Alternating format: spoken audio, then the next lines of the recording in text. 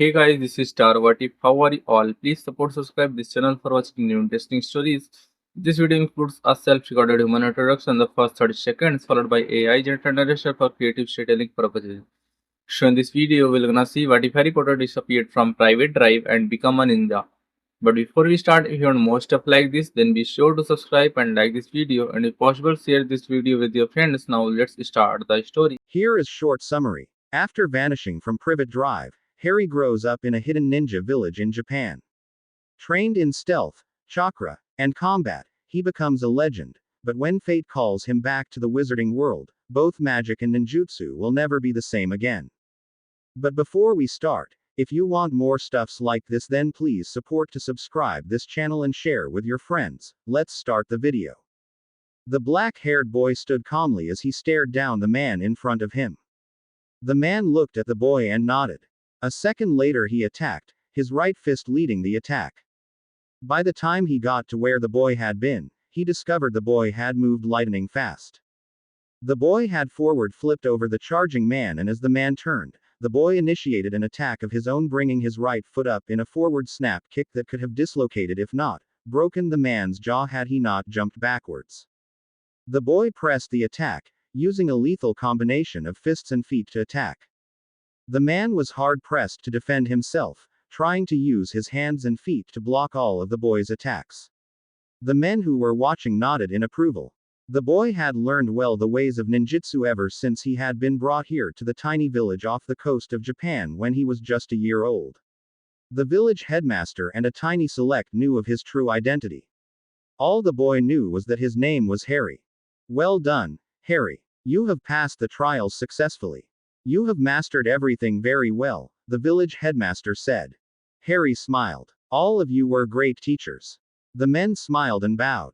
Harry turned and took his place with the students, 6 of them, 2 young boys and the rest of them young men.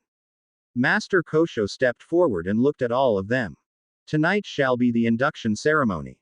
All of you have done extremely well and shall be marked, and shall receive your uniforms. Now go and prepare yourselves for tonight, the swarthy man commanded. All 7 bowed as one and then walked off to their rooms. Master Kosho sighed as he stroked his chin. Harry was about to turn 11 and soon he would have to know the truth behind the mysterious occurrences that only happened around Harry. He knew before long they would be coming for him. He had seen visions during his meditations of Harry fighting a cloaked, dark, sinister figure. He knew this thing was evil, pure evil, and could only be stopped by Harry himself. It was one of the reasons why he chose to train Harry himself and why he trained Harry harder than he'd ever trained anyone. Tomorrow, when Harry had finished his morning exercise, he'd sit the boy down and tell him the tale of the events of 10 years prior, the tale he had hidden deep inside of himself. He turned and walked into his house and sat down in front of a small desk and pulled a drawer out. He picked up a small wood frame that contained a picture inside it. He looked at the smiling couple holding a baby. It was a picture of his old friend James Potter, his wife Lily, and the barely year-old baby Harry Potter. I've done what you asked, old friend. I have taken him in and taught him all I know. The time has come for him to discover his destiny. I pray he accepts it. He sighed, as he replaced the picture in the desk. He sat there in the growing darkness as the memory of the night pressed in on him. Halloween night. The air was charged with a powerful magic that Kosho could feel deep into his bones as he hurried towards Godric's Hollow where the Potter house was. He had felt a disturbance in the ward he had said about the house. He had not known that Peter Pettigrew had become the Potter's secret keeper at the last moment instead of Sirius Black. He decided to put up a ward around the house using ninja magic, a much different form of magic than what the wizarding world knew of. Now it had gone off and he was running through the darkened streets towards the house. Something deep inside him told him he would be too late. As it turned out, he was too late. He had cried over James's body first and then searched the house for Lily and baby Harry. He heard Harry crying upstairs and rushed up to see Lily lying on the floor holding Harry protectively. After checking Lily and discovering she was dead, he removed Harry from her arms and laid him out on the change table. His eyes widened when he saw the scar on his forehead, just above his right eye. There be powerful magic at work here, he said aloud. He changed Harry quickly and wrapped him up against the cold and then left the house with him. He had promised the Potters that he would care for Harry should anything happen to them. It had, and now he was fulfilling his word of honor to them. Harry would be in safety and he would learn about his heritage when the time came. He glanced back once more as he left, seeing torches in the distance. He wanted to be gone before the people arrived here. His own master had his misgivings at first, and Kosho told his master that he would be responsible for the boy. During the 10 years Harry had lived with them, he taught the boy everything he needed to know about ninjutsu and other forms of the martial arts, thinking they would give him an edge over the evil that would rise again in an attempt to kill Harry Potter. The boy had exceeded everyone's expectations. A soft knock at the door brought him back to reality. He turned to see one of the ninja bowing. "Master, it is time." "They are ready and waiting," the man said. Kosho nodded. "Harry will be marked last. The time has come for him to learn of his beginnings and why the strange things happen around him. Soon people will come for him. He must be prepared for that." The ninja bowed and retreated. Kosho turned and bowed once more towards the east. He rose and reached into the chest before him and withdrew 4 swords. One was Daikatana, the long battle sword. The second was the normal-sized katana, the third Wakazaki, a short sword. The fourth was the ninja's sword, the ninja 2. He turned and walked out into the courtyard and into the night. All 7 initiates sat in a straight line before the raised dais where Kosho sat. He nodded at the 7 before him. "All of you have done well. It is with pride that I award you your swords and your uniforms. Each man shall come before me and receive them. Then you shall go into a room to be marked with the clan's symbol. Then you shall join your brothers in the ranks," he said. Each man bowed as Kosho called them forward to receive their swords and their uniform. Harry was the last to be called. "Thank you for this honor you bestow on me, Master. I pray I will be worthy of it." Harry bowed as he accepted them. "Well said, Harry. I will accompany you as you receive your mark. Then we shall talk," Kosho said. Harry bowed. "Yes, Master." He followed Kosho to the room where 3 men were waiting. Harry sat on his heels and looked at them. "I receive this mark of my own free will," he said and bowed. The 4 men nodded as Harry slowly sank into Getsumi no Michi, called Moonlit Path, a ninja discipline, as one man took hold of Harry's left shoulder and began to tattoo a multicolored dragon there. The finished tattoo would be of a dragon holding a katana in one claw and holding the Neko ninja clan insignia in the other. Any ninja or Asian person would recognize it instantly. When it was done, Harry bowed to the 4 men. He was now ninja, and would be for life. "Go dress and join your brothers for the ending, and then come find me at my house.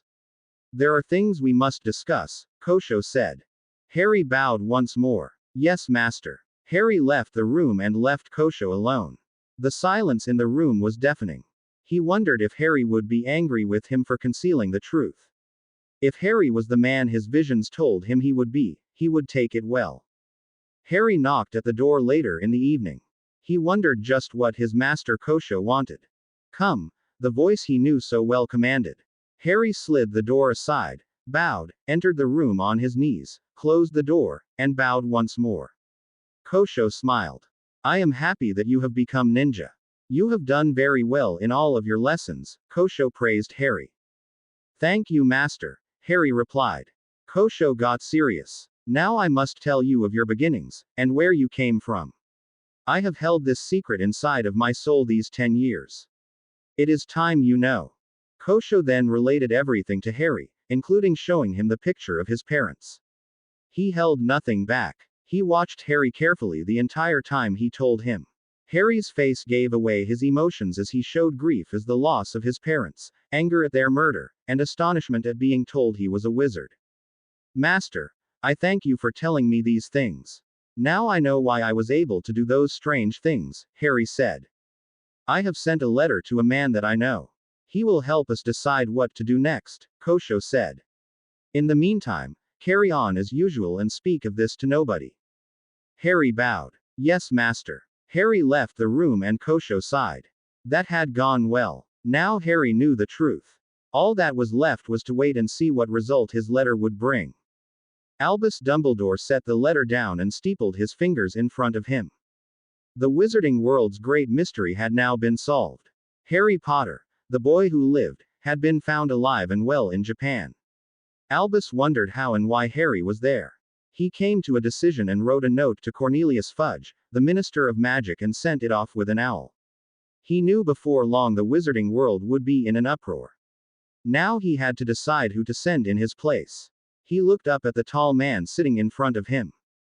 Bill Weasley, I thank you for showing me this. It is now vital we locate Harry and bring him here. I would appreciate it if you would go in my place and escort young Harry here before the school year begins. The only clues you will have are his bright emerald green eyes and the lightning bolt-shaped scar on his forehead. Once you have located him, you must bring him straight here. Then we can teach him of his heritage, the old man said as he sipped his tea. Yes, sir. Am I allowed to answer any questions? Bill Weasley asked. Yes, of course. Do so. Good luck, Dumbledore said as Bill left the headmaster's office. Bill paused before a mirror and sighed. He stood about 6 foot, long black hair tied into a ponytail, a shark's tooth earring in his left ear, and dressed in black. He sighed once more and then headed for the great fireplace. He was glad Hogwarts was closed for the summer. It would make bringing Harry Potter back that much easier. He entertained the idea of taking him home to the Weasley burrow. It might make his transition into the wizarding world that much easier. He turned to see Dumbledore behind him. An excellent idea. Make it so, Dumbledore nodded. It never ceased to amaze people just how Dumbledore knew what people were thinking. The headmaster of Hogwarts, a school for witchcraft and wizardry, had developed a reputation for being eccentric, but everyone knew that if they ever asked this man for help, he wouldn't hesitate to give it. He ran Hogwarts on the idea that anyone showing any kind of magical skill would be welcome there. Yes, sir. Thank you, sir. Bill nodded just as he stepped into the fireplace and called out the name of the village in Japan and disappeared in a cloud of smoke. A lady glided up to Albus. Albus, what has happened? She asked. Lady McGonagall, I have just sent off Bill Weasley to bring Harry Potter home, he told the tall lady. Minerva McGonagall gasped. He's alive. Yes, he is, Dumbledore said. That simple pronouncement set the pictures on the walls to talking. Within moments, the foyer in front of the main doors quickly filled up with staff and teachers who had not yet left for summer break. Everyone was talking at once until another man raised his wand and set off an explosion of sparks. The hall fell silent at once. Perhaps this discussion would be best moved to the dining hall, the black-haired man said to all of them. Good idea, Severus. I shall try to answer all questions there, Dumbledore told the man in black. Severus Snape, Hogwarts potions master, turned quickly, making his black cloak billow. People followed the man and Dumbledore to the dining hall where he sat in his usual place. He sipped a cup of mead and then spoke up. Bill Weasley has been here to see me. He had received a letter from a friend of his telling him that Harry Potter is alive and well in Japan. Why he is there is not known. Mr. Weasley has gone there to escort Harry Potter home to Hogwarts. Once we see him, we then will know if he is well. Mr. Potter will have a great deal many questions about his wizarding heritage left to him by his parents. We will answer them the best we can. We must also train him in his magical skills. It has been said that he is the wizarding world's best hope to defend it and stop Voldemort, he said as people shivered in fear of the evil name. We know he somehow survived the killing curse and it somehow managed to stop Voldemort. For how long is anybody's guess. There is the possibility that he may yet live. If that is so, then we must be ready for anything, Dumbledore said. People began talking as he sat back and sipped his mead. He knew for sure that by the end of the day word about Harry Potter would be everywhere. The question now was, would Harry accept his wizard's heritage? Only Harry Potter would answer that. Bill Weasley followed the directions in the letter and arrived in a small clearing. He had the feeling he was being watched. As he moved to the center of the clearing, a man stepped out from under the trees. Bill Weasley? The man asked. Bill turned to face him. That's me, he said, bowing to the Japanese man. The man bowed in return. Thank you for coming. I do apologize for the run around, but it is necessary. There are those who would find us and cause us harm. I regret this last thing, but I ask you bear with me. A couple men dressed all in black approached Bill and tied his hands behind his back as one blindfolded him while another searched him and handed over to Kosho the letter and Bill's wand. I understand, sir, Bill said. He felt himself being led forward. After an hour of walking, he was put into a van and driven for another 2 hours. When it finally stopped, he was helped out and then the blindfold was removed. Bill blinked at the sight of the tiny village. This is nice. Simple, but nice. I like places like this, Bill said. Kosho smiled. Thank you. It suits our needs perfectly. It is now approaching early evening. I will escort you to your accommodations. A servant will see to your needs. Tomorrow morning you shall meet Harry. All shall be explained then. Bill bowed to the man. I am honored to be your guest. Thank you for inviting me.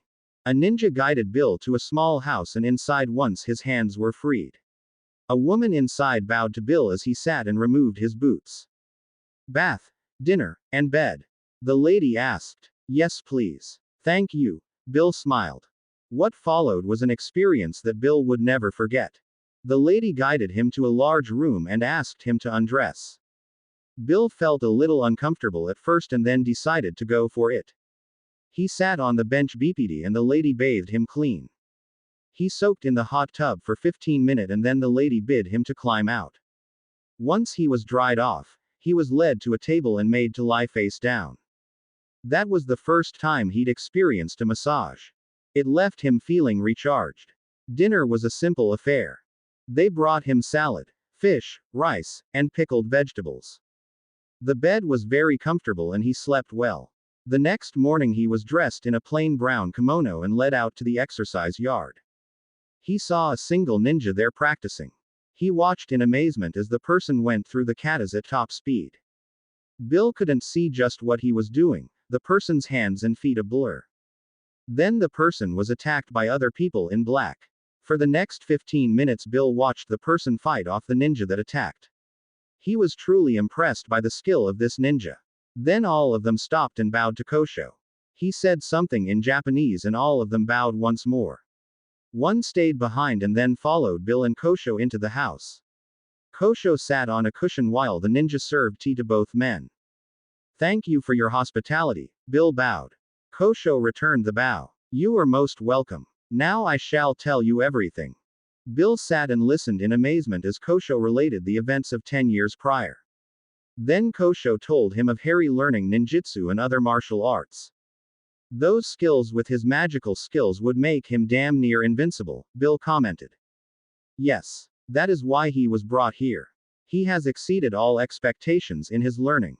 He even has an edge, having learned potion making at the hands of our potions master. Now he needs to discover his wizard's heritage. He knows this and has accepted it. I know he will succeed in the wizarding world.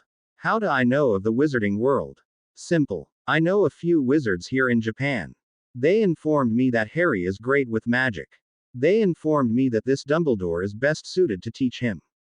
So now he needs to go to this Dumbledore and learn. You know this man? Kosho asked Bill. Bill smiled. Yes. He was once my teacher. He is a great man and is well noted for his kindness and willingness to help all who asks. That is indeed a mark of a great man, Kosho nodded. He turned to the ninja next to him and nodded. The ninja unwrapped his face and bowed to an astonished Bill Weasley. This is Harry Potter, Kosho said. Harry Potter smiled. So nice to meet you. Bill Weasley bowed back. Good to meet you, Harry. He wondered if the wizarding world would ever be the same again. Harry and Bill sat on the porch for most of the morning and they talked. Harry told Bill about his life here. Bill listened with rapt attention. The more he listened, the more he was convinced that Harry would take to life in the wizarding world very easy. Then Bill told Harry all about the wizarding world. Harry seemed to be fascinated by it. The only way I'll really learn about it all is to go there, Harry said finally. We can leave in the morning. Good. Now I'd like to teach you something. I want to teach you how to apparate and disapparate. That's something that would augment your ninja skills, Bill quickly decided. Harry grinned. Okay. Bill explained the mechanics of it and then demonstrated by doping short hops around the village. The ninjas watching quickly agreed that if Harry learned that he could use it very well. Harry tried it, doing a short hop across the street. It worked much to his joy. He worked at it for the rest of the day, and by nightfall had mastered it very well. Kosho was pleased. Well done, Harry. Use it only when you need to, Kosho said. Bill agreed with that. Do it discreetly, and when you have to. Harry agreed. At dinner that night it was announced Harry was leaving. A number of the ninjas shook Harry's hand and wished him well. A much older man stepped forward. He had been the one to teach Harry meditation and was quite pleased when Harry told him about finding moonlit path. A word of advice, Harry. Never let your anger dictate your actions. Anger leads to hate, and hate leads to the darkness. Once you set foot on the dark path, you will become Black Ninja. There is no coming back from Black Ninja. Remember this, he said as he rested his hand on Harry's shoulder. Bill had to admit the old man's words made sense. He wondered what would have happened if Tom Riddle, better known as Lord Voldemort, had discovered that before changing into the evil that was Voldemort. I will remember that. Thank you, Master Sho, Harry bowed. The old man smiled. Good. The next morning Bill and Harry set out for the wizard house Bill had flown into from England. Harry looked like a normal kid dressed in jeans and a shirt. Bill knew that appearances can be deceiving. They talked as they traveled, Bill telling Harry about his job as a curse breaker for Gringotts Bank. Harry seemed to be impressed. I had good teachers at Hogwarts, Harry. I know you will like it there. You'll learn so much, Bill said. Are we going there first? Harry wanted to know. Yes. Albus Dumbledore wants to meet you. He taught your parents many things, Bill said. He's a great man. Cool, Harry said. They approached the house on the edge of a small town a little after noon. Harry went quiet and Bill wondered if he was having second thoughts. Are you okay, Harry? He asked. Harry looked up. Yes. Just checking for hostiles. You never know. Bill slapped himself for not doing the same. What came natural to Harry he often had to work at. He couldn't afford to slip up. Especially now. Bill knocked on the door and a lady answered it. Come in. Fire's ready, she said. Harry wondered why at first and then realized it was the flow transport that Bill had told him about. He followed Bill in and stood in the living room. The house seemed nice enough. Harry couldn't see anything to indicate it was connected to the wizarding world and he said so. Bill smiled. The less clues the better. Don't want the wrong kind of people stumbling through the flow network, he said. Harry nodded. Bill then explained once more what the flow network was and how to use it. Then Harry stepped up and took a handful of the powder. He poured a bit of it into the fire and clearly spoke the destination. Hogwarts, England, he declared and then disappeared. Harry watched in amazement as countless fireplaces sped past him. They lit up the darkness around him until he saw one closing in on him. He watched the light get closer and brighter until he could see the sign. Hogwarts School for Witchcraft and Wizardry, he read out loud. Suddenly it was on him and he was through. He slid through the opening easily and once he was clear of it he did a forward roll and drew his katana and assumed a defensive position just as he had practiced many times. A voice greeted him. Welcome to Hogwarts, Harry Potter, it said. Harry turned to his left and saw an old man standing there with a lady behind him to his right. Another man stood at the old man's left shoulder. Something about him made him nervous. The man was dressed all in black with a cloak wrapped around him. His face was thin and his hair was black and appeared to be greasy. Harry, would you step out of the way? The old man asked him. Harry did and a moment later Bill Weasley came shooting out. He stepped out shaking soot off him and he smiled. Harry, it is my great pleasure to introduce to you one of the greatest wizards of our time. This is Albus Dumbledore, Master of Hogwarts. The lady behind him is Minerva McGonagall, assistant to Professor Dumbledore. The man to the left is Severus Snape, Hogwarts Potions Master. There are many more masters here and you will meet them all in time, Bill smiled. Snape walked towards Harry and then circled him, studying him. So this is the great Harry Potter, he sneered. Harry immediately took a disliking to the man. Severus, that will do, Dumbledore's voice carried a hint of power. Harry immediately decided that Dumbledore was not a man to be crossed. Dumbledore turned to Harry. I imagine that you have many questions about things. Hold on to them for a bit. I imagine that you and Mr. Weasley must be famished after a long journey. Shall we step into the dining hall for lunch? That seemed like a good idea to Harry. He sheathed his katana and followed the old man into the dining hall. He was amazed at the number of floating candles in the hall. He sat down at one of the tables and closed his eyes for a moment, sinking down into Getsumi no Michi. He could feel the magical power flowing through the hall. Do you feel it? Dumbledore asked. Do you feel the magic flowing in through this place? Older than life, younger than me, Harry whispered. He opened his eyes to see Dumbledore looking at him with a serious look on his face. Yes, Harry, you were right about that. I am pleased to know that you are very perceptible to it. You have much to learn yet. In time you will understand, he said. For now, let's eat. Look at your plate and say what it is you want. Harry did, trusting the old man, and in seconds, food filled his plate. As Harry ate, he looked around the table and observed the people there. They all seemed to look like ordinary people, but Harry could feel magic radiating out from them. Harry wondered what would happen if he were to tap into the power that he felt flowing through here. He decided to try an experiment first chance he got. Once lunch was over, everyone pushed their chairs back from the table and turned to face Harry and Dumbledore. The old man sipped at his wine, collecting his thoughts. So many questions to ask, he said at last. I do not know where to begin. My master Kosho once told me a journey begins with a question, Harry said. Dumbledore nodded. And he is right. I am curious as to how you came to be in Japan. Harry sighed as he collected his thoughts. Then he began to tell his story. People listened to him as he related his life up to now. Dumbledore nodded and he listened. Harry decided not to mention the apparating lesson he got from Bill. That would be his secret for now. When he finished his tale, he sat down. A ninja. Really? Snape snorted. You expect us to believe that? Bill turned to face Snape. I do, you ugly greasy git. Snape immediately jumped up and started to charge Bill when he discovered a sharp something resting on the bridge of his nose. Nobody had seen Harry move, and yet there he was, standing there with his katana at Snape's nose. Leave my friend alone, Harry's voice echoed from everywhere. Snape turned pale as he slowly sat down. Perhaps a demonstration would be in order, Harry suggested. That would not be necessary, Harry. All of us believe you. Some people will need convincing in time.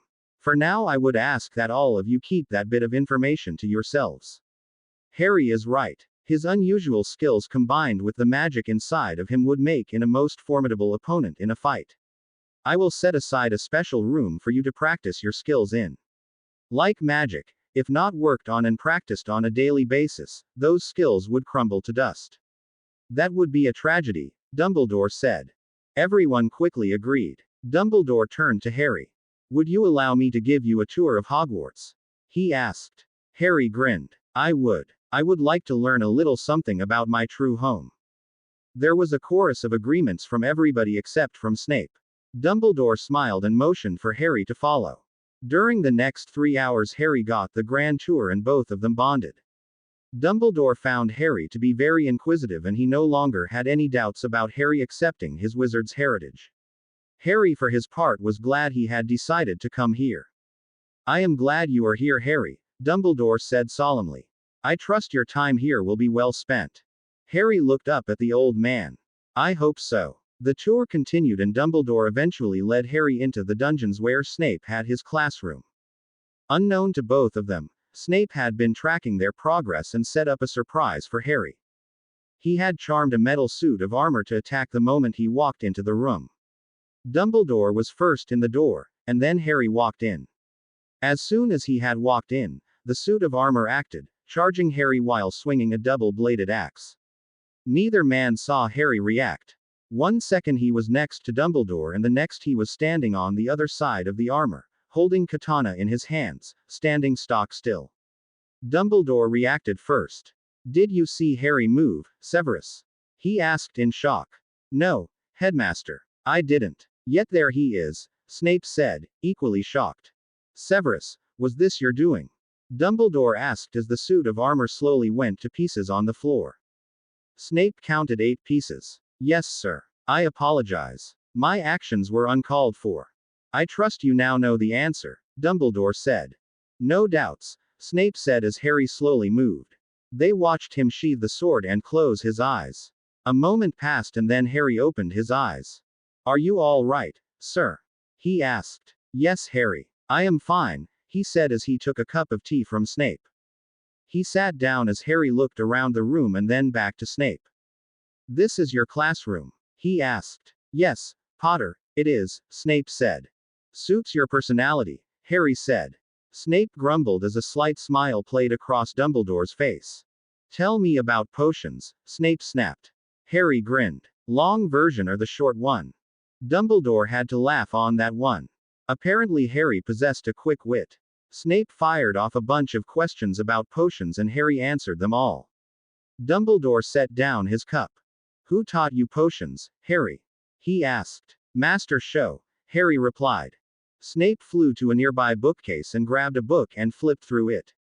This man? He asked, showing Harry the picture. Yes, sir. That one, he replied. Snape looked at the entry and then showed it to Dumbledore. This man was the absolute genius at potions. He has no magic in him, but he was regarded as an expert at potions. If he taught you Potter, then you are a step well above the subject. I still expect you to work hard in my class. Yes, sir. Harry nodded. Snape nodded, apparently satisfied with Harry's answer. Now then, I apologize for setting the armor on you. I needed to know if you were telling the truth during lunch. A lesson for you to consider. Never tell a person you can do something that you know you can't. You might be called out on it, Snape said. Dumbledore nodded. Very true, Severus. Definitely a lesson to consider. The door opened at that moment and Bill walked in along with McGonagall. What happened in here? McGonagall asked when she saw the armor scattered on the floor. Snape tested my abilities, Harry replied. I convinced him. Snape drew his wand and waved it over the armor. Reparo. Harry watched in amazement as the armor went back together and moved back to its spot. Snape turned to Harry. There's your first spell, Reparo. It fixes thing back to its original condition, Snape informed Harry. Harry nodded. I'll remember that one. Good. It may come in handy for you, Snape said. Dumbledore glanced at the large clock in the corner. It's getting a bit late in the day. Perhaps now is the time for Mr. Weasley to escort Harry to the burrow and meet his future classmates. Bill beamed. Good idea, sir. Potter, a word of advice. Be very careful around the Weasley twins. They have a reputation for being pranksters, Snape said.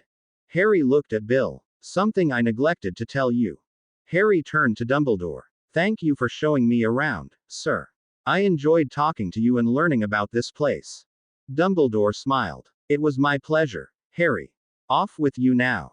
Harry smiled and followed Bill upstairs to the great fireplace. He followed Bill's instructions and slid out of the fireplace into what seemed like a wild-looking house. He wondered if he had taken a wrong turn when Bill appeared behind him. Oh good, you made it, Bill said. Welcome to the Weasley house, better known as the Burrow. Harry looked around at everything. He was amazed at what he saw. He couldn't come up with the right word to describe it all. It's all so cool, he said. Bill laughed, and then raising his voice he yelled out, Ma, I'm home. Brought him with me for the summer.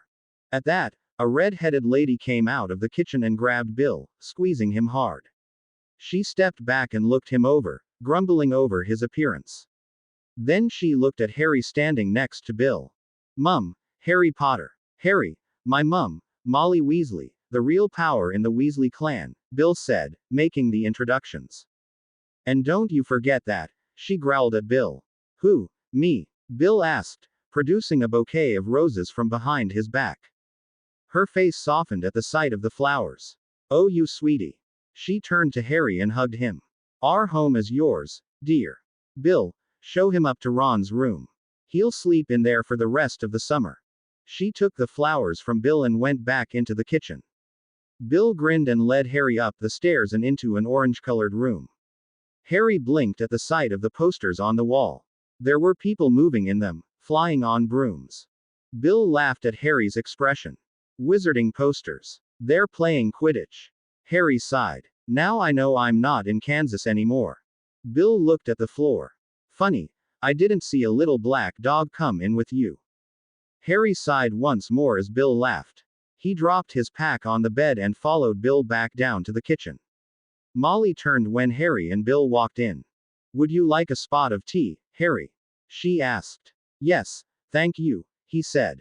A moment later, a big cup of tea was on the table.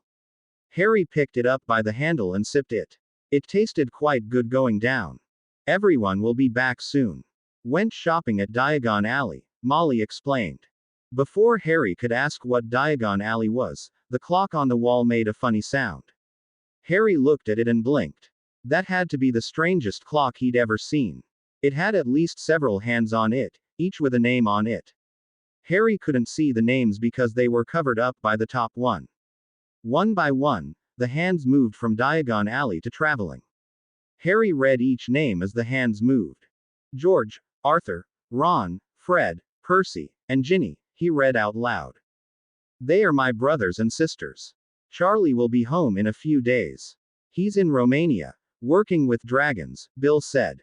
Harry reacted to that, his hand moving up to his left shoulder and rubbing it. Bill noticed the motion, but kept his questions to himself as the fireplace pinged. A moment later, a red-headed girl skipped into the kitchen. Mum, I'm home, she announced. Spotting Harry seated at the table, she stopped and looked at him. Hello, who are you? Harry smiled. I'm Harry Potter. She let out a squeal and ran back into the living room. A moment later, she reappeared with the others behind her. See, she practically shouted. Bloody hell, it is Harry Potter! Exclaimed a shorter boy. Molly turned and cracked her wooden spoon against the counter. Attention! They all snapped to, and Harry realized Bill was right. She was the power in the Weasley clan. She turned to Harry. Harry, my family. Arthur, Percy, Fred, George, Ron, and Ginny. Charlie is the missing one, and Bill you already met. This is Harry Potter, everybody. He'll be staying with us for the rest of the summer, she said. Now all of you go outside and find something to do. Harry realized that was an excellent idea. I'll dash up and change into shorts. I could use a little exercise. He pulled off his jeans and reached into his pack for a pair of shorts. He checked his mawashi and then pulled his shorts on. Better, he sighed. He adjusted his ninja to and then headed down to the kitchen. As soon as he walked in, he had the feeling he missed something. He simply shrugged it off. Ron grinned. Come on, mate. Let's check out the back, Ron said. Harry followed Ron out and smiled. This he was definitely used to. It was obvious they were out in the countryside from all of the trees he could see. He took in a good lungful of fresh air and let it out. It's nice here, Harry commented. Ron grinned. Thanks, mate. We've been here for ages. Dad used to live here when he was a kid. Harry smiled. That's cool, Ron. Makes those family ties stronger. They ambled towards the trees and into them. Harry took the chance to look them over. Ginny seemed to be a bit shy and she was cute. Ron looked like an average guy. The twins took some figuring out. Harry had the feeling they were up to something. So who's in Hogwarts? Harry asked. Fred smiled. George and I are. Percy's a prefect there. You'll love it, Harry. Great place to be. I know. Albus Dumbledore gave me the grand tour earlier today, Harry said. I know I'm going to love being there. Both twins grinned and Harry knew they were plotting something. What are you guys plotting? Professor Snape warned me about you too, Harry said, stopping and looking at them. Us. George threw his arm around Fred's shoulders. We're very nice guys. Percy snorted at that. Oh, let's see. Coffee that made Charlie chirp last time he was here, rubber wands, fake chickens, candy that makes you do strange things, and God know what else you two have cooked up over the years. Those two, Harry, are certified rule breakers at Hogwarts. Word is that they have an entire filing cabinet full of their various misdeeds in Fitch's office. Not to mention a record of the most detentions awarded to any student in a year. Gonna try and break last year's? Ron asked the twins. They reacted by grinning wide. Percy just sighed as Ginny laughed along with Harry. They walked underneath some trees and then suddenly a snake dropped out from one of the low branches right onto Ginny. Harry reacted even before anyone had a chance to. He drew his ninja to and sliced the head off and had it back in the scabbard lightning fast. Then he knocked the snake's body off Ginny before it could hurt her. All of the Weasleys stood there in shock. Ron found his voice first. Bloody hell, he said. How did you do that? I'll explain later at dinner. For now, let's steer clear of the trees, Harry suggested as he took Ginny's hand into his and gently guided her from the tree. They took a different route down to the river that was a quarter-mile from the house. Harry grinned when he saw it. It reminded him of the days when he went skinny dipping in the one that ran through the village. Now he could practice his underwater breathing techniques. This looks like a good place to swim, he said. It is. All of us learned to swim down here, Ron said. How about we come back here tomorrow? Count me in, Fred said. Same here, George said. It was agreed to and they all headed back to the house. As they got closer to the house, Harry could see the long dirt driveway. How far is it from the front door of your house to the road? Harry asked. 3 miles one way, 6 miles round trip, Percy replied. Why? Harry nodded. I run 6 miles every morning. Percy whistled. Wow, you must be in great shape then. I try to be, Harry said. It's important to be in good shape. A voice was heard in the distance. Ron grinned. Dinner's on. Let's go, he said and set off at a trot for the house. You'll love Mum's cooking, it's the best. Harry sighed as he pushed himself away from the table. Ron had been right. Molly was an excellent cook. Mrs. Weasley, Ron said that you were a great cook. He was right, Harry said. Molly Key. Ed him on the cheek. Thank you, dear. Please call me Molly. Harry grinned. I will. He watched as the dishes floated to the sink and start washing themselves. He shook his head in amazement. Amazing stuff, Harry. Arthur asked with a smile on his face. Yes, sir, Harry replied. The Weasleys laughed and then started to move into the living room with cups of tea or soda cans in their hands. Once in the living room, Percy turned to Harry. If you don't mind, I'd like to know how you moved so fast when you killed the snake that dropped onto Ginny from the tree, he asked. Molly turned pale when she heard that. When did that happen? Earlier, when we took a walk to the river. 1 second it was sitting on Ginny's shoulders, the next it was on the ground, Ron explained. Bill sighed and nodded to Harry. What I am about to tell you must be kept secret. None of you can tell anyone, especially you two guys, Harry pointed to the twins. Fred nodded. We may be pranksters, but we will keep your secrets, Harry. Wizard's honor. We take that very seriously. I take matters of honor seriously myself. Have any of you ever heard of ninjas? Harry asked. Nobody said anything for a moment, and then Percy spoke up. Aren't they a group of secret silent assassins from Japan? That's partially right, Harry replied, choosing his words carefully. There are ninja clans who do kill people for the right price. I don't think there is any honor in that. There are other ninja clans who are trained in that, but choose to use their skills to protect people and their country. So what does that have to do with you? George asked. Harry took a breath and let it out.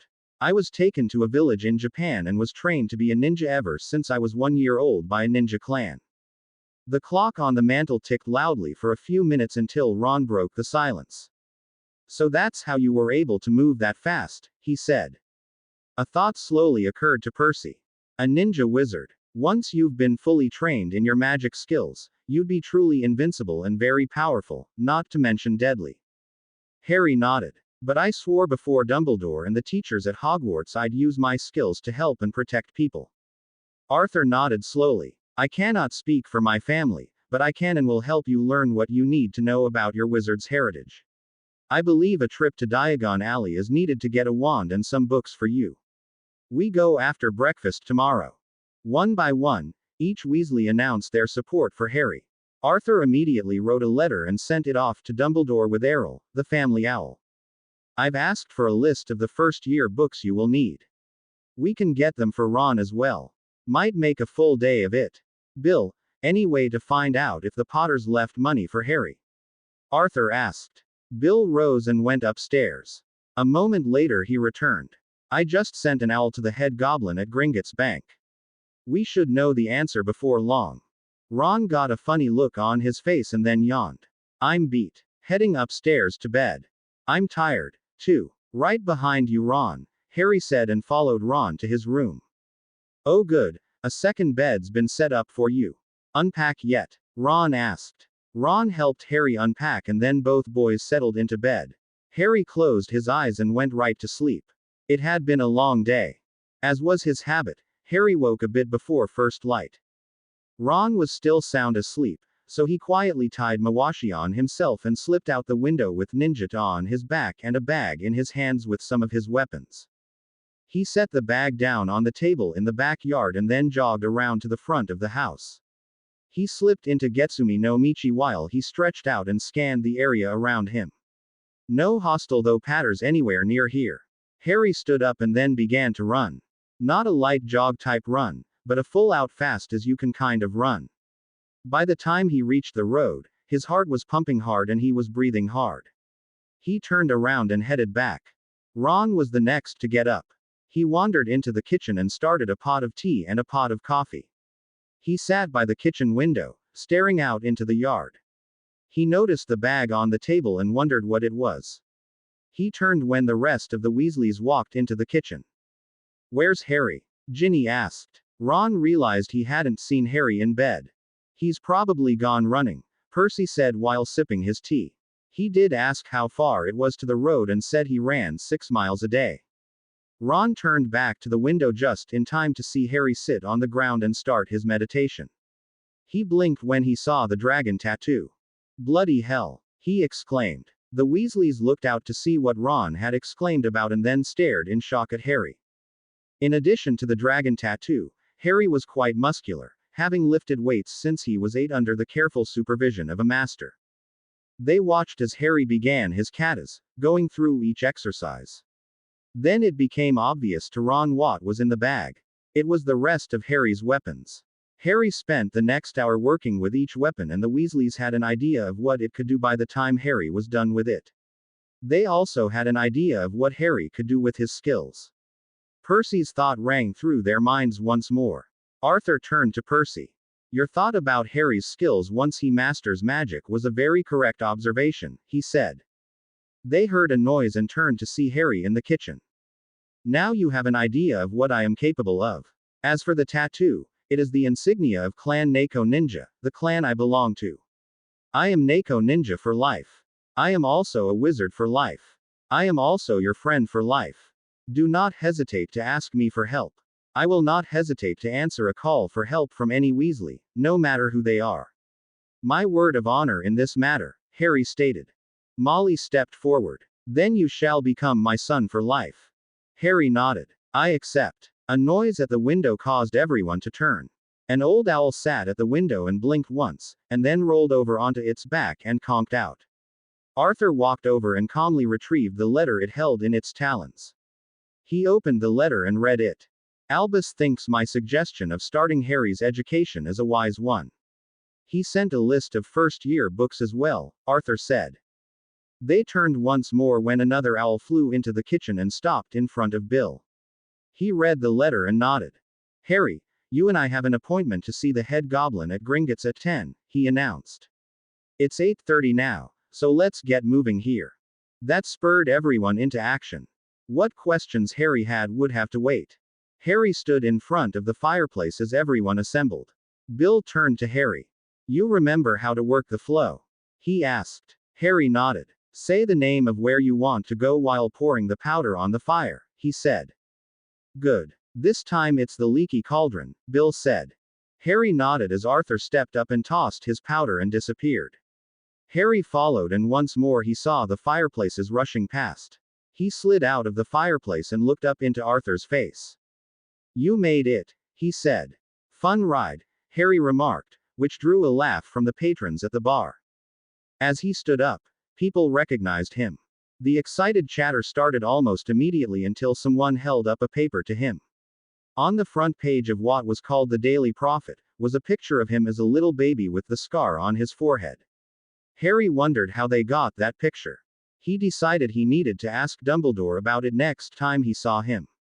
Harry nodded to the people at the bar. Nice to meet you all, Harry said as the rest of the Weasleys came through. Arthur led Harry to the brick wall in the back. Hang onto your hat, Harry. Here goes nothing. He turned and tapped certain bricks in a sequence, which Harry committed to memory. To his astonishment, the bricks came to life and quickly moved out of the way, revealing to him a street full of people. Welcome to Diagon Alley, Harry Potter. This, my friend, is the Wizarding World's shopping mall. Anything related to the Wizarding World can be found here, Arthur said as he led the way inside. Wow, Harry said as he followed Ron inside. He turned to watch the brick wall move back into place.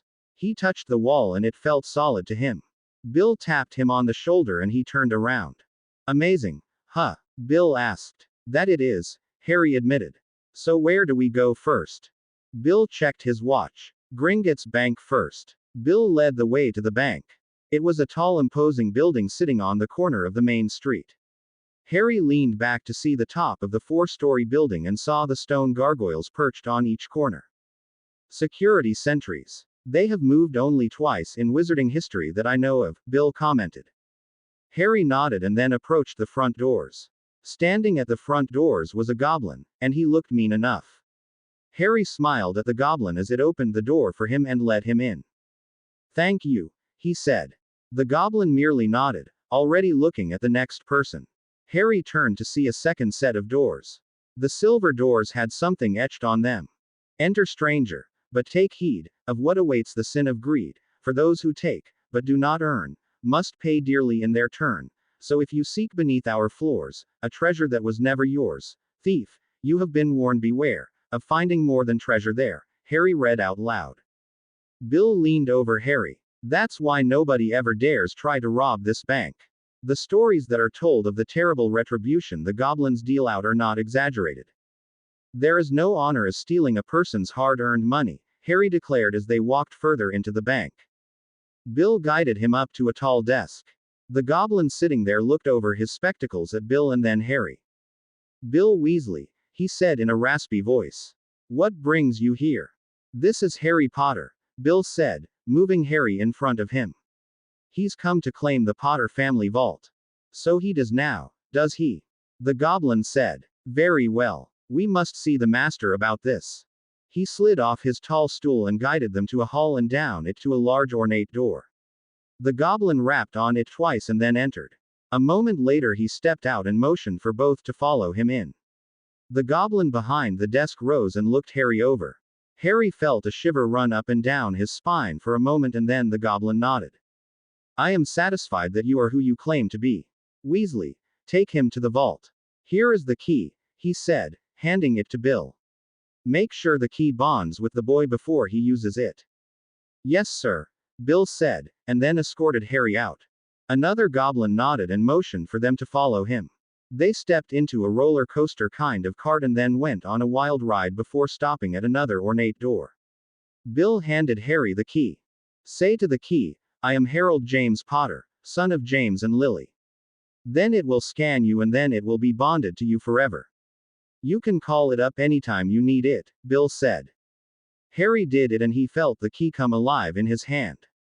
Then it flew straight for the lock and into it. The moment it did, the door suddenly became bright and clear once more, the dullness and grime disappearing. The Potter name was distinctly displayed across the ornate door. Harry touched the key and it turned.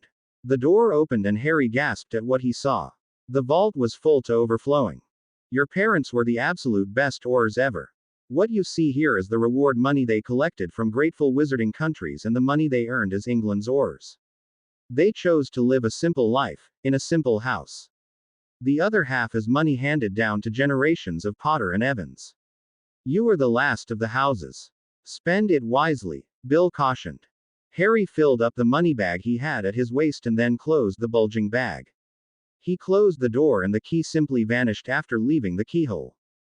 The next time you come here it will reappear in your pocket when you step through the doors. I don't know how or why it works that way, but it does. Come, we need to leave and find the others, Bill said. Back out in the sunshine, Harry looked back at Gringotts. It was an experience he'd never forget, one he knew he would tell over and over again, right up to his dying day. He turned and followed Bill down the street. He kept looking everywhere. There was so much to see, hear, and experience. Harry knew he'd need at least a week here to properly see it all. As they made their way around Diagon Alley buying the things Harry would need for his first year at Hogwarts, might as well get everything now, Harry. Save you a trip later, Bill stated. Harry became more and more intrigued at the wizarding world. Even the Owl Emporium fascinated him. He fell in love with a very beautiful snowy owl that he saw in a cage outside the shop. The owl turned and stared deep into Harry's eyes, and he felt in that moment that she was meant to be his familiar. Bill noticed and smiled. Now he knew what would be perfect for Harry's first birthday in the wizarding world. He even wondered if Harry even had a birthday. Fred caught his eye and he nodded towards the bird and Harry. Fred nodded back, the message having been sent. Fred stepped up to Harry. Have you seen the Quidditch shop yet? He asked casually. Quidditch? Harry asked in surprise. What's that? Fred smiled as he led Harry in that direction. Once they were out of sight, Bill immediately got the cage from the stand and went inside with it. He bought the owl, the cage, and everything the bird would need and then spelled it to the house. Before he did, he leaned forward and whispered to the bird. Don't worry. You'll see him again. He will be your master. Bill swore. The owl smiled as it vanished. Okay. I think I got this down, Harry said to Fred as Bill walked up to them. Fred sighed, and then brightened up. We could play a game when we get back home. Maybe you'll understand it better then. He's a first year, Fred. Not allowed a broom just yet, Bill reminded Fred. That's right, Fred swore. I totally forgot. But isn't it allowed at home? I'll ask Dad, Bill said as he led the way to Madame Malkin's robes. He would know the answer better than I do. Or Percy would. He's a walking, living, breathing rule book. He'd be perfect for a job as a stuffed shirt at the ministry, Fred huffed. Bill turned to Fred and George. Come on, he's not that bad. Says you, George griped. Bill folded his arms across his chest and stared at them. He is our brother, regardless of who he is and what he believes. Mrs. Weasley's arrival ended the argument. Have you been inside yet, Harry? He turned to face her. No, I haven't. What is this store? Robes. They make robes here. You'll need a few for Hogwarts, Harry, Bill stated. Harry had a picture in his mind of people running around Hogwarts in bathrobes. They are not bathrobes. Did you see what it was that Dumbledore was wearing? Bill asked. Then it clicked. Oh, that kind of robe, Harry said. How functional are they? Bill realized Harry was asking that question from his viewpoint. Depends on what it is you'll be doing. Harry just smiled and Bill suddenly knew what Harry was referring to. When they left an hour later, Harry had ordered at least a dozen robes, all in basic black. They would be sent to the Weasley house with the Hogwarts logo sewn onto them. Harry already had planned some very special modifications to them. That had been the last stop of the day. The Weasley family and Harry headed back to the Leaky Cauldron to head home through the Flow network. As they passed through the bar, people nodded to them and a few shook Harry's hand. Once back at the house, Harry went out into the backyard and sat on a tree stump and let his thoughts wander over what he had seen that day. It all was so impressive and overwhelming. He felt something pass over him and he looked up. Standing in front of him was the faint outline of his parents. They smiled and nodded to him, and suddenly Harry knew things would work out okay. He turned to see the Weasley kids coming out of the house with their brooms. Bill held another one for Harry. Time to learn how to ride, he said. Harry paid attention and quickly got the hang of it. Bill grinned as the others looked on in surprise. A natural. He's a natural, I told you all, Bill said. Percy nodded. I have to agree with you. Bill mounted his and rose up to where Harry was. Harry had a huge grin on his face. I love this, he yelled. Bill had to laugh. You're not the only one. They landed together and the Weasleys congratulated him on his first flight. Then they taught him Quidditch while playing it. Harry picked up on it right away and it became obvious that the Seeker's position was perfect for him. Harry laughed in joy as he came down to the ground with the snitch in his hand. Harry, you're a natural, Fred exclaimed. Bill nodded as he took the snitch from Harry. That he is. That he is. Molly called them into dinner, and after dinner Harry took a long walk down to the river to think about what he had seen and heard that day. He was more convinced now than ever that he truly belonged here. Coming here had done something for him and now he knew he would never be the same. Life would now take on a whole new meaning as it led him in this direction into this bright new world. He hoped he was up to the task that his destiny had set in front of him. With good friends and his parents behind him, he knew he would make it. It had been a few weeks since Harry came to the Weasley house to live until it was time to go to Hogwarts. In that time, Harry had learned much about the wizarding world and how it worked. He demonstrated his knowledge at potion making when Snape stayed at the Burrow, as it was called, for a week to test Harry's potion skills. Harry clearly demonstrated how good those skills were. Snape grudgingly approved his skills as Harry grinned. Dumbledore himself came and went, visiting Harry every now and then. Harry's respect for the old man grew as they talked more and more. He often wondered why Dumbledore wasn't the Minister of Magic instead of Fudge.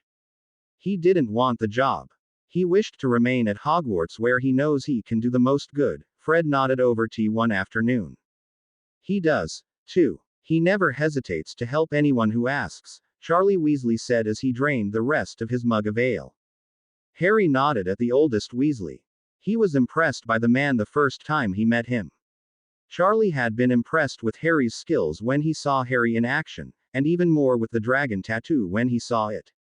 He spent a bit of time researching it and then told Harry of its meaning. Harry had been impressed with Charlie's knowledge, even though he already knew the real meaning of his dragon tattoo. Harry continued to train every morning. It was on one particular morning that another ninja made himself known to Harry. Both of them stared each other down and then the battle began. They used every technique and weapon known to try and defeat the other. Finally, the second ninja backed off and surrendered. You have kept up your skills and training. Our master will be pleased, the ninja said to Harry. Harry smiled and bowed. It's nice to meet a brother. Have you come from my village in Japan? The ninja shook his head no. I have lived here for ages, having come here from my home village when I was a young man. I have lived here for many years. I keep in touch with our master back home. He told me about you, so I decided to search for you. I found you here and decided to engage you. You are very skilled. I would be honored to help you keep your skills sharp. Harry bowed. I would appreciate that. I am going to a school in September. I will introduce you to the headmaster there and hopefully he will allow you to live on the grounds and help me maintain my skills and help protect the school from those who wish to destroy it. There is no honor in destroying a school. I will do what I can to help defend the school, my brother, the ninja bowed. Naturally, Dumbledore had to meet the man and he agreed to Harry's request. The ninja kept showing up every morning to help Harry in his training. Harry was getting very fit. In addition to his runs every morning, he was lifting weights that he discovered in Arthur's shed. He dragged them out, cleaned them up, and put them to use. Eventually, Ron developed an interest in the weightlifting and they helped each other. Harry even began to teach Ron some moves as well. Never know when you are going to need them, Harry said. Once Harry explained what he meant, the others agreed. Harry was clearly thinking ahead, planning for every possible situation. The next event was Harry's 11th birthday. Harry had the distinct feeling something was up, but he didn't pursue it. He'd know in time. Bill had planned it all out in advance, wanting to make sure Harry's birthday would be one he'd never forget. The morning of the 31st of July, Harry went about his morning routine as usual. The plan was to get Harry down to the river for a swim in the late morning so all of the invited guests could sneak in and the house decorated. The plan went perfectly, Harry not suspecting a thing until he walked into the living room. Surprise! Happy birthday, Harry! They all yelled as he walked in. Harry grinned as he saw all of the balloons and brightly wrapped packages. Thank you very much, he grinned. Bill smiled. First birthday party. They celebrated my birthdays when I lived there, Harry said, but not like this. They would acknowledge my birthday at the dining hall and wish me well. I'd get a few gifts as well. But this is just super great. There was laughter at his statement as Harry began to move around, shaking hands with the guests assembled there. Then Molly announced dinner was ready, so they went out to the tables assembled out in the yard under a large shade tree and sat down to eat. Dumbledore remained standing with a goblet in his hand. People turned to face him. We are gathered here today to celebrate the birthday of an extraordinary young man. I call him a young man because he has proved himself to be one. Harry is destined for great things, as all of you know by now. No doubt in my mind that he will leave his mark in the wizarding world, and by doing so, will make it a great place to be. I propose a toast. To Harry Potter. May you reap all the good things that life can give you, Dumbledore said, raising his goblet as the others did. Ron was next to stand. Harry, in the short time I've known you, you've become a brother and a friend to me. Thanks for your friendship, mate. I salute you, he said, raising his own goblet. Then it was Arthur's turn. Harry, Albus is right. You are indeed an extraordinary young man, and I am proud to call you a son and have you be a part of my family. We are truly blessed to have you with us. There was another round of cheers, and then Harry stood up. Thanks, everybody. I'm glad to be here, glad that all of you have accepted me into your family and into the wizarding world. With that, the dinner started. The food was passed around and enjoyed, conversations were light, and many jokes were said. Once the food was gone, Molly took Harry by the hand and led him into the living room and sat him down on the couch next to the stack of presents. Harry blushed when he saw them all. He was very intrigued by them, especially the large one. Bill handed it to him first. From the Weasley clan, he announced. Harry opened it and discovered the top of a cage in the box.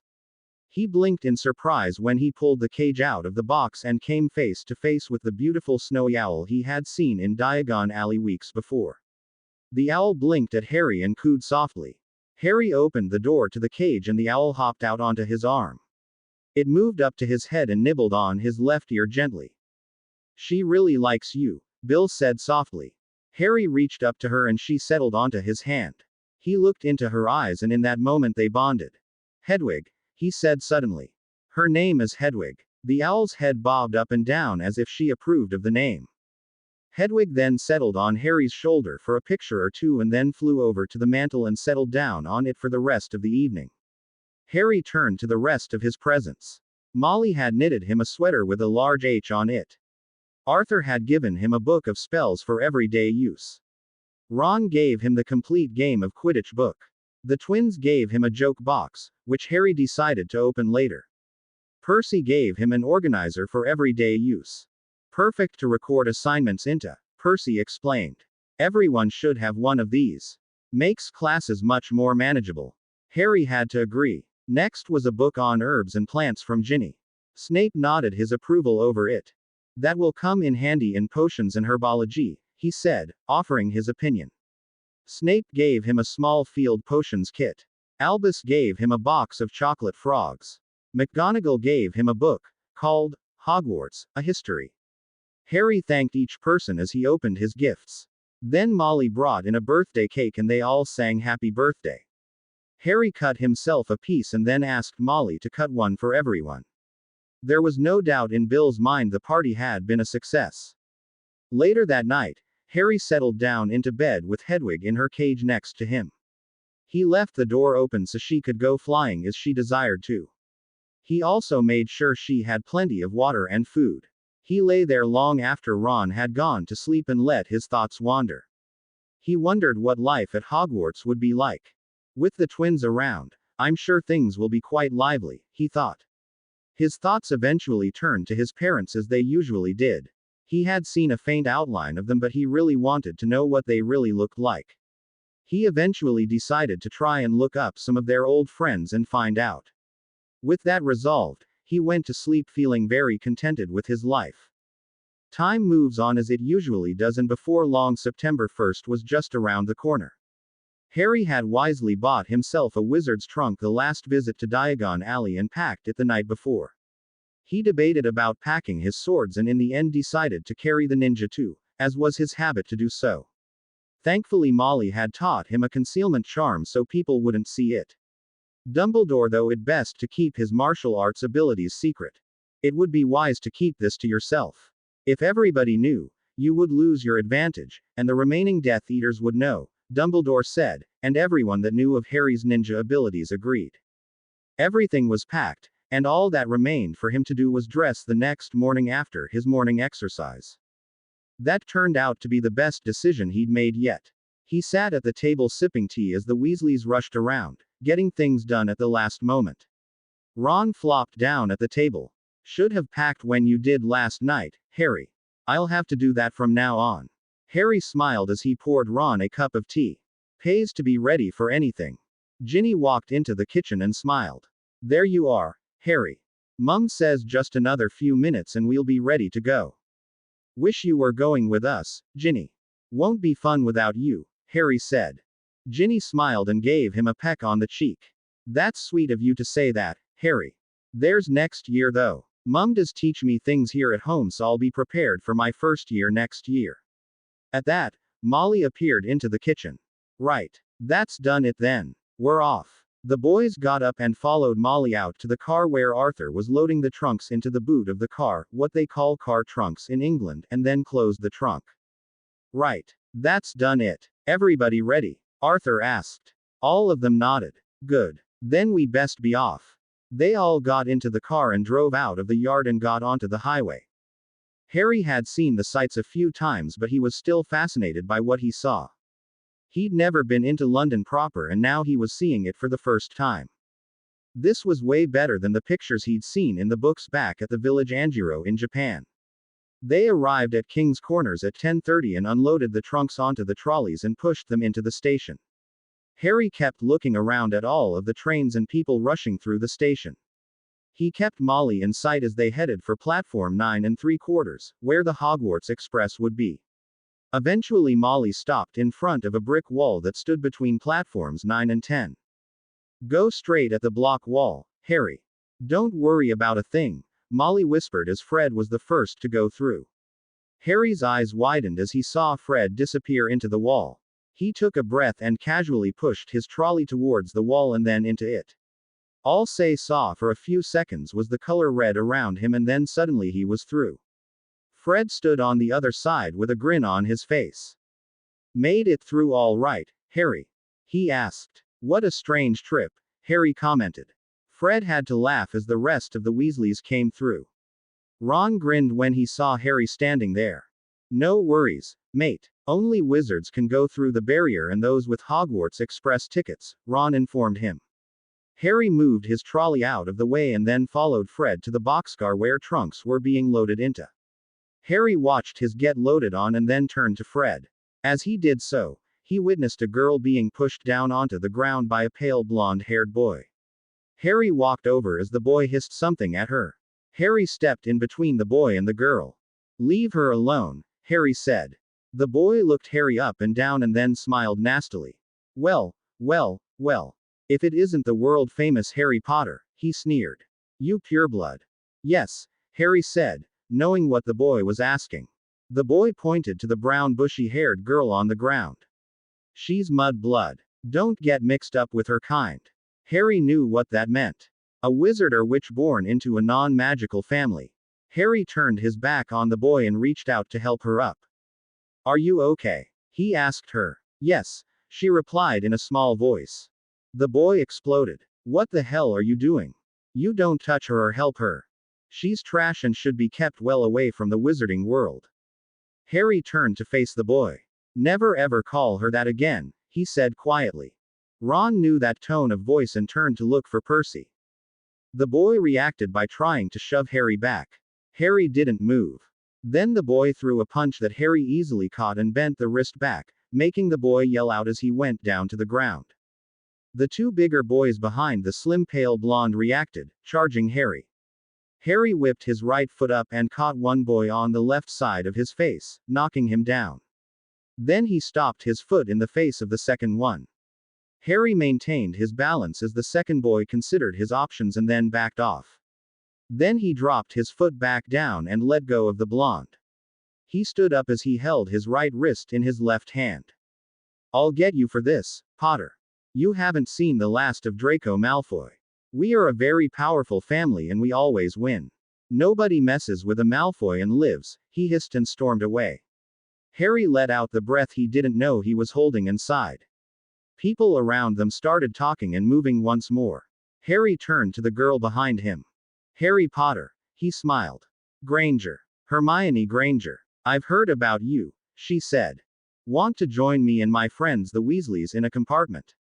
Harry asked. She smiled. I'd be delighted. Percy was standing in the aisle as Harry stepped up behind Hermione. Harry, I just heard what happened. Are you okay? Harry smiled. This is Hermione Granger. She'll be joining us in a compartment. Percy nodded. This one then. Harry looked in and nodded. He led Hermione and the other Weasleys in and they all sat down. Harry introduced Hermione around as the train started off. Ron grinned at the bright glow in Harry's eyes. We're off then, onto a grand adventure. Harry declared. The others didn't hesitate to agree. As it usually does, word of the fight on the platform spread through the train like wildfire. People started peeking in through the compartment door's window trying to get a look at the Harry Potter who beat Draco Malfoy. Harry eventually grew tired of it. Darken, he said, taping the glass with his wand. The glass turned black quickly and he sat back, putting his wand away. Nice spell, mate. Get that from the spell book? Ron asked. Harry looked up from the chessboard. Yes. Never knew that one would come in handy. Plenty of time for them to gawk at me later. Hermione smiled. You are definitely a very unusual person, Harry. Oi, you don't know the half of that, Ron said as he moved a rook. The rook walked over and challenged Harry's bishop, headbutting it first, flipping it onto its back, and then kicked it off the board. Wicked move, Ron, Harry commented. Thanks, mate, Ron said as he leaned back. So where you from, Hermione? London. My parents have a dental surgery there, she said. Ron looked up. What's that? Harry leaned back after making his move. A person who fixes teeth. Hermione smiled. Right you are, Harry. They watched as Harry's knight challenged Ron's queen. The queen was smart enough to realize she was beaten, so she moved off the board as the knight took her square. Wizard's chess? Hermione asked. Ron nodded. Yup. I've been playing it ever since I was 5. My brother Percy taught me one day when he was bored out of his mind. He figured I'd never beat him. Finally did the summer I was 8. Now he rarely challenges me. I'm still learning. Great strategy game. Sure makes you think, Harry said. Ron's rook didn't bother trying to flatten Harry's pawn. It simply kicked it off the board much to Hermione's amusement. Harry sighed as Ron laughed. Getting better at this, mate, Ron said. They continued to play for most of the train ride, even teaching Hermione the game. She proved to be a quick study at it. Then a voice was heard, warning everyone that Hogsmeade would be coming up in 15 minutes. Harry stood and stretched, feeling things pop in his back. Ron reached up and handed Harry his robe as he took his down from the rack. Hermione pulled hers from a backpack and pulled it on.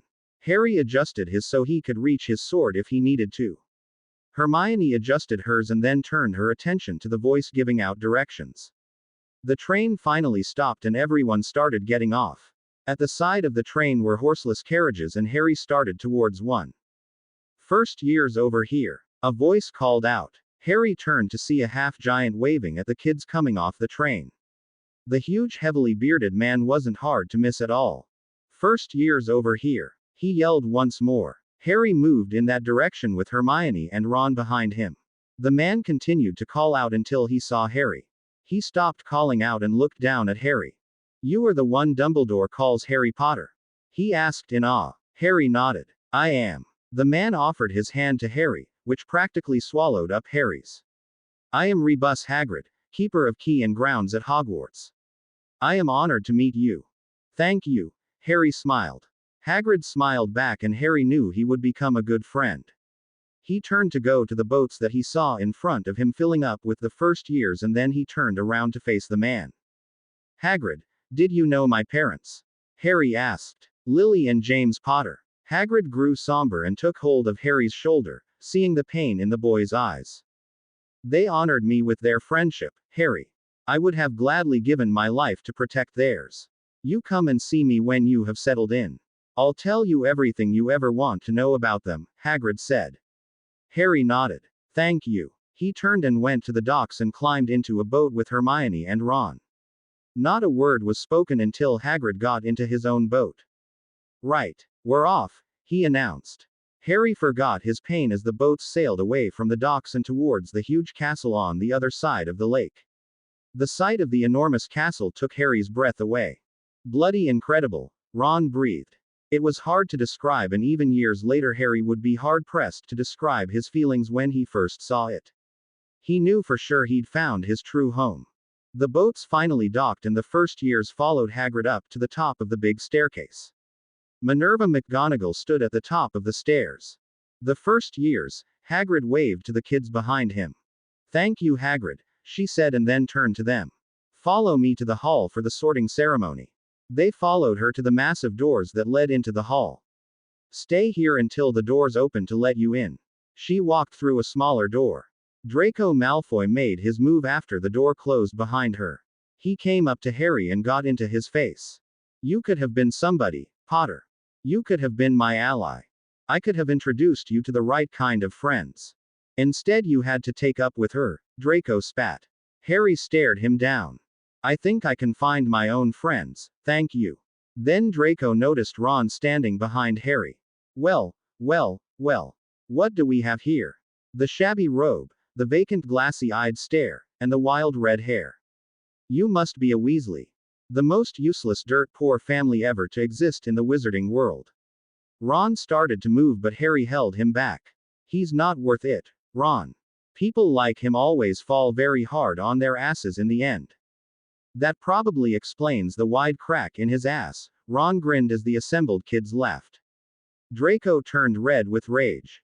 "When my father hears of these insults, what's he gonna do? Spank me?" Harry taunted as the kids laughed once more. Draco pointed his finger at him. "Best you watch yourself around me, Potter. Someday you'll meet the same end your parents did." That definitely pushed Harry's button. He stared into Draco's eyes until the slim blonde looked away, clearly afraid of what he saw in Harry's eyes. The temperature around then dropped as Harry addressed Draco in the coldest voice Ron ever heard his friend use. "If you ever insult the Potter clan again, you will be lucky to live to regret your words and actions," Harry spat. The kids shivered as well. Draco seemed to melt back into the crowd. Harry closed his eyes and practiced a relaxing meditation until he got his anger under control. When he opened his eyes, Harry seemed to be back in control. Just then the massive twin doors opened and all of the kids turned to see the great hall just inside.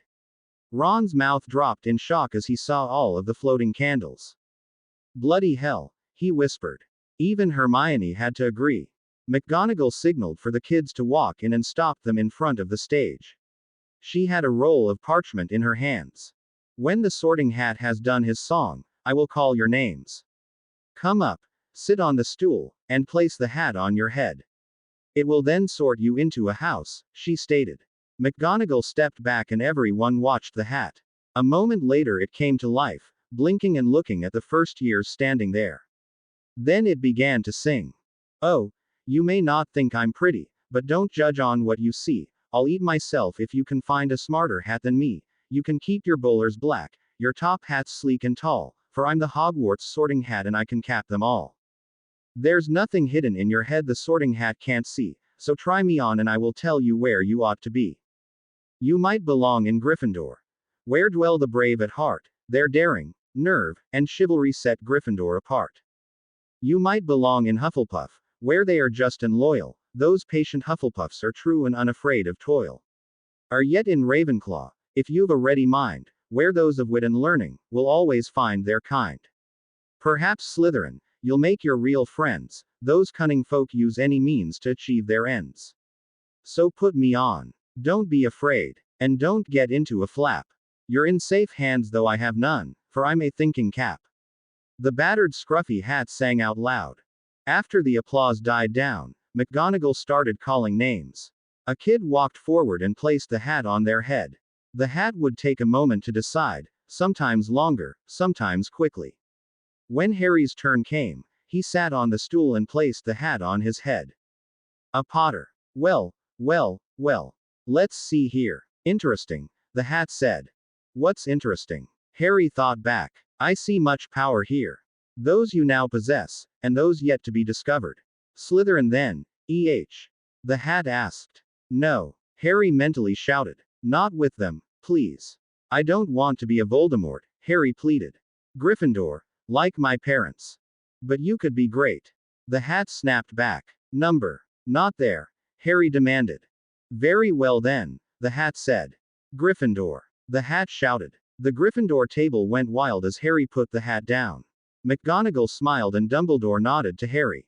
Harry felt a sense of relief as he sat down at the Gryffindor table. Ron took his turn when he was called. I know what to do with you, Weasley. The hat shouted. Gryffindor. Ron grinned as he sat down with Harry. Then the last person was sorted and Dumbledore stood up. The hall went silent.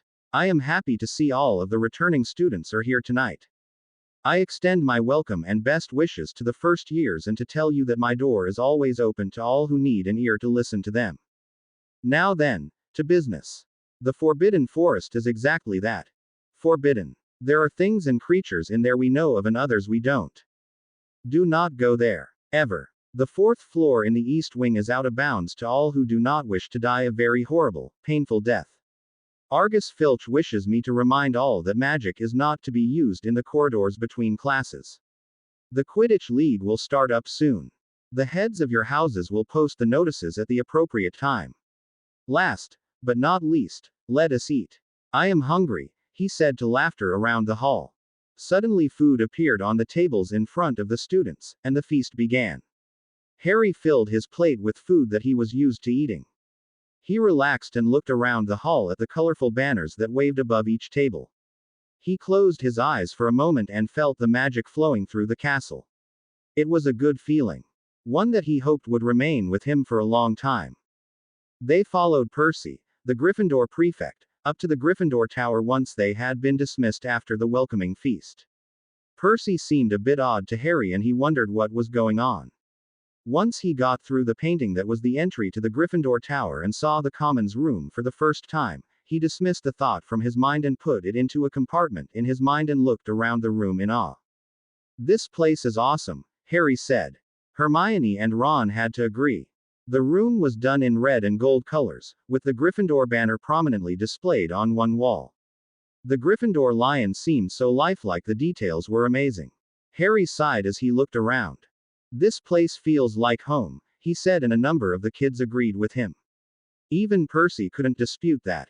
Harry went up to the dorm for the first years and found his trunk at the foot of a large four-poster bed. He blinked at the sight.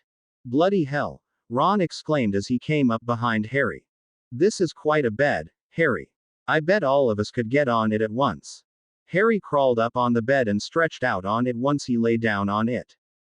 Very comfortable, Ron. As Harry lay on the bed, he looked up at the frame above him and noticed that he could easily conceal one sword inside the top fringe. He smiled to himself. This was working better than he imagined. He'd check out the rest of the bed later.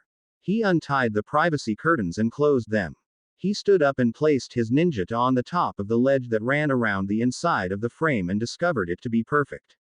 He'd keep the smaller sword, the Wakazaki, on him for everyday carry and leave the larger swords in his trunk or hidden in his bed. He lay back down and relaxed. A moment later he was asleep. Harry was up at the crack of dawn the next morning. He dressed in sweats and quietly slipped out of the Gryffindor Tower with his ninja on his back, concealed from view by the charm Dumbledore taught him.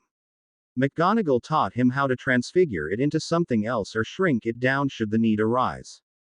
When you leave Gryffindor Tower in the mornings to run, be careful not to run into Filch.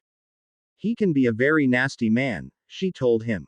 Harry remembered her advice and moved into the shadows so he wouldn't be seen. His acute hearing picked up the faint sounds of the cat's claws clicking on the wood and stone floors. Mr. Norris, as the cat was known, was the most hated cat in the school. Many students had been busted by her and Filch. Harry couldn't understand why the others didn't like her. He thought she was a beautiful cat and decided he'd try to make friends with her first chance he got. He slipped through the shadows and then out the main doors.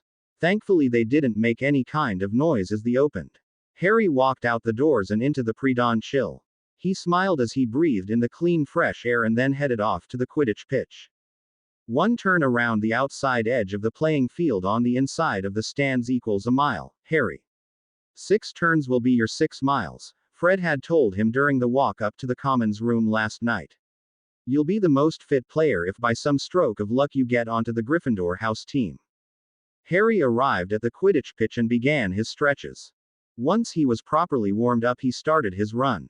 He relaxed his mind and slipped into Getsumi no Michi and meditated as he ran.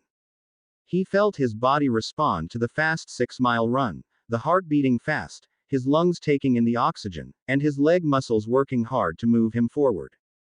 He relaxed for a moment once he finished his 6 miles and then headed back to the castle. Slipping in the main doors, he listened carefully for any sounds.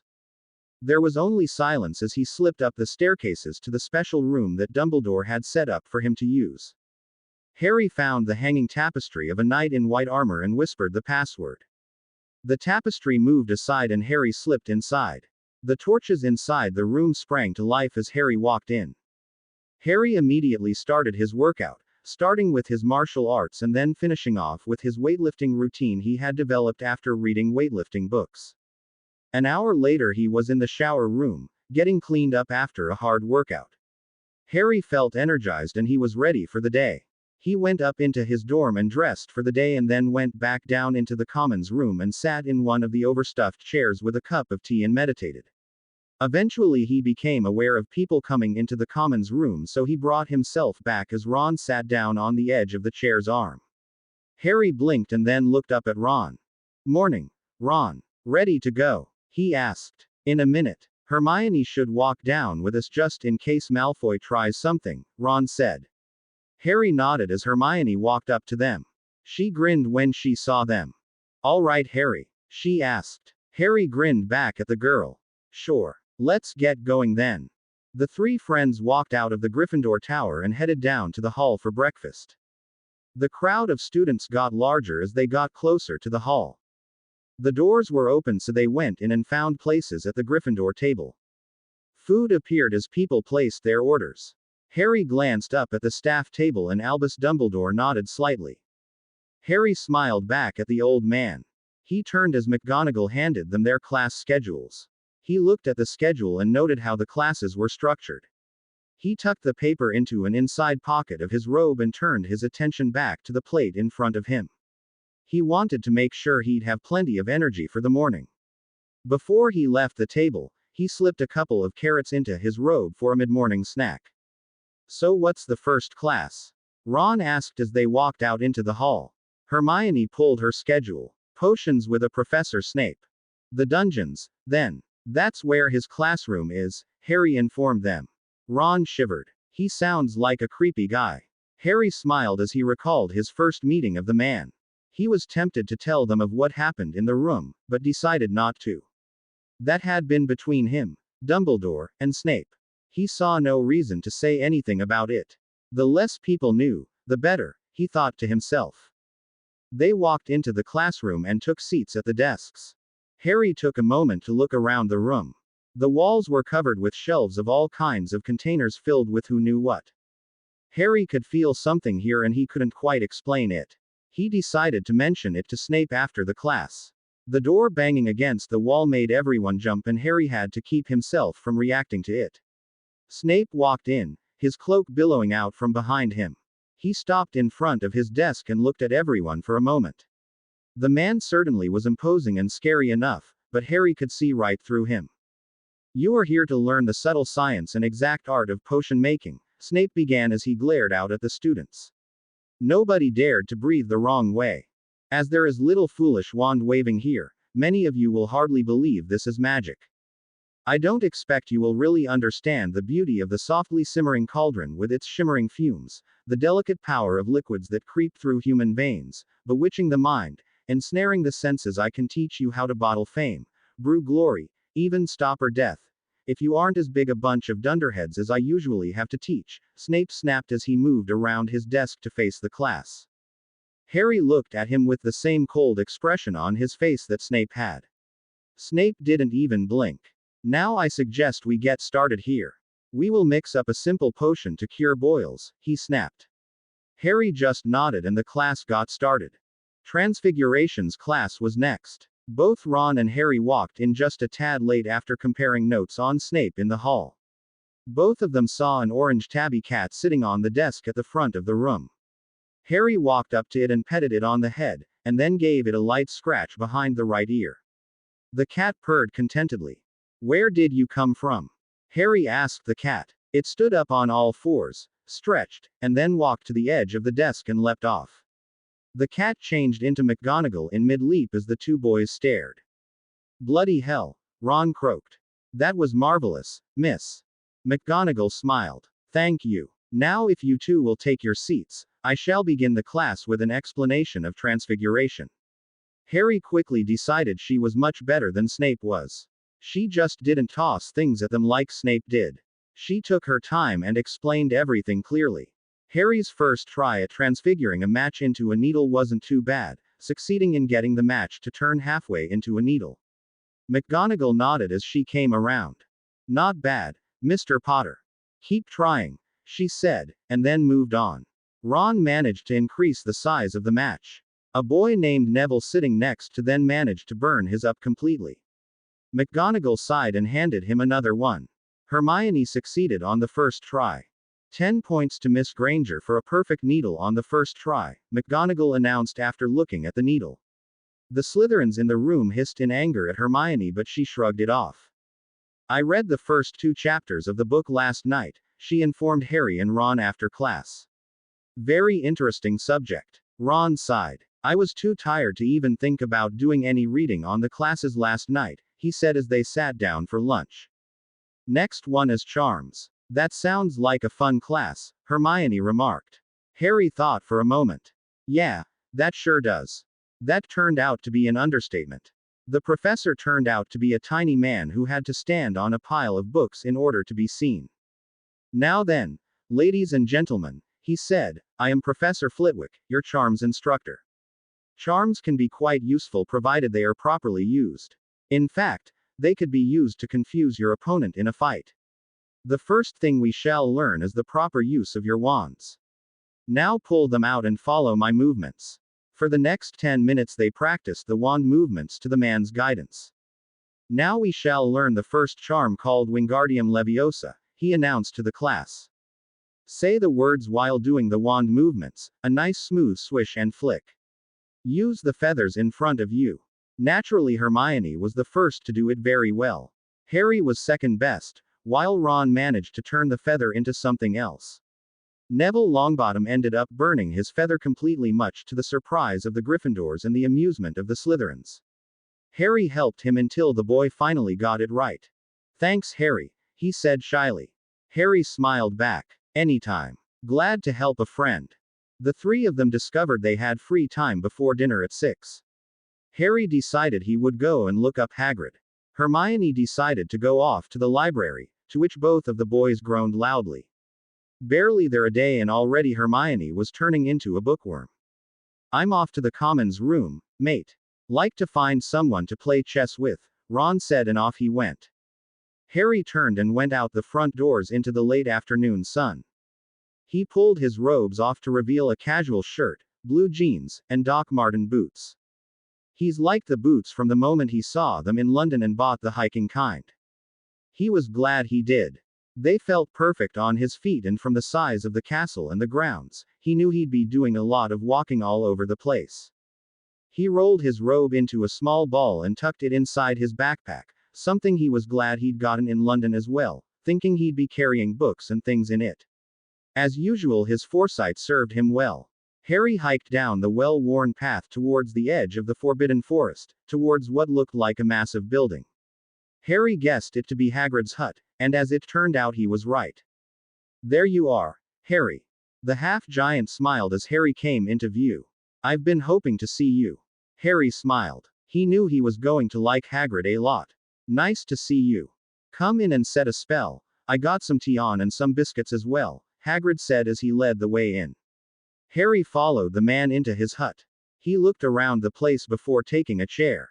The hut was a one-room affair, with everything spread out nicely. Harry got the feeling it was well lived in. I like this place, Harry remarked. Feels cozy. Hagrid beamed. Thank you, Harry. Now have a seat there and tell me about your first day, he said as he poured out the tea. Hagrid listened to every word that Harry said and nodded at the right times. Don't worry about Snape. He's like that to everyone, Hagrid said. Even back in me school days he was just as cold and nasty. Harry sighed. That's too bad. But he seems to really not like me too much. Hagrid shrugged his shoulders. Just the way he is, Harry. Hagrid then turned and rummaged around on a nearby shelf, muttering to himself. Then he found what it was he was looking for and turned to Harry with a somber look on his face. He placed a thick brown leather-bound book on the table in front of Harry. "This," Hagrid said in a soft, quiet voice, "is the photo album I'd made of your parents, Harry. From the time I met them here to the night." Hagrid stopped abruptly and tried to compose himself. Harry felt himself tear up as he knew what Hagrid was referring to. Hagrid offered Harry a hanky and Harry accepted it, wiping his eyes. "I'll leave you in peace to look through it," Hagrid said as he strode out the door. Harry looked down at the book and opened it. On the first page in the fanciest gold script he'd ever seen was the Potter family name and coat of arms. For the next 2 hours Harry looked at every picture in the book. Then he read a testimony that Hagrid had written about his parents. He closed the book and hugged it to his chest, tears spilling over once more as he cried for himself and his parents. Then he swore an oath to stop Voldemort if he ever appeared again. Deep down inside of him he knew that Voldemort wasn't dead. He had the feeling he'd encounter him again someday. He decided he'd work even harder to prepare himself for the coming battles. The door opening made him look up. Hagrid walked inside and sat down at the table. Harry looked at him trying to say something, but Hagrid held up his hand. "The look in your eyes is enough. Keep the book close to your heart, Harry. Memorize each and every picture. Never stop thinking of them. They will guide you when you need it," Hagrid said, nodding. "Thank you. I owe you a debt of gratitude," Harry said. Hagrid knew the boy was serious from the look in his eyes. He nodded once. "Best be going, Harry. They'll be calling dinner soon," Hagrid nodded. Harry turned to leave and then stopped. "I offer you my friendship, Hagrid." Hagrid stood up and bowed to Harry. "I humbly accept your friendship, Harry." Then Harry turned to leave and headed up to the castle. Since it was too late to go up to his dorm and lock the book away, he carried it with him in his pack. He decided on the spur of the moment to go see the old man after dinner. He looked up at the staff table and saw Dumbledore looking at him. The old man nodded just slightly and Harry knew that Dumbledore knew that Harry wanted to see him. A new respect for Dumbledore grew inside Harry. He knew without a doubt that the old man would make a great ally during his school years here. "You have done a great thing by offering Hagrid your friendship, Harry. He will make a good loyal friend and a trustworthy ally," Dumbledore said as they sat down in chairs. "I trust Hagrid with my own life." Harry smiled. "He's a good man." Dumbledore chuckled. "That he is. While I was there, he gave me a book of photos he made up for me. Inside it contains every picture he'd ever took of my parents," Harry said as he handed Dumbledore the book. The old man smiled. "You honor me, Harry, by sharing this with me." Dumbledore flipped through the pages and read a little of the testimony that Hagrid had written and smiled. He stood up and handed the book back to Harry. Then he went to a bookcase behind him and retrieved a large box. He opened it and showed Harry what was inside. "This is the complete history of the Potter and Evans clans, Harry. Pictures, details, everything. The second book is of your parents alone, and then you as a baby. I believe they would have wanted you to have these," Dumbledore said. Harry looked up at the old man. "Thank you, sir." Dumbledore nodded as Harry left the office. He knew in the days and years ahead Harry would go back to those books time and time again for support. He sighed as he sat down and sipped a cup of tea. He had the feeling that something was about to happen soon. The first hint of that was at breakfast the next morning. The hall was abuzz with the news of a break-in at Gringotts Bank. Harry was shocked. He wondered just how that could have happened. He read the article with interest and according to it the vault in question had been emptied earlier in the day. Harry sat and pondered that. As he did so, he glanced up at the staff table and observed Hagrid in deep conversation with Dumbledore. Hagrid seemed to be upset by something and Dumbledore appeared to be cool about it.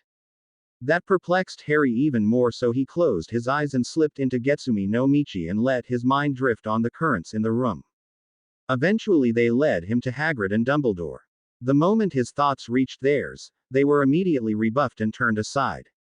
That shocked Harry. He blinked as he came out of his meditation and looked back up at the staff table. Dumbledore looked at him and Harry read something in the old man's eyes. It was a gentle admonishment not to interfere.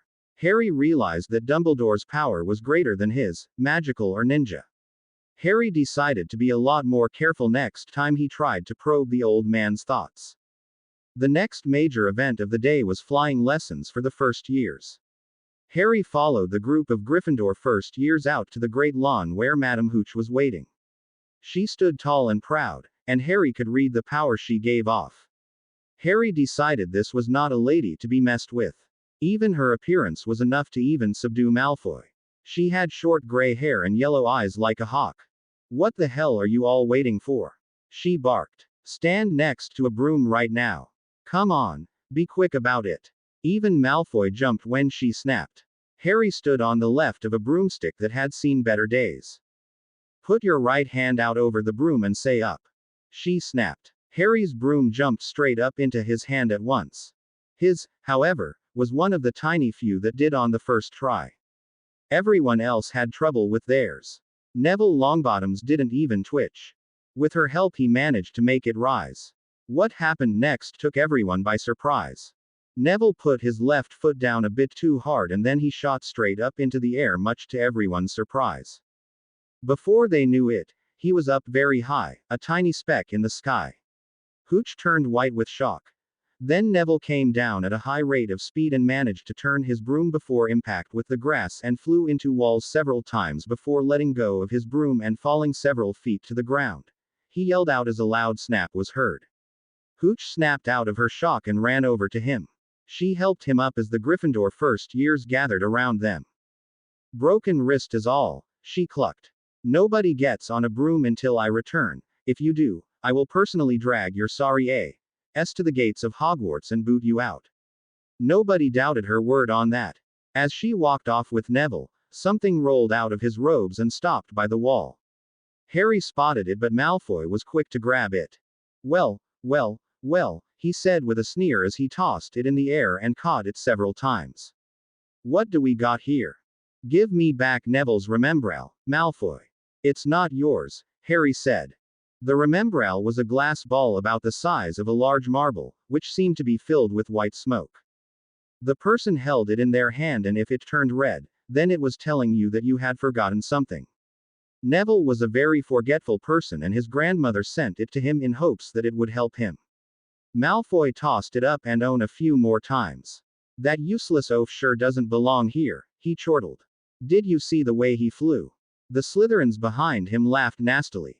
A few of the Gryffindors jumped into the fray, defending Neville. "Give me the Remembrall," Harry said. Malfoy laughed once more. "I should leave it someplace for him to find it. How about up in a tree?" Before Harry could react, Malfoy jumped on a broom and lifted off to the top of a tree. Harry reacted, grabbing his broom and climbing to Malfoy's level, facing him. Malfoy looked absolutely stunned. He hadn't expected that. "If you want it, you gotta catch me, Potty," Malfoy yelled. That started the chase that would be talked about for days to come. Both boys flew at top speed around the castle, through it, and up and down. Malfoy finally decided to end it by throwing the Remembrall down at the castle wall. Harry turned and went into a steep dive, chasing the glass ball all the way down. He caught it and turned just in the nick of time. He slowed down and then landed on the field. He held up the Remembrall and grinned as the Gryffindor first years cheered. "Harry Potter!" The woman's voice carried across the field. Harry turned to see a very angry McGonagall storming across the field towards them. "Oh shit," was Harry's only thought. She stopped in front of him and glared at him for a moment. Then she turned around and started back to the castle. "Follow me." Harry had no choice but to follow. His hopes and dreams had just crashed.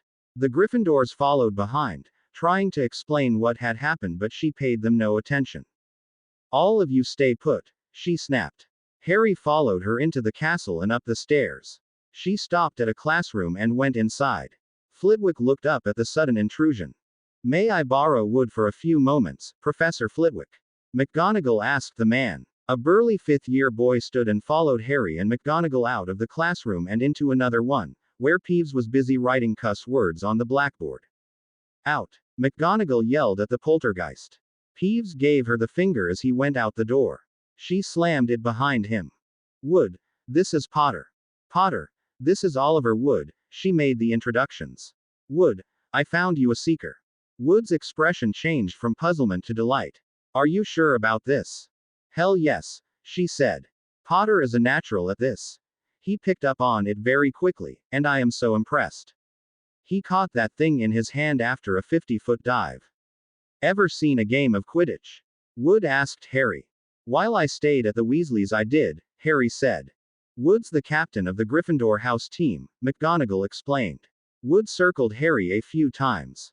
Got the right build for it. I shall speak to Professor Dumbledore at once and see if I can get him to bend the first-year rule.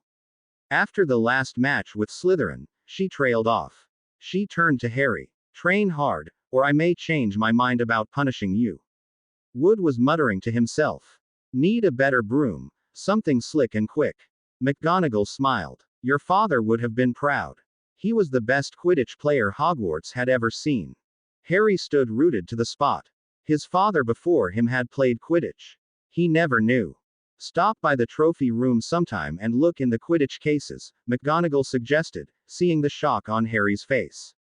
Harry nodded. I will. She left the room leaving both boys behind her. Oliver turned to Harry. So you've seen the Weasley twins in action then? They are the team's beaters, he explained. Harry blinked once more, bringing himself back to the present. Yes. They taught me the game and I learned how to fly a broom there as well. They said I was a natural. Oliver smiled. Good. Keep this between us for now. He left the room after a moment, leaving Harry all alone with his thoughts. There was a struggle going on inside of him.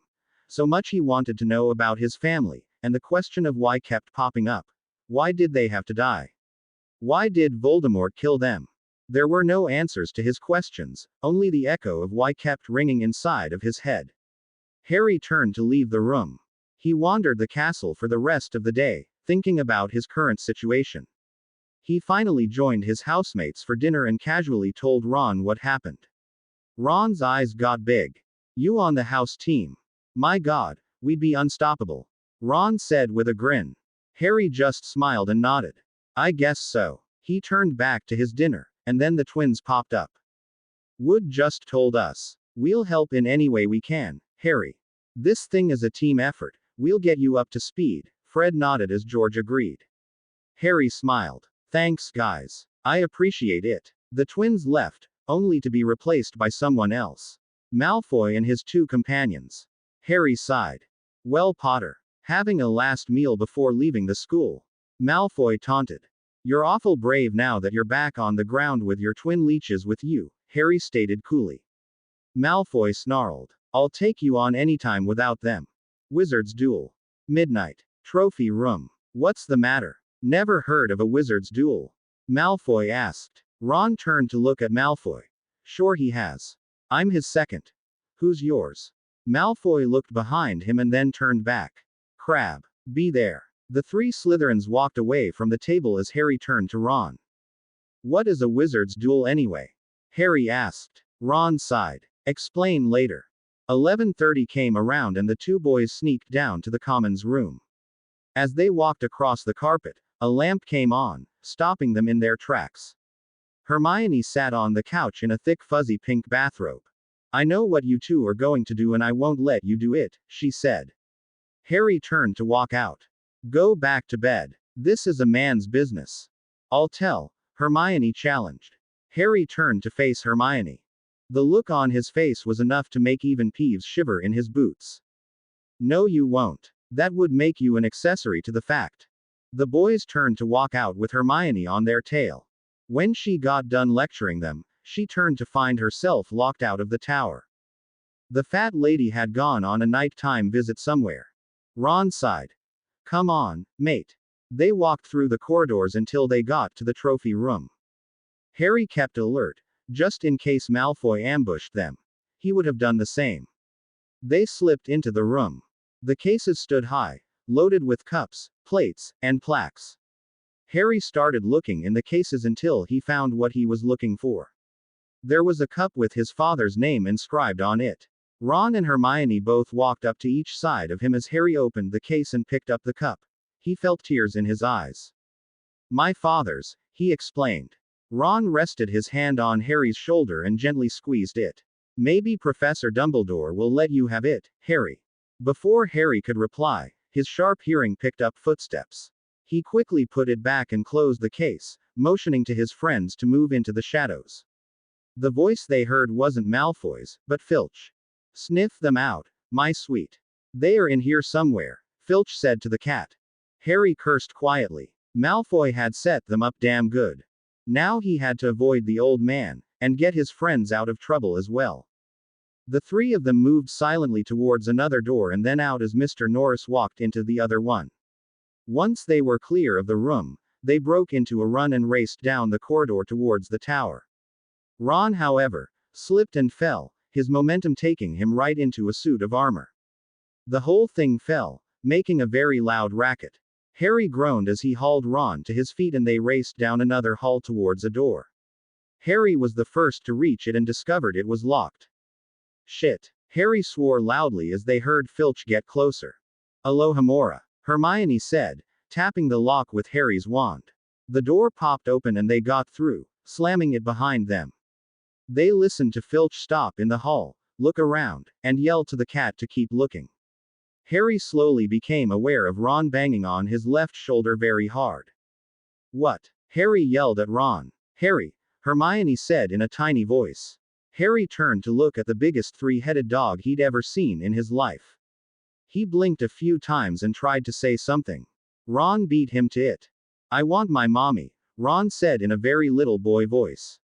I want my mommy, Ron squeaked in a little boy voice as the three of them stared at the biggest three-headed dog they'd ever seen. All three heads moved down to look at them as they showed their teeth. Harry had no doubts as to what those sharp teeth were capable of. He felt fear from both of his friends behind him. He swallowed his and stood up straight. He looked at the creature and projected calm at them. It seemed to work. The creature backed off and continued to stare at them. Okay. Move very slowly to the door and go out. I'll be the last to leave, Harry said, maintaining eye contact with them. Hermione was the first out, Ron right behind her, and Harry the last out. He closed the door and sighed. Hermione replaced the lock and they headed back down the hall. Harry paused to check and see if Filch was still around, but he wasn't, and they were able to get back to the tower with no further problems. They sat down in the chairs and sighed with relief. That was too close, Ron said. Hermione nodded. Malfoy set you guys up. Harry was inclined to agree. Malfoy now considered Harry a threat and was trying to remove him in any way possible. Harry decided to start watching his back a lot more carefully from then on. It would not do to have Malfoy sink his ship even before he had gotten started at Hogwarts. Hermione's voice brought him back. Did any of you see what it was standing on? She asked. The floor. Ron guessed. Harry thought for a minute. It was strange to have the beast in there. Harry suddenly sat up as he realized where they had been. The forbidden corridor, he said.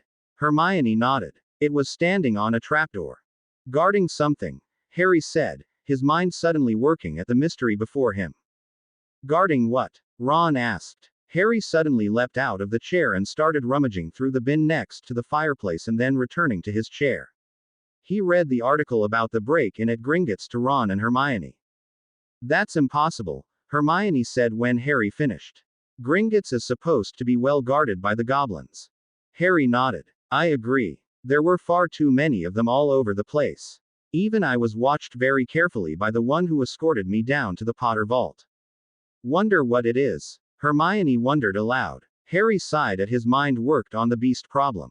Hagrid. Has to be. He's the one who put the beast there. Hermione grinned. Well done, Harry. Didn't he say some time ago he loves strange creatures? All we gotta do is ask him about it, Ron suggested. Harry nodded. Leave that to me. For now, let's get to bed. Hermione went up to her room while Ron and Harry slipped into their dorm. Ron fell asleep immediately while Harry lay awake a while longer. Eventually he fell asleep.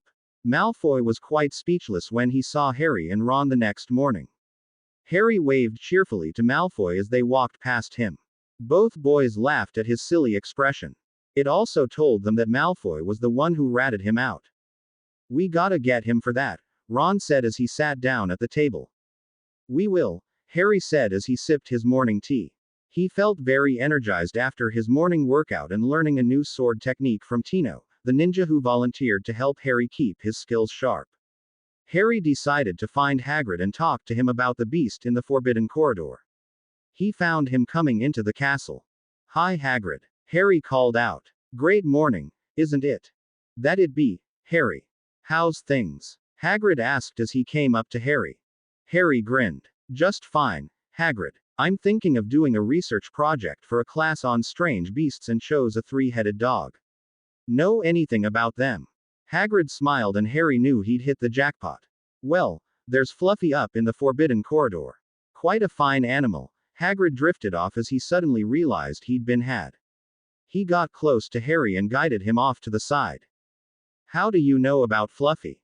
You were in there, weren't you?" "Dumbledore will have my head for this," Ned.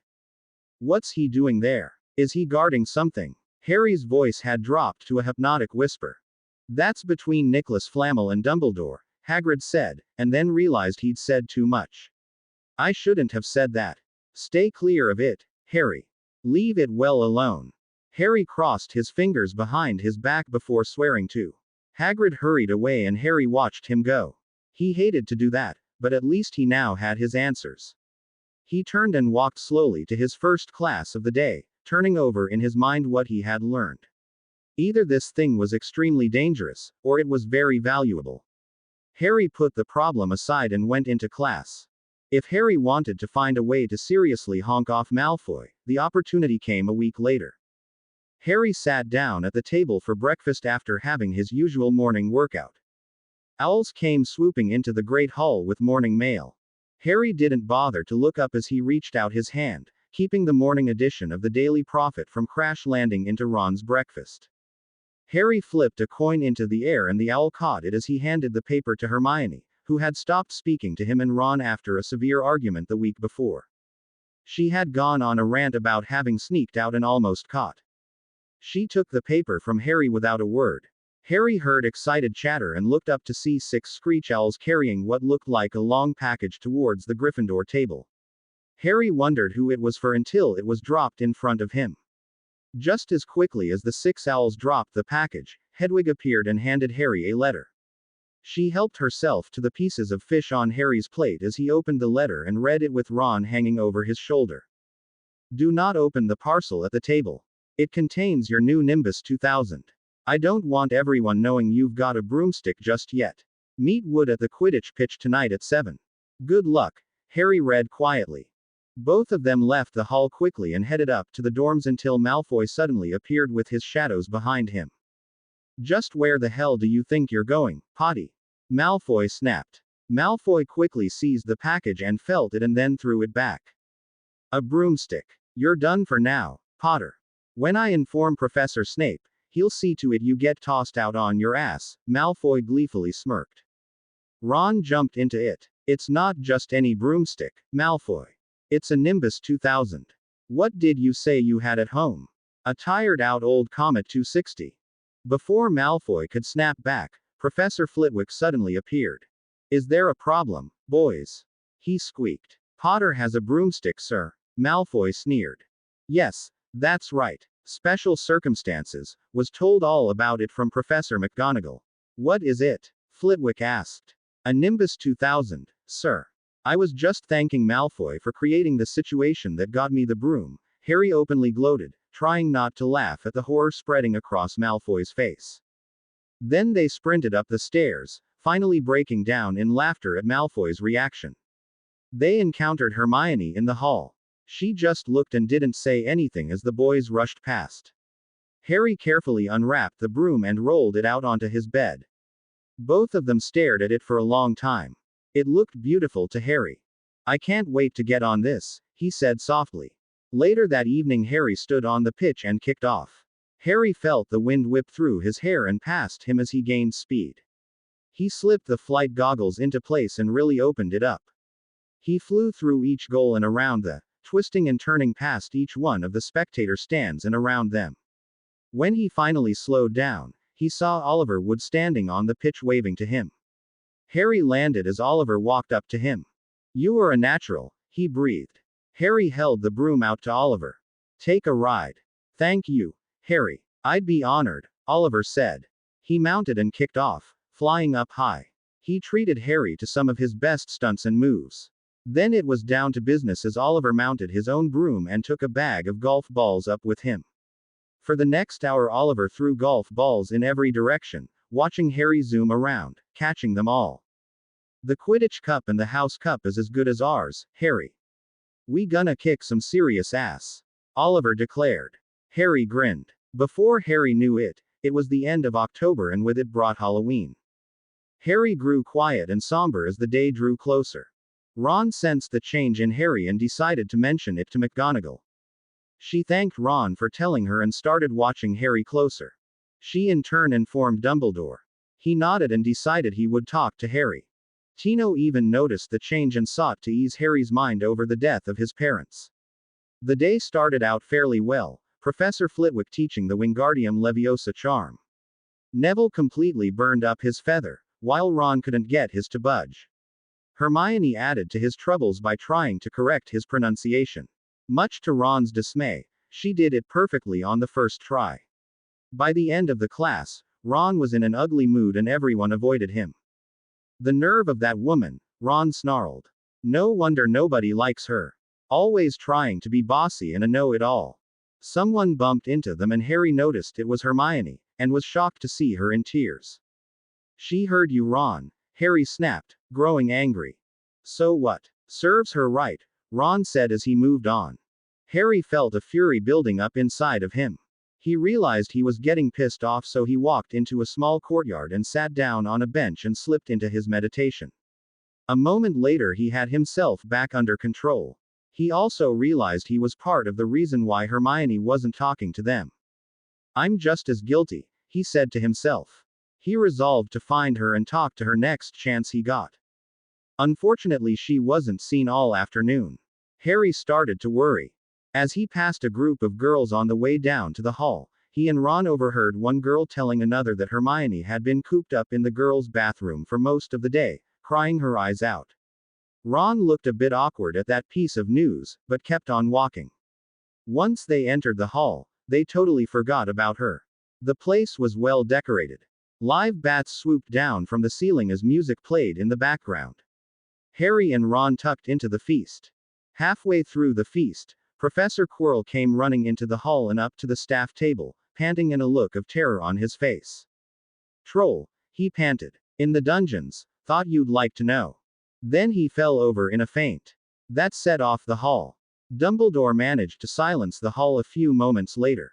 All prefects will lead the classes back to their dorms immediately, he ordered. As Percy led the Gryffindors out and up the stairs, Harry had a nagging feeling he was forgetting something. Then he stopped suddenly and Ron ran right into him. Hermione, he breathed. Ron's face went white. We gotta save her. They slipped away from the group and made their way down to the girls' bathrooms where Hermione was. They just turned the corner and heard rapid footsteps behind them. Harry pulled Ron behind a suit of armor and they watched Snape run past, crossing the corridor and down another hall. Where the hell is he going? Ron wondered. Harry relaxed and slipped into Getsumi no Michi. He was suddenly aware of everything. The magic flowing through the castle told him Snape was headed to the third floor. Third floor. Ron. That's where he's going, Harry said. Then he became aware of a great sadness and followed it. They walked down the corridor and was about to turn the corner when they spotted a huge shape enter the girls' bathroom. The sad feeling suddenly turned into outright fear.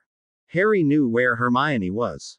A second later she screamed out loud as they heard breaking sounds from the bathroom. Both boys raced into the bathroom and stopped. The troll turned to face them. They stood there for a moment, sizing each other up. The smell coming from it was enough to make Harry want to heave. The troll stood 12 feet tall, the skin a dull granite gray, its great lumpy body like a boulder with its small bald head sitting on top like a coconut. It had short legs the size of tree trunks with flat bony feet. It was holding a huge club, which it dragged along the floor because the arms were so long. The troll was first to react, clearly telegraphing its first move as it drew the club back. Harry reacted by jumping straight up into the air, 10 feet up. Hermione's eyes went wide as Ron managed to reach her as the troll swung at her. He shoved her down and covered her as the club swung past them over their heads, effectively removing sinks from the wall. Ron and Hermione looked up in time to see Harry deliver a front snap kick to the face, making it stagger back. Ron didn't hesitate to move. He practically dragged Hermione across the floor towards the door and then rolled both of them into a stall, which the club-wielding troll promptly removed, the splinters of wood flying everywhere. Hermione was certainly doing her best to tell the world how scared she was.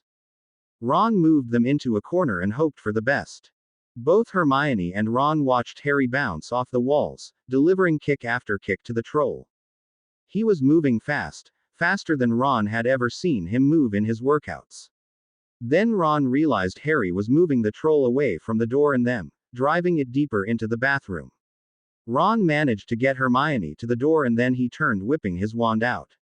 By now the troll had let go of his club, using his hands in an effort to try and swat Harry down from the ceiling. Ron pointed his wand at the club and called out, "Wingardium Leviosa." The club rose up into the air and Harry noticed it.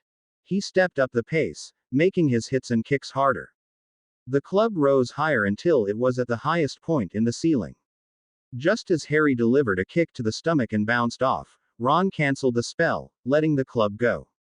It came down, bouncing off the troll's head with a very convincing thump. The troll's eyes rolled up and he came crashing down to the floor, shaking the entire room and dislodging what hadn't been destroyed. The fight was over. "Is it dead?" Hermione asked in a very small voice. Snape suddenly appeared, pushing past Harry and checking it. "It's out cold," he announced. Harry turned to see McGonagall standing in the doorway. She looked very pale as she looked at the sight. Quirrell poked his head in, whimpered at the sight, and fled. "What in Merlin's name?" she started. Snape stood up and looked at Harry. Harry sighed. He turned to survey the damage. "At least Hermione is safe," he said. "What do you mean by that, Potter?" Snape demanded. Harry sighed once more as he sat on the only surviving toilet. "Hermione told us she needed to use the bathroom before coming to the feast with us. When Professor Quirrell announced the troll, Ron and I didn't think about it until we realized Hermione was missing. I know I should have told a teacher, but I didn't think to, and there really wasn't any time. We raced down here, thinking the troll hadn't gotten this far. Well, we were wrong on that count and I engaged it with help from Ron and we managed to stop it." Snape and McGonagall both nodded. Ron helped Hermione to her feet and guided her out of the bathroom. Harry watched them go, knowing they were all right. "Potter, the argument that we had the other day was well thought out on your part. Tonight you clearly demonstrated your points of the argument very well. Therefore I award you 30 points. Tell anyone I gave you those points and I'll deny it," Snape hissed as he left. McGonagall and Harry stared at the retreating man. "That man never ceases to amaze me," she said. "I'm adding 20 points to the score, and I will inform Dumbledore." Harry stood up. "Did Quirrell see?" McGonagall sighed. "No. You got lucky there. Why do you ask?" "Something about him makes me nervous," Harry said. It was true. Every time Harry got close to the man, his scar would hurt. Harry didn't understand why. He decided to keep it to himself for the time being.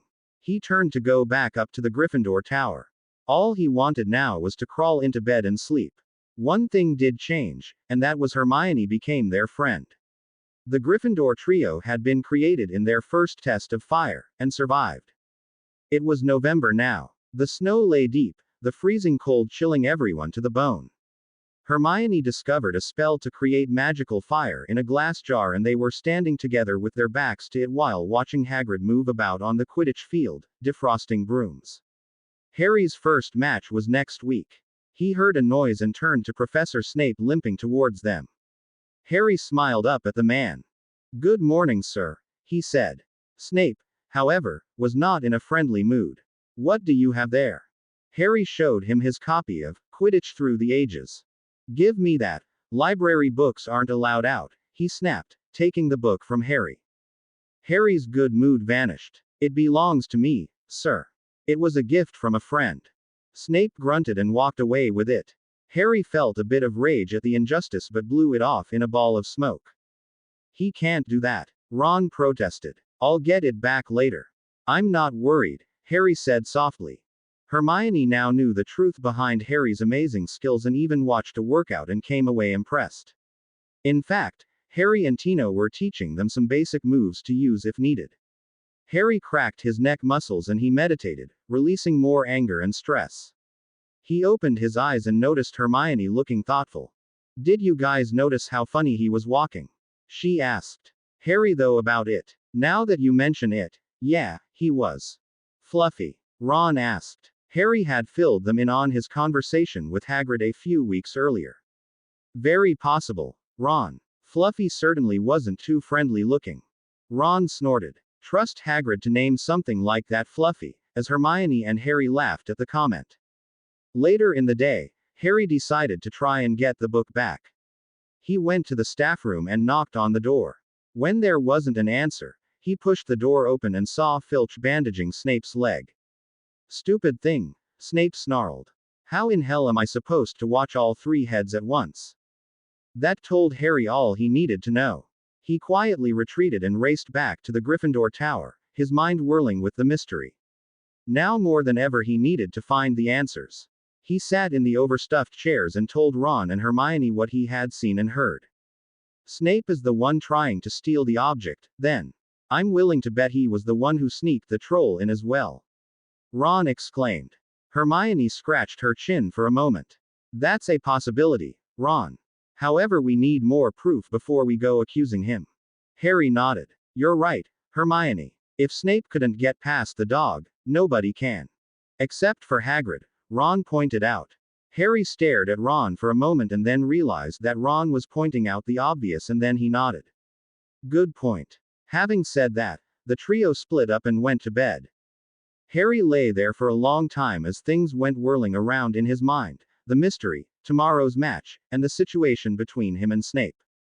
Professor Severus Snape. Now there was a man so completely puzzling. Cold as ice one second, warm and friendly the next. It was enough to make Harry's head spin. Snape was hard on him and the rest of the Gryffindors, while he was soft on the Slytherins, his house. Harry wondered what the reason was for Snape to hate him so and then be so nice to him. Sighing, Harry put the problem away and slipped into meditation to try and relax enough to sleep. It worked, and soon he was asleep. He'd figure it out soon enough. The next morning he joined his house at the table after his usual workout. Tino had been a bit hard on him this morning, pushing him a bit harder in his gymnastics training. Harry knew why and didn't argue about it. He knew Tino wanted him to be warmed up for the game in the afternoon. Harry looked up as Hermione and Ron joined him. All Harry was in the mood for was his morning tea and toast. He was nervous about his first Quidditch game. It was no longer a secret that Harry was the Gryffindor Seeker. People stopped by the table to wish him luck in the game. The Slytherins were sending nasty looks his way and Harry ignored them. Then it was time to go down to the pitch for a team meeting, and Ron walked him down just in case the Slytherins decided to try something. Harry sat in the locker room and listened to Oliver Wood go over some strategy for the game. He checked out some of his teammates. In addition to the Weasley twins, there was a girl named Angelina Johnson, a chaser. Alicia Spinnet and Katie Bell were the other two girls on the team. Wood advised Harry to take a high position above the game and watch for the snitch.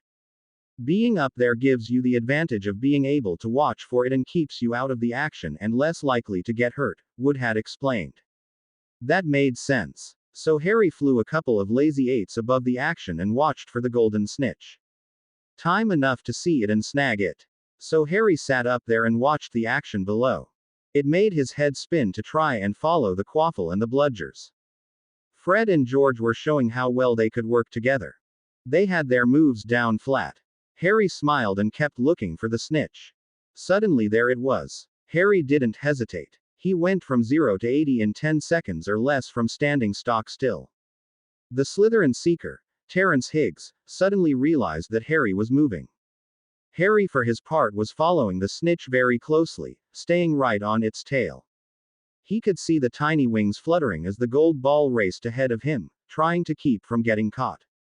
Before Harry could react, Marcus Flint, the Slytherin house captain, popped right up in front of him and deliberately body-checked him, nearly knocking him off his broom. That set off all the Gryffindors to screaming foul, and calling for Flint's blood. Spinnet managed to get the penalty point, and play continued. Harry listened to Lee Johnson's color commentary. Harry had met Lee on the first day at Hogwarts, and immediately liked the black dreadlocked-haired boy. They got along famously and Harry considered him a good friend. He sure knew how to push the Slytherin's buttons with his comments. As Harry turned back to the game, it happened. His broom suddenly lurched in his hands and began doing everything opposite of what Harry wanted. Harry was shocked. Nobody was supposed to control another person's broom, unless they were very powerful. The only person that really fit that bill was Dumbledore. It was Hagrid who noticed Harry's problem first. "What the hell?" he said as he watched Harry through a pair of binoculars. Harry couldn't turn it by now. In fact, he had no control over it by now. It was bucking madly, trying to unseat him. It was taking him higher and away from the game, drifting towards the Forbidden Forest. People watching the game by now were pointing and commenting. Flint grabbed the quaffle and scored 5 times with no opposition.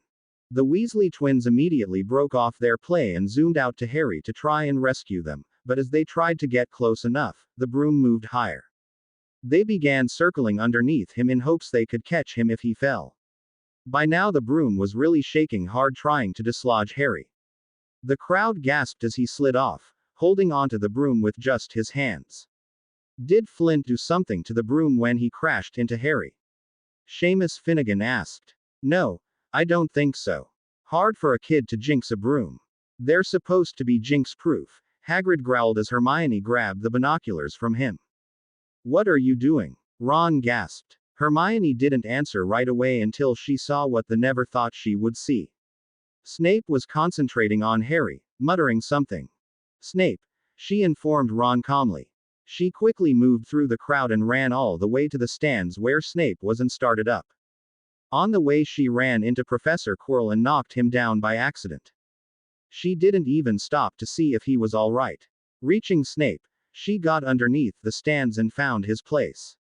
Quickly muttering the spell to set his cape on fire, she backed off once the bottom half was ablaze. Snape quickly jumped out of his seat as Hermione slipped away, her job done. Up in the sky, Harry suddenly regained control of his broom and managed to swing back on board. He pointed his broom down at the ground and headed down fast. He wanted to get back on the ground before anything else happened. Suddenly something went into his mouth and then his stomach lurched. Harry hit the ground on all fours and then coughed hard. Something small and golden popped out of his mouth and into his hand. Harry blinked at it until he realized what it was. He stood up on shaky legs and held up the golden snitch. I think I just won the game, he said. The place went nuts. Potter swallowed the thing. Jordan was screaming as Flint howled in protest. Harry just stood there and smiled, waving the snitch in his hand to the cheering crowd. Harry, Ron, and Hermione went to Hagrid's hut for tea and to discuss the situation that had occurred. I tell you, Snape was trying to kill Harry. I know a jinx when I see one. Hermione protested after Ron told Harry what he and Hermione had seen. Load of rubbish, Hagrid declared. Snape's a fine professor. Then why was he trying to kill Harry? Why did he get attacked by Fluffy on Halloween? Hermione challenged. Hagrid whirled on the 3 kids and pointed a finger at them. Now that be enough, he declared. That is a matter between Nicholas Flamel and Dumbledore. Leave it alone, stay well away from it. Hagrid bellowed. Silence hung over the room as Harry put his cup down. He looked up into Hagrid's face. Sorry to have bothered you, Harry said in a cold voice that made the temperature drop a few degrees. Harry stood, wrapped his cloak around him, and left the hut. He secured his broom in the broom shed on the way into the castle. Something deep inside of him was telling him there was something very wrong at Hogwarts, and he was bound and determined to find it and stop it. He also knew he could count on Ron and Hermione for help when he needed it. Right now he felt the need to be alone with his thoughts. So he went up to his private room and slid inside. Tino was there and smiled. That was quite a game, Harry Coon, he said. Harry smiled. I wasn't supposed to fall off my broom or have someone attack me like that, Harry said. A frown appeared on Tino's face. Do you know who it was? Professor Snape, Harry replied. But I'm not entirely convinced it was him. Tino handed Harry a cup of tea. Then you need to watch yourself very carefully. Harry nodded. I will. Harry stayed there for a bit longer and then headed up to the Gryffindor Tower. His thoughts were on the game, Ron, and Hermione. He knew Hermione wouldn't lie about something that serious. Hermione was too honest about things. Ron could exaggerate things from time to time, but he knew his best mate well enough to know Ron couldn't fib about something like that. No, he had the feeling there was more to this than what had happened today. As he appeared in the Gryffindor Commons room, people spotted him and a cheer went up. Harry accepted the accolades and smiled. He spotted Hermione and Ron in the corner and knew they were discussing the situation still. He picked up a cup of tea and went to join them. There you are, Harry. All right, mate? Ron asked. Harry smiled. I'm okay for now. Tino thinks the three of us should stick closer and watch each other's backs for a while. He thinks whoever attacked me may try again. I agree, Hermione nodded. Today was the first real action against you. Harry nodded. I agree with you there, Hermione. I'm just not entirely convinced it's Snape, even though it was obvious he was doing something when you saw him. Very curious, said the cat. That was before he stuck his paw into Malfoy's cauldron, Ron said as Hermione and Harry laughed. They headed up to bed once the party wound down. Christmas was coming. It was obvious from the changes in the air. Hogwarts woke up one morning to find snowdrifts everywhere, snow several feet thick on the grounds. Naturally, that set off the Weasley twins' competitive nature, not to mention the pranking one as well. They charmed several snowballs to follow Quirrell everywhere in an attempt to knock his turban off his head. People quickly learned to dress very warmly, even though each classroom had great roaring fires, as well as the Great Hall and the Commons rooms as well. The corridors, however, became icy cold and drafty. The potions classroom had to be the worst because it was located down underground. It was like an icebox down there. People huddled over their cauldrons to keep warm. I do feel sorry, Malfoy said the afternoon before the start of the holidays in class, for all those people who have to stay at Hogwarts for Christmas because they're not wanted at home. Malfoy made it a point to look at Harry while he said those words. Harry, who was measuring out powdered spine of lionfish, finished the job and set his cup down. You're wrong, Malfoy, Harry spoke up. People turned to watch the confrontation. Even Snape looked up. Harry turned to face Malfoy and leaned against the table next to him. Hogwarts is my true home, and will always be. The wizarding world is my true home, and will always be. There's a Muggle saying, and it goes, home is where your heart is. Well, my heart, spirit, and soul are here in this castle called Hogwarts. My heart, spirit, and soul are here in the place called the wizarding world.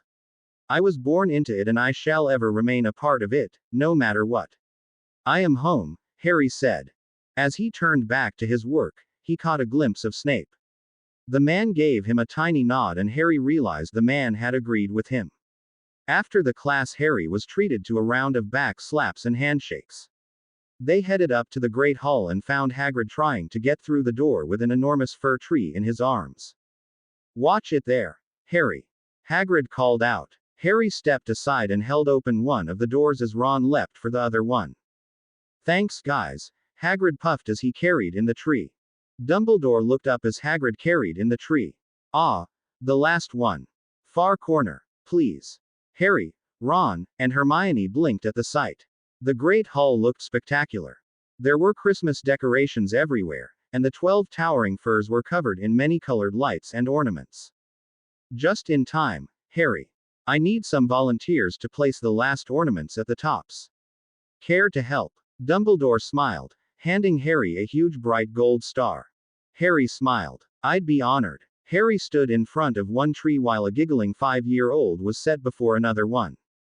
Dumbledore handed the excited youngster a silver star. I'm ready, Granddaddy. The little boy piped up. Harry blinked. You're a grandfather, sir. Dumbledore smiled as he patted the 5-year-old boy on the head. One of my greatest joys, Harry. I do hope you get that chance someday, to experience fatherhood and then to be a grandfather. Ready, Harry? Ron said from behind him. Harry turned to face Ron. Take your time, concentrate, and think about what you are doing, Harry advised him. Ron took a breath, pulled his wand, and waved it. Wingardium Leviosa. Harry floated up into the air, feeling light as a feather. He moved up the tree slowly until he got to the top.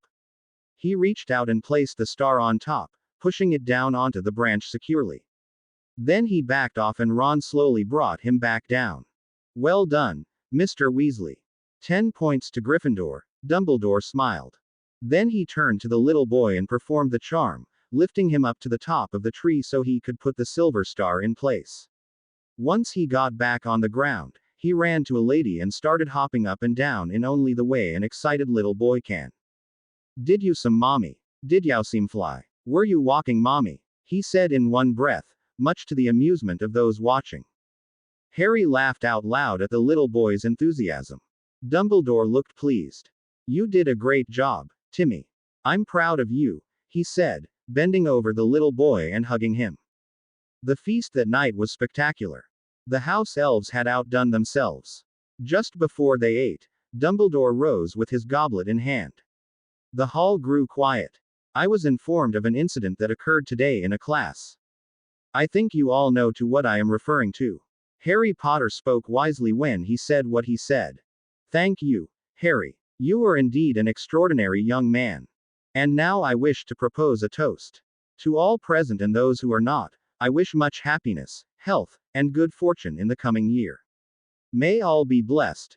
Dumbledore raised his goblet as cheers of, "Hear, hear," rang around the hall. Then Dumbledore waved his hand, and platters of turkey appeared with all the trimmings, much to the delight of people sitting there.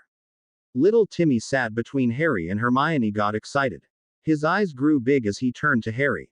Harry had to smile. Did yow see? Did yow see? Did yow see? He chirped excitedly, causing people to laugh out loud at the little boy's joy. Harry couldn't help himself. He hugged the little boy, feeling really good about himself in that moment. Somehow he knew things would work out in the end. Events would prove him right. The next morning Harry and Ron went to the rail station to see Hermione off to home. Ron was wearing his heavy Gryffindor robe to ward off the cold, but Harry was dressed differently. He was in his typical Doc Marten boots, jeans, a t-shirt, a button-up flannel long-sleeve shirt, and then a heavy jean jacket with a thick wool lining in it. His long black hair was pulled back in his typical ponytail. He looked like the average kid out for the day. Malfoy walked past him with his nose in the air in typical Draco Malfoy fashion, with his two goons behind him, just like always. Harry had to smile at the sight. Kinda makes you wonder about those three, he said to Ron. Ron laughed out loud as Lee Jordan walked up. He shared the joke with Lee and Harry knew it would be all over the train within the hour. He looked up as Hermione opened her compartment window and waved to them. See you when I get back, she called out. Do be careful. The train whistle sounded and it slowly pulled out of the station. Harry and Ron both walked into Hogsmeade and browsed the window shops for a bit before heading back to the school, discussing various things on the way back. Ron, the twins, and Percy were staying at Hogwarts this holiday because Molly and Arthur were off to Romania, visiting Charlie for the holiday. Harry's thoughts turned back to the village of Angiro as they often did. He wondered how his master Cusho was doing. He slowly became aware of Ron tugging on his jacket. Harry, you all right? Ron asked. Harry smiled. Just fine, Ron. Just thinking of old friends and my adopted home in Japan. I was thinking of sending them a few things for Christmas. Ron nodded. You should. It's only right. Harry knew Ron was right. He looked up and in front of him was the last shop before going into the stretch of forest that led back to Hogwarts. He entered the shop and discovered it to be a bookstore. What are the chances of Hermione knowing about this place? Ron asked. The clerk at the counter perked up. You friends of hers? Harry had to laugh at Ron's expression. You really had to ask. Harry turned to the bookcase and looked through a half-dozen books before finding an oversized coffee table book on Hogwarts. It was a condensed version of Hogwarts, a history, that he had tucked away in his trunk back at his dorm. He pulled it down and flipped through the pages and decided the book would be perfect. He bought it and had it wrapped in shiny gold paper. Back at his dorm, He put together another book of pictures of him around the castle, of him with his friends, in class, and playing Quidditch. He put them in a box and took it up to the Ollery. Hedwig wasn't there, and Harry borrowed one of the larger owls who he knew could handle the package. The owl nodded once Harry told him where it was to go, and then it was off. Harry went back down to the Great Hall on the off chance there was something going on. Dumbledore met him at the doors. "There you are, Harry. See Miss Granger off?" he asked. Harry nodded. "Yes, sir. I hope she enjoys her holiday home. I was hoping to cross your path, Harry. I do wish to commend you on your choice of words to Mr. Malfoy. No truer words were ever spoken." "Well done, Harry," Dumbledore said. Harry smiled. "It's what I felt at the moment. It's what I feel most of the time. I do feel that I belong here, no matter what he or anybody else might say. There is more to you than meets the eye, Harry. I am glad you are here," he said, and then moved on, headed for someplace else. Harry walked into the Great Hall and got a hot cup of tea and watched the house elves scurry around the place. Finishing his cup, he placed it by a stack of dirty dishes and walked out, heading up for his dorm. Christmas Day was in another few days, and he wanted to spruce up the Gryffindor Commons. When he got there, the twins were in the process of doing exactly that. Percy was sitting in an overstuffed chair, reading something. People who had elected to stay behind at Hogwarts looked up when Harry entered.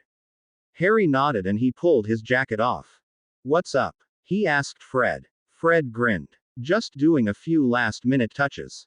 "I'm afraid to ask what they are," Harry said, his comment getting laughs. The twins just smiled and Harry shook his head. Those two would drive any teacher batty in seconds, and rumor had it they were giving Filch a real workout this year. Harry sat down by the fire and studied the chessboard. Someone was playing a game and had left it in the middle of a critical move. Harry determined that White would win in 8 moves. He looked up to see Percy gazing at the board. "White in 8 moves," Harry said. "That's what I thought, Harry." "Well done," Percy nodded. Harry relaxed for a bit and then headed up to his dorm room. He needed to do a bit of reading for potions. Before Harry knew it, it was Christmas morning. He sat up in bed at his usual waking time and debated on doing his normal workout routine. In the end he decided to, knowing that if he slacked off even one day, it could hurt him later. With a last look at a sleeping Ron, he left his dorm and went down to the Quidditch pitch to start his morning workout. The extremely cold air gave him incentive to run very fast, and as he left the shower after a 2-hour workout, he felt better for having done so. Even Tino had nearly not shown up. Walking into his dorm room, he noticed a pile of gaily wrapped Christmas presents at the foot of his bed. Ron was just waking up as Harry turned to him. "Ron, we got presents," Harry declared. Ron sat up and smiled. "Yeah, we did." Both of them dived in and started opening them. It was obvious who the first one came from. Harry felt warm inside when he read the writing on the parcel. "To Harry, from Hagrid," he read. He opened it up and found a roughly cut wood flute. Harry's eyes teared up as he blew a few notes on it.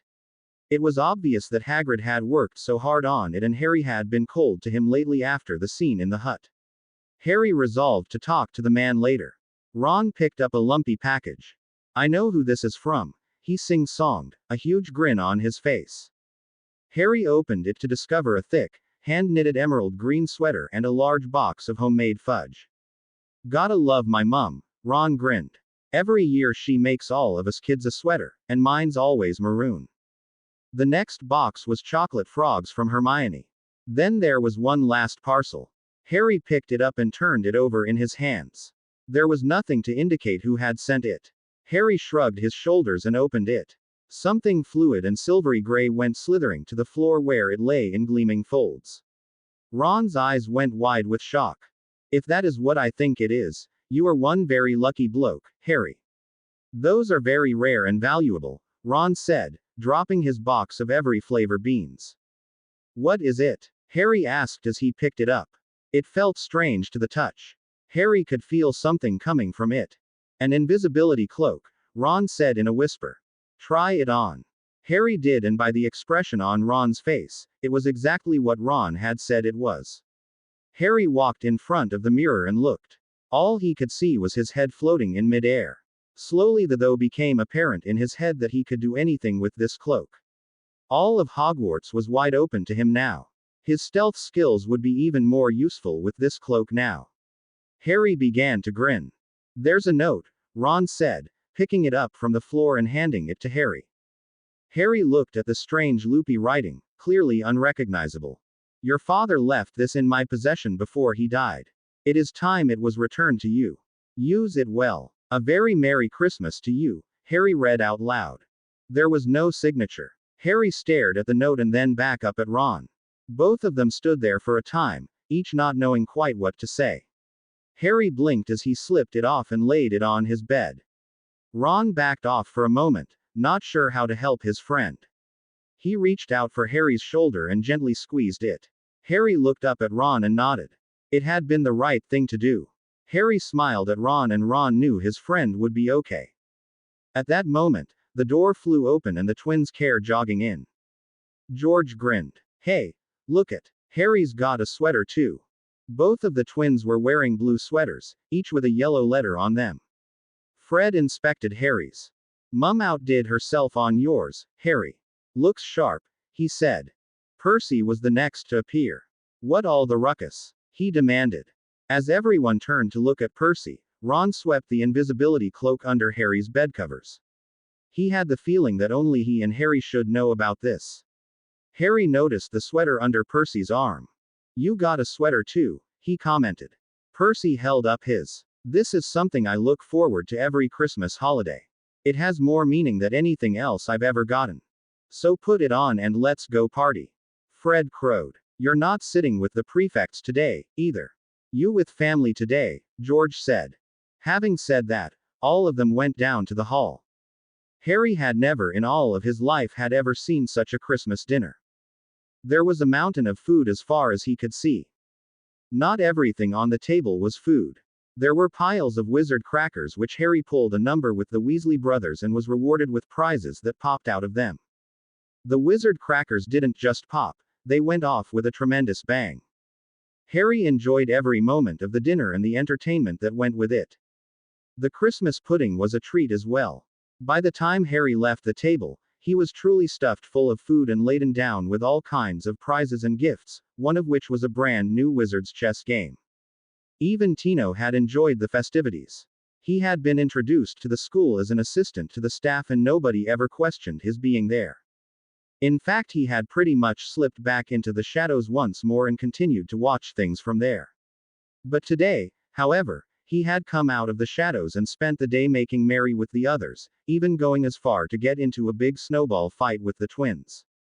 Percy had managed to escape it, preferring to stay inside and work on things. Ron and the twins shrugged it off as Percy being typical Percy. After a long day of activity, Harry and Ron retired to their dorm for the night. Ron was clearly exhausted, so he was gone the moment his head hit the pillow. Harry, however, wasn't able to sleep. His mind was still trying to grasp what it was that was bothering him. Then he realized what it was. His father's cloak. He slipped out of bed and to the trunk at the foot of the bed and opened it. He drew out the cloak and felt the smooth material between his fingers. He stood up and tried it on once more. He felt the magic inside of it tingle as he slipped it on. Suddenly he was wide awake. He could move about Hogwarts much easier and no one would be the wiser. He took a last look at Ron and decided to let him sleep. He stood in the middle of the commons room. Where to go? Then it occurred to him he could go to the library and read for as long as he liked. Even better, he could sneak into the restricted section and try to locate Nicholas Fleming. With that in mind, Harry set off to the library. The library was much different at night than it was in the daytime. Harry shivered in the dark and lit a small lamp to help light the way. He knew the restricted section was in the back, so he headed back there. He hopped over the rope separating the restricted section from the rest of the library and then started browsing the closest bookcase. The books were old. That became obvious to Harry as he tried to read the fading titles. At one point he thought he heard a sound coming from one of the books and the hair on the back of his neck stood up. One book appeared to have a dark bloodstain on it. Harry shivered. Maybe this wasn't such a good idea after all. But he had to start somewhere. Harry picked a book at random, placed the lamp on the floor, crouched down, balanced the book on one knee, and let it fall open. The next thing he knew, the book was screaming out loud. In his fright, he shoved the book off his knee and onto the floor, slamming it shut. He stumbled backwards and stepped on the small lamp, breaking it and extinguishing the light. He could hear footsteps running into the library. He did the one thing he could, and that was to leap to the top of the bookcase. He lay flat on the top and controlled his breathing as the footsteps got closer. Harry peeked over the edge and was treated to the sight of a wild-looking Filch, his hair sticking out at all angles. Harry slowly stood up and carefully leapt from bookcase to bookcase towards the door as quietly as he could. He risked a look back and saw Filch shoving the book back into the bookcase and Mrs. Norris looking around the room. He landed lightly on the floor and darted out the door, turning right. He ran down the corridor to a suit of armor. He hid behind the armor and the wall, realizing that he'd never been this far inside Hogwarts before. He reckoned he was about 5 floors above the kitchens, knowing there was a suit of armor near the kitchens. A voice caught his attention. It was Filch. "There you are, Professor. You wanted me to let you know if anyone is out of bed." "There was an intruder in the library, the restricted section," Filch said, his voice getting closer. It was Snape who replied. "Really? Well, they can't be far. We'll catch them." Harry looked around wildly and spotted a door to his left. Holding his breath, he slipped across the corridor and through the door, moving it ever so carefully. He closed the door just in time, hearing the 2 men pass by. Harry closed his eyes and let out his breath. He'd been damned lucky. Harry looked around the room he was in. It turned out to be an unused classroom, chairs and other things stacked against the wall on the far side. But in the middle of the room was a magnificent mirror. It was as high as the ceiling, with an ornate gold frame, standing on 2 large clawed feet. There was an inscription carved around the top. Arised straw eru oytube kafru oyt woshi. Then Harry looked into the mirror and his hair really did stand up on his neck. There were people behind him. He whirled around to confront them, katana in hand. Nobody was there. Harry turned back to the mirror and this time he could see at least 10 people standing there. But in the center of the group, directly over Harry's left shoulder, was a couple. Harry looked closer as he slipped katana back into the scabbard. The woman was crying, but smiling. It suddenly occurred to Harry that she looked a lot like him. "Same green eyes," Harry said out loud. The tall, thin, black-haired man standing next to her put his arm around her. He wore glasses and had black untidy hair. Harry was so close to the mirror that his nose was barely touching the glass. "Mom," he whispered, clearly afraid to break the spell. "Dad." The couple just looked at him and smiled. Harry's gaze drifted to the other people in the mirror. They too looked a bit like him. Harry then realized that this was his family, the combined Potter and Evans clans. How long he stood there he had no idea. So many emotions were running wild through him, he couldn't decide what they were. Finally he tore himself away. "I'll be back," he promised. His parents nodded as Harry wrapped the cloak around himself once more and slipped out the door and left. Ron was quite cross with him the next morning. "You could have told me you were going sneaking around last night." Harry sighed as he nibbled on a piece of bacon. "I'm sorry, Ron. We'll go tonight." Ron smiled. "I'd like to see your mom and dad. I'd like to see the rest of the Weasley clan," Harry said. Harry's mind slipped away again. He'd seen his parents last night and he would be seeing them again tonight. He felt his tummy twist from the sudden case of nerves he was feeling. "You all right, mate?" Ron asked. "I'm fine," Harry said. Ron turned back to his breakfast as Harry stared off into space once more. The day moved by in a blur for him and he couldn't recall anything that happened. The only thought running around inside his brain was going back to the room again. Once the hour grew late, both of them slipped out of the tower together, huddled underneath the cloak. Harry had to move slow this time because of Ron, but he managed to retrace his steps right back to the mirror room, as he called it. Ron blinked at the sight of the mirror as Harry practically ran to it. His parents were there, smiling down at him. Harry felt relief flood through him. Ron came up next to him. "Are they there?" "I don't see anything," he said. Harry traded places with Ron and watched his expression change. All he could really see was Ron in his paisley pajamas. Wow, I'm head boy. I'm holding the Quidditch cup and the house cup. Everyone's looking up to me, he breathed. Harry blinked. This was getting weird. Do you suppose this mirror shows the future? Ron asked excitedly. How can it? All my family is dead. Come on. I want another look, Harry snapped. You had it to yourself all last night. Give me a few more minutes, Ron snapped back, pushing Harry away from the mirror. Harry was about to say something when they heard a noise in the corridor. Ron hurriedly grabbed the cloak and threw it over them just as the luminous eyes of Mrs. Norris came around the corner. Harry and Ron kept still, hoping she'd go away. She did a moment later and then they left the room. Harry looked back once more, determined to come back the next night. Ron, however, was against it. In the end, Harry ignored Ron's pleadings and went back the next night. He pulled the cloak off the moment he arrived and sat down in front of the mirror and gazed at his parents. Ah, back again, Harry. A voice called out. If Albus Dumbledore ever needed a demonstration of how fast Harry could move, he got one. The old man blinked as the katana was pointed at him in the space of a second. Professor Dumbledore, Harry said, scared out of his wits. He slipped the katana back into the scabbard and turned to look at the mirror. He could see the look of relief on his mother's face. So, Dumbledore said, getting up from the desk and sitting on the floor next to Harry, I see you, like hundreds before you, have discovered the delights of the Mirror of Erised. I didn't know it was called that, sir, Harry said. But I expect you now realize by now what it does. Harry sighed. It showed me my family. And it showed your friend Ron himself as head boy. Harry's jaw dropped. How did you know? Dumbledore chuckled. I don't need a cloak to become invisible, said Dumbledore gently. Now, can you tell me what the mirror shows us all? Harry thought for a moment and then it dawned on his. It shows us our heart's desires, he said, his voice starting to crack. It showed me what I wanted above all else, my parents. Tears streamed down Harry's face as his hidden pain took over. Dumbledore could see Lily hold a hand to her mouth, tears rolling down her face. Harry leaned forward and started to cry on Dumbledore's shoulder. He quickly waved his hand at the door, shutting it and putting up silencing charms at the same time. He had the feeling that Harry was about to get very emotional.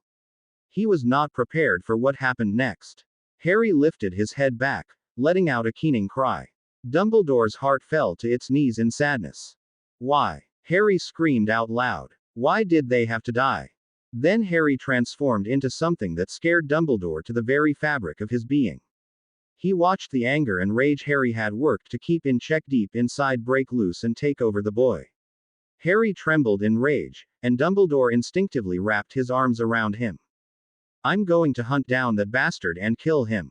Voldemort will regret ever messing with the Potter, Evans clans. Harry screamed out in rage. He's going to die. I'm gonna find him and kick his King ass. Dumbledore worked to keep Harry from breaking free of his grip. Dumbledore was a lot stronger than he looked, but with Harry's rage fueling the fires inside of the boy, he was taxed to his very limits. He could see Lily crying openly into James's shoulder. The other people were just as upset. Harry kept snarling as he tried to break free of Dumbledore, and then his rage began to fizzle out. Harry slumped down to his knees and let go of his grief. Dumbledore held onto him as Harry wept great sobs of tears.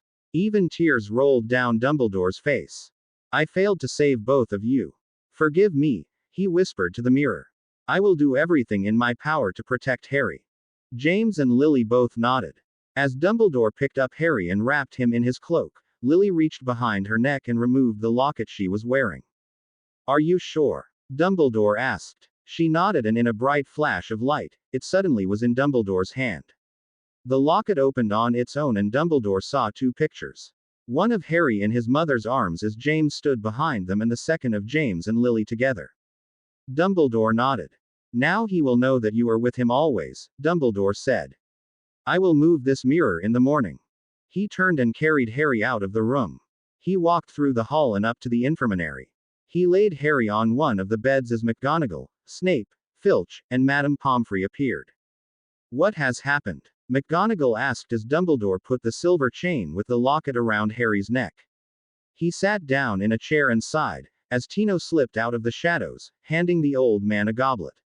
Dumbledore told them of the events that had occurred. Tino nodded sadly. Now he has experienced firsthand the dark power. I pray it has not consumed him, Tino said sadly. Dumbledore looked up with sad eyes. No, Harry has not crossed that bridge. Yes, he came very close. But he did not. I will counsel him in the morning. For now he must be watched. I have something to do. Snape nodded. I'll sit for a bit. Thank you, Severus, Dumbledore said as everyone left. Tino melted back into the shadows, cussing himself out for having failed to watch Harry. He would double his vigilance from now on. Harry slowly opened his eyes and just as quickly, shut them. The daylight coming in through the tall windows in the wall opposite him blinded him. Then his mind processed the thought that this wasn't right. He sat up and looked around after slowly opening his eyes once more. He was in the infirmary. What the hell? Harry asked to himself. Then the memories of last night came tumbling into his mind and he groaned. He swung his legs down to the floor and he put his head into his hands. He started to tremble as the memories of him losing control and giving in to his anger and hate made him sick. I came so close to going dark, he muttered. But you did not, Tino's voice came at him. Harry looked up to see his friend standing there. Tino sat down on the bed next to him and sighed. I know only a little of what you must feel, having been that close to giving in to the dark side, Tino said. I was ashamed of myself, I felt dirty and unworthy. I even begged my master to allow me to end my own life than to continue to be Neko Ninja. He denied me that and told me of his own temptations to the dark power. He said the man who tempted him promised much fortune and fame. He turned him down after a long struggle inside of himself. Now he strives to teach all the dangers of the dark power. Harry nodded. Slowly he became aware of something against his chest. He looked inside his t-shirt and found the locket there. Harry held it in his hand and then realized it was the locket his mother had been wearing when he saw her in the mirror. He looked up into the concerned face of Albus Dumbledore. Tino and Harry had not heard him come in. Tino blinked in surprise. Are you part ninja, sir? Tino asked. Dumbledore smiled. Alas, I am not. I can and will teach Harry the silent foot spell. Harry looked up at Dumbledore. How did you get this? Your mother was wearing it when I saw her in the mirror. She gave it to me before I brought you here, Dumbledore said. But that's impossible, Albus. McGonagall exclaimed as she appeared next to him. I saw it around her neck at the funeral and before the coffin was sealed. There was a far deeper magic at work. I cannot tell you anything more, for I do not know. But she gave it to me to give to Harry, Dumbledore said. Harry looked back at it and then opened it. He saw the two pictures and felt tears on his face once more. Now they are with you for all of the days of your life, Tino said gently. Harry nodded. He gently closed the locket and tucked it back inside his shirt. Then he turned to Dumbledore. I apologize for my actions last night, sir. I wasn't myself, and the only thought in my head was to go and see them again. I hope I didn't hurt you, Harry said. Dumbledore laid a hand on Harry's shoulder. You did not injure me. I do accept your apology, Harry. I must tell you that the mirror has been moved to its new home. Please do not seek it out. I won't, sir. My word of honor, Harry said, and that ended the situation. For the rest of the Christmas holiday, the invisibility cloak stayed at the bottom of Harry's trunk where he put it. To make sure it was well protected, Harry put security spells on it and the trunk. No need for anyone to get a hold of it. Harry even spent more time than usual in his workout room, pushing himself to his limits. Tino had to remind him not to overdo it several times. Both of them knew why Harry was pushing himself so hard. He was trying to forget the mirror of Arised. Even Ron noted the change in Harry. I was hoping it hadn't gotten its hooks into you, Harry. After I looked into it that night I had a revelation and clearly saw how dangerous it was. I'm glad Dumbledore saved you from it, Ron stated. Harry smiled. I am too. I'll say this for him. He sure has a way of getting into a person's head and make them think about things. Ron had to agree with that. So did Hermione when she returned from her holidays. You got lucky, Harry, when he found you, she said. Harry sighed. Don't I know it? We'll just have to find Flamel some other way. That proved to be a chore once classes started up again. All three of them barely had much of a chance to look at books in the library between classes. Even Wood was working people extremely hard. Then he broke the news to the team one night that Snape himself would be refereeing the next match. That brought a lot of shock and comments. Ron and Hermione had a different view of the subject. Pretend to be injured, Hermione suggested. Break your leg, Ron suggested. Harry sighed. No, I'll play like I usually would.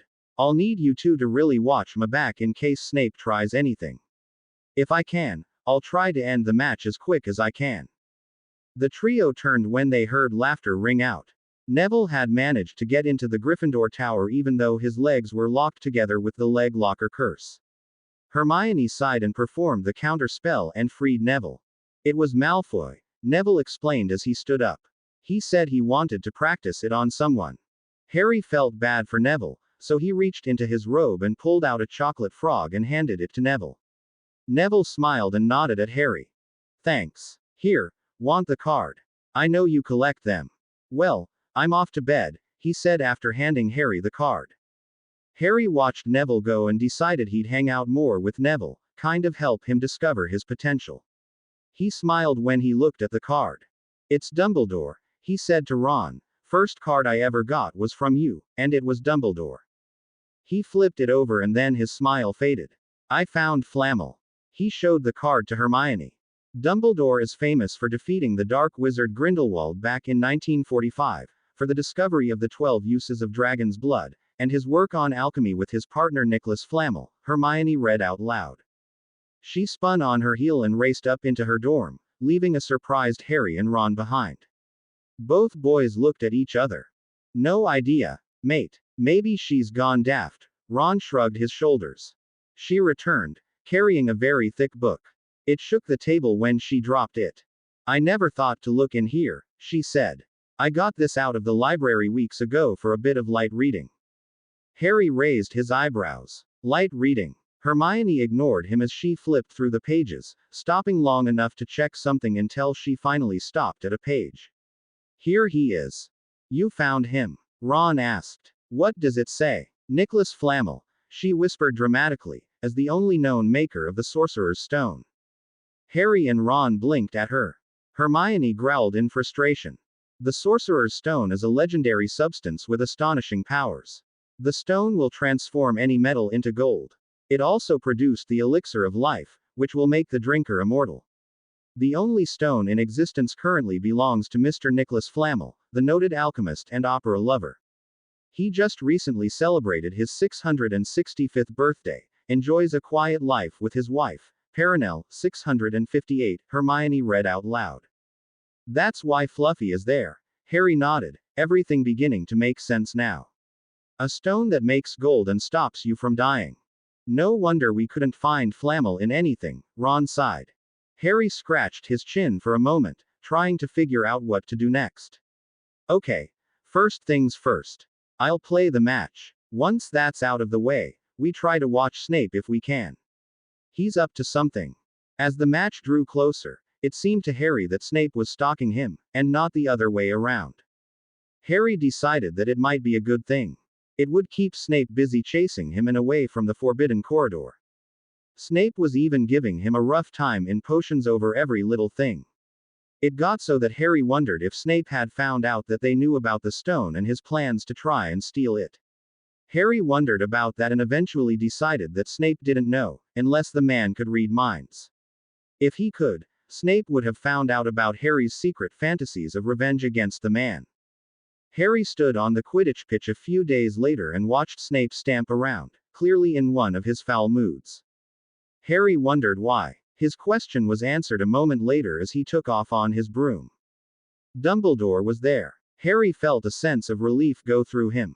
Snape wouldn't dare touch him. Dumbledore would protect him. Harry relaxed considerably and turned his mind to the game. He let go of the stress he was feeling and let his feelings reach out for the snitch.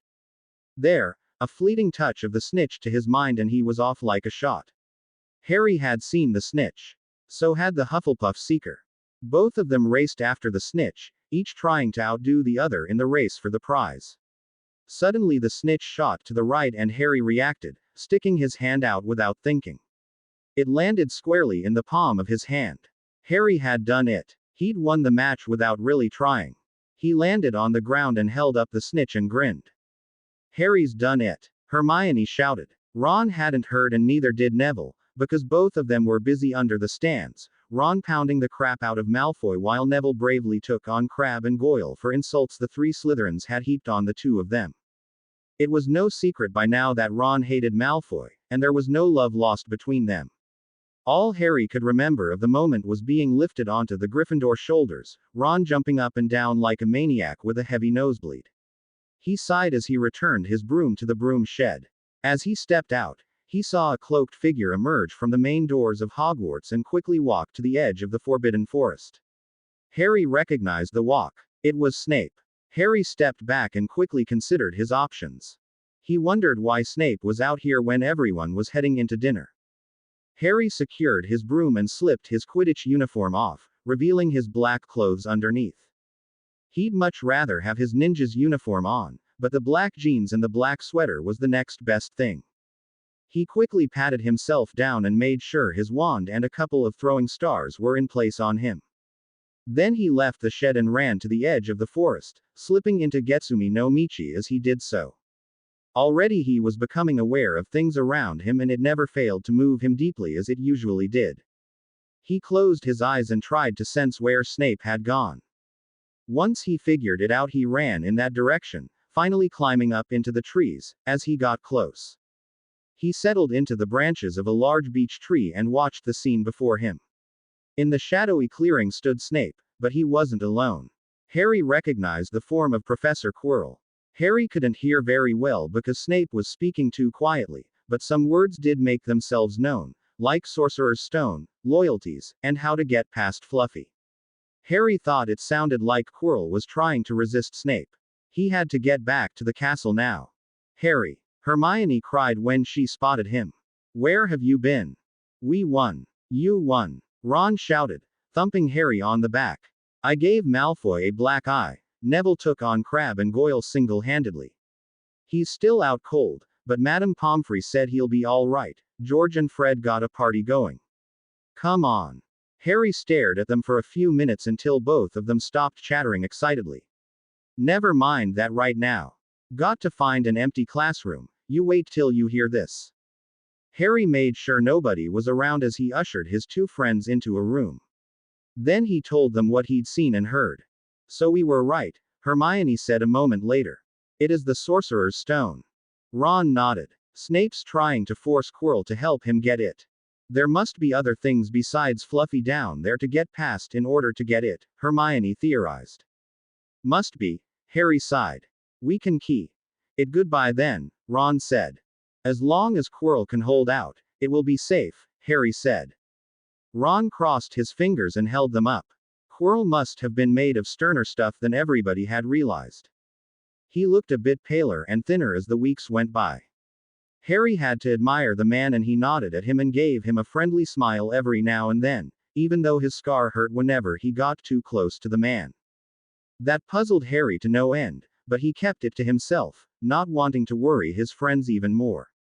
As for Snape, he was popping up a lot more often and letting his bad temper get the best of him at times, even over the tiniest thing. Hermione, however, had other things on her mind, like drawing up study schedules and color-coding her notes, which was driving Ron nuts. Hermione, the exams are ages away, Ron reminded her. 10 weeks, Hermione snapped right back. That's not ages, that's like a second to Nicholas Flamel. But we're not 600 years old, Ron protested. Anyway, why are you studying for? You already know everything. Hermione went off on a tangent about how important the exams were to get into second year. Harry sighed, and then had to smile. Only Hermione could ever be this serious. Hell, they were still kids. Plenty of time to get serious about that stuff. But the voice of his master Cusho kept coming back to him. Study, practice, and it will guide you when you need it most. the old man had said to him once when Harry had protested over all of the hard work he had to do when he was barely 9. Harry looked up when he heard Ron exclaim, "Hagrid, what's up?" Ron asked. Hagrid shuffled into view, hiding something behind his back. He looked out of place in his moleskin overcoat. "Just looking," he said. "What are you lot up to?" Still not looking for Nicholas Flamel."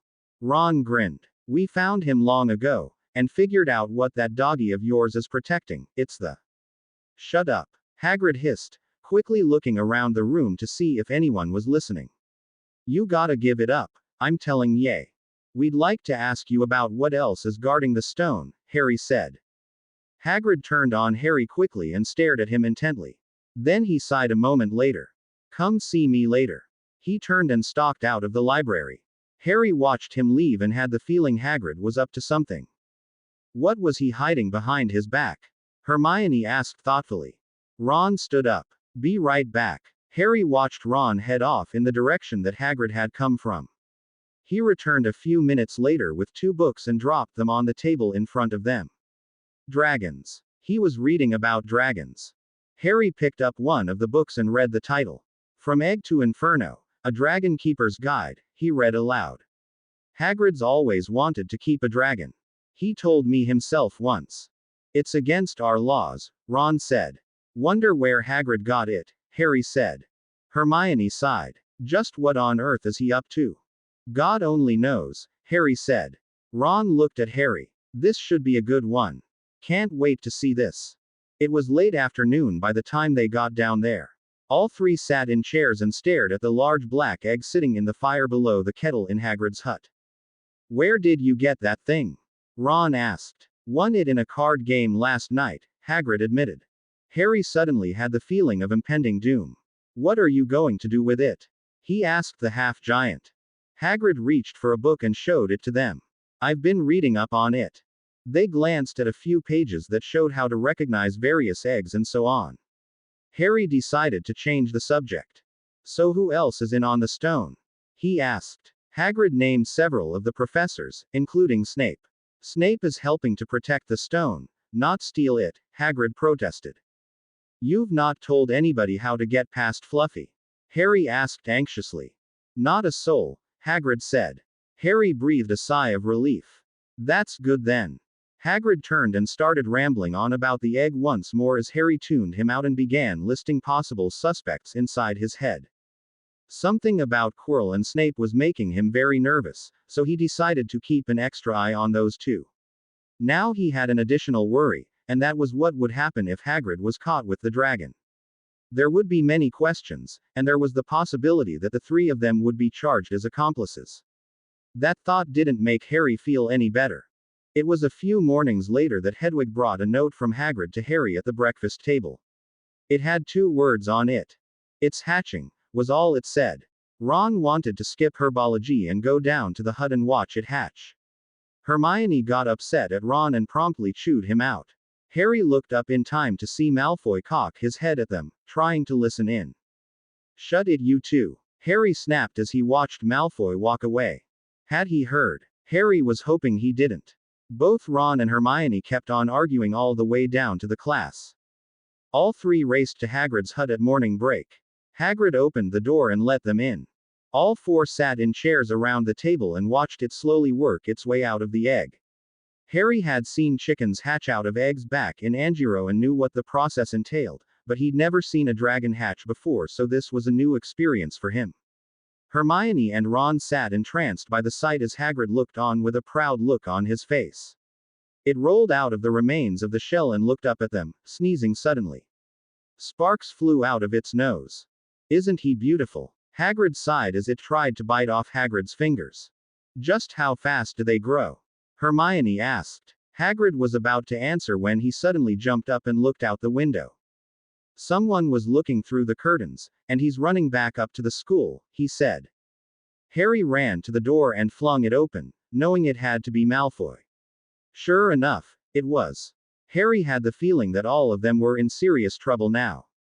For the next week, Harry was troubled by the evil smirk on Malfoy's face as Ron, Hermione, and himself tried to convince Hagrid to give up the dragon fast. It was Harry that came up with the solution. Charlie, he said, turning to Ron. Ron grinned. Perfect. That settled the problem. Now all they had to do was get it up to the top of the tallest tower at midnight on Saturday. Easier said than done, Harry said. We still have Malfoy to deal with. That took the wind out of their sails for the moment. It's a chance we have to take, Ron said. We gotta get it away from here. We can use the invisibility cloak, Harry said. It's big enough to cover it and two people. A slight hitch developed in the plan 2 days later. Ron had been bitten by Norbert, as Hagrid took to calling it. His hand swelled up tremendously and he had no choice but to go to see Madame Pomfrey about it. Somehow Malfoy found out about it and showed up to taunt Ron about it. He claimed he showed up to borrow a book from Ron, but he really was there to give Ron a hard time and to threaten him with telling what had really bitten him. Unfortunately, the letter from Charlie asking for the dragon to be at the top of the tallest tower at midnight Saturday was inside the book. It was too late to change plans. Harry and Hermione would have to pull it off themselves and hope for the best. Suddenly Saturday night couldn't come fast enough. Hagrid had Norbert packed inside a crate and ready to go when Harry and Hermione arrived that night. Luck was on their side, the night being dark and a bit windy. Hagrid got a bit choked up as he said goodbye to the dragon as Harry and Hermione carried it off with the help of Wingardium Leviosa. Thank God for that spell, Hermione grunted as they slipped past Peeves in the Great Hall and up a flight of stairs. They managed to get almost all the way to the top when Harry's sharp hearing heard noises. He pushed Hermione against the wall and reached out with his feelings. He detected a slight perfume smell and realized it was McGonagall in the hall. A scraping noise was heard, and then a lamp was lit. Then she dragged Malfoy into the hall by his ear, yelling at him for being up late out of bed. She slapped him with a detention, as Malfoy tried to tell her about the dragon. She didn't believe him at all. Both of them moved past Harry and Hermione, and disappeared down the hall. Harry sighed in relief. They got to the top of the tower with relative ease after that. Harry pulled the cloak off them and smiled. I'll make a ninja of you yet, he smiled, and then slapped himself for having said that, knowing he was in trouble again. Hermione's eyes narrowed at Harry. What did you say? At that moment, 4 broomsticks chose to appear out of the night sky. Harry sighed once more. Now Norbert was nearly out of their hair. They worked quickly, getting Norbert in the rigging that the 4 friends had set up to transport Norbert in his crate. Finally they lifted off and were gone. That problem was solved. They slipped down the staircase, feeling very good with themselves. Norbert had gone, Malfoy in detention, and what could spoil their happiness? The answer to that was waiting for them at the bottom. As they stepped into the corridor, Filch's face loomed suddenly out of the darkness. Well, he whispered, we are in trouble. Harry silently cursed himself. They left the cloak up on the tower, and he'd let his guard down. Damn it all. Filch escorted them to McGonagall's study to wait for her appearance. When she did show up, it was with Neville behind her. He looked absolutely miserable. Harry had no idea she could breathe fire. He felt like a complete failure. He had let himself down, he failed to protect Hermione, and worse, he'd let those who believed in him down. He knew the only course of action now was to pack and return to Angiro in shame. After McGonagall got done stripping Gryffindor House 150 points, Harry felt even lower. Lying in bed, he had plenty of time to think about what happened. He'd had his doubts about all of this when he first arrived in the wizarding world, and this served to deepen the doubts even more. He tossed and turned all night long, debating his course of action. Harry dreaded the next day. Gryffindors passing the hourglasses that recorded points won and lost couldn't believe what they saw. 150 points gone. How was it possible? Then the news started to spread around the school. Harry Potter was responsible for the loss of points. Harry quickly discovered how quickly people could turn on you. Harry became the most hated in the school, Ravenclaws and Hufflepuffs turning on him as well. Everyone wanted to see Slytherin lose the House Cup. The 3 houses gave Harry a hard time while the Slytherins cheered. They enjoyed seeing Harry lose. It got too much for Harry and he sat in an empty classroom and wrote resignation letters to McGonagall, Wood, and Dumbledore. He'd leave Hogwarts after his detention was served. He'd be better off returning to Anjiro in Japan. He no longer had his doubts. He didn't belong in the wizarding world. Even the Quidditch team turned on him. Everywhere he went, people pointed to him. Harry decided to go low-key until the detention was done, deliver the letters, and then quietly leave. Harry did stay low-key until the afternoon. He heard Quirrell crying in a classroom. Harry slipped closer. Please, not again, he heard Quirrell moan. Harry wondered if someone was threatening him. Before he could move closer, Quirrell came dashing out, readjusting his turban and whimpering, "All right, all right." Harry looked into the room, but found nothing. It was empty. Puzzled, he went to look for Hermione and Ron, and told them what had happened. They sat there and argued about it for nearly an hour until Harry ended the argument by stating clearly that they were going to leave it alone.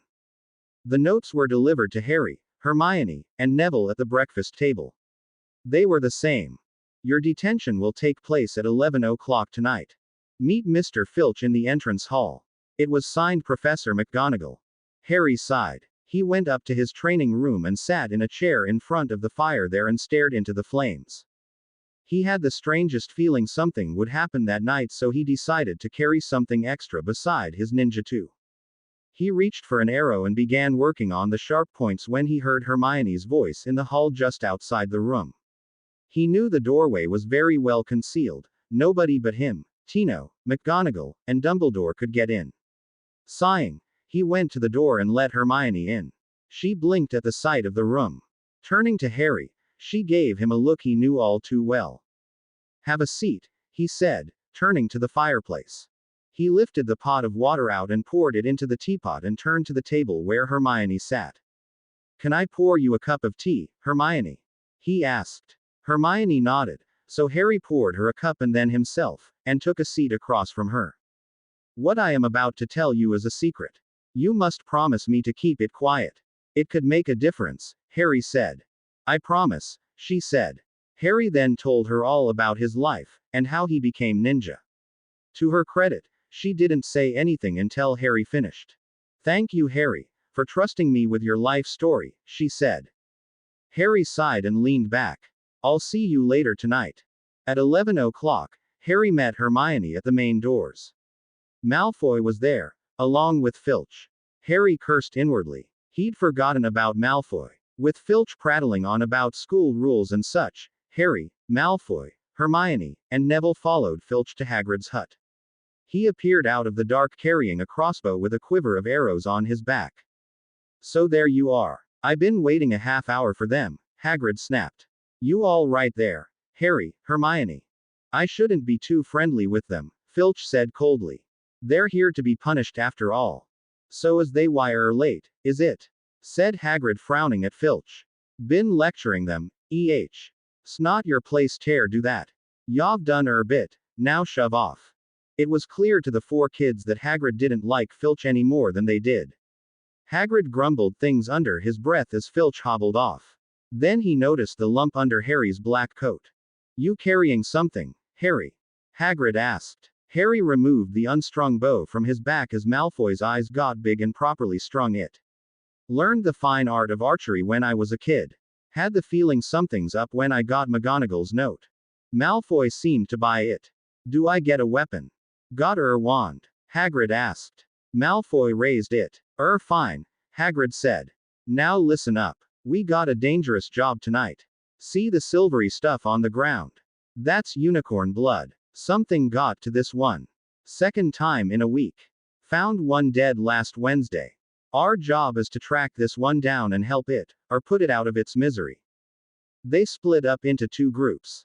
Harry, Hermione, and Hagrid was in one. Neville, Malfoy, and Fang was in the second.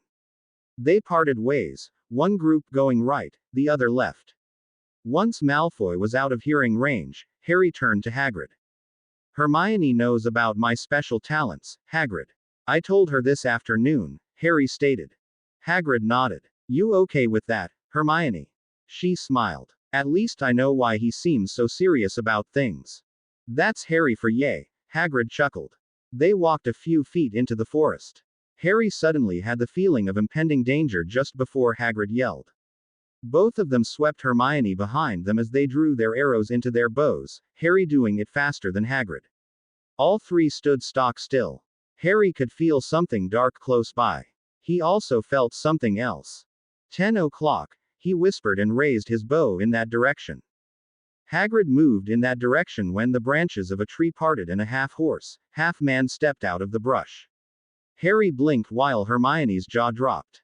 Hagrid stepped down from action ready and shook the centaur's hand. The upper half was a man, red hair and beard, while the rest of his body was a horse's gleaming chestnut body with a long reddish tail. "Howdy, Ronan," Hagrid said. "Good evening to you, Hagrid," the man replied. Hagrid nodded. "Something strange is going on. Have you seen anything about lately?" "Who are your friends?" Ronan asked. Hagrid introduced Harry and Hermione. "Students from the school. Do you learn much?" he asked. "Yes, sir," Harry replied. "Good. That is the way it should be," he said. He looked up into the night sky. "Mars is bright tonight." Hagrid began asking questions, trying to get an answer from the man as Harry looked about. A second centaur joined them and he was black-haired and a bit wilder looking than Ronan. Finally Hagrid gave up and rejoined Harry and Hermione. "You'll never get a straight answer out of one," he sighed once they left the centaurs behind. "Remind me to teach ye a bit of them sometime." Harry kept looking around as they traveled deep into the forest. He had the strangest feeling they were being watched and he didn't like it. "The sooner we're done the faster we can get the hell out of here," Harry said, giving voice to his feelings. Hermione and Hagrid quickly agreed. Hermione grabbed Hagrid a moment later and pointed to the sky. It was a burst of red sparks.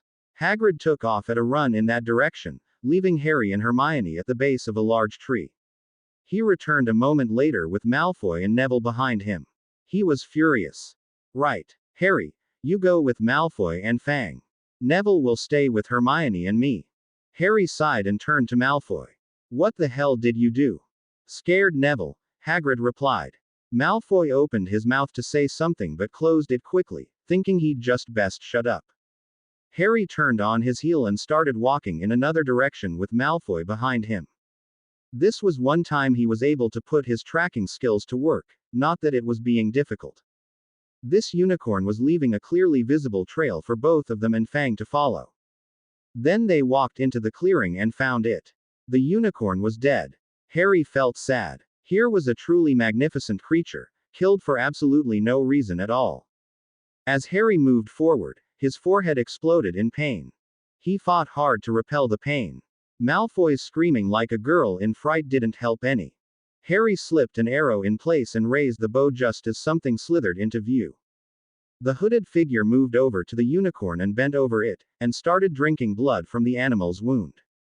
Harry slipped into Getsumi no Michi to deal with the unexpected pain and to clear his head. The scent of evil was extremely thick in the air. Harry shook his head to try and clear it. He looked back at Malfoy. The pale blonde had gone even more pale, his blue eyes extremely wide in fright. Harry noted with satisfaction that Malfoy had wet his pants. Malfoy turned and raced back in the direction he had come, with Fang close behind. Harry sighed. Now it was up to him. He turned just as the hooded figure rose from the ground. It charged at Harry. Harry was scared, but he held his ground and raised his bow to defend himself. He never got the chance to. He heard something come pounding up from behind him and he dropped to the ground. A moment later the pain was gone and Harry opened his eyes. The hooded figure was gone and another centaur stood there. This one was younger, he had white blonde hair and a palomino body. "Are you all right?" he asked Harry as Harry stood up. Harry shook his head and eased off his bow. "Yes. You are the Potter boy I've heard of," he said, seeing Harry's scar. "Quick, up on my back, I must get you away from here." As they turned to start out of the forest, the other two centaurs appeared and all three of them fought for a bit over Harry, Bane getting pissed off at Firenze. Firenze told him off and then took off with Harry hanging on. He didn't stop until they were standing at the edge of the forest. "This is where I leave you, Harry Potter. You must now take care," Firenze said to him as Harry slid off its back. Harry turned when he heard the others coming. "Thank you for your help," he said. It nodded and went off back into the forest.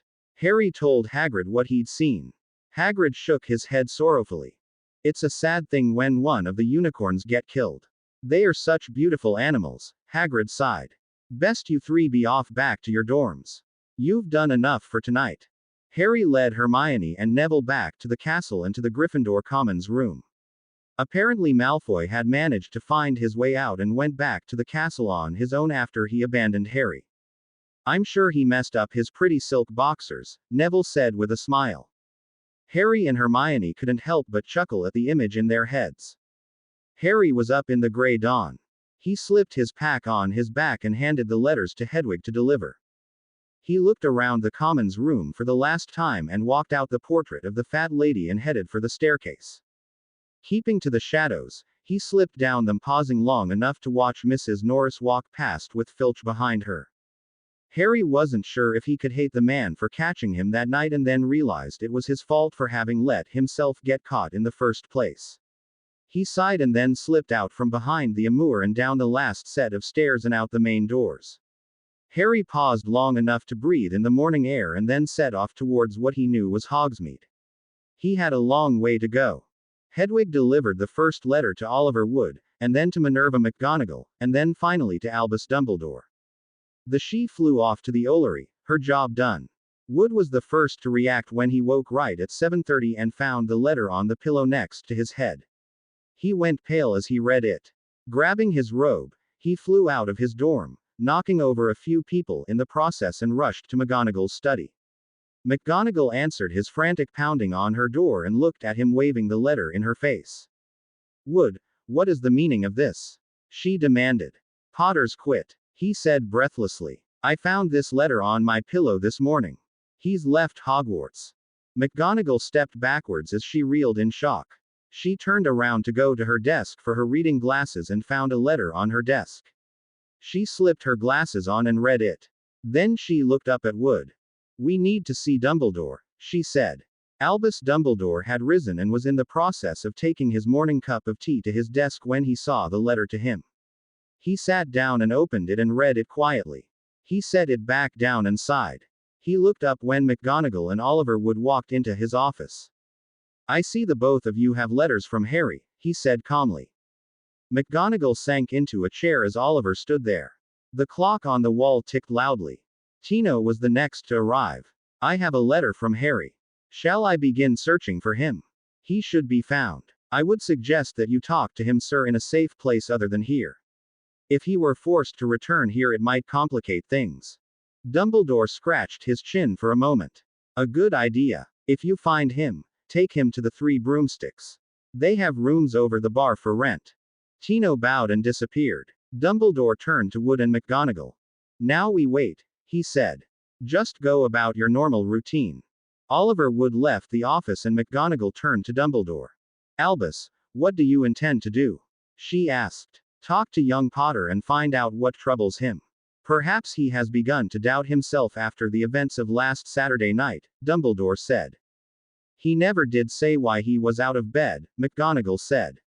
I really didn't give him a chance to explain. Dumbledore nodded. If you had, would that have made a difference? McGonagall looked up. Yes. I would have probably gone easy on them.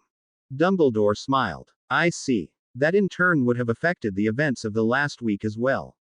Nobody would have turned on him like they all had. This whole thing is my fault, Albus. I am to blame, she said. Dumbledore rose and went to her and placed a hand on her shoulder. Do not blame yourself, Minerva. Once we find out why Harry was out that night, then we shall know what to do. We also must help him with whatever doubts he is feeling. I was a bit surprised when Harry accepted things too quickly. I questioned myself over it at the time and decided I would talk to him about it all, but kept putting it off.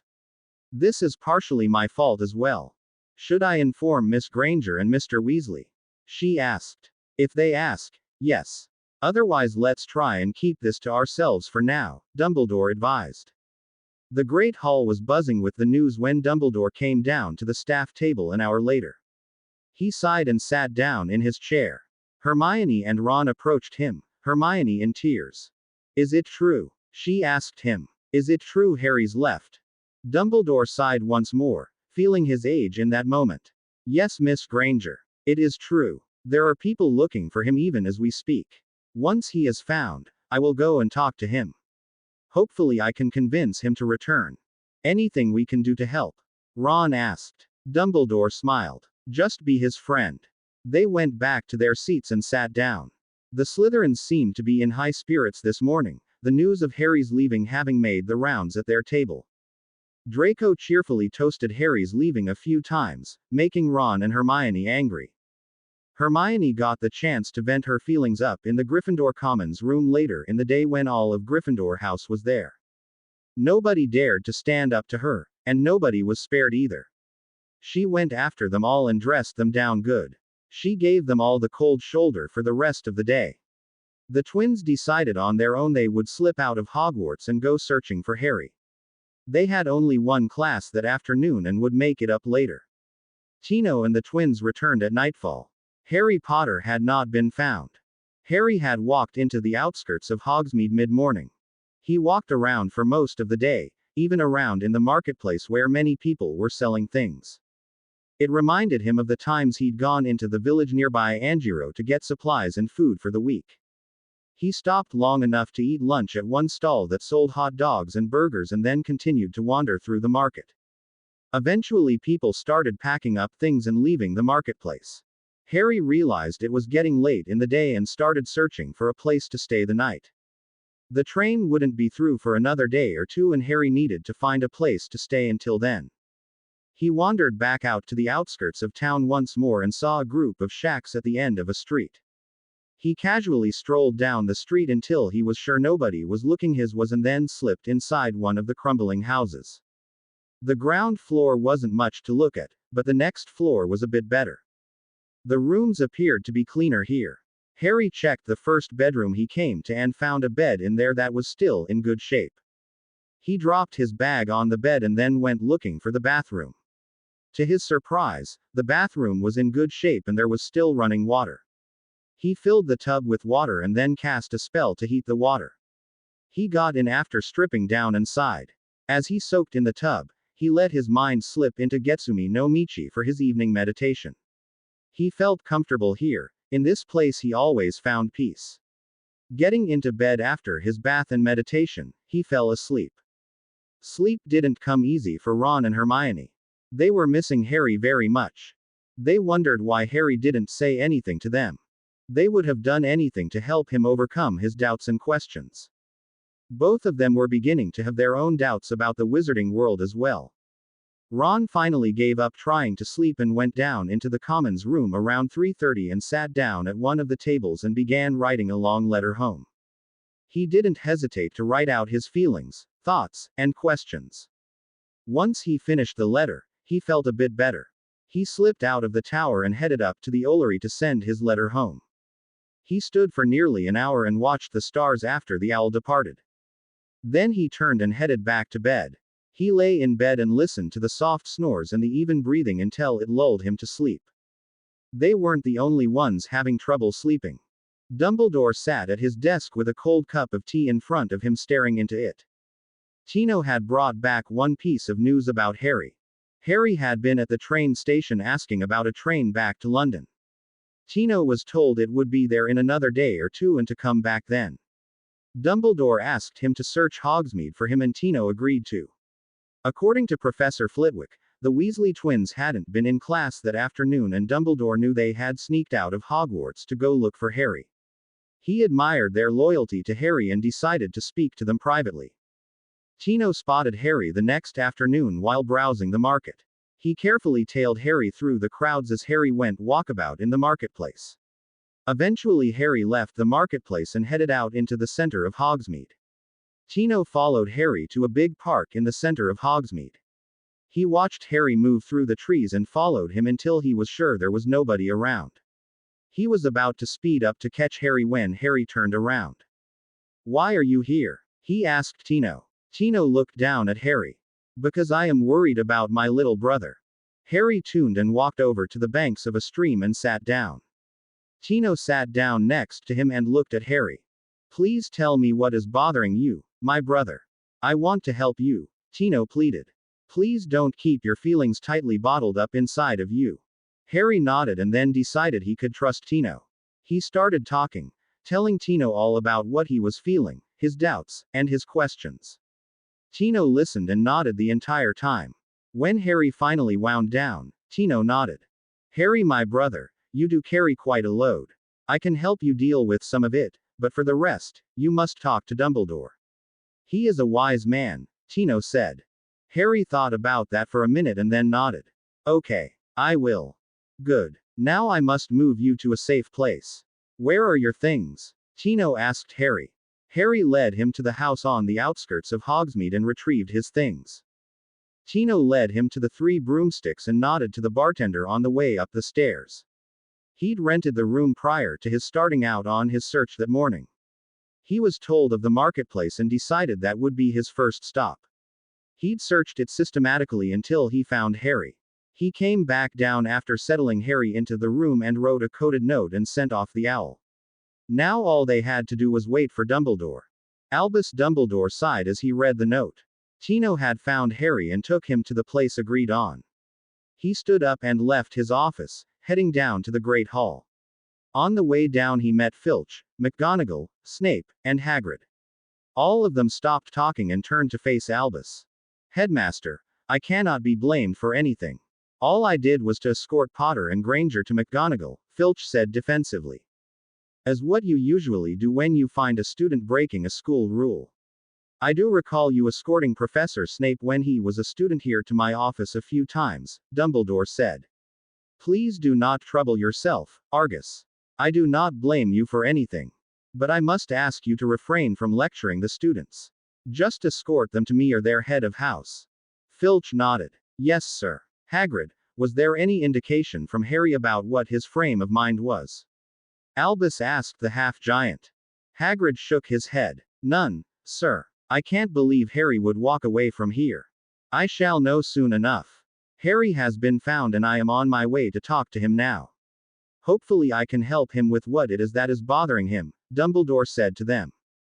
Good luck, Albus. I should have not let my temper overcome me that night. I regret that, McGonagall said. And let the Potter brat off so easy. Snape said. No, but I should have been thinking a bit more clearly. I should have sent them to bed and then discussed the situation with them the next morning when I was thinking much more clearly, McGonagall said. Snape snorted and turned sharply, his cape billowing out behind him as he stomped off. The nerve of the man, McGonagall snapped. Dumbledore sighed and rubbed his forehead. I shall return shortly. He walked down the stairs and out the door. The day was bright and clear, but Albus Dumbledore took no notice of it.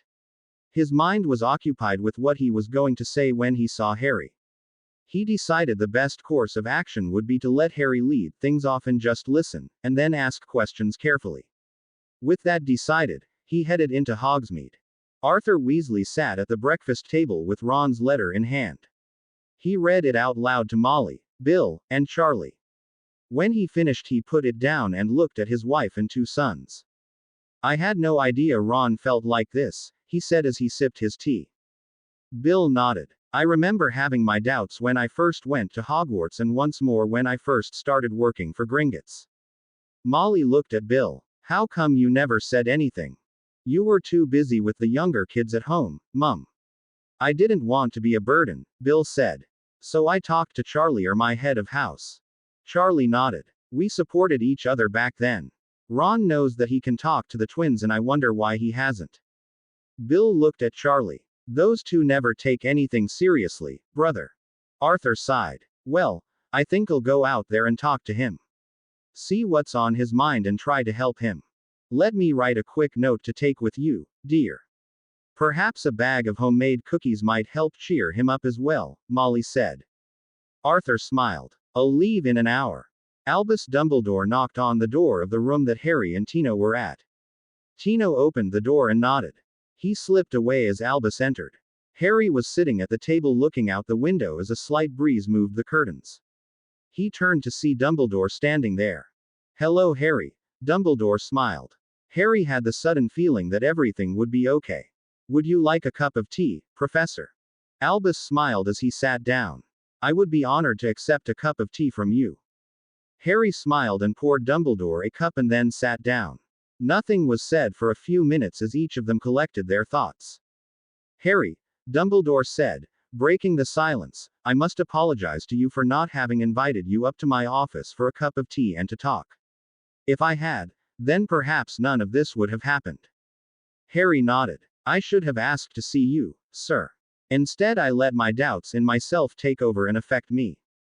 Albus set down his cup and looked at Harry. Would you share them with me?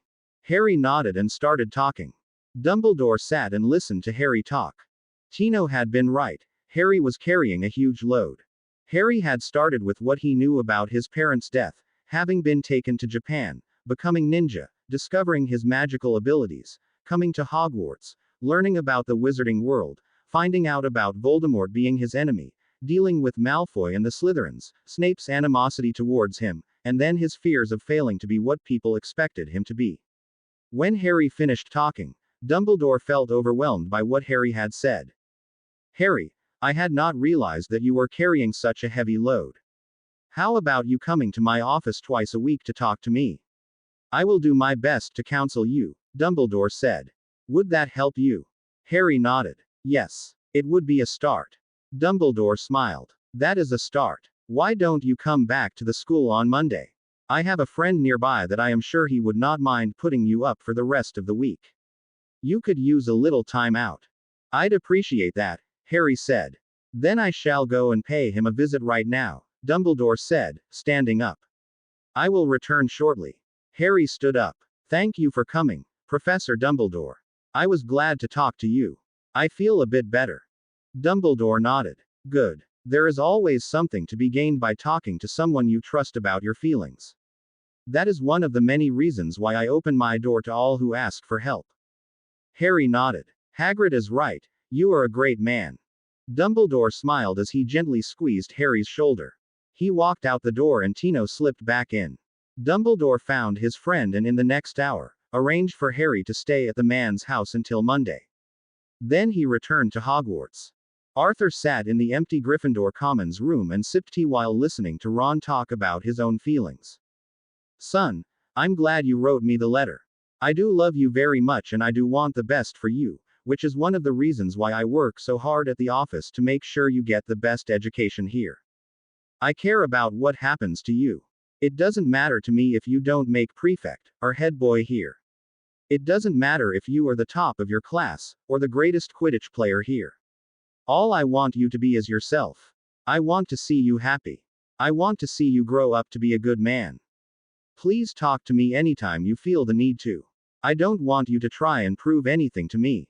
You don't have to. I already know what a great son you are, Arthur said. Ron smiled. Thanks, Dad. I'm glad you came here to see me. I needed to because you were having a problem and I wanted to help you with it, Arthur said. I needed to because I was concerned about you. I felt I couldn't talk to the twins because they never seemed to take anything seriously, or Percy because he'd blow it off. That's why I wrote to you, Ron said. Arthur nodded. I think I will sit down with them and discuss things with them as well. They need to know that we are a family, and that we need to watch out for each other and help each other when needed. Ron nodded. Thanks, Dad. Arthur smiled. That's what I'm here for. To help you get through the hardest time in your life. I'm proud you're my son. They stood up and Ron looked up at his father. Dad, I'm so glad you're my father. Arthur felt tears in his eyes and he reached out and hugged Ron tight. Ron sighed as he felt his father's strong arms around him once more. He felt strengthened once more. They stepped back a moment later. Arthur smiled at Ron. Now suppose you help me find your twin brothers, Arthur smiled. Ron laughed out loud. That's a challenge, Dad. Arthur sighed. Don't I know it? They walked out of the Commons room and started looking around Hogwarts for the twins. Ron's world was secure once more. Harry and Ron weren't the only ones having doubts. Hermione Granger, for the first time in her life, was having doubts. Normally she was very sure of herself, but recent events and Harry's leaving had caused deep cracks in her self-confidence to appear. She wandered the castle most of the day, skipping classes as she wrestled with her thoughts and feelings. She kept avoiding people as she walked through the halls, but eventually McGonagall caught up with her. There you are, Miss Granger, she said as she stood in front of Hermione. I have been looking for you. Hermione blushed a deep red and looked at the ground, knowing she was in real trouble this time. I had a feeling that whatever it was that affected Mr. Potter and Mr. Weasley has affected you as well. Come along, McGonagall said. Hermione followed her to McGonagall's office, not looking up when she walked in. There is someone here you can talk to if you wish, McGonagall said. Hermione raised her head and saw her parents sitting in there. She blinked in shock and then turned to McGonagall. How did you know? She asked. McGonagall smiled. I went to your house and informed them of recent events and portkeyed them here. Now I suggest you take full advantage of the situation, dear. With that, McGonagall walked out of the office. Hermione turned to her parents, not really sure just what to say. Her mother broke the silence first. Come here, Hermione, she said, and then hugged her daughter. Hermione sighed and felt safe once more. They sat down and for the next 2 hours they talked.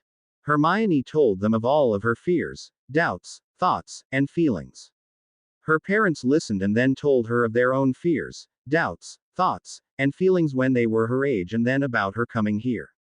The conversation helped Hermione a lot and she felt a lot stronger when they left McGonagall's office. Hermione saw this as a golden opportunity to show her parents around Hogwarts and to introduce them to Albus Dumbledore. During the tour they ran into Ron and Arthur. Hey Hermione, what's up? Ron asked her. Just showing my folks around, Hermione replied. Ron grinned. Cool. This is my dad, Arthur Weasley. Dad, this is Hermione Granger. Hermione smiled. Nice to meet you, sir. These are my parents. Arthur shook hands with the Grangers. As he did so, an idea popped into his head. Have you met Albus Dumbledore yet? He asked. We were heading that way, Hermione said. Arthur beamed. Oh good. Let's go then. The three adults fell in behind Hermione and Ron as they walked to the gargoyle that guarded Albus Dumbledore's office. Do you know if they found Harry yet? Ron asked Hermione. Hermione sighed. I don't know. Maybe Professor Dumbledore will know. They approached the gargoyle sitting there and Arthur smiled. There's the entryway, he said. Watch this. He turned to the gargoyle and stated the password. Lemo. Drops. The gargoyle started to move sideways and stopped, revealing an open doorway. This way and watch your step, Arthur grinned at the surprised looks on the Grangers' faces. They stepped onto the moving staircase that spiraled upward and stopped just before the office door. Arthur knocked and the door opened. He ushered the Grangers in, along with Hermione and Ron. Ron blinked with amazement. This is cool. Mr. Granger smiled. This is the kind of office space we'd love to have. Office space? Arthur asked. Mum and Dad are dentists, Hermione explained. Ron turned to look at Hermione. What's a dentist? Mrs. Granger smiled. A person who fixes teeth. Arthur reacted like a light bulb had gone off in his head. How do you do that?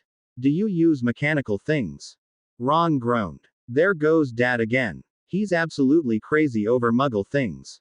Ah, good evening to you all, a soft voice broke into the conversation. They turned to see Albus Dumbledore standing there. Hello, Professor Dumbledore. My parents paid me a surprise visit and I thought you would like to meet them if you weren't too busy, Hermione said. I would be delighted to meet them, he smiled as he motioned to the desk, where 3 chairs suddenly appeared. Would you 3 like to sit?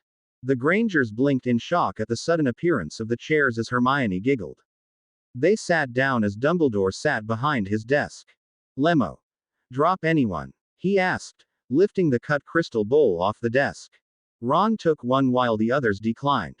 Hermione introduced her parents and then Dumbledore to them. Dumbledore shook hands with them and then sat down once more.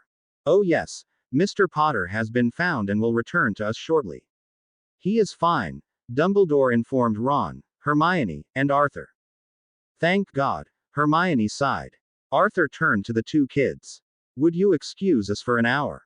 I'll escort your parents down to the hall for dinner. They can't leave without experiencing one of Hogwarts' famous feasts. Hermione beamed at the idea. Yes, sir. That's an excellent idea. Ron and Hermione left the office after she reassured her parents that they would be fine. Dumbledore turned to Arthur after the door had closed. What is on your mind, Arthur? I was here to see Ron after he wrote me a long letter, Albus. I suspect the Grangers were here for the same reason I was, to talk to our kids and help them. Ron has been having doubts in himself, Arthur began.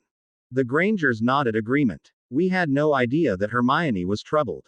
So what I propose is we start some kind of group where parents volunteer their time at Hogwarts in a sort of a what's the word? Arthur said. Counselors. Mr. Granger provided. Arthur brightened. That's the word. Yes, that might help a lot of the kids, especially the first years. I remember my own first year here. I felt so lost that year. I wished I had someone to help me out. I really think the first years could really benefit from knowing there are a group of their parents behind them. Albus smiled. Now that is a good idea, Arthur. We shall get it started immediately. As the adults sat and planned the program, Hermione and Ron walked downstairs to the hall. I'm glad Harry is all right. I've been worried, Ron said. You and me both, Hermione said. He'll be back before long.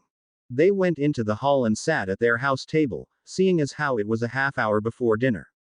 Students slowly drifted in and sat at their tables. The twins eventually showed up at the table and sat down next to Ron. Oh, there you are, Ron said.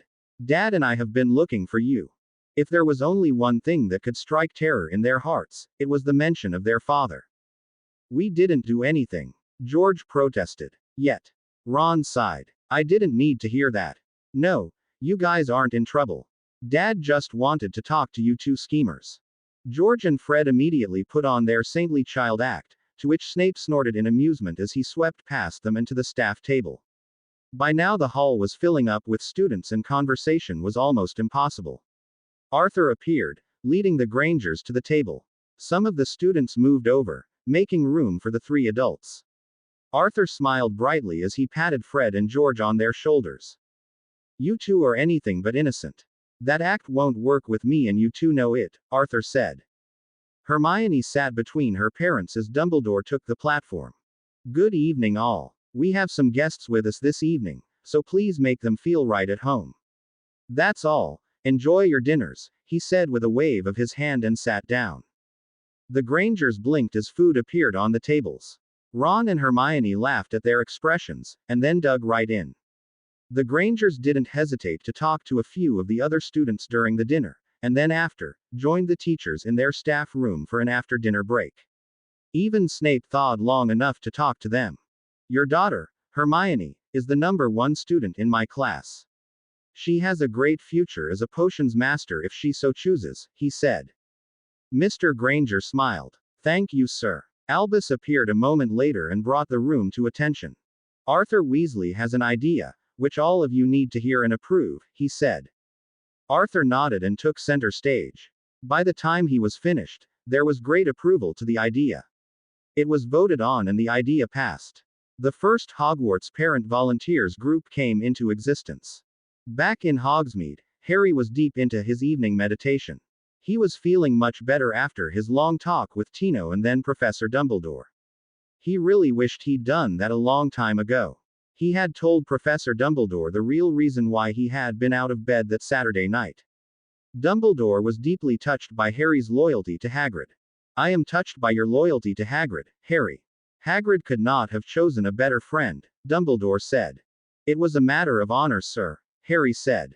Hagrid was the first to extend his friendship to me, and I take those matters seriously.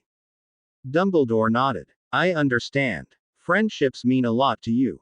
Harry nodded. Yes. Hermione and Ron are my two closest friends.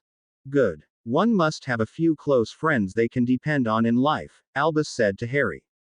Harry stood up and extended his hand to Dumbledore. I offer you my friendship, sir. Dumbledore stood and took Harry's hand into his. I accept it, Harry. Know that my door is open to you always when you need someone to talk to. Harry smiled and then stepped forward, hugging the old man. Dumbledore smiled as he wrapped his arms around the boy. Harry opened his eyes and smiled at the warm memory. That would be a good memory to hang on to when he needed it. He heard footsteps on the stairs outside his room and turned to the door just as a knock sounded. Come in, he called out. The man entered, and Harry recognized him as the kindly host who agreed to put Harry up until Monday. I must thank you, sir, for putting up with me until Monday morning, Harry said. The man smiled. Think nothing of it, young Potter. I was glad to help you. I wanted to know if you were comfortable. I am, sir. Thank you for asking, Harry smiled. The man stepped forward and put a package on the table in front of Harry. Some fruit if you get hungry. Harry smiled as he looked to what they were. Thank you, sir. Good night then, the man said and left. Harry smiled and stripped down for bed. He got in and pulled the covers over him and closed his eyes. He was tired, and it had been a long and emotional day. He hoped tomorrow would be better. All he could do was hope that it would. Harry was up at first light, as was his habit. He stretched all of his muscles and dressed in shirt and shorts, adjusting his mawashi before slipping out the window and climbing down the trellis next to the window. He stepped into the shadows of the nearby tree and watched things for a moment, and then slipped away from the house through the brush, taking care not to leave a trail. He sensed Tino behind him and he smiled. He was glad Tino was there to help him keep his skills sharp. In fact, he'd increased his skills thanks to his sparring sessions with the man. He began to run, leaping over tree stumps and branches, doing forward flips through other branches. He kept up the fast pace for nearly a half hour, running at least 6 miles by his estimate. Once he entered a clearing, he leapt up into a tree and stopped, slowing his breathing down and waiting for Tino to appear. He closed his eyes and slipped into Getsumi no Michi, letting his feelings and senses expand. Now he detected Tino coming up behind him through the tree branches. He remained still until Tino was practically on top of him and then he reacted, back flipping over Tino and then launching an attack, knocking the man down out of the trees and onto the ground. Both of them pulled their practice swords and went right into action, beginning the sparring. That became the routine for the next few days, Harry and Tino working doing all-day training sessions. Harry learned a few more things from Tino, and discovered a few things on his own. The spring sun felt good on his skin, and Harry welcomed the chance to be his usual self once more. The one day it rained, Harry actually enjoyed it because it gave him the chance to practice his evade and escape techniques, something he had not had the chance to practice in some time. Then before he knew it, Monday morning came. He sat on the bed after doing his usual morning routine feeling a bit apprehensive. He wondered how the other kids would react when they saw him back at Hogwarts. Would they treat him differently? Would his friends Ron and Hermione react any differently? All he could do was go and hope for the best. The hall went silent when Harry appeared for breakfast. Hermione and Ron jumped up from their places and hugged Harry. Good to see you, mate. Ron said enthusiastically. Hermione smiled. I'm glad to see you're all right. Harry grinned as the various members of Gryffindor House nodded to him. He glanced over at Draco Malfoy. The thin pale blonde looked like he was going to be sick. Harry grinned even more. He turned his attention back to his tablemates and sat down. He felt good about being back again. Food started appearing and Harry dug in, heaping his plate with his usual breakfast fare. There were all kinds of food imaginable, but Harry had always eaten healthy and he kept doing it out of habit.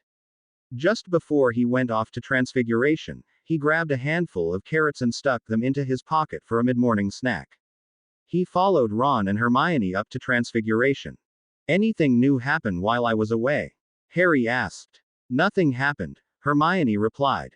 We were too busy worrying about you to pay any attention to things. Harry sighed. I'm sorry about that, guys. I felt like I no longer belonged here and had decided to leave. You should have gone to Dumbledore, Ron said softly. Harry nodded. Yes, I should have. Would have made a big difference. Well, you're here now with your friends, and we gotta look out for each other, Hermione said. Agreed, Harry nodded. Does that include us? Fred and George said coming up from behind them. Harry turned to face them. That also includes you two tricksters.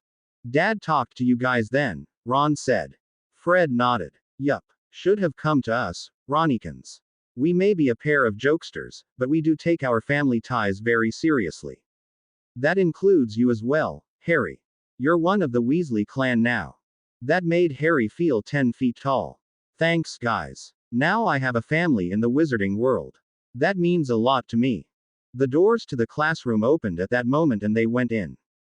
McGonagall smiled at Harry as he walked in. Good to have you back, Harry. We missed you, she said. Harry grinned. Glad to be back, Professor McGonagall. She smiled and went up to the front of the class. The day had started. All through the day people nodded to Harry as he moved around Hogwarts. The Slytherin house gave him plenty of nasty looks anytime he passed any of them. Fred or George or whoever happened to be around returned the nasty looks and would crack their knuckles. The Slytherins would speed up and move out fast. There wasn't much time for Harry to relax, he was too busy trying to make up what he had missed. He was having strange feelings that tried to tell him something. He finally decided to go to his private training room and meditate. Perhaps the feelings would make themselves clearer. Arriving at the room, he noticed Tino was gone. He felt the man's aura moving around Hogwarts. Albus Dumbledore had asked him to teach physical education to students who wanted to stay active in a sport. Tino had accepted, and became quite popular in the school. It also helped to explain his being there. Harry smiled and he prepared himself for a meditation session.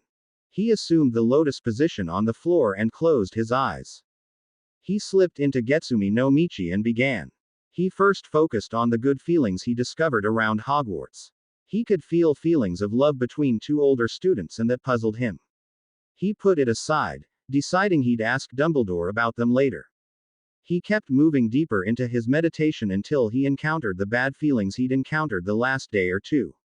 He concentrated on them and one thought became crystal clear to him.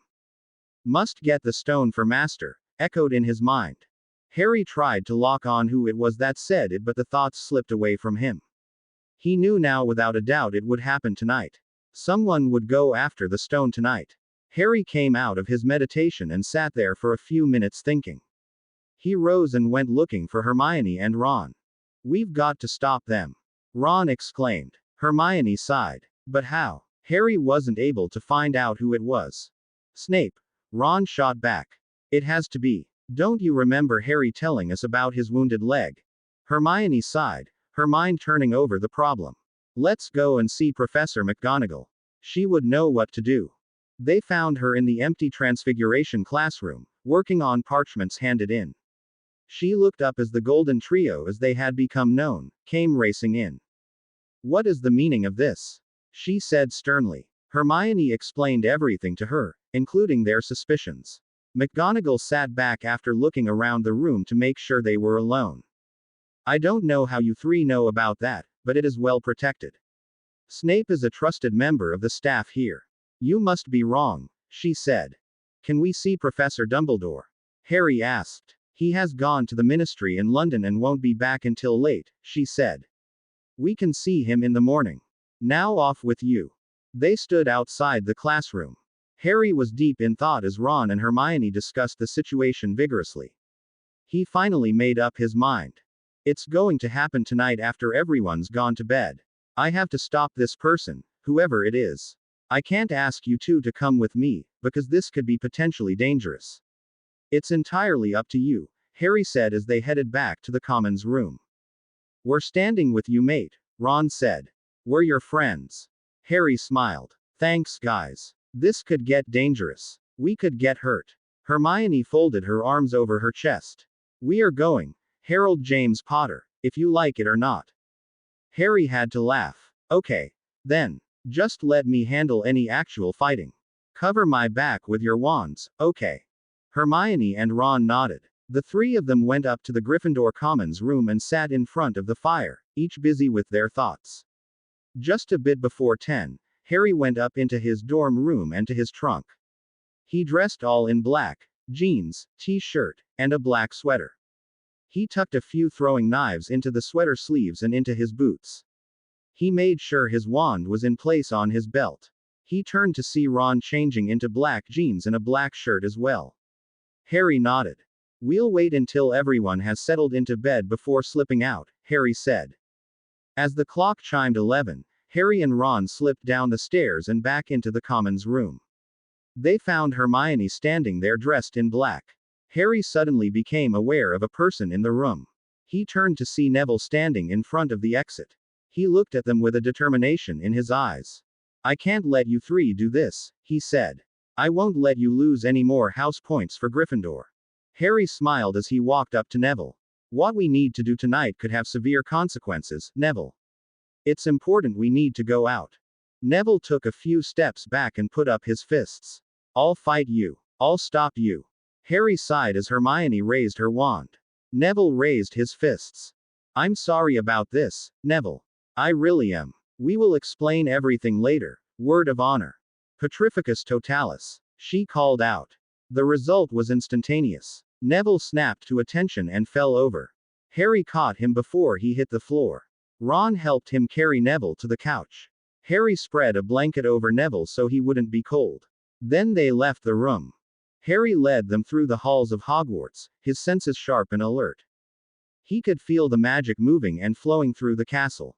He carefully reached out with his feelings and gently tapped into it. Suddenly he was feeling things he'd never felt before. He knew where everybody was in that moment, asleep in their beds. He knew where Filch was and knew they could get there with no problems. Harry wanted so much to stop and explore this new experience in detail, but he had a mission. A mission to ensure that whoever was trying to steal the stone for this unnamed master never got it. It was that important. Harry was glad that Dumbledore had taught him the Silent Foot spell. He in turn had taught it to Ron and Hermione. It was working very well tonight. They arrived in the Forbidden Corridor and Harry studied it from the corner where they were in cover behind a suit of armor. It was clear, and neither Mrs. Norris nor Filch were anywhere near them. He nodded. Right. Let's go to it, he said. As they approached the locked door, Hermione cast the unlocking charm on it and the door opened silently. They slipped inside just as it started to close. Harry pulled on the door to keep it from slamming loudly. Then he turned around to face an even larger door several feet away. There was loud growling coming from it. Ron turned to Harry. How are we going to get past them? He asked. Harry smiled. Now he understood why he'd tucked his flute into his sweater. He pulled it out of his right sleeve and examined it. I made this when I was barely 6 years old. Learned how to play it. It was a great source of entertainment and relaxation at the end of the day, Harry said wistfully, the memories crowding in on him. They went to the door and opened it. The three-headed dog, Fluffy, as Hagrid had named him, stood over a trapdoor growling and snapping at them. The only thing holding him in place was a very strong chain. Harry could see a very soft color around the chain and knew it had been charmed to make sure it didn't break. Harry took a breath and let it out. He bowed his head for a moment and then brought the flute up to his mouth and began to play. Hermione and Ron stood transfixed by the tune Harry was playing. Even the dog quieted down and listened. After a moment the right head began to blink and slowly went to sleep. Harry played on, putting his emotions into it. The left head began to react as well, closing its eyes and dropping its head down. The center head was the last to succumb to the music. Once all three heads began to softly snore, Harry knew he'd succeeded. He put the flute away and turned to look at his friends. Hermione had tears on her face. Harry, that was beautiful, she said softly. Ron nodded in agreement, and then went over to the trapdoor and slowly opened it, trying not to make too much noise. Harry looked down but couldn't see anything. Who's first? He asked. Ron leapt down and then called up to them. It's a soft landing. Hermione was next and then Harry brought up the rear. He felt himself land on something soft. It appeared to be green and pliable. Suddenly, tentacles popped out of nowhere and grabbed Ron and Hermione. Harry instinctively rolled to the left, avoiding one of the tentacles. Devil's snare. Hermione called out. Harry reacted, whipping out his wand and casting Incendio to stop the tentacles from grabbing him and to rescue Hermione and Ron. Once they were free, they ran for the steps nearby and went up, Harry covering their retreat with Incendio. They passed through a doorway and the plants stopped. Harry sighed as Hermione and Ron caught their breath. Thank you, Professor Sprout, Harry said. Hermione agreed. Hagrid and Fluffy to start, and then the Devil's Snare and Professor Sprout. There's two of the teachers. Madam Hooch with this one, Ron exclaimed. Harry looked to where Ron was pointing. There leaning against the far wall was a broomstick. Harry looked up above him when he heard fluttering sounds. He saw what looked like a flock of birds, but they were too shiny to be birds. Keys. Winged keys, Hermione said after a moment. Ron and Harry both laughed. Way to go, Hermione. Harry watched the keys for a moment, wondering which one he was to catch. The brass one, Ron said a moment later. The one that has a slightly bent wing. Looks like someone mangled it. Harry looked some more before he finally found it. He walked over to the broom and mounted it. He rose in the air and started after it. The brass key took off like a bullet with Harry hot on its tail. Go, Harry! Ron and Hermione both yelled. Harry didn't hear them, he was too busy tracking the key. He felt the joy come up from deep inside of him, the same kind of joy he'd felt the first time he'd flown. He threw back his head and laughed loudly, enjoying himself. Then he leaned into the broom, urging it onward. He concentrated on the key, trusting his feelings to warn him of impending crashes with the walls or the posts. He could feel the anxiety from his friends and he kept it out away from him, not wanting those emotions to interfere with what he was doing. Suddenly his hand was closing around the brass key. Harry blinked, wondering how the hell that happened. He flew down to the floor with the struggling key in his hand. Hermione and Ron were jumping up and down with excitement. You did it! They cried out. Harry smiled. Thanks for believing in me. He walked to the door and unlocked it. He let go of the key after opening the door for Hermione and Ron. He slipped through and closed it behind him. Remind me to thank Madam Hooch, Harry grinned. Ron grinned back. The three of them followed the path up and around to what looked like an oversized chess set. Ron studied it for a moment. Wizard chess, he said at last. We need to take the place of at last 2 or 3 of the pieces in play. Hermione shivered. I don't like the sound of this, Ron. Ron wasn't listening. He was pacing back and forth for a moment as he looked at the board. He stopped in front of Hermione and Harry. Okay. Here's what it is, he said. I'm getting on one of the horses and both of you are taking over 2 spots. I'll direct the white pieces from the back of the horse. I'll try to keep you out of the action if I can. Harry nodded. Whatever you think best, Ron. Right. Let's get to it, Ron nodded. The game started as Ron moved a white pawn out. For the next half hour Ron directed the white pieces in what had to have been the best game Harry and Hermione had ever seen Ron play. Then Ron turned to look down at them.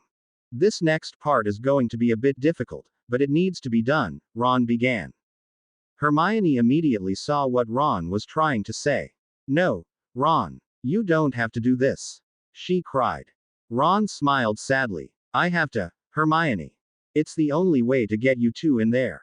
He told them exactly what to do after he was knocked out of the game. Then he turned and made his move. Hermione closed her eyes so she wouldn't see what happened next. Harry watched helplessly as Ron was attacked and knocked out cold and dragged off the board. He took a breath and let it out slowly. Ron had moved things just right so that Harry would have to be the one to fight, and not Hermione. He closed his eyes and conjured up his ninja too.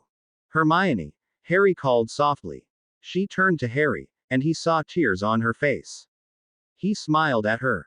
I'm sure Ron is okay. I need you to make your move, he said.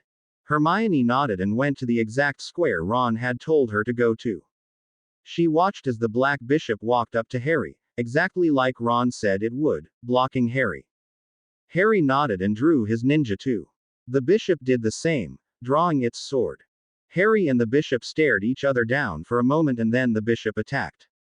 Hermione watched as Harry engaged the bishop, each trading sword blows. Harry ducked under a sword strike and put his sword point right at the bishop's heart. The bishop bowed its head and then moved off the board. Harry breathed a sigh of relief. Hermione moved once more, blocking another piece. Now Harry moved forward, standing right in front of the Black King. Checkmate, he said. The Black King nodded and surrendered its crown. Hermione and Harry ran over to Ron. Harry put his hand on Ron's chest and discovered he was still breathing. He's alive, Harry said. Hermione sighed in relief. Thank God. Enervate, Harry said, tapping Ron's chest with his wand. A moment later Ron's eyes opened and he blinked. Did we win? He asked. Sure did, Harry said. Ron groaned as he started to move. Harry checked both of Ron's legs and discovered the left one was broken. Harry looked around for something to splint Ron's leg with. He couldn't find anything. He turned to Ron. Will you be okay for a while? He asked. Ron nodded. Go on, stop the bugger. Hermione and Harry left Ron behind and walked through the door past the chess set. In the next room they found a table with several bottles of what looked like potions. This should be fun, Harry sighed. Trust Snape to come up with a good one. Hermione had to laugh. Harry walked up to the table and started looking at each of the bottles while Hermione picked up the piece of parchment and began to read. Harry sighed. Remind me to thank Snape when I see him. Hermione studied each bottle as she pursued the riddle once more. She circled the table as Harry watched. Any clue yet? He asked. After a moment she looked up. Has to be this one, Harry. But there's only enough for one person. That has to be you. Harry nodded. He reached out to pick up the bottle and felt how cold it was. She was right, there was just enough potion for Harry to use. He looked up at the magical fire blocking the doorway he needed to go through. He turned back to her. Okay, this is what we do. I'll go ahead while you go back and get help. Find Dumbledore if you can, Harry said. Please be careful, Harry. Who knows what's up ahead, Hermione said. Harry nodded and drank down the potion. He felt his body slowly turn ice cold. He closed his eyes for a moment and focused himself and then walked through the magical fire. He didn't feel it at all as he passed through it. He found himself at the top of another path and he followed it around until something stopped him. He looked to see what it was and observed a man with a turban on his head walking through a door. Quirrell. My God, it's Quirrell, not Snape, Harry said to himself. I owe him an apology now. Harry turned and followed the path around to where he saw several floating platforms. He relaxed and then proceeded to jump to each one before coming to a door.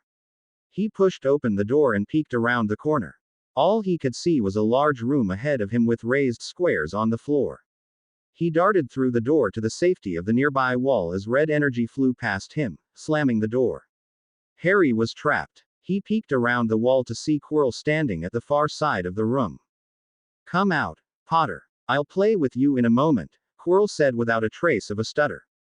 Harry came out from the wall, but remained alert to the slightest indication of an attack.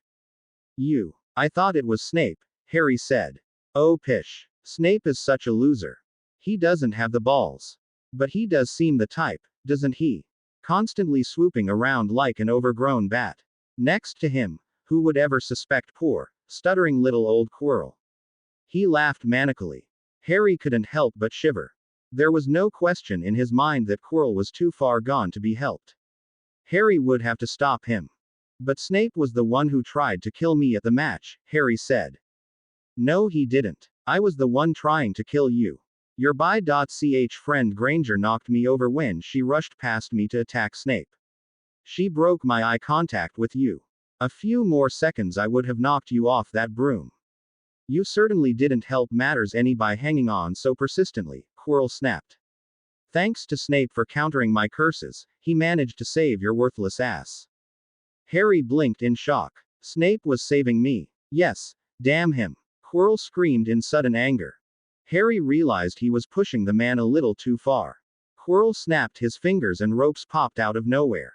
Before they could grab Harry, he back-flipped out of the way, drew his wand and cast Incendio quickly, destroying the ropes. Quirrell reacted, sending blasts of green energy at Harry. Harry reacted by rolling forward into cover behind blocks. You're too nosy to live, Potter. Scurrying around the school on Halloween like that, for all I know you saw me coming to look at what was guarding the stone, Quirrell said a bit more calmly now. You let the troll in, Harry stated. Quirrell smiled. But of course. While everyone was running around looking for it, Snape raced me to the third floor to head me off. Not only did my troll fail to beat you to death, that King Dog failed to rip Snape's leg off him. Harry shivered at that. He looked around the blocks, trying to figure out the room. Then he realized what it was he had to do. He needed to flipendo the blocks around the floor to form a stair of sorts so he could get on the floor where Quirrell was. Harry backed up and began casting flipendo, moving the blocks around the floor. Quirrell was no help as he sent red and green balls of energy at him and the blocks, moving the blocks back away from the raised floor. Twice the green balls of energy, Not enough to kill him, but enough to hurt, nipped Harry. He spotted a chocolate frog sitting by the wall and charged towards it, scooping it up as he ran up the wall and flipped back into safety behind the blocks. He heard Quirrell scream in rage as the man threw bolts of red and green energy into the blocks. Harry sighed as he rested a moment and then broke off pieces of the frog and ate it whole. As he did so, he felt his energy level rise inside of him. He began moving the blocks once more, darting here and there as he did so, avoiding the deadly magical energy being thrown at him. At one point he rolled backwards and picked up a second frog and rolled back into cover. Harry ate half of it and tucked the rest into another pocket. He became aware of silence and peeked out to see Quirrell standing there. Harry didn't waste time. He rolled out of cover and quickly moved the blocks the last few paces and then quickly climbed up to face an extremely pissed off Quirrell. Harry drew and pointed his wand at the man. "You little bastard," Quirrell snarled as he turned and ran into the next room. Harry started to follow but noticed 4 more chocolate frogs. He finished the second half of the frog in his pocket and ate another whole one. He now felt like he was bursting with energy and the adrenaline rush was kicking in. Harry would be working at his peak now. He looked into the next room and found Quirrell looking at the mirror of her eyes. "Wait quietly, Potter. I need to examine this very interesting mirror," Quirrell said without turning around, sounding almost like a sane man. Harry had his wand in his right hand, so he reached into his pocket and drew a small throwing knife out with his left hand. Quirrell chuckled. "Do you seriously think a little piece of metal can stop me?" Quirrell laughed. Harry smiled. "Let's find out." Quirrell laughed and then turned to the mirror. "You talk big for a little wimpy boy." As Quirrell walked around the mirror, Harry stepped up to it, wondering if he would see his parents again. Instead, the most extraordinary thing happened. Harry suddenly saw himself reaching out for a glowing rock and take it in hand, and then slip it into his pocket. A second later, his pocket became heavy with something inside it. Harry reached in and discovered he had the stone in his pocket. He casually turned and headed for the door. "He has the stone," a voice echoed through the chamber. It had a hollow evil sound to it. Harry felt his blood turn to ice. This was it. "Give me the stone," Quirrell screamed. Harry turned around and looked at Quirrell. "What stone? I don't have any stone." "Let me speak to him, face to face," the voice eerily whispered. "Master, you are not strong enough for this," Quirrell said. "I have strength enough for this," the voice said once more. What happened next blew Harry's mind. Quirrell reached up and unwrapped his turban and let it fall to the floor. Harry's eyes bugged out in shock as he stared at what was on the back of Quirrell's head. Harry watched the hands come up and grasp the head and turn it so that the back of what had once been Quirrell and turned it around with a loud snapping and crunching sounds. Harry knew that Quirrell was dead for sure.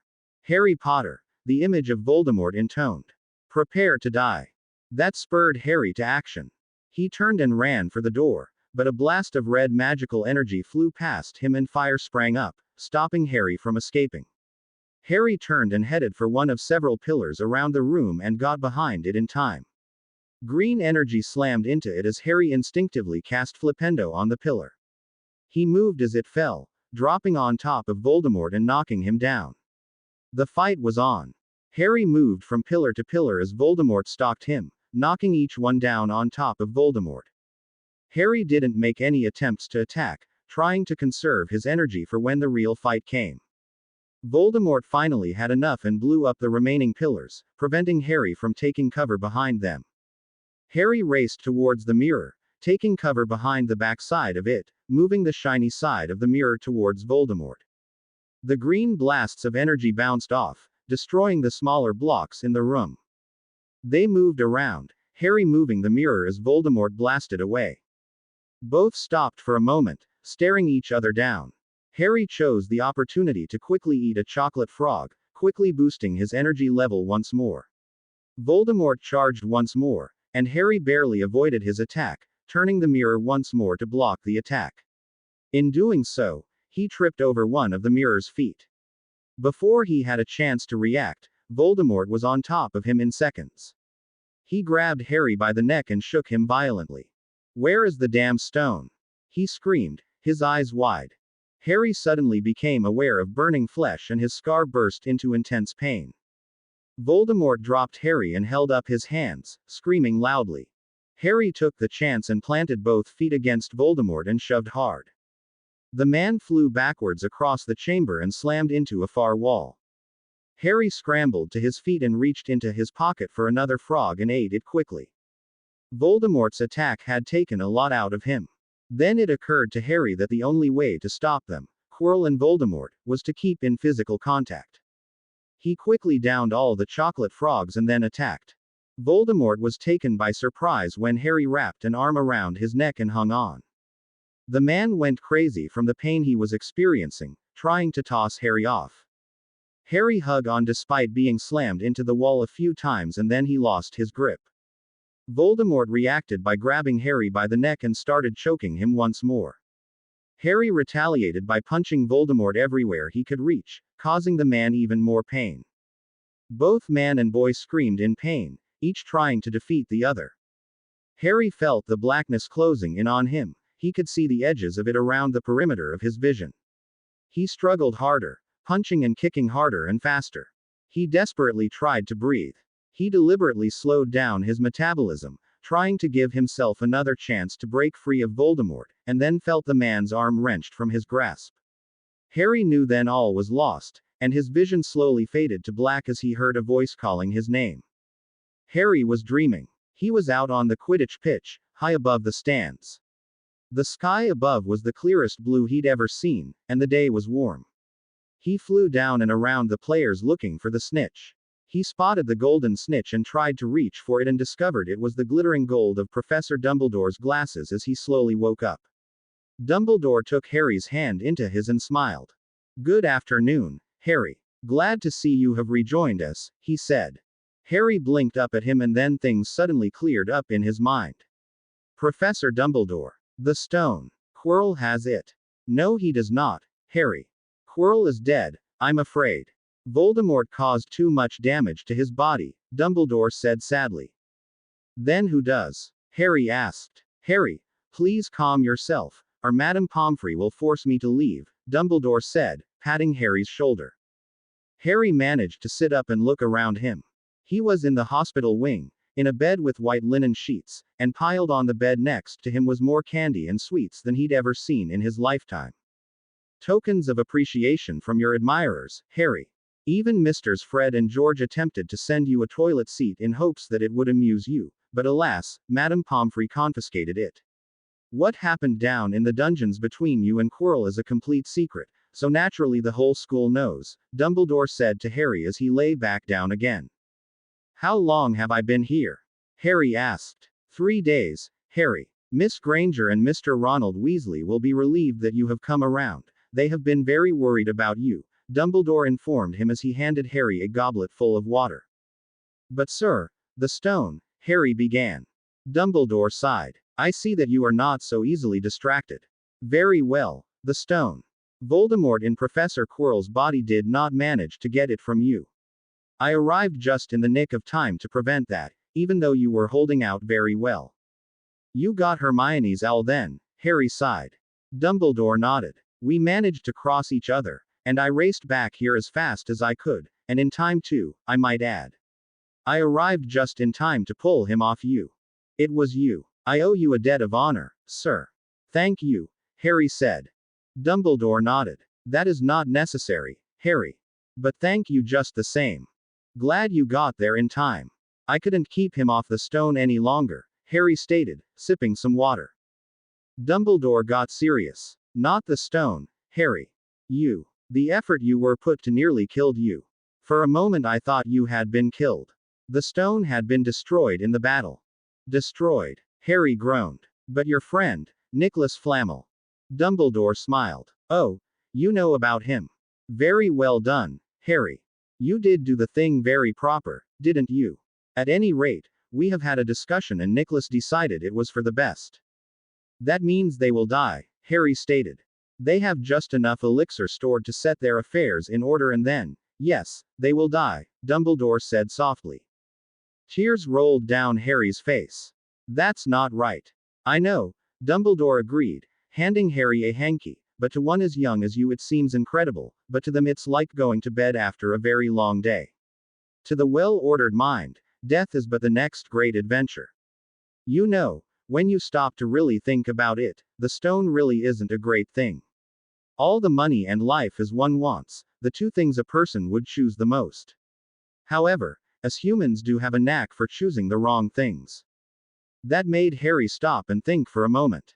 He decided Dumbledore was right. Sir, he isn't truly gone, is he? Harry asked. Dumbledore nodded. No, he is not. He is out there somewhere, planning and plotting, biding his time for his next opportunity, seeking a way to gain a body once more to restore himself completely.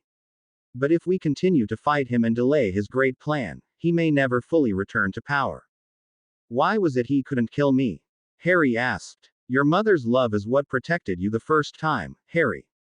It was so strong and powerful he could not completely overcome it to kill you when you were just a baby. It continues to protect you, because your mother is a part of you. You were created and carried inside of her, and that is a sacred bond that can never ever be broken, Dumbledore said softly. He reached for Harry and hugged him close to him as Harry cried. Dumbledore wished there was a way he could bring back Harry's parents, but he knew that would take a much stronger magic than his own. Harry settled down and then looked at Dumbledore once he'd dried his eyes. The invisibility cloak, Harry began. Dumbledore smiled, the twinkle back in his eyes. Your father left it with me. I thought you should have it. Quirrell said Snape. Harry started. Dumbledore held up a finger. Professor Snape. Harry. Yes, him. Quirrell said Professor Snape hates me because he hated my father, Harry informed him. They did detest each other, Harry. But your father one day saved Snape's life, and Snape never forgave him for it, Dumbledore said. Huh? Harry asked. Dumbledore smiled. Funny how people's minds work, Harry.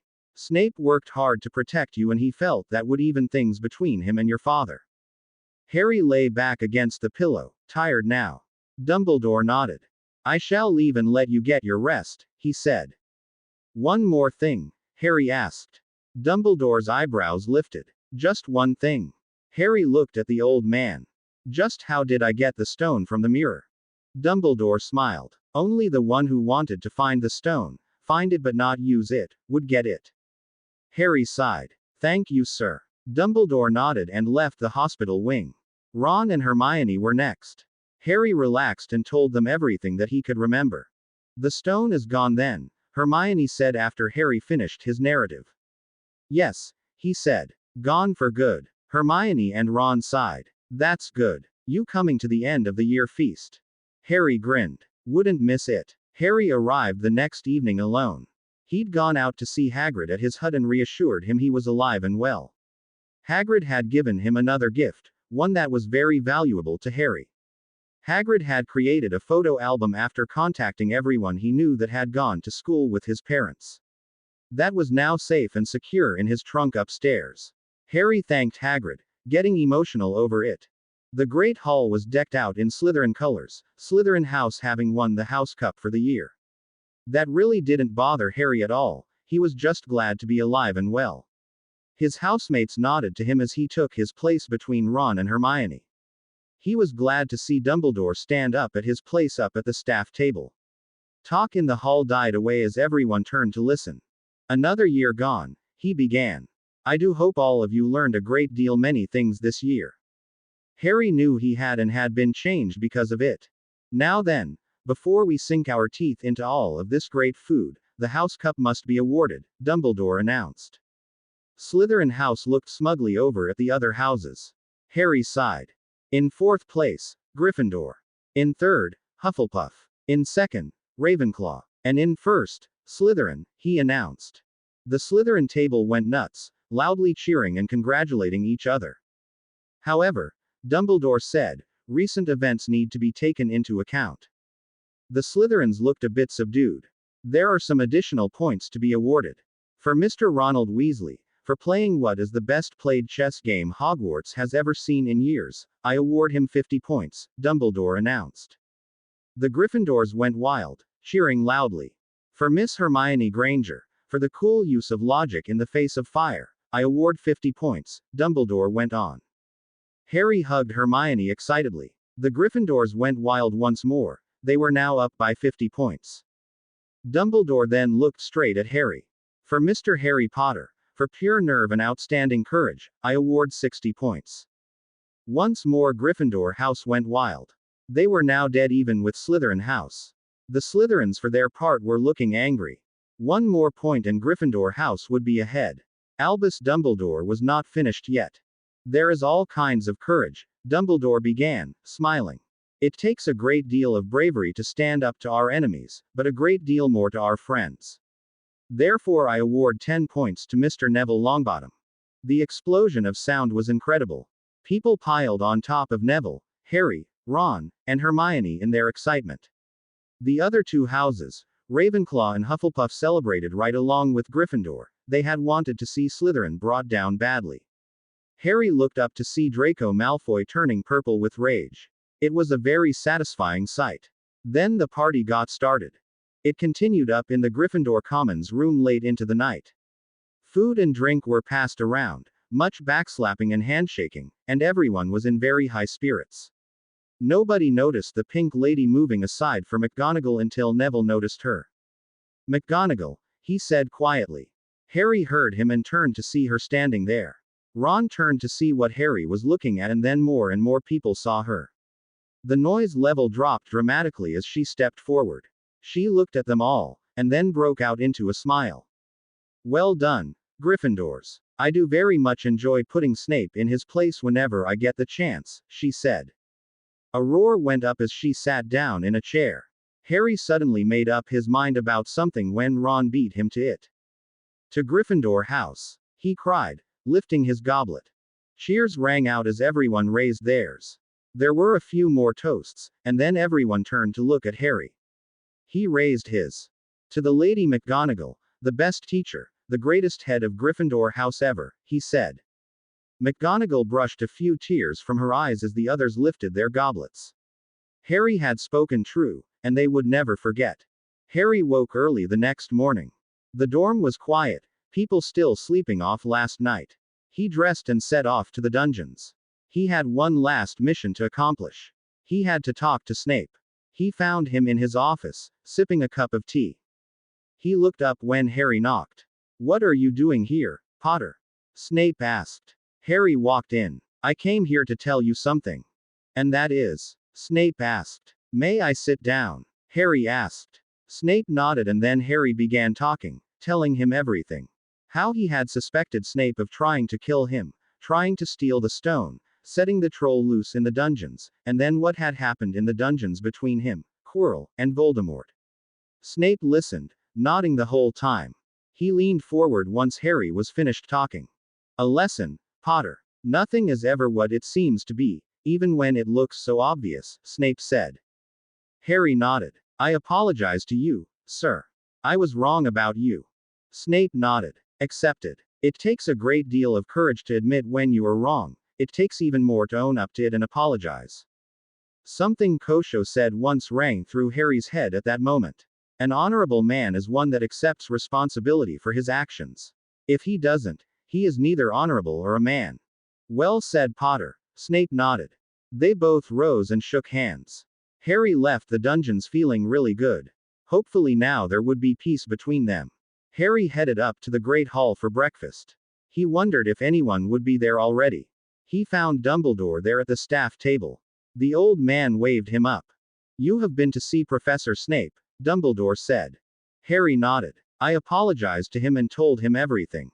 Dumbledore nodded. Good. Now for one last matter. You have family in the Muggle world, Harry. An Uncle Vernon, an Aunt Petunia, and a Cousin Dudley, the Dursleys. Harry blinked and then sat down in a chair. I do. Yes, Harry. I have been to see them and they agreed to take you in for the summer. You will be well protected there. All of us professors have worked together to set up some very powerful wards around their house. Your Aunt Petunia was your mother's sister. They were unaware of your existence, believing as we did that you had either died or taken away when your parents were killed. Your mother and Petunia did not exactly get along when they were younger, so I must caution you to be careful when you mention the Wizarding World, Dumbledore instructed him. Harry nodded. Things just kept getting better and better. Now then, off to breakfast. They will meet you at King's Cross. Have a good summer, Harry. I shall look forward to your return, Dumbledore smiled. Harry grinned. Nothing could keep me away from here now, sir. Harry was already anticipating next year's adventure. He was sure it would be one he'd never forget, like this one. Dumbledore chuckled as he watched Harry join his housemates. Harry had been what Hogwarts needed, a new challenge. He hoped the next year would prove to be exciting. Harry sat back on his heels after having completed a section of the garden, sweat rolling down his face. He was beginning to wonder if coming here had been a good idea. 2 weeks before, Harry had sat in Professor Albus Dumbledore's office at Hogwarts listening to the old man tell him about his aunt and uncle living in Little Whinging. They were relatives Harry never knew he had. Dumbledore himself approached them and talked to them, and some kind of deal had been made, and now Harry was here. On his arrival at number 4 Privet Drive, Harry's school trunk had gone straight into his closet with everything Hogwarts related inside of it. After the first few days, Harry had decided that had been a good decision on his part. He quickly learned how his aunt and uncle felt about the wizarding world and his parents. Harry decided rather than trying to defend the wizarding world and his parents, he'd keep quiet and just do what they wanted. That was working out okay in the 3 weeks he'd been here. Harry, however, wouldn't compromise on his training, so he'd slip out of the house through his bedroom window every morning right at 4:30 and go for his daily run, meet Tino in the nearby park for sparring and training, and then get back into his room before anybody woke up. That worked out real well too. Harry remained extra alert for any trouble, and it never happened. He wasn't about to let his guard down and run into trouble. He had enough to deal with at the moment. He sighed and went back to weeding the garden. He liked working in the garden, he was used to being in one. The one he'd spent time in back in Anjiro, Japan, was 6 times the size of this one, providing food, plants, and herbs to the Nako clan. At least this was familiar work to him. He looked up as the back door opened and the burly man that was his Uncle Vernon stepped out. "Hello, Uncle Vernon," Harry called out. "Home for the day?" Vernon nodded as he approached Harry. He studied the garden for a moment. "Not bad for a half-day's work," Vernon grudgingly admitted. "Thank you, Uncle Vernon," Harry smiled. The man simply nodded. "Get cleaned up." Vernon went back into the house, leaving Harry outside.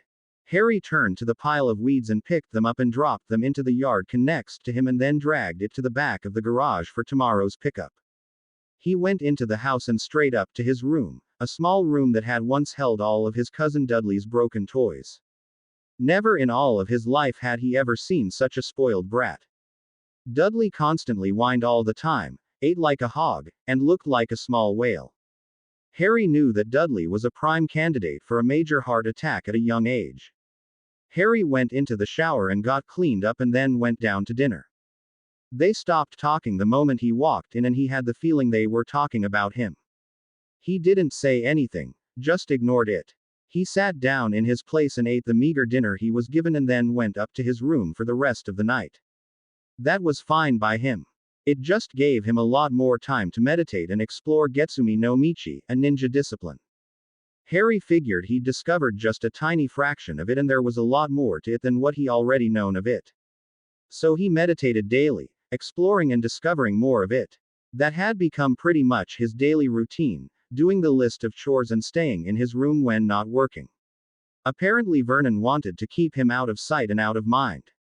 A war raged inside of Harry, a part of him hating the Dursleys for what they were doing, and the other part wanting Harry to forgive them and let it be.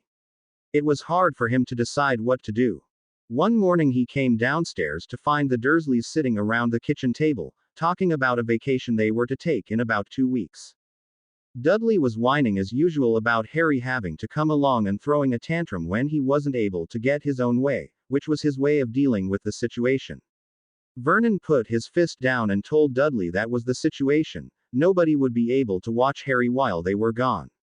Harry as usual kept his mouth shut, not wanting to piss off Vernon. Vernon then turned to Harry. "Don't expect any special treatment," he said.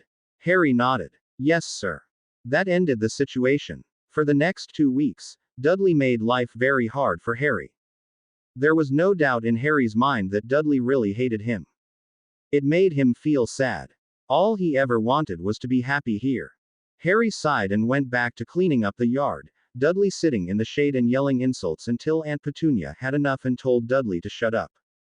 Harry lay awake in his bed that night, wondering how much longer he could take this. At first he was excited about having relatives to live with, but now he'd changed his mind and had sent letters to Albus Dumbledore, telling him everything and begging to be allowed to go to the Burrow for the rest of the summer. The answer he got wasn't encouraging. Harry was beginning to wonder if Albus Dumbledore was acting in his best interests or if he had his own agenda for Harry. The next letter he sent to Albus Dumbledore, he came right out and said what was on his mind. Then he waited for a response. It came the next night. Harry, I am sorry you feel the way you do. I can tell you that my intentions are honorable. You just have to trust me is all. When you come back here in September, we will have to sit down and talk once more. I will tell you that there are some very strong wards around your uncle's house that protects you. As long as you are there, the Death Eaters cannot touch you. That is why you must stay with them. As for the way they are treating you, I am appalled. Perhaps I should come around and speak to them once more. You do have to realize there is a history there, and the fact that you are there now reminds them of that past. One cannot expect people to change overnight. Please have patience and you will be back here before you know it. Sincerely, Albus Dumbledore, Harry read to himself. He sighed and put the letter down. He spent a sleepless night pacing the floor as the words went round and round in his head. Finally, about 4 in the morning, he slipped on his sweats, adjusted his ninja on his back, and went out the window for his usual morning workout. Tino and Harry ended up just talking the entire time, and he decided to give the Dursleys the benefit of the doubt. Back at the house, he showered and went down to make breakfast for everybody like he usually did. He heard Dudley coming down the stairs like he usually did and wondered if the stairs would collapse under his weight. He sighed and turned back to the stove when Dudley walked into the kitchen and sat down at the table. Hurry up, I'm hungry, Dudley demanded. Harry bit back a response and put a plate of food in front of Dudley. There you go, Dudley. Enjoy. At that moment, Vernon walked into the kitchen and sat down. Harry handed him his usual cup of coffee and then his plate of food.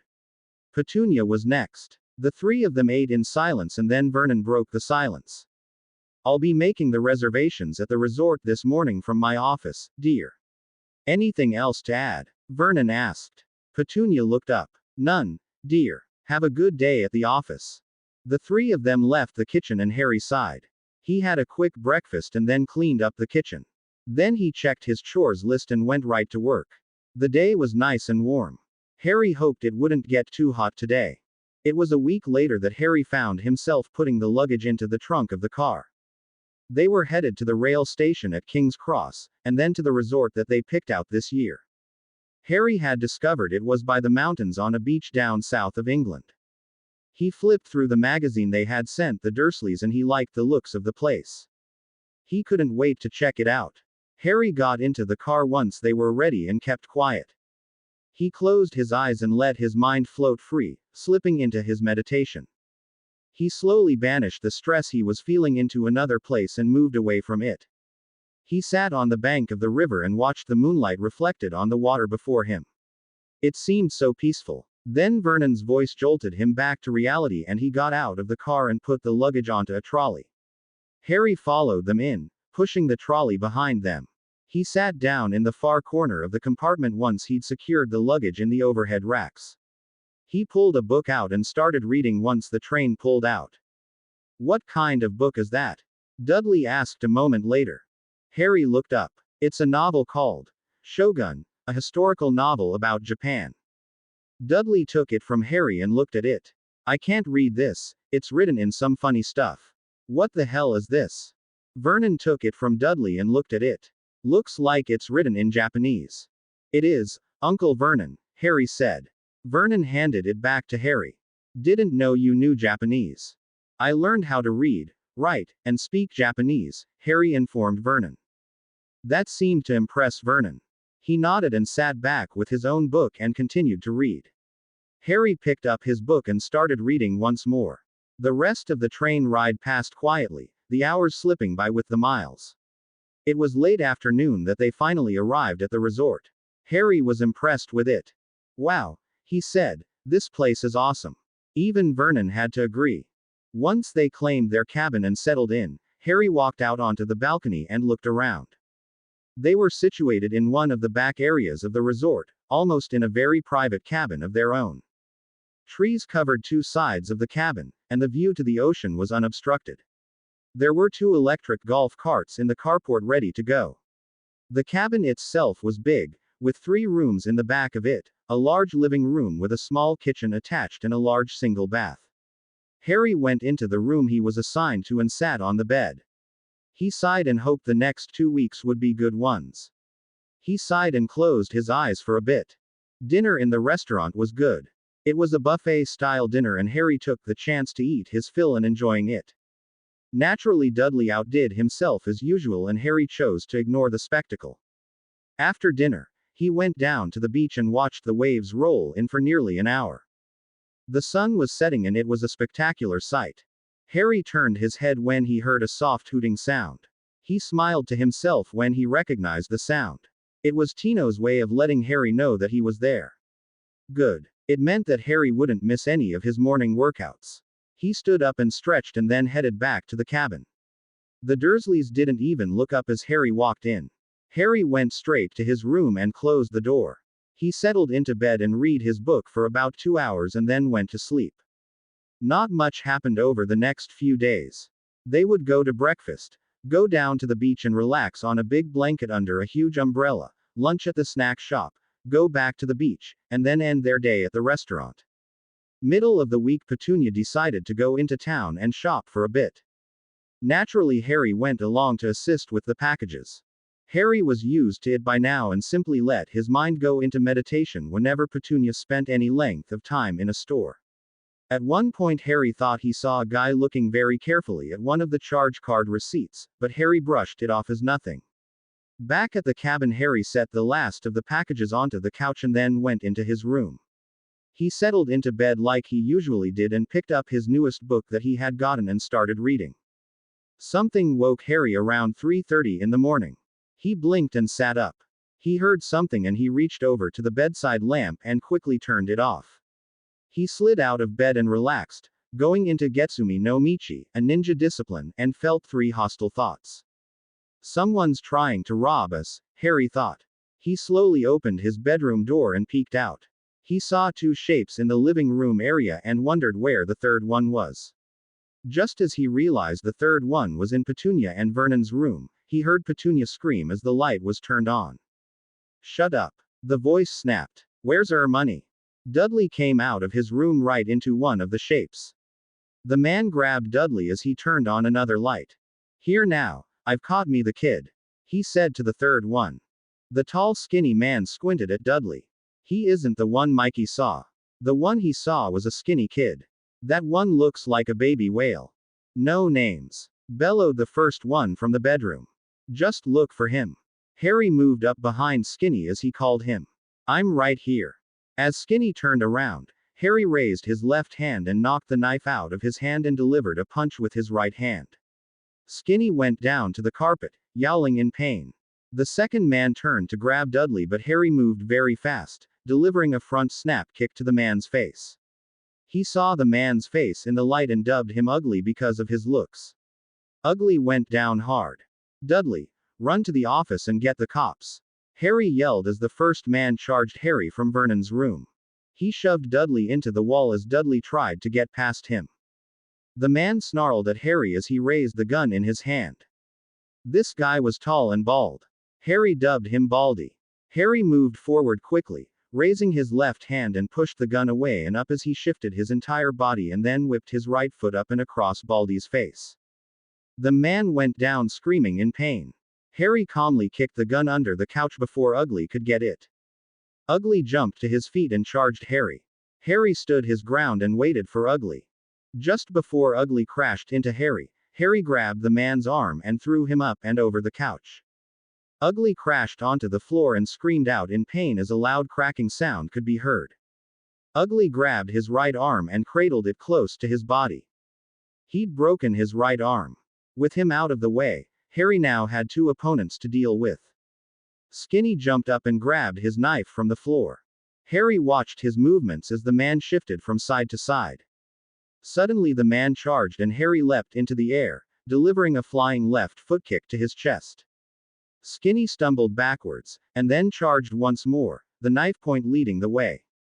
Harry waited until the last second and then moved to the side, trapping the knife arm under his and delivered a series of lightning-quick blows to Skinny's head with his elbow.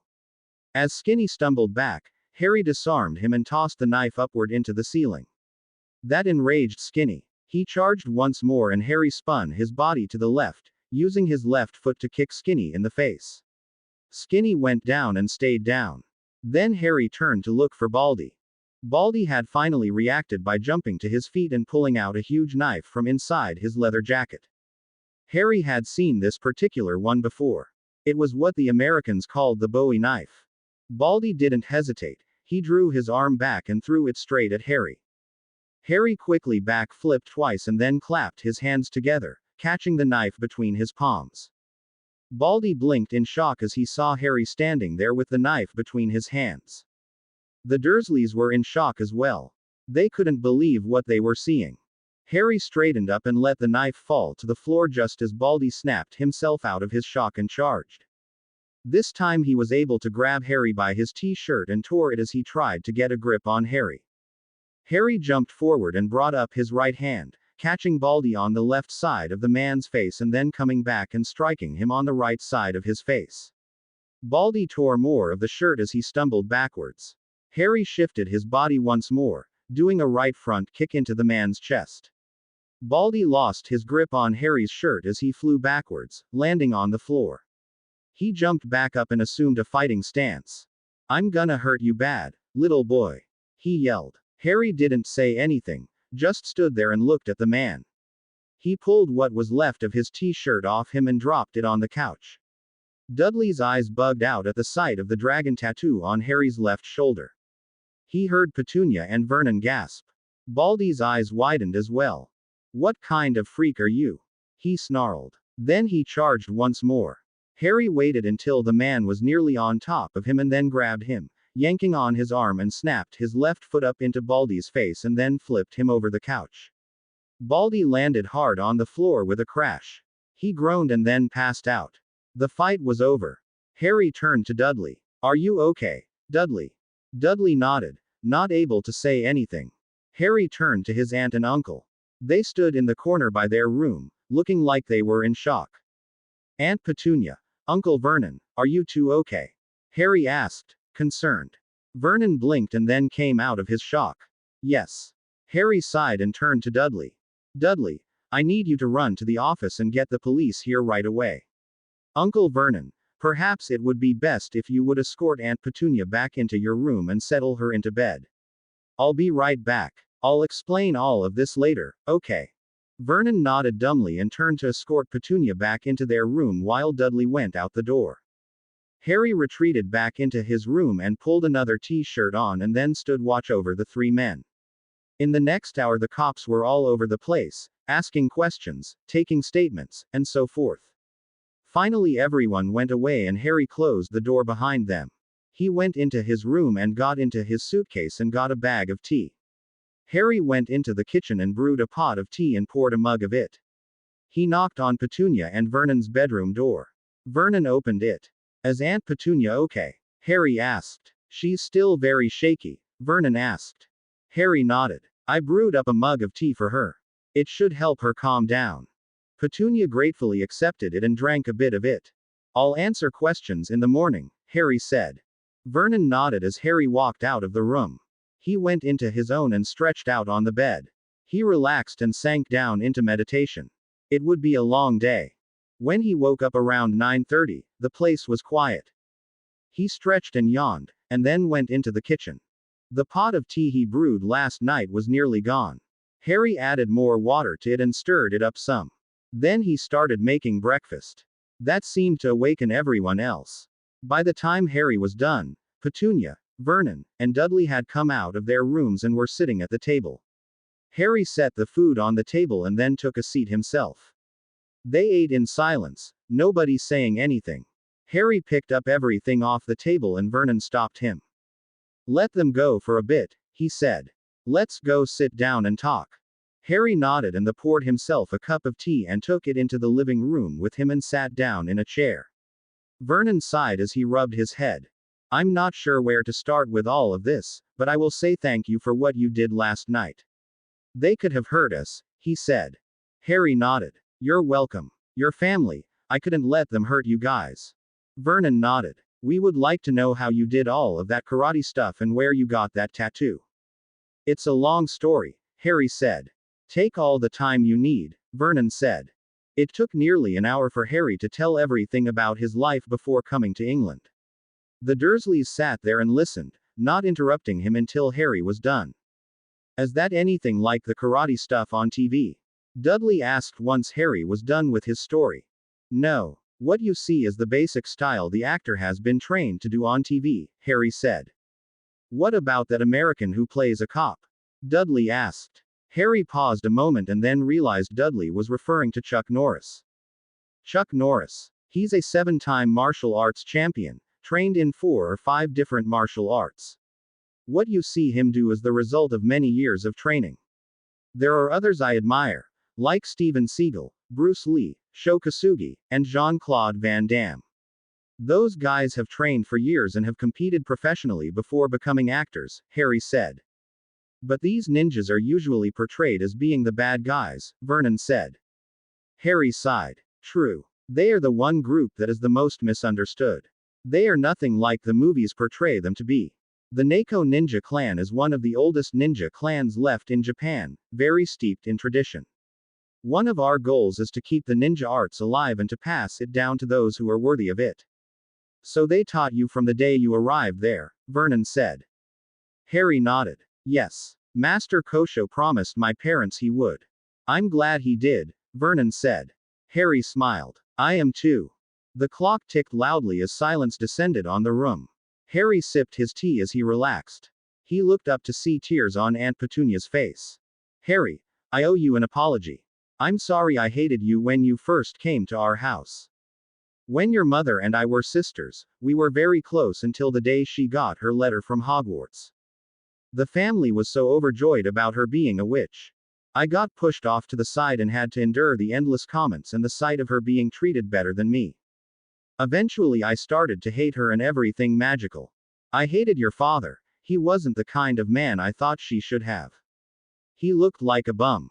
I eventually stopped talking to her and turned my back completely on her and the rest of the family. I wanted nothing to do with them. I left them and came out here to Little Whinging and met Vernon. For the last 11 years everything was perfect. Then that Albus Dumbledore came to see us and told us about you and what had happened to my sister. I was shocked. I had no idea that they had a son, you, Harry. I had no idea that she had been killed and that you had disappeared. Here he was telling us that you were to come here to live with us. I was angry that he was dumping you on us. When I first saw you I wasn't sure how to act.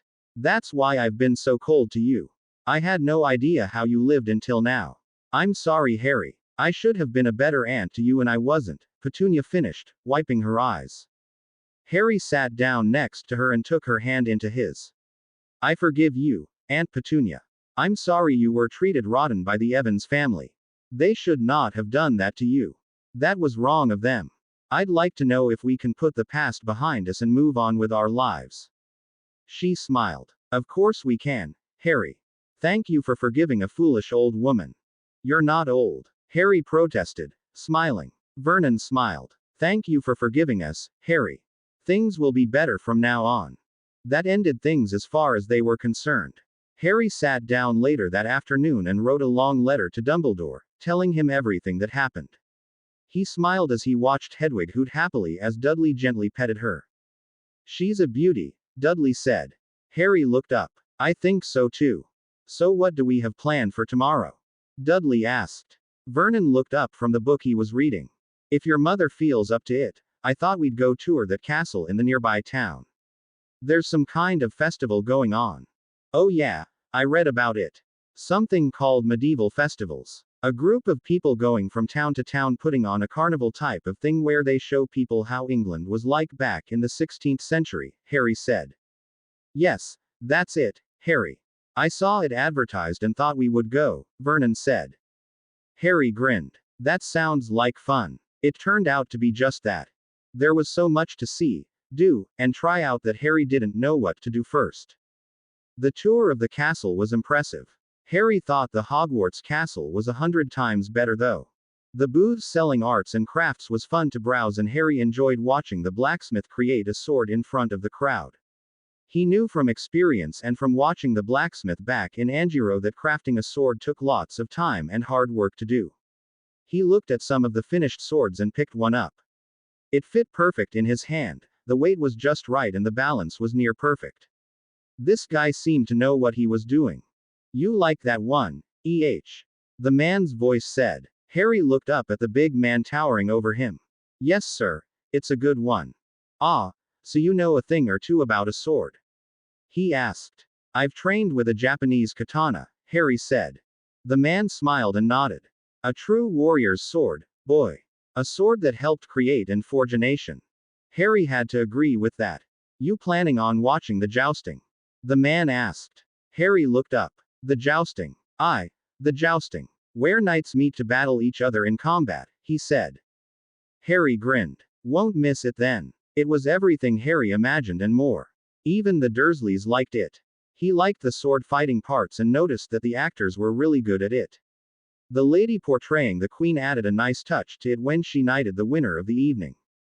On the way back to the resort, Harry daydreamed of him being a knight in the old times, going on crusades and rescuing the damsel in distress. He chuckled to himself. What you on about? Dudley asked Harry. Harry told Dudley what he had been thinking of and Dudley grinned.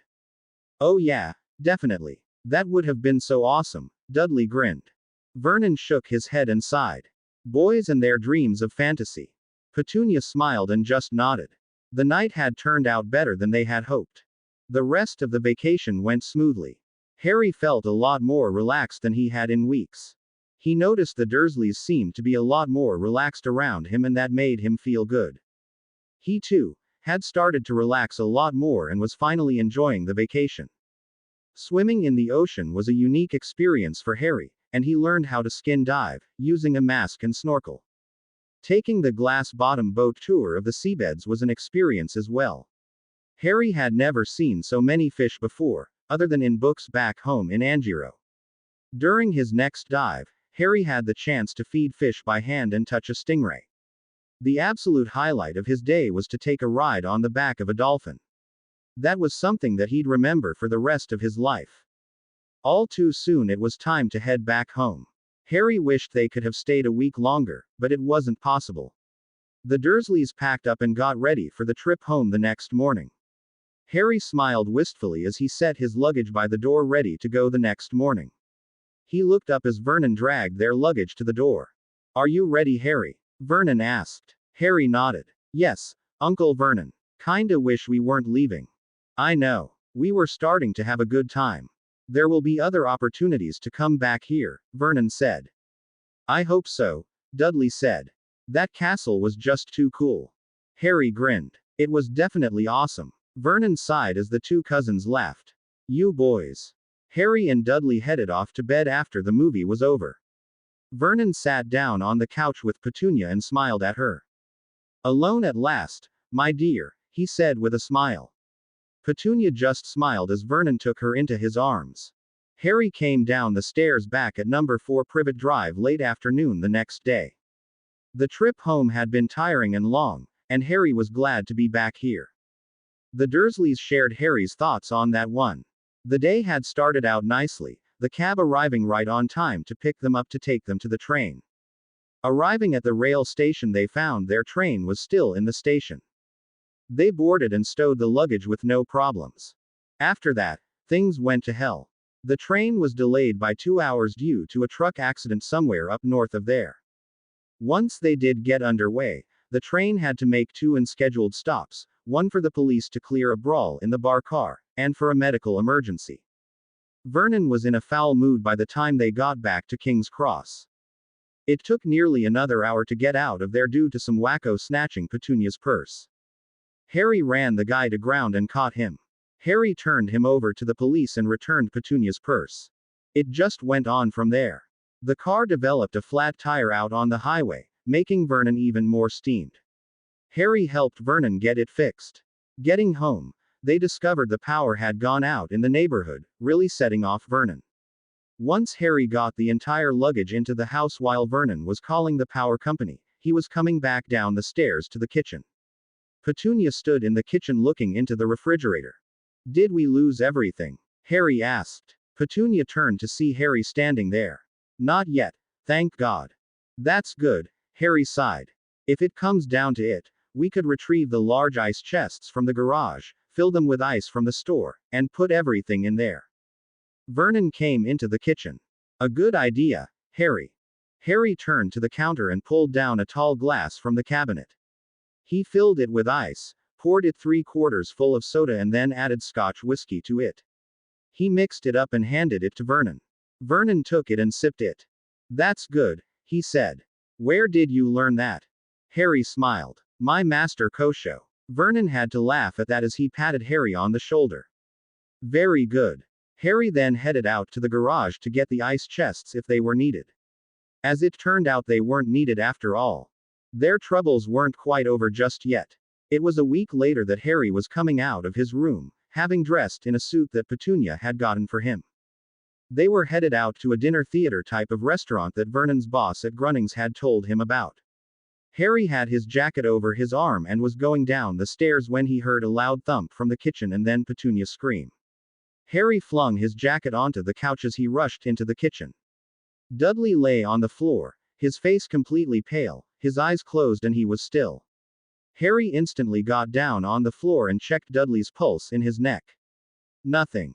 Shit. Harry cursed, and then went right to work, using CPR, cardiopulmonary resuscitation. This works, please learn it. Saved my life once and used it to save a life, to try and save Dudley. Vernon came running in a moment later. Dudley's having a heart attack, Uncle Vernon. Harry said as he resumed compressions after giving Dudley air. Vernon grabbed the phone and shouted into it once he had emergency services on the line. My son is having a heart attack. Number 4 Privet Drive. What seemed like hours to Harry, the paramedics came running into the house and started their duties, working around Harry. Ease up, kid. We're going to shock him in a moment, one of them said. They watched the heart monitor and it showed a flat line. Clear. Another one yelled. Harry watched as the man applied the paddles to Dudley and pressed the buttons. Dudley jerked as he was shocked. No change, and Harry started compressions once more as an oxygen mask was put on over Dudley's face. The defibrillator was charged up once more and Dudley shocked again. Still no response. Adrenaline, the first man said as Harry started compressions once more. Harry watched in morbid fascination as a long needle was withdrawn from its case and loaded with adrenaline. He risked a quick glance at Vernon. His uncle looked a little unsteady at the sight of the needle. He quickly guided Petunia out of the kitchen. Here goes, the man said as he pushed the needle into Dudley. Harry fought down the urge to throw up and waited until he could start compressions once more. He did once the needle was removed. This time Dudley responded to the shocks. Harry sat back on his heels as they loaded Dudley on the stretcher and ran him out the door. Petunia and Vernon followed, the car tires screeching in the street as they followed the ambulance to the hospital. Harry closed the door and sat down on the couch, clearly exhausted. Now he was glad he'd learned CPR. Harry woke up when he heard the key turn in the front door. Harry hadn't realized he'd gone to sleep on the couch. He raised his arm and looked at the cheap watch he was wearing. He couldn't tell the time. The front door opened and he saw the form of his Uncle Vernon standing in the doorway. Uncle Vernon? Harry asked. The man walked in and turned on one of the lights, causing Harry to blink furiously to adjust to the sudden intrusion. It's me, Harry. Harry stood up as he looked at his uncle. The man looked so old, the worry lines prominent on his face. Dudley? Harry asked. Vernon took a step forward and before Harry realized what was happening, Vernon had him in a bone-crushing hug and was crying on his shoulder. That totally blew Harry's mind. He reached up and patted Vernon on the back until the man calmed down. He went and sat down in his recliner while Harry went to the kitchen for a cup of tea and Kleenex. He sat down next to Vernon and waited. Dudley's going to make it. He's going to be fine, Vernon said. Thank you, Harry. Thank you for saving Dudley. Vernon sighed and set the teacup down and closed his eyes. A moment later he was asleep. Harry stood up and pulled the man's shoes off and then went upstairs for a blanket and a pillow. He crossed his fingers and hoped that Dudley would come home soon. He lay on his bed and went to sleep. Dudley did come home 2 weeks later. He looked terrible, and Harry felt sorry for him. He set up the guest room on the ground floor for Dudley to use so he wouldn't have to climb the stairs. It had a private bathroom to use, a big plus in Dudley's favor. Harry watched over Dudley and helped him whenever he needed help. A home nurse came by 6 times a day to check on Dudley and make sure he was okay. Harry wrote to Madame Pomfrey asking her about potions he could brew up to help Dudley in his recovery. She sent a letter back telling that there really wasn't any that Harry could make to improve his heart. Harry then wrote a letter to his master Kosho asking him what kind of tea he could brew up to help Dudley. The letter came back telling him of modifications he could make to calming tea. Other than that, Dudley would have to recover on his own. That upset Harry, but he knew there was nothing he could do about it. He turned his attention back to Dudley. It was now the middle of July. Dudley was recovering well, his heart attack having happened back in the last week of June. His color was looking good and he was starting to move around on his own. He was taking medications for his heart and was on a diet now. He was drinking 2 cups of Harry's tea a day. One of the modifications Harry had made was to try and clear Dudley's arteries in addition to the meds Dudley was taking. Dudley started walking up and down the street as part of his recovery and Harry went with him. In that time, both cousins bonded closer. They talked more and got to know each other better. Dudley apologized for his part in things and Harry forgave him. Dudley wasn't the only one who had gone on a diet. Vernon had gone to his own doctor, scared out of his mind he would be next. He was glad he had done so, and now he was feeling better than he'd ever had. He cleared out one of the rooms on the ground floor and set up a small home gym and started working out. Harry started working out himself and began to increase his strength and body size. Dudley was only allowed to use the stationary bike and then only when Harry or Vernon was there. As for Petunia, she started preparing better meals for all of them. Things were getting better each day and Harry was happy about that. Harry sat in the kitchen listening to the clock ticking as he counted down the moments to July 31st. He turned to see Vernon standing in the doorway. The man nodded and went to the refrigerator and opened it, taking out a bottle and setting it on the table. Harry looked at the label as Vernon took out 2 wine glasses from the cupboard over the counter. It was champagne, the real expensive kind. Harry looked up at Vernon with surprise on his face. Special occasion, Harry, the big man smiled. Not a word to your aunt. Harry smiled as he picked up the glass as Vernon raised his. The clock behind them began to chime the hour. Happy 12th birthday, Harry, Vernon said as they tapped glasses. Harry sipped at his glass and smiled. The champagne tasted sweet. Harry grinned as he sipped the rest, taking the time to enjoy it. Vernon took the empty glass from him and washed it out. Don't stay up too late. Big day in the morning, Vernon said. Good night, Uncle Vernon. Thank you, Harry said. Vernon smiled and nodded and then went upstairs. Harry sighed and then went up a moment later. When he opened his door, he saw a line of owls sitting on the bed waiting for him. He recognized Hedwig and Errol, but not the others. Hey girl, how ya doing? Harry asked as he took the envelope from her and rubbing her head. Hedwig hooted joyfully and went to her perch. Harry laid the letter aside and then relieved the other owls of their packages. They all flew off after getting a bit of water and a few owl treats. Harry reached for the letter Hedwig had brought first. Birthday greeting to you, Harry, the letter began. Harry recognized Albus Dumbledore's writing immediately. I sincerely hope your birthday is a joyous occasion.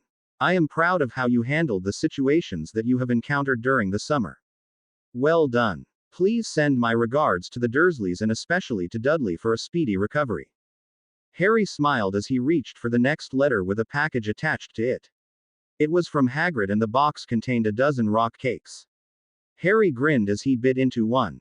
The next letter was from Hermione. Harry, how are you? Is your cousin getting better? I hope so. Hope your summer is a good one. Hermione. Harry read. Her present to Harry was a book on Quidditch. Harry smiled again. He continued to open letters and presents until he was done. The twins sent him a box full of gags and joke stuff. McGonagall sent him a book on wizard chess. Oliver Wood sent him a poster of Harry in action. Ron sent him a Chudley Cannons t-shirt. Molly Weasley sent him a box of homemade goodies, and there were numerous cards from well-wishers. Harry read them all and put them inside a shoebox for safekeeping. He stretched out on his bed and dozed off, a big smile on his face.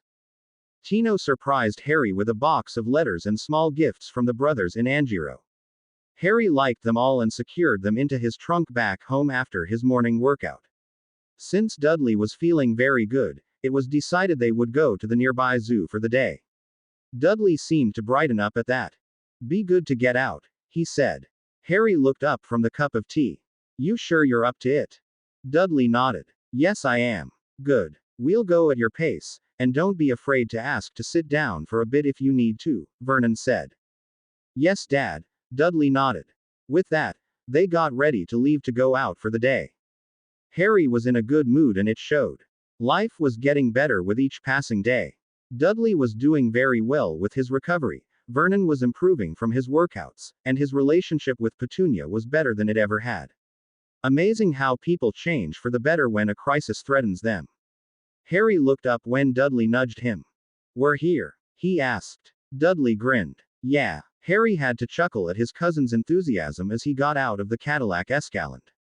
He waited for the Dursleys to get out and they started off to the entry gate. They got in and started looking around. Harry had never seen so many animals in one place before. He learned a lot from reading the basic descriptions of each animal. They saw the trained animal shows and Harry definitely enjoyed watching the animals do their tricks. He hoped they were well treated.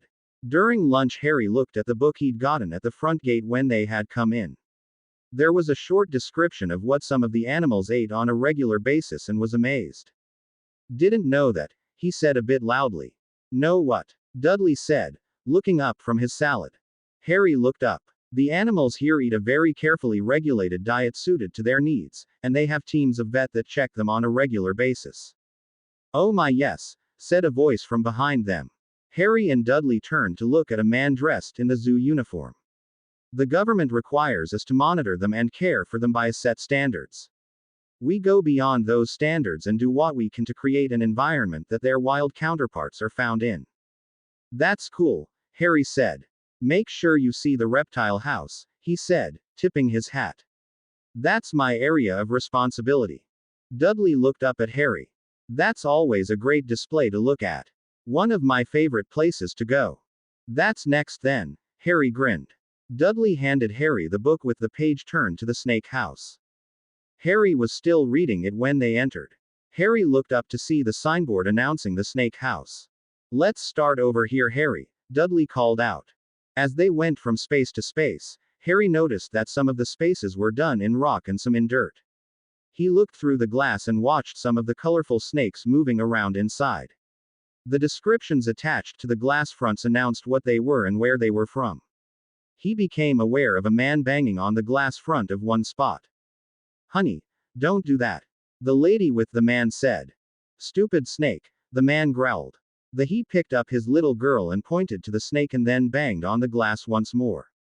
Then the unthinkable happened. Harry froze to the spot in horror as cracks appeared in the glass and broke. The man went off balance, and the little girl tumbled into the snake cage. Then all hell broke loose. Harry had just witnessed the glass front breaking and the little girl falling in. The crowd in the snake house panicked and stampeded towards the entrance and exit. Harry got shoved against the rock wall and felt his face get scraped against the rock wall. He managed to find his way to the snake cage and reached in for the girl. He couldn't reach her and climbed in. The girl was scared, he could tell immediately. The snake woke and raised up, its eyes starting to narrow. It was an accident. Please let us go, Harry hissed. The snake backed up, its eyes wide open in shock. You speak snake. Then it was Harry's turn to be shocked. Ah, yes I do. The snake nodded. Better get out while you can, kid. The other kid looks like she's about to freak. Thanks, Harry said and moved slowly for the benefit of the zoo officials and the snake handlers watching. He got to the edge of the snake cage and handed one of the men the girl. A small door beside the snake popped open and the snake turned to slither through it. Harry sighed once he got out and the snake door closed. You all right, kid? The man he met at lunch asked. Harry nodded. Just fine. I think the snake was just as surprised as anyone else was when the glass broke and the little girl fell in. Certainly gave all of us fits, the man nodded.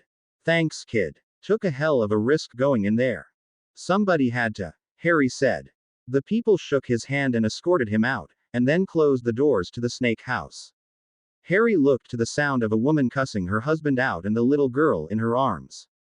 Stupid fool, Vernon rumbled angrily. You all right, Harry? Harry felt tired. He sighed once more and nodded. Perhaps we should call it a day, Vernon said. Harry didn't argue. He knew he'd be back another day.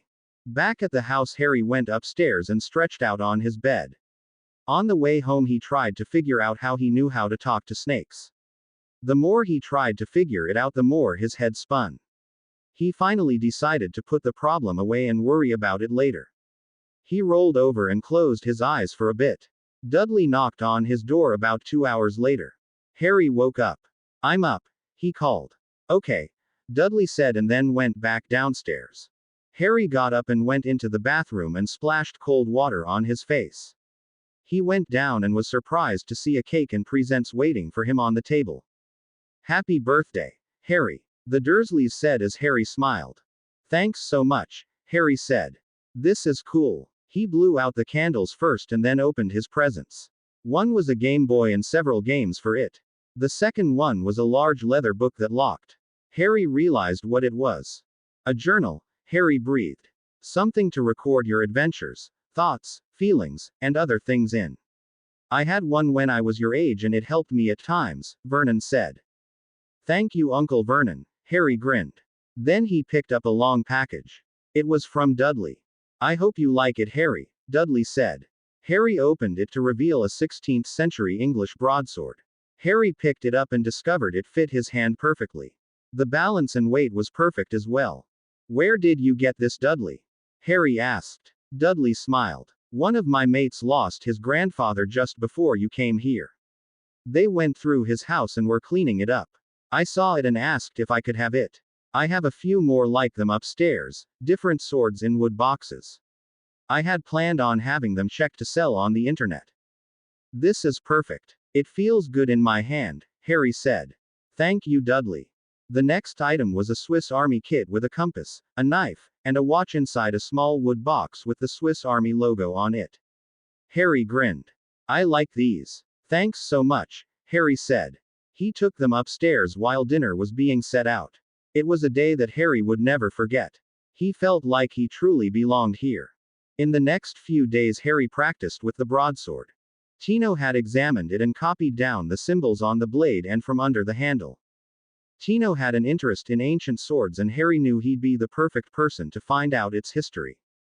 Harry worked with the broadsword until he got really good with it. Out of curiosity, he wrote a letter to Dumbledore asking him if there were any of the Evans clan left. Sadly, the answer was no.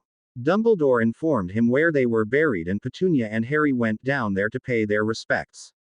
Much to Petunia's surprise, she inherited nearly everything that once belonged to the Evans clan. She donated everything magical to Dumbledore at Hogwarts, not really knowing what she was going to do with it all. As for everything else, she ended selling it off and putting the money away for when Vernon retired from Grunnings. There were some boxes of family photos and certain keepsakes she wanted to keep. Harry and Petunia spent a rainy afternoon looking at all of the pictures and reading various diaries and journals. Harry learned more about the Evan clan than he ever would through the Hogwarts library. It also served to bring nephew and aunt closer. Dudley in the meantime had the other swords appraised and found out to his surprise they were worth lots of money. He made a small fortune and put it away for his future at Vernon's suggestion. He did keep one or two for himself, a broadsword and a foil. Harry taught him some beginner's moves and Dudley picked up on them quickly. He went and joined a fencing club with his doctor's approval and began training to fence. Harry thought Dudley was a natural at it. The last week of August arrived hot and sticky. Even Dudley didn't want to move away from the large fan he had up in his room. Harry didn't blame him at all. Harry took one last look through his Hogwarts trunk to make sure he had everything for the new school year. Deep down inside he had the funny feeling that this year would be very unusual, more so than the first. He sighed and sat back on his bed. He shook his head at the thought of what happened a few months ago and hoped for a nice quiet year. However, that was not to be, and his first clue to that was the sudden appearance of a short scrawny creature on his bed as Harry vacated it to drop one last item inside. Harry reacted lightning fast, his katana appearing in his right hand and his wand in his left. The creature stared at Harry with its large rounded eyes, nervously clutching what appeared to be a pillowcase with a hole cut in the top part for its head. "I am Dobby, a house elf. Harry Potter must not go back to Hogwarts. Great danger awaits him," the creature declared. "What kind of danger?" Harry questioned. The elf turned and rammed its head into the wall, shocking Harry. Harry immediately grabbed the elf before it could do it again. "What in hell are you doing?" Harry yelled. "I am punishing myself for nearly giving away Master's secrets," Dobby answered, grabbing a lamp and whacking himself on the head with it. Harry dropped his katana and wand, and then separated elf from a now dented lamp. "Knock that off. Do not go back to Hogwarts," Dobby said, and then disappeared in a puff of smoke and a crack of sound. Harry sat back on his bed and wondered what in hell was going to happen next. "I don't think I want to know," he said out loud. A knock on his door made him jump. "Harry, are you about ready?" "Coming, Uncle Vernon," Harry replied. He was going to flow to the Weasley house at St. Ottery Catchpole, out in the English countryside for the last week of his summer vacation. From there he would flow into Diagon Alley and get his second-year books. Then a week later it would be off to Hogwarts. He turned and checked everything once more and then closed his trunk. Hedwig had gone on to the Weasley house, and her cage went into the trunk after having been cleaned out. Harry carried it downstairs and set it in front of Uncle Vernon. "Got everything you need?" Vernon asked as he glanced at the clock on the mantel, checking the time. It had been arranged for Arthur Weasley to come through the Flow network to meet the Dursleys and to bring Harry back to the burrow. A soft pop announced Arthur's arrival. He stepped out of the fireplace and smiled. He looked just like a normal Englishman in pants, a long-sleeved shirt, a vest, and a hat on his head. "Ah, you folks must be the Dursleys," Arthur smiled. Vernon relaxed and shook his hand, and then introduced Petunia and Dudley. They sat for a spot of tea and then a half-hour later Harry and Arthur left for the burrow. Molly was right there when Harry popped out of the fireplace and she hugged him tight. "It's so good to see you, Harry. You look marvelous," she said. Harry did, having gained a few pounds of muscle, improved his tan, and looked very fit in his new clothes. Harry shook hands with the twins, Charlie, Bill, and Percy. "You look fit, mate," Ron said as he shook Harry's hand. "Thanks, Ron," Harry said as the fireplace pinged once more and Hermione stepped through. Once the welcomes were done with and the rooms assigned, Harry followed Ron and his brothers back downstairs and into the living room. Molly waved her hand for attention. "Okay, this is what it is," she began. "Early bedtime, because we are going into Diagon Alley for books and things for the next year. We need to make sure we got to Flourish and Blots early to see Gilderoy Lockhart." Harry blinked. "Who's he?" "Damned if I know," Ron said. "Some bloke who's written books on his adventures in the wizarding world." Harry suddenly had the strangest feeling and he didn't know why. He pushed it away for the time being, deciding he'd follow up on it when he meditated later that night. He had completely forgotten Dobby's warning to him in his excitement at seeing his friends again, and that would lead him into another amazing adventure. "Let's go into the backyard and relax for a bit," Ron said, gently nudging Harry. Harry followed Ron out of the house and into the backyard. The evening was coming on and the breeze felt nice and cool. Charlie brought out glasses of lemonade for everybody and Harry raised his in a toast. "Here's to another exciting year at Hogwarts," he cheered. Little did he know he would get what he wished for. Sometimes it's best to be careful when you wish for something. Going back to Hogwarts, Harry calmly finished his morning tea as a tornado of activity whirled around him. He briefly smiled in amusement as he listened to the chaos around him. Where the bloody hell is my Hogwarts cloak? Ron yelled. Change my prefect badge back to normal, you jerks. Percy yelled at the twins. Molly, have you seen my boots? Arthur called from down the stairs. Mum, I can't find my barrettes. Ginny Weasley, the youngest Weasley, cried out as she raced down the stairs. Hermione stopped in front of a grinning Harry. You are enjoying this, aren't you? Putting on a very fake English accent, Harry replied, but of course, my dear Miss Granger. Such enjoyable sport. Ron growled in anger at Harry as he laughed. Mr. Weasley, your boots are under your recliner. Ginny's barrettes are on top of the coffee table. Ron's cloak is by the fireplace where he hung it last night. Percy, if you put a protection spell on your badge, you'd have less problems with it, Harry advised. Harry had to smile at the twins' reaction towards him as Percy waved his wand and fixed his badge. Once everyone was ready, he got up and went over to the fireplace. Today they were headed for Diagon Alley to get their books for Hogwarts. The second year were books written entirely by Gilderoy Lockhart. Harry wondered who the guy was. He'd find out before long. He watched as Arthur disappeared first. Harry stepped in and as he poured the flow powder out onto the fire, he called out the name of Diagon Alley. However, the smoke and ashes got into his face and he stumbled over the words before vanishing. Harry watched as fireplace grates flashed past him. He crossed his fingers and hoped he was going in the right direction. Suddenly a grate was on him and he slid out of it onto the floor. Harry blinked at the cases around him and suddenly realized he wasn't in Diagon Alley. He quickly got up off the floor and wrapped his cloak around him, right over left to cover the Hogwarts emblem. He reached for a short throwing knife and ducked his head, heading for the door. He couldn't help but notice all kinds of things in the cases around him. He had no doubts that these were dark arts objects, some of which he could not even begin to guess at.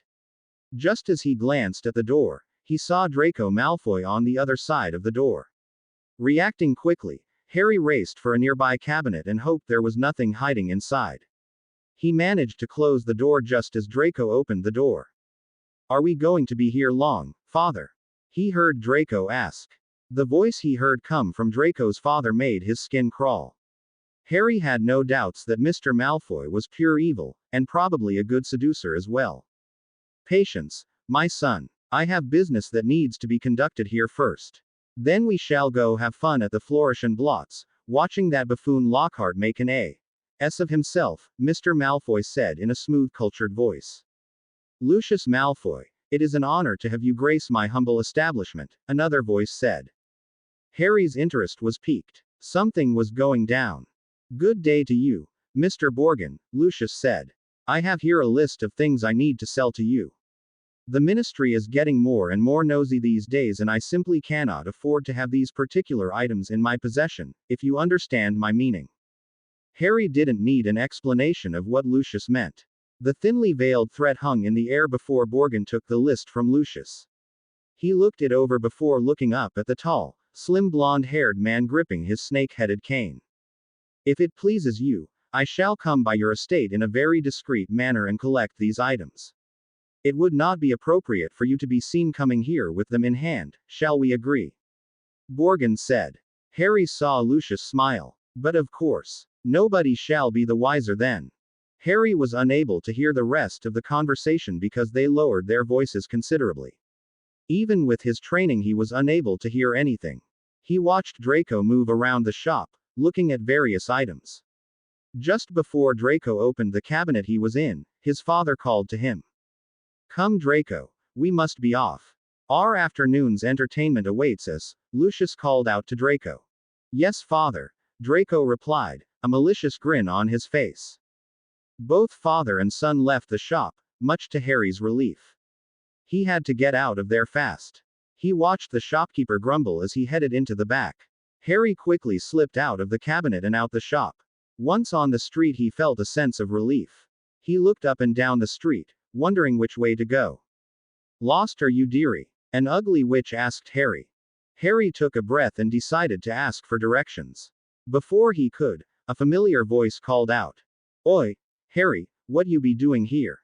Hagrid called out to him. Harry turned to the half-giant, glad to hear a familiar voice. He jogged up to him as Hagrid reached him. God, am I glad to see you? Harry said. Can you help me get out of here? Hagrid immediately took Harry's arm and guided him out of Knockturn Alley and back into Diagon Alley. Harry heard another voice call out to Hagrid. He saw the familiar red hair and knew it had to be Molly. Hagrid. Oh, thank God. We need to find somebody. She called out. Hagrid smiled at Molly as she approached him. Got him right here, Mrs. Weasley. Molly grabbed Harry and squeezed the breath right out of him as Arthur came up next to him. He looked relieved. Mr. Weasley, I need to tell you something, Harry said before anyone could say anything. I saw Draco Malfoy and his father down there, he said, pointing back to Knockturn Alley. Arthur's eyes narrowed. Tell me exactly what you saw and heard. Harry explained everything as they headed for Gringotts Bank. Arthur nodded the whole time. Thank you, Harry. You've done me a great favor, Arthur said. Harry nodded. Glad I could help. Not a word to anybody about what you saw and heard, Harry, Hagrid said. Harry nodded. Okay. But you gotta tell Dumbledore. I will, Hagrid promised. After Molly cleaned him up with a spell, Harry joined his friends on the steps of the bank and they followed Molly in. The Grangers were standing at one of the nearby counters, exchanging English pounds for wizard money.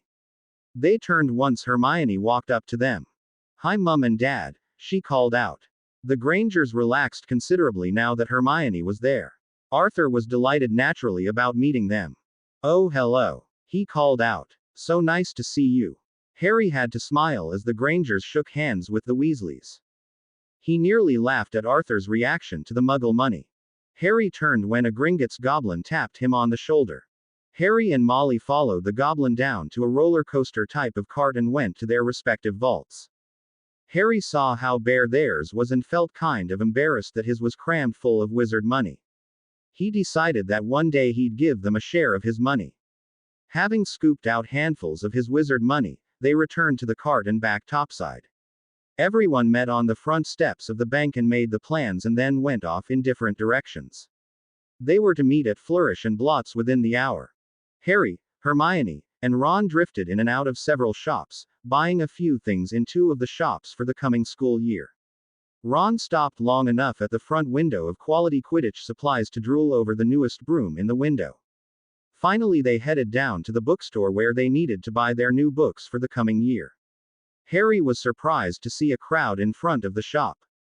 What's going on? He wondered. Hermione spotted the sign in the window, announcing a book signing by Gilderoy Lockhart today, between 12:30 to 4:30, signing his autobiography, Magical Me. Oh cool, she squealed with delight. We get to meet him. He's practically written this year's book list. Harry sighed and rolled his eyes. He had the feeling this didn't bode well, either for him or Hogwarts for that matter. He also noticed the crowd was made up mostly of witches around Molly Weasley's age. He shrugged it off and slipped inside the store with Ron and Hermione. All three picked up the book, Standard Spells, Grade 2, and then joined Molly in line. She seemed very nervous and kept patting her hair into place.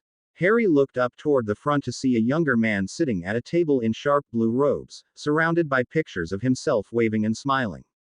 A photographer was jumping all over, taking pictures of Lockhart sitting at the table. Out of the way. This is for the Daily Prophet. The short, irritable man snapped. Oh, big deal. Ron snarled as he rubbed his foot where the man had stepped on it. Lockhart had heard. He looked up and saw Ron. His expression slowly changed to amazement as he saw Harry behind Ron. Is that Harry Potter I see? He cried out, leaping to his feet. Lockhart was around the table in a flash, his arm around Harry Potter as he smiled for the camera. Harry blushed at the sudden attention. Smile, Harry, he said softly as he smiled brightly for the camera. You and I are worth the front page. Harry finally managed to separate himself from Lockhart and breathed a sigh of relief. However, the man wasn't quite done yet. I had no idea the fates would bring us together here today, Lockhart began grandly, and this is the perfect opportunity for me to make a little announcement I have been sitting on for some time. Very soon Mr. Potter and his classmates will be getting just more than my books, they shall have me. Yes, ladies and gentlemen, I am very pleased to announce that I have been invited to take up the post of instructor for the Defense Against the Dark Arts this year at Hogwarts Academy. The crowd applauded wildly as Lockhart wrapped his arm around Harry once more as the photographer danced wildly in front of Harry and Lockhart, taking pictures as fast as he could. Lockhart then handed Harry a stack of his books and then shooed him off. He stumbled over to where Ginny was watching, holding a new cauldron. Harry dumped the books into it and nodded as the cauldron magically expanded to handle the books. You take these, Harry said softly, I'll go buy my own. I bet you enjoyed that, Potter, a voice from behind him drawled. Harry recognized the slimy voice at once. He turned to see Draco Malfoy standing there with a sneer on his face. Anything to try and tell the world how great you are, Draco continued. Famous Harry Potter. Can't even go into a bookshop without making the front page of that rag. Ginny turned on him. Harry didn't want that. Well, Potty's got himself a girlfriend. Draco laughed. A Weasley at that. How hilarious. Oh God, it's you again, Ron said, dumping his books into the cauldron. What in hell possessed you to crawl out of your snake hole? Draco turned bright red in fury. Well, fancy meeting you in here. I imagine your precious mommy and daddy will go hungry for a month to pay for your school stuff, and second-hand stuff at that. Ron turned just as red and started forward, only to be stopped by Hermione. Ron, that ugly toad isn't worth getting your hands dirty on. The snake hole he came out of is dirty enough already for him, Hermione fired off. Before anything could happen, a hand fell onto Draco's shoulder. Harry looked up into the sneering face of Lucius Malfoy. Harry felt a chill deep in his spirit and knew immediately that there was a man so dark and evil. Well, Arthur Weasley, Lucius drawled. Arthur turned and drew himself up and returned Lucius's stare. Malfoy. I hear you've been very busy of late. I do hope the ministry is paying you overtime.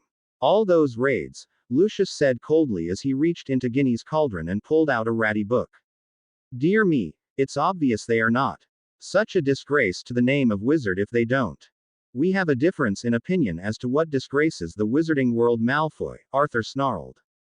Harry had a sudden feeling of impending doom. The company you keep. Malfoy's cold eyes shifted to the Grangers standing nearby, and I thought you and your family couldn't sink any lower. All hell broke loose. Arthur went after Lucius and shoved him backwards into a pile of books. Draco surged forward, going after Ron. Harry slipped in between and turned to face Draco. Draco threw a fast right which Harry caught easily in his left hand, which nobody had seen move. Draco blinked in surprise, and then looked up into Harry's face. What he saw in Harry's eyes made him shudder in fright. Draco turned absolutely white with fear. George Weasley looked into Harry's face and saw nothing in Harry's eyes. It was like Harry had turned into an iceberg. In spite of himself, George shivered in fear. He knew now for sure he'd never wanted to piss off Harry. Behind the boys, Arthur rose off the floor, managing to hoist Lucius into the air and threw him back a few feet and then followed him in with a hard right, connecting with the pale man's face. Lucius went flying into another bookcase, shaking it just right and heavy books rained down on the man. Arthur waited until Lucius came back up for air and then attacked once more, but this time Lucius was ready. He blocked Arthur's follow-up punch and attempted one of his own, but it missed the mark. That be enough, both oh ya. A big voice yelled. Hagrid suddenly appeared out of nowhere and planted himself in between Arthur and Lucius, ending the fight. Lucius gave Arthur a look that could have melted the strongest steel. Harry let go of Draco and backed up. This is not over yet, Lucius snarled and turned on his heel, motioning to Draco to follow him out. Draco snarled at Harry. Watch your back, Potty. One could get lost in Hogwarts and never see daylight again. In a voice colder than Draco's, Harry replied. You watch yours, Malfoy. It was enough to drop the temperature in the shop by 30 degrees. People shivered and quickly gave Harry room. Draco turned and practically ran out. Then Molly found her voice and turned on Arthur. After she chewed him out, They all left the shop. It was a very subdued group of people that walked back to the leaky cauldron. The Grangers looking very nervous and Arthur still seething in anger. "I must apologize," he said, turning to the Grangers. "This was not the kind of impression I had hoped you would have gotten from us. Unfortunately, there are those in the wizarding world who have opinions of what should be." Mr. Granger sighed. "Out in our world we have the same problem. They're called politicians and government busybodies who try to cram their ideas down our throats." Hagrid snorted in laughter, and soon it caught on. The group was in better spirits as they left Diagon Alley behind. Harry was struck by a sudden idea and he pulled Molly aside and whispered it into her ear. She grinned in delight. "Bless you, Harry, what a wonderful idea!" she exclaimed. Arthur raised an eyebrow. "What are you cooking up now, dearest?" "An invite to the Grangers to spend an evening at the Burrow, dinner and tea afterwards. Perhaps we should show them the better side of the wizarding world, Arthur," Molly said with a smile. Arthur Weasley had learned long ago to never try and argue with Molly. He grinned at the idea. It was definitely one of her better ones. "Smashing idea, love," Arthur said. Harry watched the adults settle on a date and time. Hermione beamed in excitement as her parents accepted. Then the Grangers left and the Weasleys and Harry headed back to the Burrow by Flow. Back at the house, Harry sat down on the couch and closed his eyes, sinking down into Getsumi no Michi and began to meditate in order to banish any negative energy left behind by the fight. Arthur went upstairs to tend to the cut on his lip while Molly went into the kitchen to start an early dinner. Harry felt Ron watching him and he opened his eyes a moment later. "You all right, mate?" Ron asked. Harry smiled. "Feeling fine, Ron. That was an absolutely mean right your dad gave Malfoy Sr. Sure took him by surprise." The twins sat down on the couch across from Harry and Ron. "You were no slouch either, Harry. Definitely took Draco Malfoy down with that look of yours. Turned my blood to ice when I saw it," George said. "I simply projected my will over his. That's what won the fight this time around. Sooner or later Malfoy and I will get into a physical match. He's all bluster and hot air," Harry said. "Besides, he'd have Crabbe and Goyle do his dirty work for him," Ron said. "Those two have no brains." All four of them laughed and then turned their attention to other things. Saturday evening rolled around. The house looked clean and spotless, reminding Harry of the house at number 4 Privet Drive. He sent a quick note to Dudley to inquire about his well-being and wished him well. To his surprise, Dudley replied, "Harry, everything is good here. Thanks for asking about me, I am getting stronger every day. Dad and I are working together to lose weight and improve things. Mum and Dad send their best wishes for a good school year." Dudley, Harry read to himself as he fed Hedwig a few owl treats. He tucked the letter away and smiled. Thing had turned out better than he'd hoped with his relatives. He knew next summer would be a good one. Harry looked up when he heard a knock on the door. Hermione was standing there in a dress that matched her eyes and Harry was stunned. "Wow, Hermione. You absolutely stunning," Harry said as she walked in the front door. She smiled at Harry. "Thank you, Harry. You know my parents, Thomas and Cassandra Granger," she reintroduced them to Harry. Harry smiled and shook their hands. "Nice to meet you once again." "Our pleasure to meet a friend of Hermione's," Thomas smiled. Hermione then introduced her parents to the rest of the Weasley clan. Cassandra followed Molly into the kitchen and they started woman talk while the other men sat in the living room and talked about various things, mostly about the wizarding world. By the time dinner was on the table, both Cassandra and Thomas had a much better picture of the wizarding world. As usual, Molly had outdone herself, the food was superb and the conversation light and cheery. They all had a good laugh over the Granger's reaction to the family ghoul up in the attic when he started banging around in the attic. The evening was pleasant and very relaxed. At the end of the night, plans were laid to meet at King's Cross Monday morning for the Hogwarts Express. Harry smiled at the thought. He couldn't wait to get back home to Hogwarts. Sunday afternoon, Harry packed his trunk with everything he'd gotten in Diagon Alley, along with other things he'd gotten as well. It never amazed him how he could get everything inside and still have room for more. Ron had wisely packed his as well, and Harry helped him by teaching him the best way to do it so he could find things faster, knowing they would practically need their books for the first day after arrival. Even Molly approved of their packing job. Wish the twins would do that, she sighed. Harry smiled. I could help them. He knocked on their door, but there was no response. Harry shrugged his shoulders and then went down to join Ron and Ginny. Ginny was going to Hogwarts this year, and Harry wanted to give her some idea of what to expect. He found Ron and Hermione talking to so he sat down after getting a cup of tea from the kitchen and listening in on the conversation.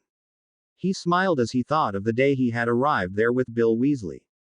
That would be a memory he'd never forget. What's up, Harry? Hermione asked. Just remembering the day I first saw Hogwarts, Harry said with a smile. I felt a fair bit intimidated by the place and Professor Dumbledore. He is an unusual man, but he does grow on you, Bill stated. Harry laughed. That he does. There's no better man than Albus Dumbledore to lead the school, Bill said. Harry lifted his teacup in a salute. Amen to that. They chatted for a bit longer and then it was time to go. They got the old Ford Anglia packed with all of the trunks. Harry was very impressed as he watched the trunk of the car expand magically to get everything inside. Then it was off to King's Cross to catch the Hogwarts Express. Harry felt the feeling of excitement stir inside of him and he knew he was on his way back to Hogwarts. He was so looking forward to the new school year. Harry hoped it would be a good year for him. They arrived at King's Cross with 15 minutes to spare. They grabbed trolleys for their school trunks and hurried into the station. Percy was the first through the barrier. Then it was the twins, followed by Arthur. Molly took Ginny's hand and led her through the barrier. Then it was Harry's turn. He took a breath and relaxed, and then walked toward the barrier. He was shocked when the trolley hit solid brick. He blinked and then looked at Ron. Ron had a look of terror on his face. People were turning to look at them and Harry felt lost. He didn't know what to do. He glanced up at the clock and saw it was too late. The train was gone. He calmly moved his trolley away from the brick wall, pretending to have trouble with his trolley. What the hell? Ron exclaimed when they were away from the wall. Harry thought for a moment. We gotta do something. Let's go back to the car and wait for your folks. Ron's face suddenly lit up. The car. We could fly it to Hogwarts. It would be so easy. All we have to do is make it invisible by using the button on the dashboard and nobody would see us. Harry looked unsure about that idea. Are you sure about that, Ron? Hell yes. Ron exclaimed. Harry sighed. I've got a bad feeling about this. Harry followed Ron back to the car where it had been parked on the side road. Ron opened the trunk and they loaded their trunks back into the trunk and slammed the lid. Ron got into the front seat as Harry put Hedwig's cage in the back. Harry got into the front seat and closed the door. He looked around quickly. It's clear, Ron. Nobody around, Harry informed Ron as he started the car. Ron hit the silvery button on the dash and the car disappeared. Harry began to relax, thinking that they were going to make it just fine. Ron hit the gas and the car moved from its parking spot and then up into the sky. The car rumbled once, and then they reappeared once more. Harry panicked and slammed his hand down on the button, rendering the car invisible once more as Ron panicked and shot up into the clouds. I hope to God nobody saw, Ron squeaked. Harry crossed his fingers and hoped the same. The invisibility booster popped once more and the car was now visible. Ron groaned.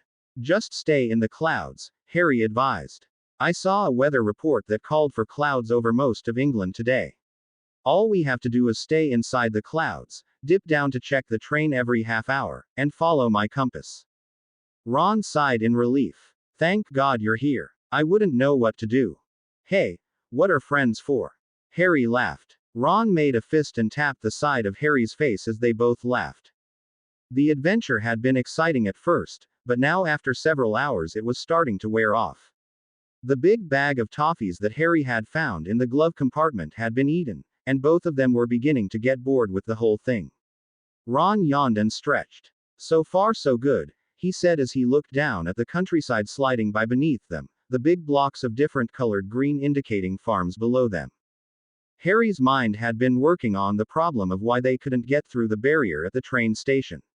It was unseasonably warm and both of them had pulled off their sweaters. Harry's t-shirt was sticking to him and he wished they had grabbed a cold six-pack of soda before flying off. His head was beginning to hurt, so he shelved the problem and concentrated on helping Ron find Hogwarts. The sooner they got to Hogwarts the better. Harry checked the compass once more and nodded. Still on course, he reported. It was now getting dark and Harry was having trouble seeing the train below them. Just as he raised his head, he spotted the familiar towers of Hogwarts Castle. There it is! Harry shouted in relief. Ron cheered loudly. Thank God. Then the car gave out. Ron panicked as the car started shaking and choking. Bloody hell. Harry grabbed onto something as the car began to dive towards the lake. No! Ron screamed, and the car jerked once more, flying over the lake and over the castle wall.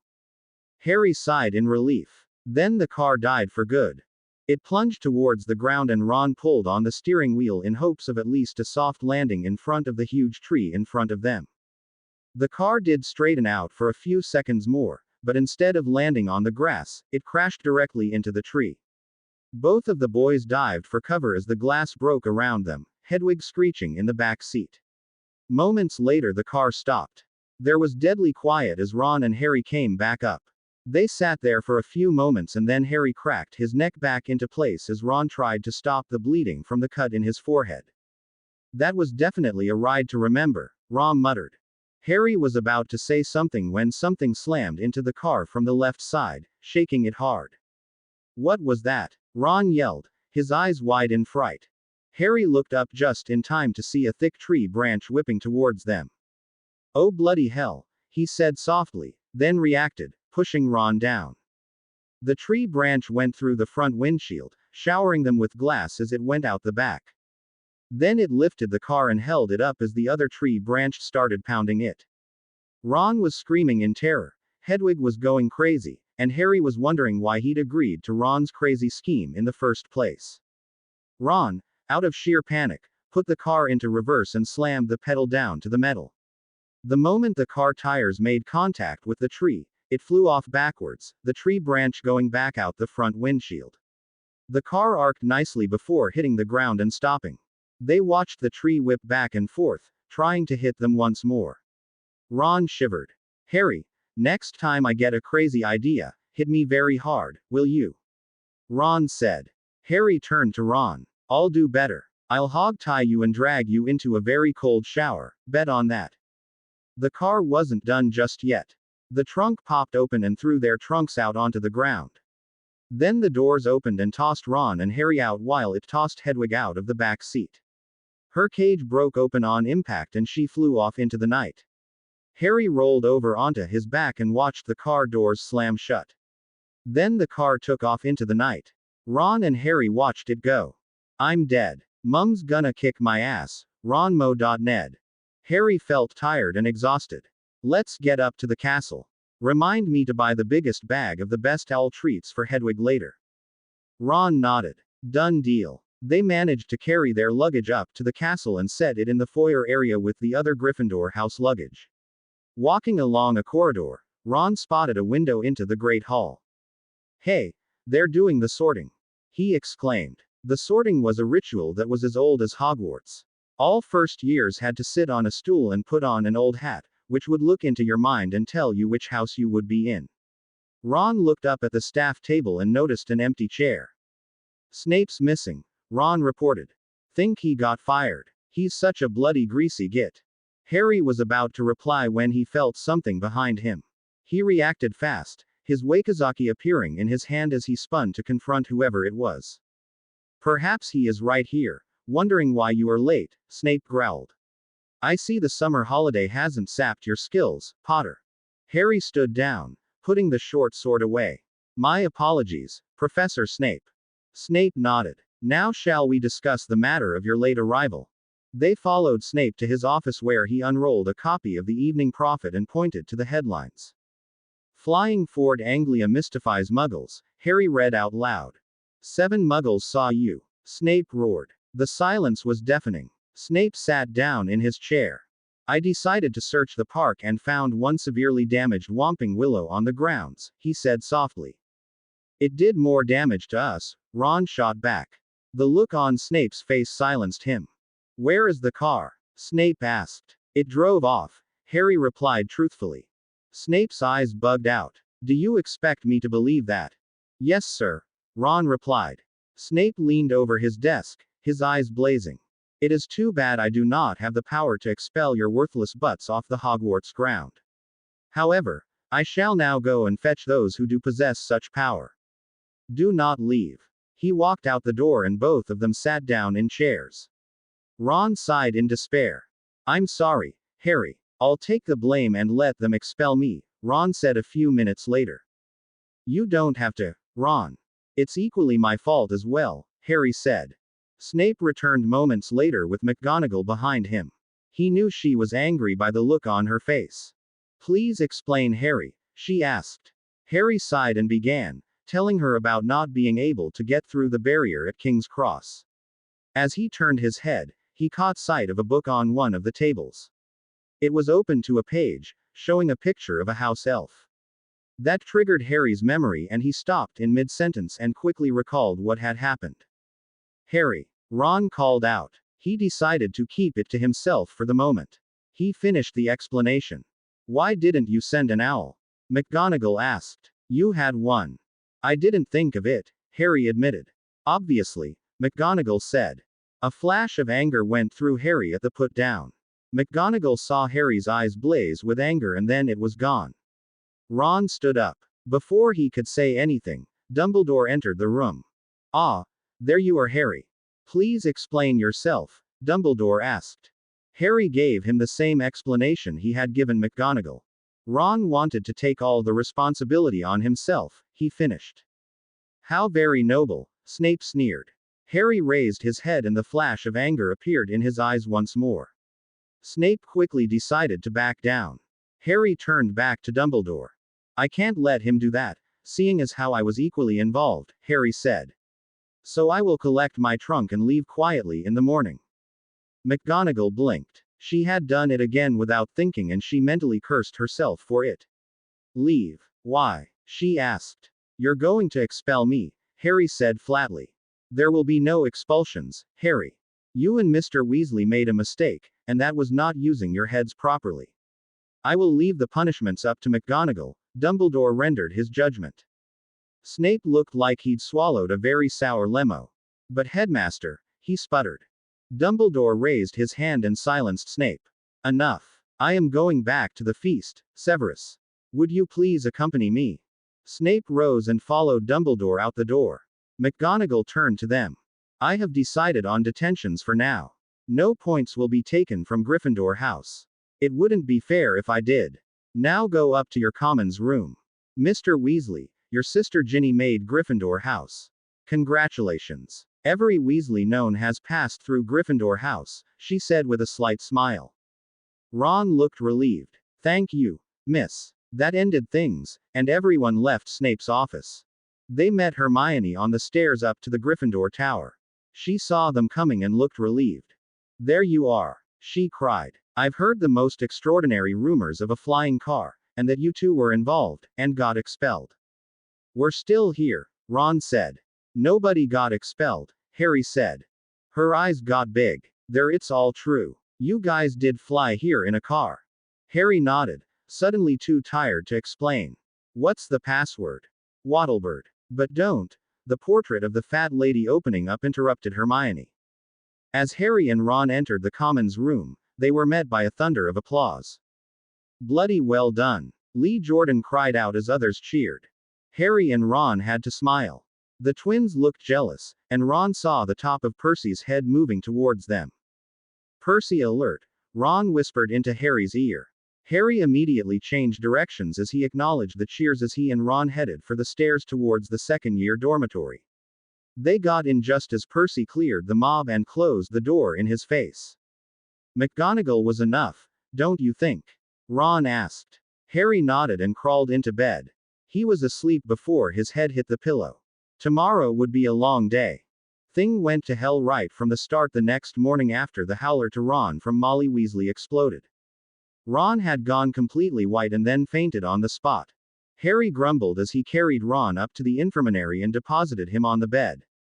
He sat down next to Ron and wrote a short letter to Molly, explaining everything that had happened, and ended the note saying it was his entire fault. He sent it with a school owl, knowing it would be a while before Hedwig would even look at him. He sighed and trudged back down to the great hall where McGonagall was handing out schedules. He took his without a word and walked off. McGonagall raised her hand to stop him and then thought better of it. He sighed as he joined his class at the greenhouse. A moment later, Professor Sprout walked into view with Lockhart behind her. Harry closed his eyes and mowed Ned quietly to himself. Lockhart was the last person he wanted to see right now.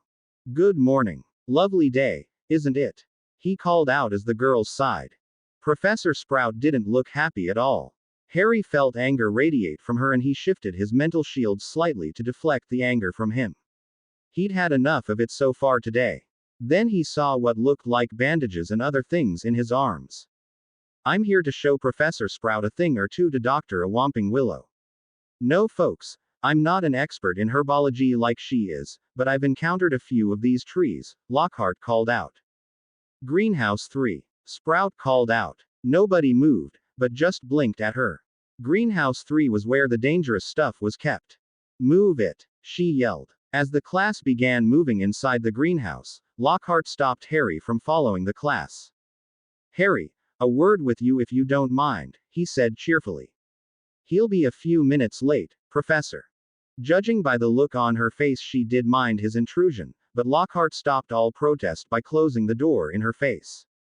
He guided Harry a few feet away from the greenhouse and his expression changed. Well, flying a car to Hogwarts. How very novel, Harry. Trying to upstage me, Harry?" Lockhart asked unpleasantly. A couple things revealed themselves to Harry. Lockhart was an opportunist, a charlatan, and a danger to Hogwarts. The only problem was how to reveal Lockhart for the phony that he was. "That wasn't a publicity stunt, Professor. That was a mistake on my part," Harry said as he moved out of reaching distance. Lockhart smiled unpleasantly. He began going off on a tangent about loving the publicity at the bookstore and then flying the car was a great stunt. Harry now knew without a doubt in his mind that Lockhart was crazy to boot. He would never be able to prove it, either. Then Lockhart strode off and Harry slipped inside the greenhouse. He spent the morning wrestling a mandrake into a large pot, getting sweaty and dirty in the process. As he worked, he turned the problem of Lockhart over in his mind. In the end, he decided to simply keep the man under careful watch. He decided he'd pay a call on Snape and discuss things with him and see what his observations on Lockhart matched his. He trudged tiredly back up to the castle and decided to hit the showers and clean up a bit. Harry sat on a low stool as the warm water flowed over him. He sighed and closed his eyes, letting his mind wander for a moment. So much had happened in the last few weeks and he was beginning to wonder if Voldemort was up to something once more. He left the shower feeling clean in body, but his spirit wasn't calm after his encounter with Lockhart. Harry entered Transfigurations and settled into his seat. As hard as he tried, he couldn't turn his beetle into a button. Ron was having worse luck since his wand had been broken in the car. Naturally, Hermione came out on top as usual. That only served to worsen Ron's mood. Harry followed them down to lunch. Perhaps the day could improve after a good lunch. To Harry's dismay, Defense Against the Dark Arts was next. Harry felt a headache coming on as he entered the room. Lockhart hadn't wasted any time setting things up to his liking. There were numerous pictures of himself scattered around the room in various poses and doing things as well. Harry's mood darkened, and he sat down quickly and closed his eyes, slipping into Getsumi no Michi to banish his dark mood. That seemed to help a great deal. Until Lockhart came sweeping into the room. The incident at lunch was still weighing heavy on his mind. A first-year named Colin Creevey had approached Harry, wanting to take his picture and asked Harry to sign it. Then Malfoy had popped out from nowhere and stirred up trouble once more. Just as Ron was about to hex Malfoy, Lockhart appeared out of nowhere. He sized up the situation and jumped into the picture and offered to sign it as well. Malfoy had slinked off with a smirk on his face. Then Lockhart had steered him off into a corner and gave him some kind of speech about photo signing being too soon in his publicity career. Harry had escaped once Lockhart stopped to take a breath. Now here he was, standing at the front of the class smiling grandly. Now then, welcome all of you to my class. He started off. I see that all of you have gotten my books. Well done. To start things off, I shall give you all a short quiz to see how much you know from my books. Harry looked at the 3-page quiz and sighed. This was going to be a long year indeed. Harry, Ron, and Hermione emerged from the classroom with sight scrapes and bruises after having battled the Cornish pixies that Lockhart had released in the classroom. All of the others had rapidly abandoned the room once the pixies had started causing mayhem, even lifting Neville Longbottom to the chandelier by his ears. As for Lockhart, he had abandoned the 3 of them once his wand had been tossed out of the window. Hermione quickly taught Harry and Ron the freezing charm, and they used it to stop the pixies. Harry got the chance to put his gymnastic skills to work, rolling, diving, and doing flips in order to keep moving so the pixies wouldn't catch him. Harry's opinion of Lockhart had changed even more, and the conversation with Snape was now even more important. He decided to catch the professor at a favorable moment. Said moment came 2 nights later when Harry made his way down to the dungeons to Snape's office, keeping to the shadows. Snape was walking alone in the corridor when he sensed someone behind him. He opened his office door with a whispered password and then Harry slipped inside. To what do I owe the pleasure of this unexpected visit, Potter? Snape asked. Harry sat down in a chair and took a moment to collect his thoughts. I know you used to be a Death Eater, so I wanted to ask you about Lockhart. Then Harry went on to explain everything he'd observed in the encounters with Lockhart. Snape scratched his chin the entire time. Potter, that simpering fool would have been deep-fried by Voldemort if he'd dared to approach the man. Your observations of the man is spot on. Do not trust him. I will ask around if he has allied himself with another Death Eater. Now run along and go see Dumbledore. I am sure he will have more to say on the subject of Lockhart. Snape dismissed Harry with a wave of his hand. Harry slipped out of the office and along the dark corridors, his mind processing what Snape had said. He couldn't figure out Snape at all. Tough and nasty 1 minute, friendly the next. Harry sighed and put that problem away for the moment. He emerged into the hall and got his bearings once more and then headed off to Dumbledore's office. On the way up there, he ran into McGonagall. There you are, Mr. Potter. Please follow me, I wish to speak to you, she said.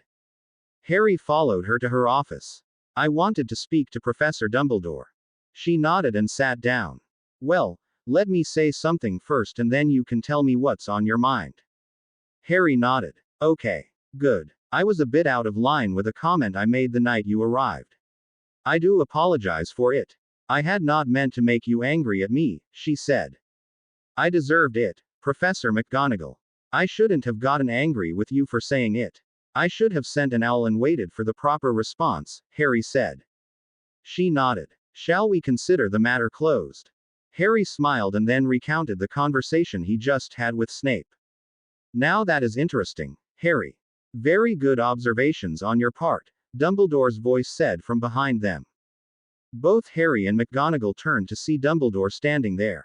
Dumbledore took a chair next to Harry and sighed. Yes, I knew what I was doing when I hired Lockhart. I did not anticipate him causing you or anybody problems this soon. For the most part he is harmless.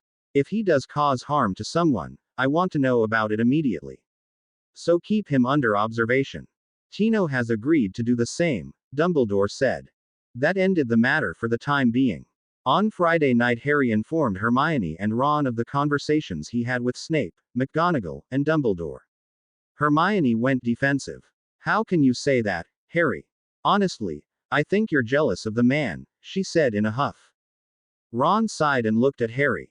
I'm with you, mate. Thanks, Ron. I need help with this thing, Harry said. Anytime, Ron said. Harry stretched out on his bed and sighed, glad the weekend was finally here. He'd been looking forward to peace and quiet, sessions in his training room, and plenty of sleep. At least that had been the plan before Oliver Wood woke him up earlier than usual on Saturday morning, which was a mistake on Oliver's part. He found himself staring at the wrong end of a wand. Sorry, Harry, he croaked, mentally making a note to never sneak up on Harry again. Quidditch practice on the field in 15. Harry sat up once he saw who it was. This early. He groaned. Oliver nodded. We were really good last year. We need to be much better this year. Harry sighed. Be there in a few. Oliver disappeared and Harry sat up retrieving his broom and headed down to the Quidditch changing rooms. He changed his mind and decided to remain in his sweats. They were much warmer than the uniform. Unfortunately, Colin Creevey had heard him leaving the dorm and attached himself to Harry. Harry liked the younger kid, but didn't like the fact that he hung onto Harry like an obsessive fan. He decided he would eventually take Colin aside for a conversation. Colin rattled on and on about Quidditch, asking all kinds of questions as they walked down to the field. Entering the Gryffindor room, Harry noticed that Oliver seemed to be the only one wide awake. Everyone else was dropping off back to sleep. Wood began showing off new tactics on a board in front of him and Harry was completely bored in 5 minutes. He decided now was a good time to meditate, leaving just a little bit of him to keep tabs on Wood. He closed his eyes and sank gratefully into Getsumi no Michi. Almost immediately he felt the power wash over him like a flood. He became aware of everything around him and the magic flowing through him. It never failed to amaze him how he was able to pick up on the magic residing in the castle. He felt fully charged with it. Then Wood finished his talk and Harry brought himself back. All right, folks, let's head out. He grinned. The cool air in Harry's face brought him completely to life. He felt the thrill wash over him once more as he took to the air on his broom. He was barely aware of Colin's camera working overtime to capture all of Harry's moves. Just as Harry finished a barrel roll, he spotted the Slytherin Green marching towards the field. Oliver! Harry shouted. Slytherin's coming. Wood flew into a rage and stormed up to Flint.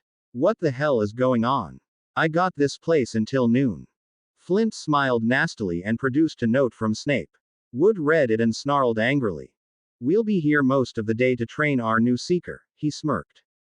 Oliver blinked. What new Seeker? Draco Malfoy came out from behind the other Slytherins and posed with his broom. Jaws dropped in shock as the Gryffindors stared at the small pale blonde standing there. His father was so kind to donate brand new brooms to the team. Nimbus 2001s. Just came out too, Flint smirked. Not a word was said as the Slytherins showed off the shiny new brooms. Just then Ron and Hermione appeared next to Harry.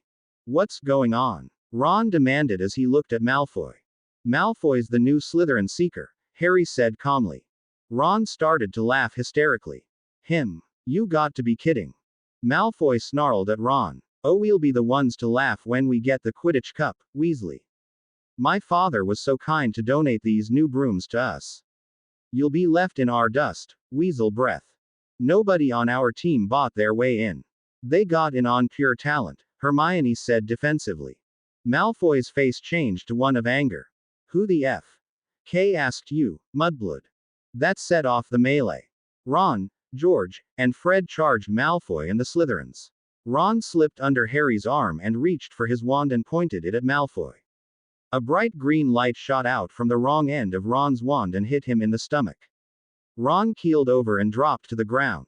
Ron! Hermione shrieked. Are you all right? Ron slowly came to his knees, and then his face took on a green color and he grimaced as he chucked a slug. That set off the Slytherins. They rolled on the ground with laughter as Ron continued to upchuck slugs. Harry immediately grabbed Ron by one arm while George took the other. Hagrid's hut, Harry said. They carried Ron down there to Hagrid's hut. Harry knocked and heard footsteps inside. What do you want now? Hagrid roared when he opened the door. Just us, Hagrid. Ron needs help, Harry said as Ron chucked another slug. Hagrid's eyebrows rose in surprise. Harry had his detention that night at 8 with Lockhart. Harry closed his eyes and sighed. Hopefully it wouldn't be so bad. He went up and knocked on the man's door and Lockhart answered. There you are, he cried. Do come in. Harry gritted his teeth and walked in. So glad you are here, Harry. Gives us a chance to get to know each other, Lockhart smiled. Harry shivered at that. The man creeped him out. He wanted nothing more than to be in his bed, listening to his CD player. You can address the envelopes, Lockhart said. Harry sat down and looked at the long list in front of him and got started. He got so into what he was doing he let most of what Lockhart slip over him. Then suddenly he heard a voice that sent chills down his back. Come to me, let me rip you, let me tear you, let me kill you, the ice-cold venom-filled voice spoke. Harry jumped up in his seat, his senses fully awake and charged. Lockhart noticed the strange look on Harry's face and waved his hand in front of his face. Harry snapped to. Harry, are you okay? Lockhart asked, concerned. You suddenly zoned out. Harry nodded, quickly deciding to say nothing. Just tired. Great Scott. No wonder you zoned out, it's been 4 hours. Off to bed with you. Lockhart declared. Harry was glad to get out of there. He jumped off the chair he was sitting on and got out of there. Up in his dorm, he shared everything with Ron when he showed up a half hour later from his detention with Filch. Weird, mate. Totally weird, Ron declared, and both of them went to sleep. Harry sat on the Quidditch pitch the next morning, turning the situation over in his mind the next morning, watching the sunrise. There was too many weird occurrences of late, and he wanted to know just what the hell was going on. His head began to hurt from trying to figure it all out. He got up and trotted back to the castle and slipped through the halls to his training room.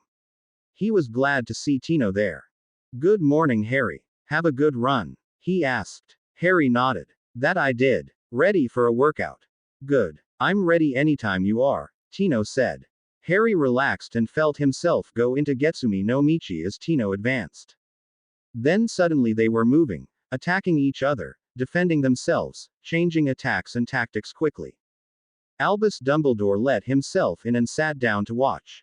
He long ago had become convinced that Harry's ninja background would augment his wizard skills and set up this room for Harry to work out in. What was so special about the room is its ability to create instantly any environment for Harry to train in. Dumbledore and a number of the professors had a hand in the creation of the room and they had to agree it was their best work yet. In the middle of all this, Harry began to experience some changes in himself. He discovered he was starting to grow faster, and there were days when he was extremely moody. He also discovered that he was having beeps a lot more than usual and they were embarrassing at times, especially when he had to stand up in front of the class to demonstrate something. When he washed himself in the shower, he discovered that it felt good but it scared him just the same. He wasn't concentrating on his workouts one morning and Tino was growing frustrated. Finally he stopped the workout and sat Harry down in a chair across from him. What is going on with you, Harry? He asked gently. Harry let it all out, everything that had been happening to him lately. Tino smiled. You're starting to mature, Harry. You're growing up, Tino said. He stood up and went to the shelf on the far side of the room and retrieved a book. I think it's time I talked to you about puberty and what happens. For the next 3 hours, Tino taught Harry about his body, the changes he'd experience, why he was having mood swings, and about Say. Harry listened and asked questions as they went. Tino left nothing out of the conversation and gave Harry the straight facts about it all. By the end of the conversation, Harry understood things a lot better. He was glad he had talked to Tino rather Lockhart or Dumbledore. He stood up and hugged Tino. Thank you, brother. I understand things better now, Harry said. Tino smiled. Don't ever be afraid to ask me about things, Harry. I will give you the straight honest truth. Harry smiled. You are the brother I wished I had. Tino laughed. Thank you, little brother. Now you had better get going. Breakfast waits for no man. Harry laughed as he slipped out of the room. Tino smiled and turned to pick up things. I assume you heard everything, sir. Tino asked Dumbledore, who stood behind him in the shadows. The old man stepped forward. Yes. Thank you for helping him and teaching him what he needs to know. These are important facts that every young person needs to know. I agree, sir. Tino nodded. Dumbledore nodded and slipped out of the room and headed down to the Great Hall. Harry felt better about himself as he sat down for breakfast in the main hall. As he ate, he looked around the hall at various people. He could see what Tino meant by different stages of development in various kids. He knew now that he was normal in the sense of growing up and maturing. He watched various people during the day and observed how they acted and carried themselves. At the end of the day he wrote out his observations and showed them to Tino. Ah, well done, Harry. Yes, I've noticed this too. It's just the way they are. Tino said as he read the parchment Harry handed him. I'll put this away somewhere. We can use this for reference should the need arise. Harry nodded agreement and they started their daily workout. Today Snape was observing, having shown an interest in the martial arts. Tino and Harry explained things as they went. By the time they were done with their workout, Snape had gained a respect for both Harry and Tino. I am impressed, Snape said at last. Both of you are truly skilled, and I sincerely believe that when the time comes, Harry can and will defeat Voldemort for good. However, I must maintain my public dislike for Harry, but he has my full support. I will work you very hard in potions, Harry. There are things there you have to know. Harry smiled. I understand, Professor Snape. Good. Now having said that, I must go prepare for a class the headmaster insists I teach, Snape growled. What class is that? Tino asked. Snape hesitated for a moment and then Harry realized which class it was to be. Say. Ed, Harry guessed. Snape blushed and turned dark red. I think you are too young to know about that kind of thing, Potter. I'm 12, Professor Snape. I am starting to change and I want to know about these changes I'm experiencing. I want to know what is going on inside my body as well as what is going on outside my body. I know about things like beeps and orgasms and everything else connected to it. The more I know about these things, the better I will be prepared to deal with it all, Harry argued the point.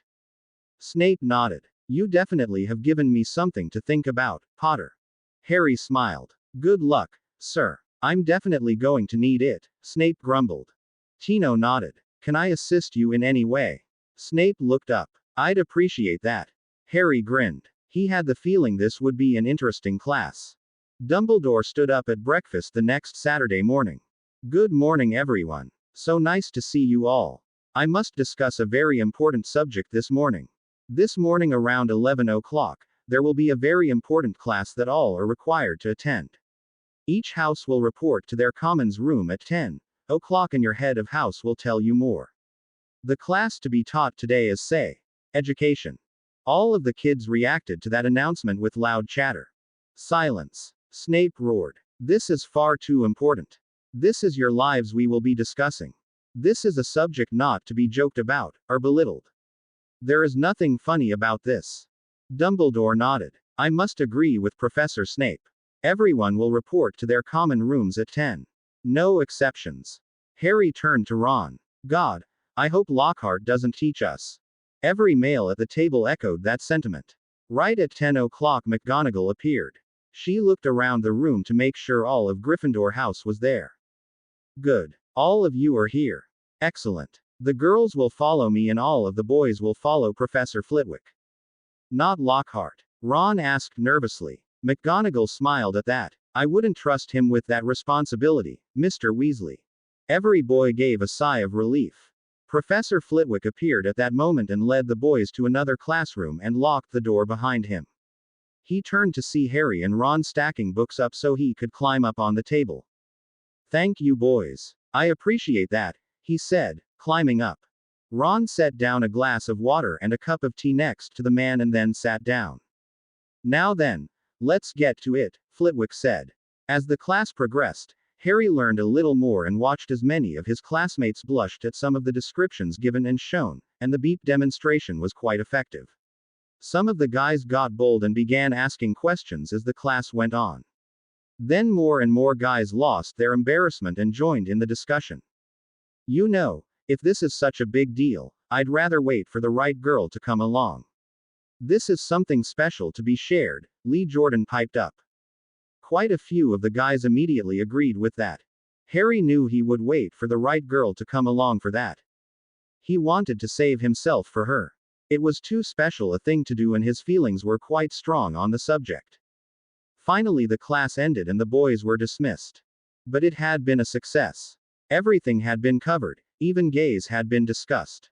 Harry observed 2 first years in the back row looking a bit nervous.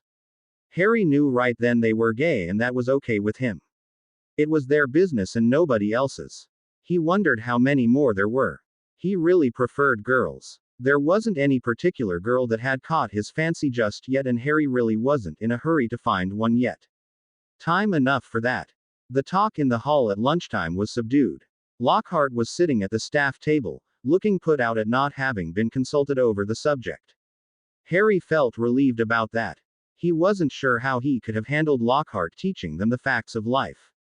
He briefly wondered how Draco Malfoy had taken the class. Oh God. Malfoy and say. Ed. That's a real scary thought, Ron said later when Harry expressed his thought. Lee Jordan grinned. I have it on good authority that Snape put him in his place and then he fainted during the STD, say. You ally transmitted disease part when he showed those graphic pictures. Ron smiled a little. He'd run to the bathroom after the fourth picture. Flitwick had stopped on the sixth one when he saw the boys turning pale. All of the boys had gotten the message. Use protection or else. Looking at Malfoy is enough to turn any girl off, another boy hooted. There was laughter at that. Harry had to smile at that. I did learn a lot, Harry said. I know what to expect as I turn into a teenager and then an adult. All of the guys agreed with Harry on that. October came around and brought with it wet rainy weather. That didn't stop the Quidditch practices. Harry wished Oliver would let up just one time. It was one such evening that Harry was ending a practice. It had been raining most of the afternoon and he was soaked through and muddy to boot. He had just entered the grand foyer and was about to go up the stairs to his commons room when he felt something behind him. He turned to see an enraged Filch behind him. The man was about to explode. He pointed to the trail of muddy footprints Harry had left behind on the stone and carpeted floor. Mr. Filch, I'm really sorry for messing up the floor. If you'll let me dash up and get cleaned up, I'll come back down and clean up the mess, Harry said. Filch wasn't easily swayed. He pointed in the direction of his office. Harry sighed and followed the man to his office, dripping mud and water all the way. The man's office reminded Harry of Snape's dungeon. Chains and manacles hung on the wall behind his desk. The place gave Harry the creeps. As Filch started to write down Harry's information, there was a loud crash from the floor from above them. Filch jumped out of his chair and ran out the door, screaming. I have you now, Peeves. He yelled. Harry decided to make his escape while he had the chance. He was out the door and headed off to Gryffindor Tower in seconds. Once he was safely in the tower, he sighed with relief. He headed for the showers and took his time under the hot water, getting himself warmed up again. He dressed in a Hogwarts sweatshirt and jeans, and then headed back down to get a bucket and a mop to clean up the mess he'd left behind. He was halfway down the stairs to the grand foyer when Filch appeared. The old man started to say something but stopped. Well. You were a man of your word, Filch conceded. After that day, Filch and Harry had an understanding with each other. They were neither friends nor enemies, and Harry would nod at Filch in passing and Filch would return the greeting. Dumbledore was pleased. You were the only one besides the staff to have gotten through to him, Harry. Well done, he said. Later that evening Harry lay stretched out on his bed, listening to Metallica on his portable CD player that he had charmed to work inside Hogwarts. Dudley had introduced him to rock and roll during his summer holiday with the Dursleys. Harry was slowly building up a CD collection with Dudley's help. Dudley would send something to Harry and he would listen to it and decided if he liked the group.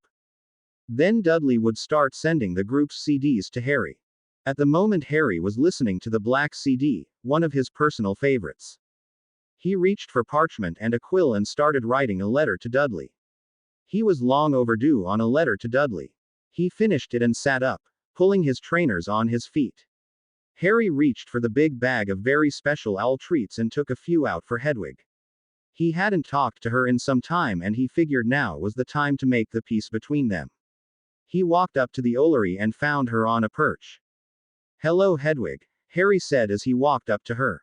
She blinked at him and didn't say anything. I need to talk to you and tell you I am sorry for what happened back in September. I shouldn't have gone along with Ron's crazy idea. I should have had you take a letter to Dumbledore and I didn't. I'm sorry you got hurt. Forgive me, Harry asked, sitting down next to her. Hedwig climbed onto his shoulder and gently nipped at his ear. Harry smiled and felt relieved. He held up the special owl treat and Hedwig hooted with joy. She took it in her talon and nibbled it slowly.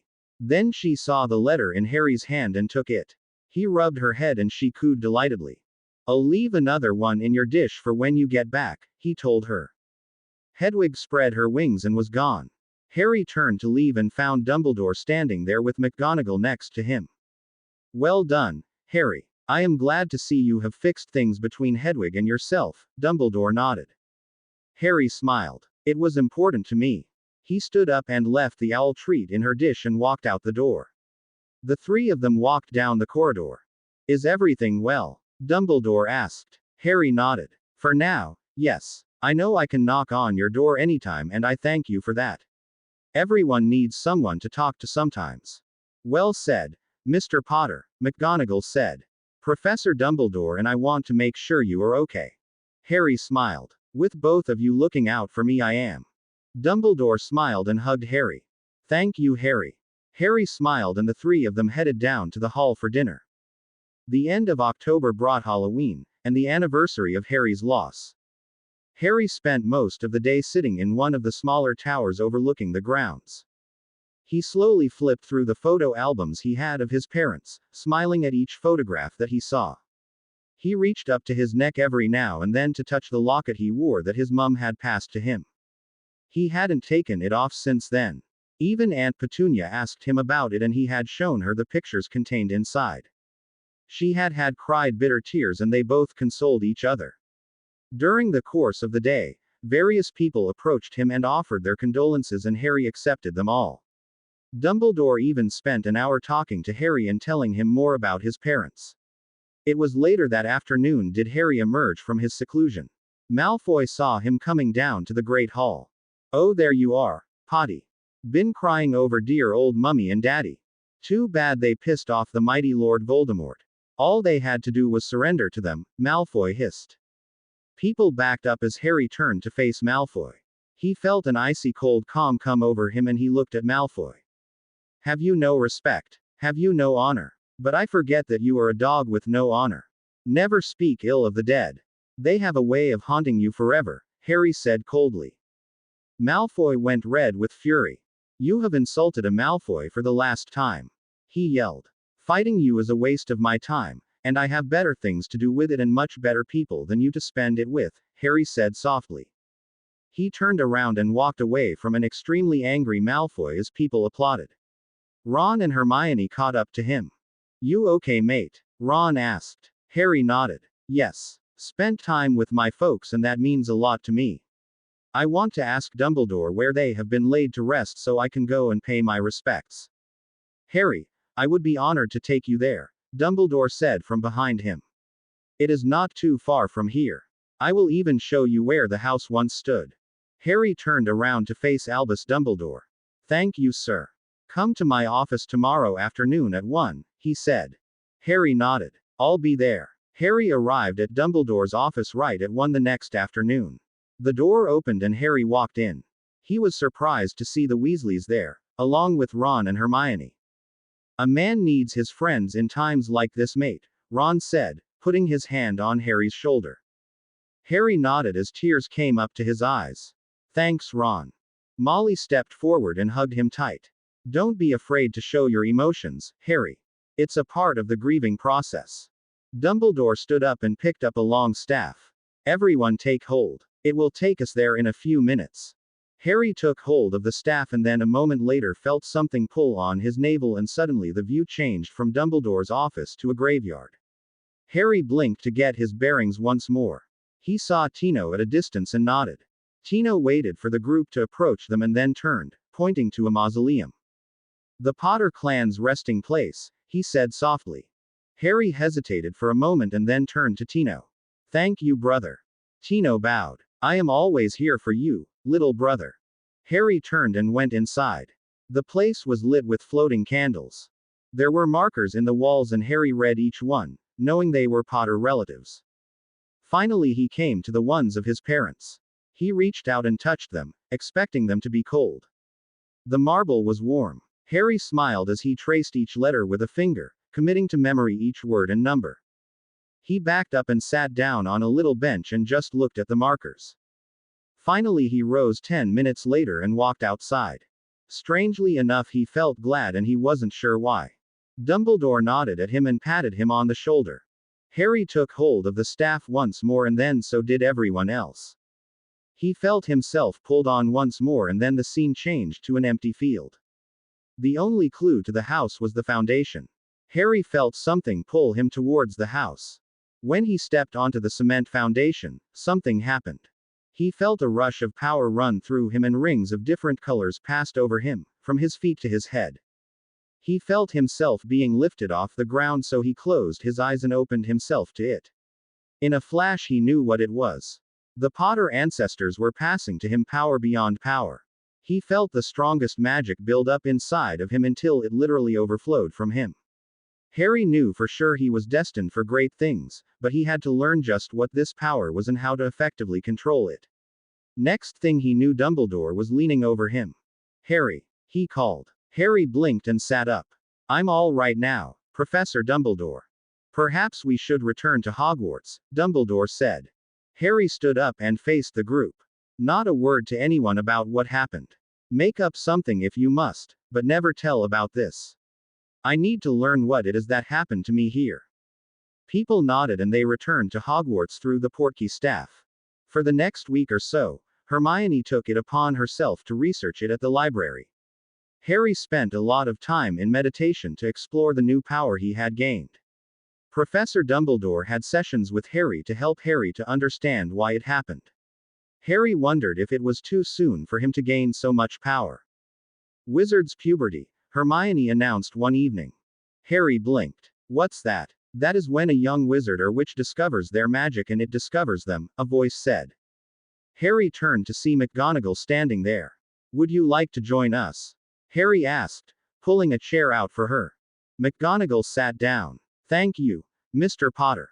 But the book describes it differently." "What Harry experienced wasn't a normal one," Hermione said. "Well done, Miss Granger. 20 points to Gryffindor," McGonagall said. "So what made mine unusual, Hermione?" Harry asked. Hermione sighed. "I'm not sure, Harry. I need to do more research before I can conclude anything. I am puzzled as well, and so is Professor Dumbledore. It has been decided to monitor your training sessions closely until further notice," McGonagall said. "That is a good idea," Harry said. "However, the less people know the better." McGonagall nodded. "I agree." That having been agreed on, McGonagall left the library. Things were about to get crazy once again, taking the Hogwarts trio, as Ron, Hermione, and Harry were known, on another wild and crazy adventure. Halloween came around, and with it, the announced Halloween feast. Harry had promised nearly headless Nick that he'd come to his Death Day party along with Hermione and Ron. The three agreed to stay part of the time and then go to the big feast in the main hall. The three friends stood in a corner and watched the events in the room, and when they judged the time was right, headed for the stairs and out. Harry heard the voice once more. "Rip Tear Kill," the cold murderous voice said, making Harry stop in his tracks, Ron and Hermione piling into him.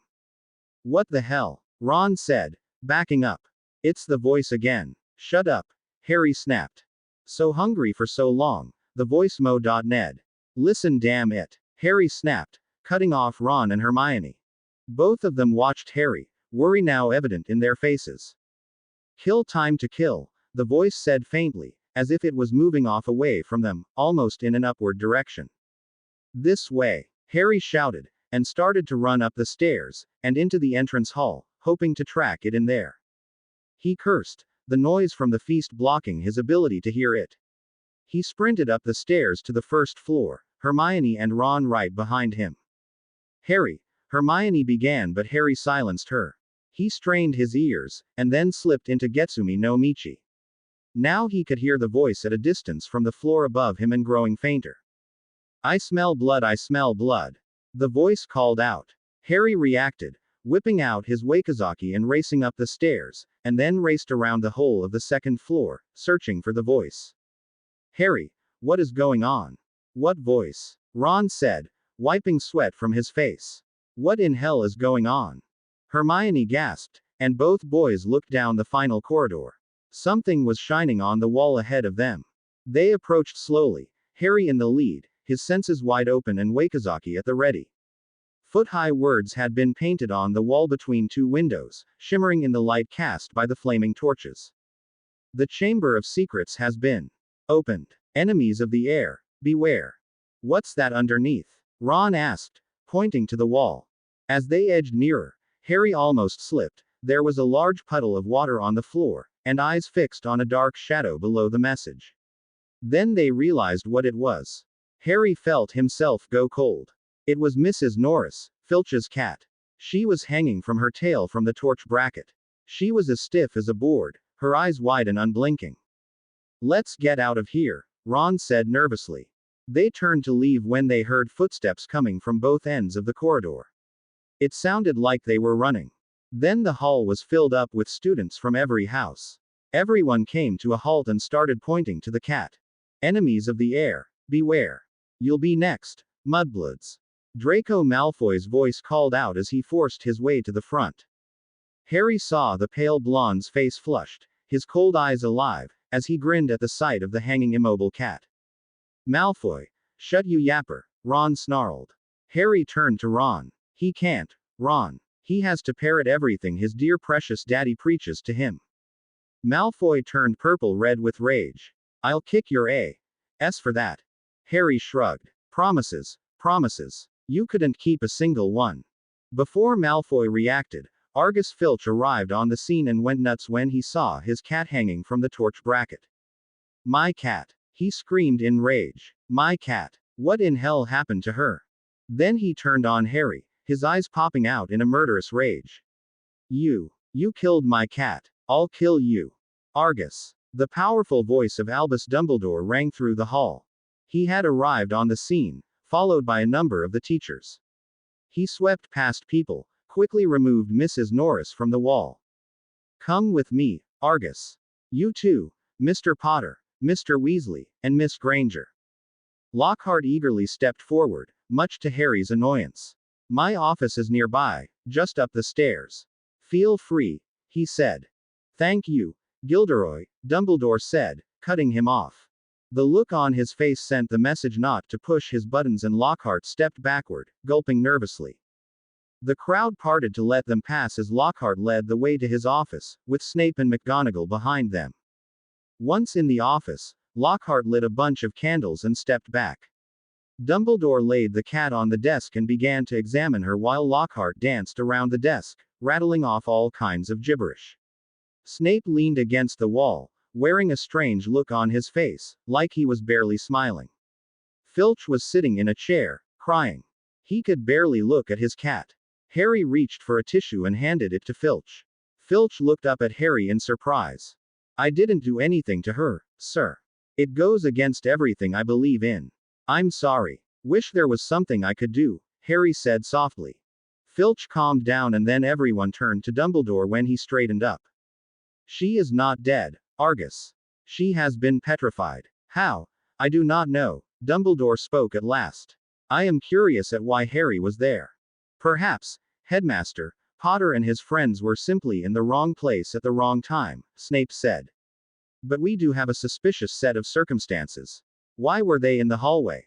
Why weren't they at the feast? Harry explained about being at Nick's death day party. But why not join the feast afterwards? Why did you go up there? Snape's black eyes glittered. Harry didn't know what to say. It is late. We shall resume this tomorrow, Dumbledore said, his eyes on Harry. You three may go. The three of them escaped the office and walked down the hall. Do you guys think I should have told about the voice I heard? Harry asked. No, Ron said quickly. Hearing things that nobody else can isn't a good sign, especially in the wizarding world. You do believe me? Harry asked. Ron turned to Harry, the three of them stopping in the hall. Of course I do. It's just this whole thing is getting very weird. Harry sighed. I think things are going to get worse very soon. Little did he know he would be right. For the next few days the episode in the hall with Mrs. Norris became the hot subject. Filch prowled the halls more than usual, putting people into detention for being too happy, or breathing loudly. Ginny seemed to take it very hard. She's a cat lover, Ron explained. She takes in stray cats at our house and feeds them. Harry nodded. This whole business also affected Hermione. It was quite usual for her to spend a lot of time reading, but now she was doing almost nothing else.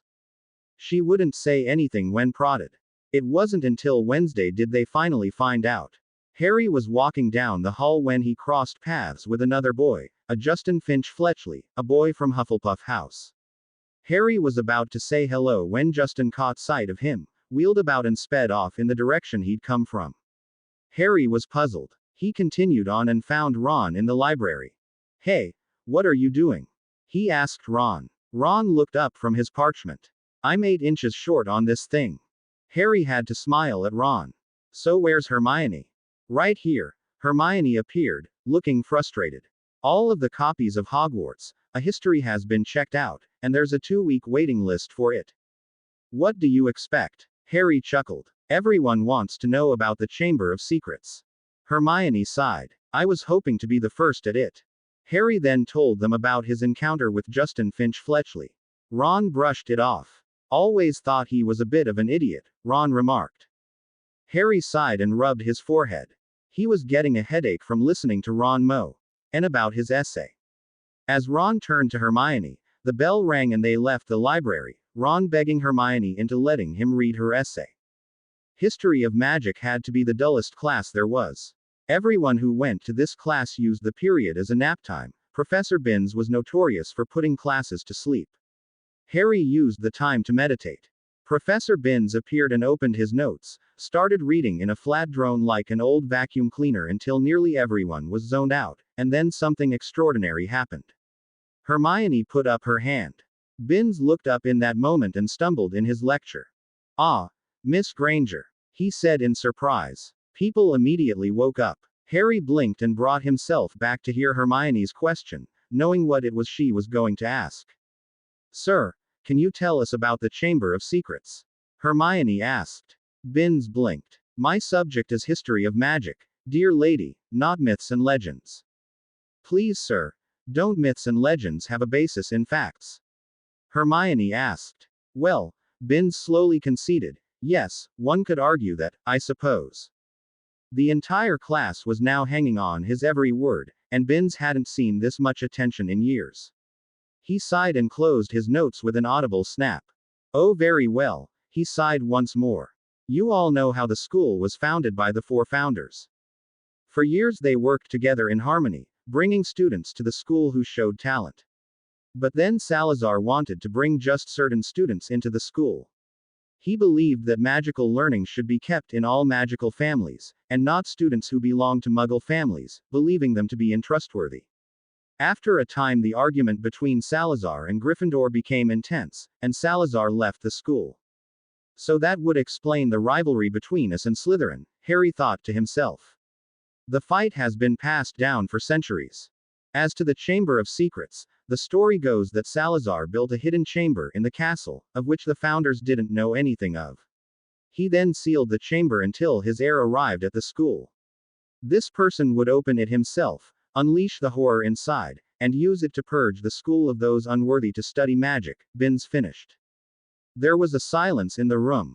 Harry turned the information over in his mind, wondering how this could be related to Dobby, the barrier at King's Cross closing, and then Mrs. Norris being found. It all was somehow related. Binns rattled his papers, and within 5 minutes, everyone had passed out again.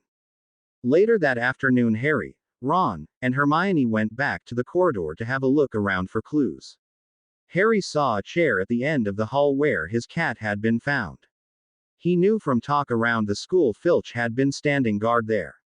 Harry got on his hands and knees and began searching along the floor. Scorch marks, he said as last. Here and here. Hello, this is peculiar. Hermione exclaimed, pointing to something. Harry looked at what Hermione had found. There were about 20 spiders fighting to get out through a crack in the windowpane. Spiders don't act like that, Harry said. This is getting very weird. They turned to see Ron standing from them at a distance. There is one thing that isn't very mature about me, and that's my fear of spiders. When I was 3, Fred turned my teddy into a great big filthy spider because I broke his toy broomstick. You wouldn't like them either if you'd been holding your teddy and it suddenly sprouted too many legs. Ron shivered at the memory. Where did all that water go? Harry said, changing the subject. Ron shook himself and walked a few paces past Filch's chair. It was level with this door, Ron pointed. Ron was about to open the door, his hand on the doorknob, and then he backed off. What's up, Ron? Hermione asked. It's the girls' toilet, Ron said. Hermione will have to go in. Hermione sighed. Won't be anybody in here, Ron.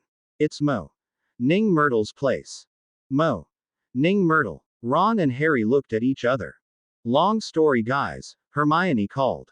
Harry and Ron shrugged their shoulders and followed Hermione inside. It was the gloomiest bathroom the guys had ever seen. Harry shivered despite himself. Under a large spotted cracked mirror was a row of chipped sinks. The floor was damp, the doors to the stalls were flaking, and one of them was dangling off its hinges. Peeves would feel right at home here, Ron muttered. Hermione silenced Ron and went to the end stall. Hello, Myrtle, how are you? Ning Myrtle was sitting above the tank of the toilet, picking at a spot on her chin. This is a girl's bathroom, she said. They're not girls. Hermione smiled. I know. They wanted to meet you. This is Harry and Ron. Harry smiled. Hello, Myrtle. This is where you hang out. Yes, the soft voice came back. It's where I died. Harry nodded. I am wondering if you saw or heard anything out in the hall on Halloween. A cat was attacked. She shook her head. No, I was in here crying because Peeves was being mean to me. I wanted to kill myself, but then remembered that I was dead. Ron supplied helpfully. She let out a loud wail, turned and dived back into the toilet with a splash. Hermione sighed as she turned around. Come on, let's go. Harry had barely closed on the door when a loud voice made them jump. Harry spun around very fast, and a very surprised Percy Weasley found himself looking at the razor-sharp point of Harry's wakizaki. Ah, Harry, sorry about that, he said, face completely white. Harry slid it back into his cloak. I've told you, Percy, not to sneak up on me. I could hurt you by accident, and that's the last thing I want. What were you doing in there? Percy asked, having regained his composure. Searching for clues, Ron replied. It's time somebody got down to the bottom of this business. Percy swelled up in a manner like Molly Weasley. Get away from there. Don't you realize how bad this could look if you were caught here while everyone is at dinner? Why shouldn't we be here? We never touched the damn cat. Ron snapped. Percy sighed. That's what I've been telling Ginny. She seems to have this wild idea that you're going to be expelled over this whole thing. Ron grew angry, along with Harry. Bull, you're just worried I'm going to mess up your chances of being head boy. 5 points from Gryffindor. Percy roared in anger. Harry turned to face Percy, trying to keep his temper under control. You would do that, strip your own house of points. Now you have shown me your true colors. I no longer consider you a friend. You have no honor, therefore you are not a man. Get out of my sight before I lose my temper and do something I will regret for the rest of my days. Percy towered above Harry, the snarl on his face getting more pronounced. He turned on his heel and marched off, the back of his neck as red as Ron's ears. Harry sat in the commons room late at night long after everyone had gone to bed. He slowly worked the whole problem over in his head from different angles. He was wondering if he should say something about his suspicions to anyone. It would be the right thing to do. He sighed and leaned back in the overstuffed chair. So much had happened in the last few weeks. He decided to let things be for now and let Dumbledore deal with things, but if they got any worse then he'd step in with what he knew and let Dumbledore take it from there. Having made the decision, he went to bed. Hermione corned then the next day between classes. The smile on her face made Harry uneasy. What are you plotting now, Hermione? He asked. Hermione smiled. A recon mission inside Slytherin territory. Harry blinked while Ron's mouth dropped open in shock. How do you propose we pull that off? Harry asked. She smiled again. The Polyjuice potion. The what? Harry asked. Polyjuice potion. Changes a person into another person, Hermione explained. I'll make the Polyjuice potion we need to change us into 3 of the Slytherins. Then once we're changed, we go into Slytherin territory and find Malfoy. Chat him up for information. Harry grew interested at the idea. Can this stuff work? He asked. If made right, Hermione said. Ron sighed. Why not sneak into Slytherin territory with the invisibility cloak and snatch Malfoy? Harry's got the skills. No. Too dangerous for one, and kidnapping another student would get me expelled, and Snape would love that. I know of a book in the library that has it. We need a note from a teacher to get it from the restricted section, Hermione said. Harry grinned. Lockhart. All you have to do is bat your eyes at him and he'd sign anything, including his soul to you. Ron howled in laughter as Hermione looked at Harry. Oh, yuck it up, Ron. Please do, she said sarcastically. £10 says he'll do it, Harry said. Ron and Hermione perked up at that. Muggle money. Harry dug the £10 note out of his wallet and waved it. Hermione smiled. Done deal, she said. It's good as mine. At the end of Lockhart's class, Harry sat at his desk tired from acting out various creatures for Lockhart to pummel. He watched as Hermione approached his desk and Lockhart sit up and begin to preen. Sir, there's a book in the library. I need to research something from one of your books, Hermione said. Lockhart was too busy staring at Hermione's chest. Harry suddenly realized that Lockhart was a predator. Ah, but of course, my dear. Need the note signed? Lockhart asked with a smile. Hermione smiled. Please. He didn't bother to look as he signed the paper. Hermione took it and all three left the room. Out in the corridor, Harry sighed and handed her the £10 note. Thank you, Harry, she said. Do me a big favor. Watch yourself around Lockhart. He's bad news, Harry said as they walked down the hall. You're just jealous of him, Hermione snapped. No, I'm not. I'm saying that because he was staring at your chest the entire time you were talking to him, Harry stated. Hermione looked at him. I'll pretend you didn't say that. Harry sighed. Okay. I don't want to argue with you. Let's do this thing. Madame Pants, the librarian, held the note up to the light to see if it was a forgery. She grumbled and went after the book after depositing it inside her desk and locking the drawer. She returned with it and Hermione slipped it into her book bag. 5 minutes later they were inside Ning Myrtle's bathroom. They ignored her crying and settled down to work. Hermione read the recipe through and then started making a list of what they would need. How long will it take to make? Harry asked. Hermione looked it over once more. I'd guess about a month. Harry sighed. Anything could happen between now and then. A chance we have to take, Hermione said. Let me worry about the potion. Harry nodded. At least you are the one making it. Hermione smiled. Thanks for your vote of confidence. Saturday morning was cloudy. Harry looked up at the dark sky as he ran around the pitch on his morning run. His mind was focused entirely on the game and he was running possible moves through his head. Tino helped him as he did his usual workout, noting his mind was elsewhere. Worried about the match with Slytherin? He asked. Harry looked up as he racked a pair of 50-pound dumbbells. A little. They have much faster brooms to ride now that Malfoy got on the team thanks to his dad's interfering. Tino nodded. I'm not so sure I like that. Be careful, Harry. Be more alert than usual. Harry had always heeded Tino's advice, knowing full well the man had much more experience at life than he did. I will. Something doesn't feel right to me either. I try to corner that feeling but it escapes me. I'll be very alert, Harry promised. Down on the field, Harry watched the students heading for the stands.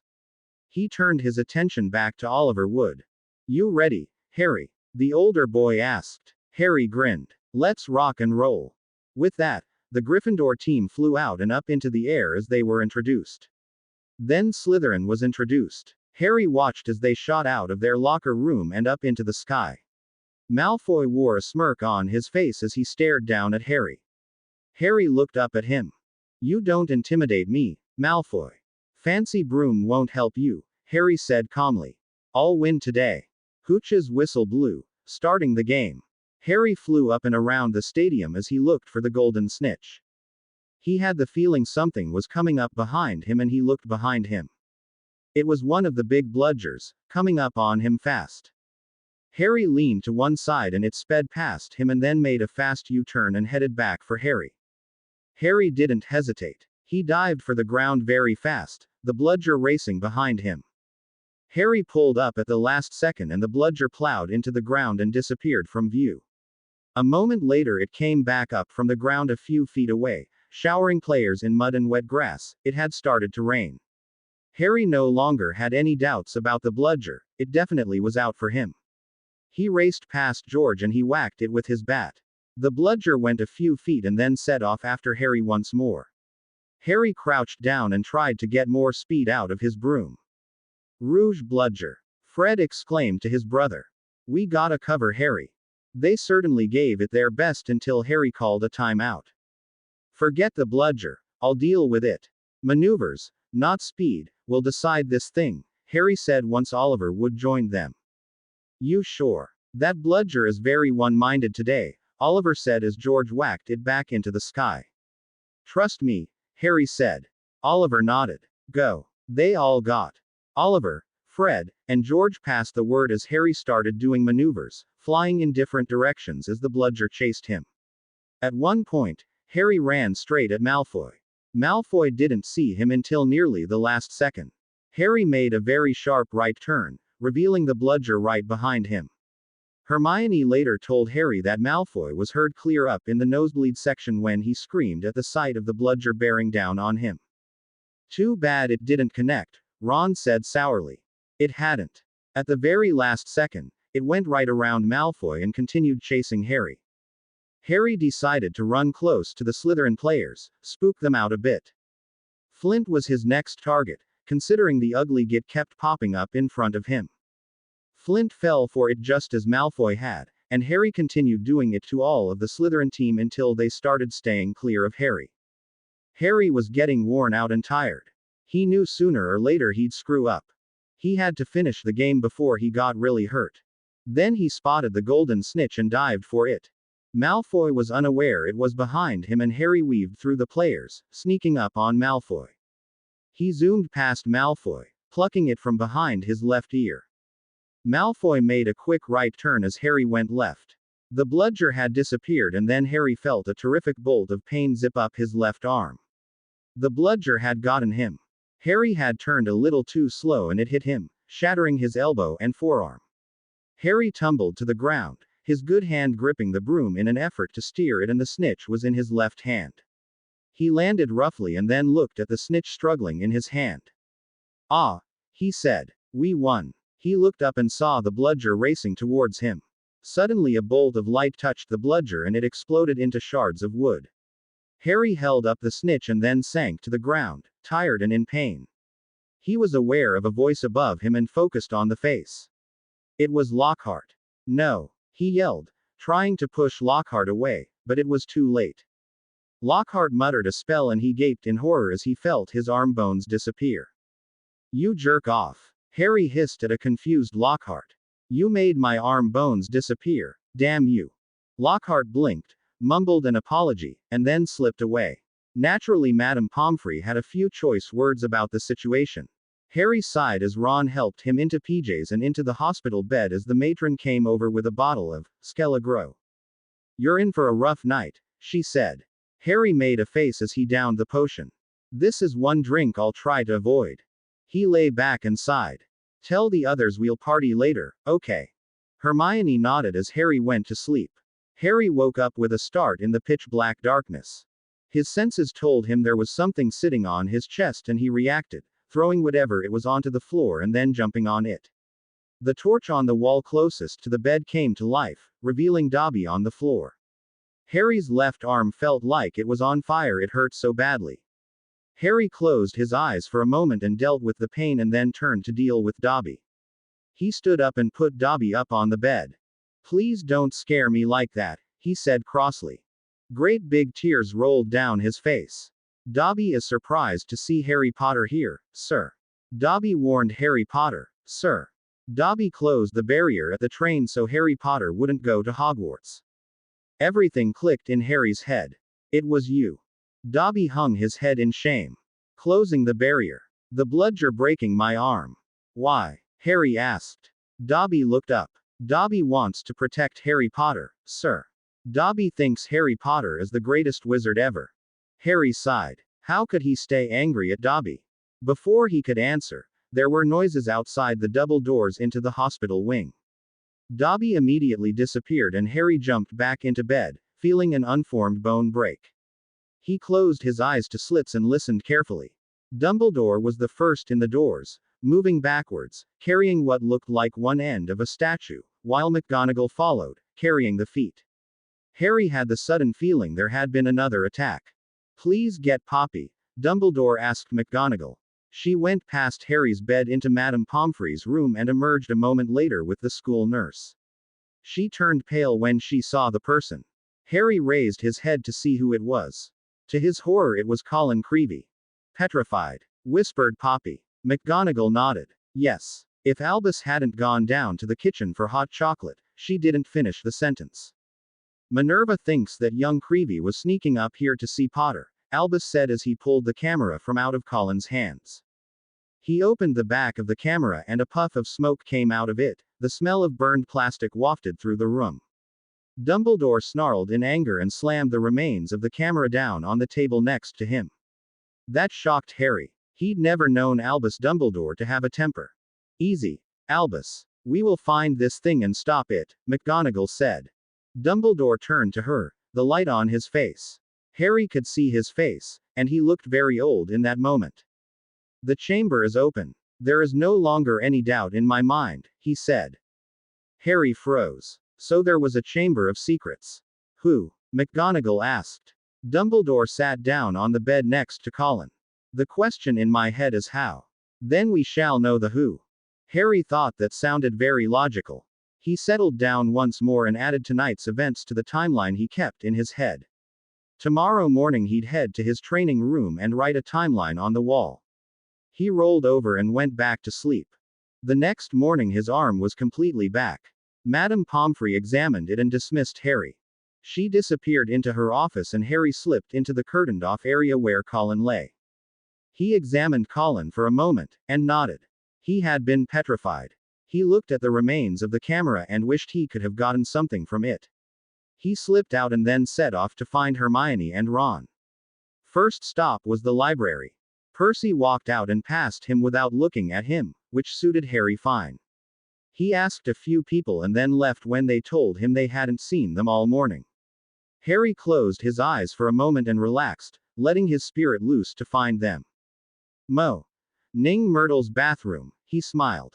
He jogged up there and after making sure man or beastie wasn't following him, he slipped into the girls' toilet. Ron. Hermione. He called out. Ron popped out of a stall.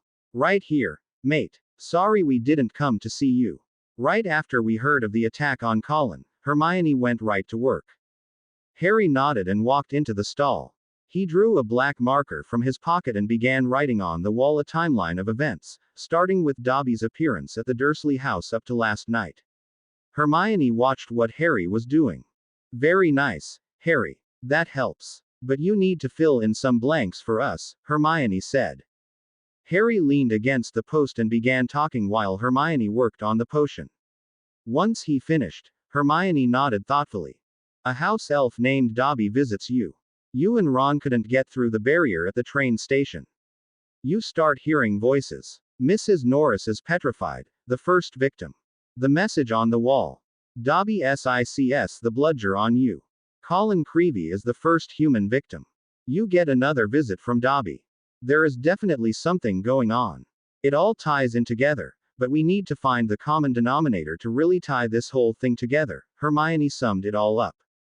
Harry's respect for Hermione's reasoning and logic went up another few notches. Hopefully that will help some, Harry said. Hermione sighed. I still need 2 vital ingredients. Boomslang skin and bicorn horn. Snape has them in his private stores. Harry nodded. Someone needs to do the sneaking and the other 2 need to create a diversion of sorts. Hermione smiled slyly. Harry, you do the sneaking. You're best at it. Ron and I will handle the diversion end. Ron's eyebrows lifted. Should I ask what? Hermione just smiled. Harry hummed to himself as he stirred the potion he was making later that afternoon. The color was nearly spot on, and he watched Snape move around the room inspecting cauldrons. Neville looked nervous as Snape approached. He looked in and moved on, not saying a word. Harry kept an eye on Hermione and then she looked directly at him. This was it. Harry was ready to react, palming a smoke ball that would pop on contact with the floor and produce lots of smoke, one of his favorite ninja tricks. He lifted his eyes just in time to see something slash into Malfoy's cauldron. A second later the potion exploded, sending potion everywhere and onto the floor. Harry tossed his little smoke ball onto the floor and seconds later the room was filled with thick choking smoke. Harry moved quickly into Snape's storeroom, located the items, he knew where they were, having seen them from his spot in front of Snape's desk while picking up his potion ingredients, and got out after slipping them under his robe. Harry moved quickly to Hermione's spot and dumped them in his bag. He moved back to where his cauldron was, whipped out his wand and conjured a breeze to clear the room. Snape nodded as the smoke cleared. 3 points to Gryffindor for the use of a wind charm to clear the room, he managed to croak out. Harry moved over to the desk and poured Snape a goblet of the restorative potion and handed it to the man. Snape sipped a bit of it and passed it to Malfoy as Harry filled up a few more goblets and started passing them around. "Are you all right, sir?" Harry asked. Snape nodded. "For now, Potter. When I find out who was responsible for that I will kick their behind up to Dumbledore's office." Harry nodded. "Good luck, sir." Inside he was smiling. The mission had been a success. Harry wondered what was next as he sat in the Commons room. Now that Hermione had the 2 ingredients she needed for the polyjuice potion, she was going full bore on it. The plan, as she explained it, was to get hairs from Crabbe, Goyle, and Bulstrode and then go into Slytherin territory and spy them out and press Malfoy for information. That was easier said than done. Harry sighed and put the problem away and turned to gaze into the fire and began his nightly meditation. He felt himself relax and float free of his body and move into another place, a place he was so familiar with. He opened his eyes to find himself standing on a moonlit path. He walked down it to the river just down the path. He found an old man sitting there. "Good evening, honored sir," Harry said, bowing.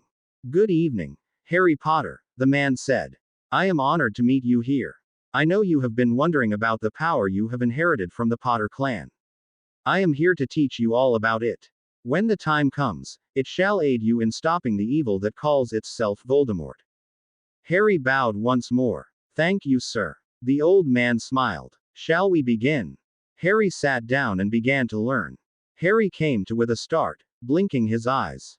Percy was standing there in front of him, looking at him with disapproval. Harry leaned over and picked up his potions book. "Studying for the test in Snape's class tomorrow," Harry explained. "Guess I fell asleep out here." Percy nodded. "I know Snape isn't the easiest class to take. Good luck." Percy turned on his heel and walked out of the room to the prefect's bedroom.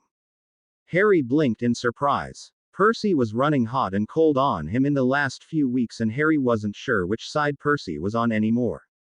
He decided it was best to keep Percy out of things just to be on the safe side. As for Percy's threat to write Molly and report Ron for playing detective was something not to be ignored. He decided to talk to Ron and tell him to play low-key around his older brother. Fewer problems that way. He sighed and headed up to bed. Tomorrow was going to be a long day. Later in the day between classes, Harry, Hermione, and Ron were walking past the Great Hall and saw a group of students gathered around something. "Hey, what's up there?" Ron asked. Lee Johnson turned to see Ron. "A dueling club. Tonight at 8 in the Great Hall." Ron grinned. "Good. Be nice to practice some defensive spells." Harry nodded. "Wonder who is teaching." "Professor Flitwick, I hope. I heard that he was a dueling champion when he was younger," Hermione said. "He'd be the logical choice because of what he teaches," Harry said. People turned to see Lockhart coming towards them in a fancy cape with a furious Snape behind him. This was not a good sign. "Oh no," groans could be heard as Lockhart walked briskly to the stage and stood there with a proud smile on his face. "Hello there. Can everyone see me? Can everyone hear me? Good. Now then, the headmaster has accepted my offer to start a dueling club. The purpose here is to learn the art of the wizard's duel. Today we shall use only disarming spells. To demonstrate, I shall ask my assistant, Professor Snape, to join me on the stage." Lockhart beamed, gesturing to Snape. Snape turned and in a voice so full of venom, put Lockhart in his place. "I am your colleague, not your assistant." The temperature in the room dropped and even Malfoy shivered. Harry saw fear in Lockhart's eyes, but that didn't stop him. He turned and bounded to the other end of the stage. "Are you ready?" he shouted out. Snape snarled as he took up position. Harry wanted Snape to grind the man into sawdust. Both moved at the same time, Snape beating Lockhart to the draw. "Expelliarmus!" Snape yelled, a bright light shooting out of his wand and into Lockhart's midsection. Lockhart flew backwards into a wall with a loud thud. He sat up a moment later, looking dazed. Then he slowly smiled. "Very good, Snape. Brilliant to show them that. I'm fine. I allowed him to do that to show you all the effects of a disarming spell." "Ah yes, my wand. Thank you, Miss Brown," Lockhart said with a blinding smile. Harry didn't miss the anger in Snape's eyes. Lockhart had just made Snape look like a fool in front of the school and the Slytherins. "Now then, shall we partner up and practice?" Lockhart said, moving around the room and partnering people. Snape was the first to reach Harry and Ron. He sneered and Harry stood there unaffected by it. He looked at the professor. Weasley with Finnegan, Potter to face Malfoy, and Miss Granger to face Bulstrode, Snape said with a smile. People in the room followed Lockhart's directions and the results were disastrous. Snape sighed and rolled his eyes. The only two that were still moving were Hermione and Bulstrode. Bulstrode had taken advantage of the situation and had Hermione in a headlock, causing the girl pain. Harry ran over and pulled Bulstrode off Hermione. Bulstrode was a large girl, not fat, but a naturally large person. Harry had no trouble peeling her off Hermione, thanks to his strength training. Bulstrode turned and hissed at Harry, but he was unmoved. His eyes widened a little as he showed her his fighting spirit, his will much stronger than hers. She quickly shivered in fear. Harry dropped her on the floor. Lockhart smiled nervously. "Perhaps I should teach how to block unfriendly spells," he said. "I'll need another pair." "Malfoy and Potter," Snape drawled. "Super," Lockhart agreed. As Harry and Malfoy walked to the center of the platform, Lockhart showed Harry a strange wiggling pattern with his wand as Snape whispered something to Malfoy. Malfoy grinned in delight, something that made Harry nervous. "Be careful, mate," Ron warned. Malfoy swept past Harry. "Scared of you? You wish," Harry responded. Both of them faced each other and nodded heads. Lockhart gave the command to go, and Malfoy's wand moved on too. "Serpensortia," Malfoy yelled. Harry watched as a long black snake popped out of Malfoy's wand and fell to the floor. There were screams and people backed away from it in a hurry. It curled up in front of Harry. Snape smirked as he watched Harry stand motionless. "Allow me to remove it, Potter," Snape drawled. "Hold still, Harry," Lockhart said, pushing Snape out of the way and pointed his wand at it, and there was a loud bang. Harry watched in horror as it flew 10 feet up in the air and then landed on the floor at Justin Finch Fletchley's feet. The boy froze up at the sight of the huge black snake. "Stop," Harry yelled at the snake. "Don't attack, he's a friend." The snake backed off and Justin turned pale and dashed out. Harry looked at Ron with a puzzled look on his face. Snape wore a strange expression on his face as he waved his wand and the snake disappeared in a puff of smoke. Ron grabbed Harry by the robes and practically dragged him out of the hall. "I'm a what?" Harry asked, once he was sitting down in the Commons room back in Gryffindor Tower. "Parselmouth. Snake language," Ron said as he sat down. Harry sighed. "So that's what it's called. I wasn't sure if I was crazy or not. Second time I did it. Accident at the zoo, long story. Besides, I'm sure lots of people can do it." Hermione looked at Harry. "Wrong. Only a very tiny few can do it. Salazar Slytherin was famous for talking to snakes. That's why the snake is the mascot for Slytherin House. It's a very rare talent." "Oh shit," Harry groaned to himself. "Dealing with this is going to be fun." Harry's mind wasn't on the training session the next morning, and Tino's temper was short. Finally, Harry walked away and sat down in his favorite chair in the corner as Tino left in a huff. That was fine with him. He needed time to think. His mind wandered over everything that had happened so far. Then something occurred to Harry and he began to explore the possibility. When Voldemort attempted to kill him as a baby, the spell had rebounded from him and struck Voldemort. Voldemort had a death of some kind, throwing shards of energy all over the place. What if some of that power had struck him, transferring some of his wizard power to Harry? That thought made his eyebrows rise in surprise at the thought. It would explain the tiny amount of wandless magic in the Parselmouth. He briefly considered going to see Dumbledore with his epiphany, but decided to keep it to himself for the time being. Somehow he had the feeling that Dumbledore was holding something back from him. Stretching, he popped things back into place and left his training room and went back to the dorm. After showering and meeting his friends for breakfast, Harry felt a bit better. Little did he know was that hell was just around the corner, waiting for him. Anyone seen Justin Finch Fletchley? Harry asked around. I'd like to talk to him about yesterday. Nobody replied. Harry had the coldest feeling creep over him. He took a breath and managed to calm himself. Nope, Ron replied. Maybe he's in the library. Quite a few people are studying up there today because of the lousy snowstorm. A vicious snowstorm had surrounded the castle with high winds and thick snow. Any and all outdoor classes and Quidditch practice had been cancelled, giving people much needed free time. Harry nodded. Thanks, Ron. I wanted to go up and research something. Harry made his way up to the library and entered it. Madame Pants looked up and saw Harry enter and then went back to polishing a very large spell book that was on display by the entry. Harry looked around for a bit and then spotted Ernie Macmillan from Justin's house ducked behind a bookcase on the other side of the library. Harry went over and stood behind one and listened in. They were discussing him. Harry listened as Ernie proposed the idea that Harry was the heir and that he was out to get all of the Muggleborns. That was too much for Harry. He walked around the bookcase and stared at Ernie. All of the Hufflepuffs at the table froze up. Thank you ever so much for saying all that, Harry said with anger in his voice. I have no intentions of ever becoming a Dark Lord. In case you've forgotten, that bastard killed my parents. Something you guys so conveniently forgotten. I plan to avenge their deaths, and every death Voldemort has ever committed. The people at the table shivered at the name. How can you say that filthy name? Ernie roared. Harry drew himself up to his full height. Because I am not afraid of him.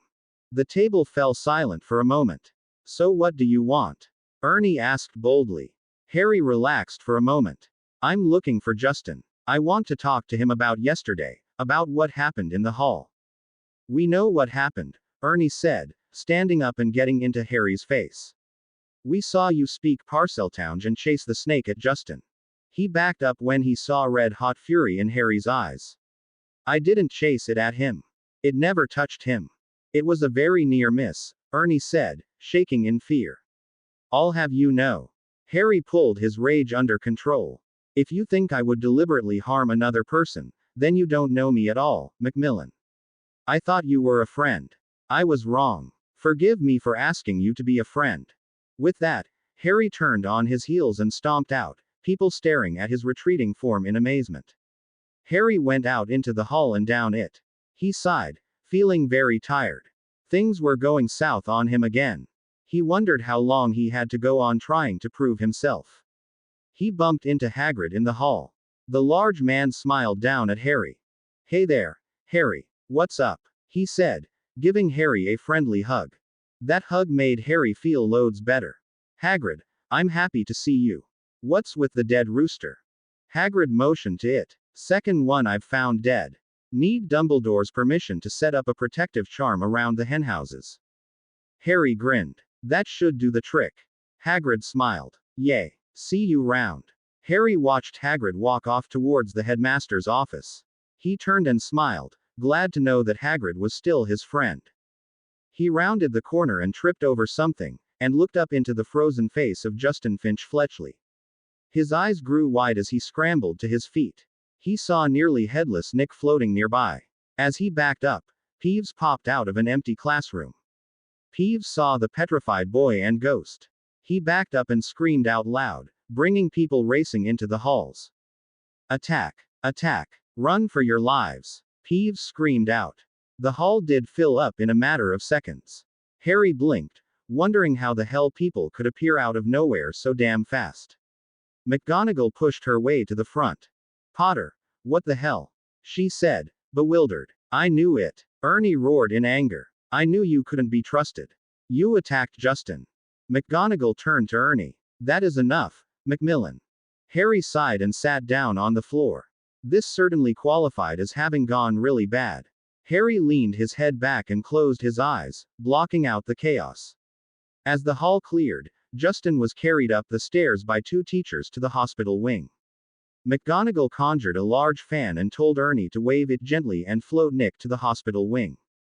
Then she turned to Harry. Harry looked up at her. I didn't do anything, Harry said. It wasn't me. This is out of my hands, Potter. This way, she said. She saw a flash of anger and then sorrow. Harry got up and started walking down the hall in the direction she had indicated. He walked up to a large gargoyle. Lemo. Drop, she said, and the stone creature came to life, stepping aside as the stone wall split in two. Harry saw a flight of steps moving upward, so he got on it with McGonagall behind him. As they rode up, McGonagall spoke. Harry, I didn't say anything out in the hall because I didn't know if anyone was listening in, especially the person who might be doing this. I do believe you, but I have procedure to follow. All you need to do is talk to Professor Dumbledore. He'll know what to do. Harry smiled, feeling relieved. Did you think I was beginning to suspect you, Harry? She said as they walked through the door to Dumbledore's office. Yes, Harry admitted. It was making me mad. Harry, you do realize she is your head of house. Minerva is the most loyal Gryffindor I have ever known, and extremely loyal to Hogwarts as my second. I trust her completely, Dumbledore's voice said from behind them. Both Harry and McGonagall turned around to see Dumbledore standing there, stirring a cup of tea. Harry felt small in his presence. Dumbledore smiled. Harry, why don't you help yourself to a cup of tea? I find it tends to help soothe nerves, Dumbledore said. As Harry poured himself a cup, Dumbledore and McGonagall moved off into a room for a private conversation. Harry sipped his tea as he looked around Dumbledore's office. There was so much to look at and see. It was obvious to Harry that Dumbledore was a well-traveled man, having gone to many places. He spotted the school sorting hat. Harry walked over and put it on his head after a moment, and it slipped down over his eyes. He could see the light at the bottom of the hat. Be in your bonnet, Potter. The voice purred into his ear. Oh, you're awake. Sorry to have bothered you, Harry said. You wanted to know if I placed you in the right house, the voice continued. Yes, you were particularly hard to place. I still stand by what I said about Slytherin. You could have been great, it's all in your head. There's more to you than you will ever realize, Potter. Harry sighed and put the hat back on the shelf. He turned and saw a bird sitting on a stand and walked over to it. It looked terrible. As Harry watched, it suddenly burst into flame and was totally consumed before Harry could act. He turned to see Dumbledore coming back in. Sir, the bird. It just burst into flame. Harry cried. Dumbledore smiled. Good. It was about time. I kept telling Fawkes to get a move on. The man chuckled at Harry's puzzled expression. He motioned to the bottom of the stand. Harry watched in shock as the bald head of a bird came out of the ashes and peeped. Dumbledore smiled and went to sit behind his desk. Fawkes is a phoenix, Harry. They burst into flame when it is time for them to die and are reborn in the ashes.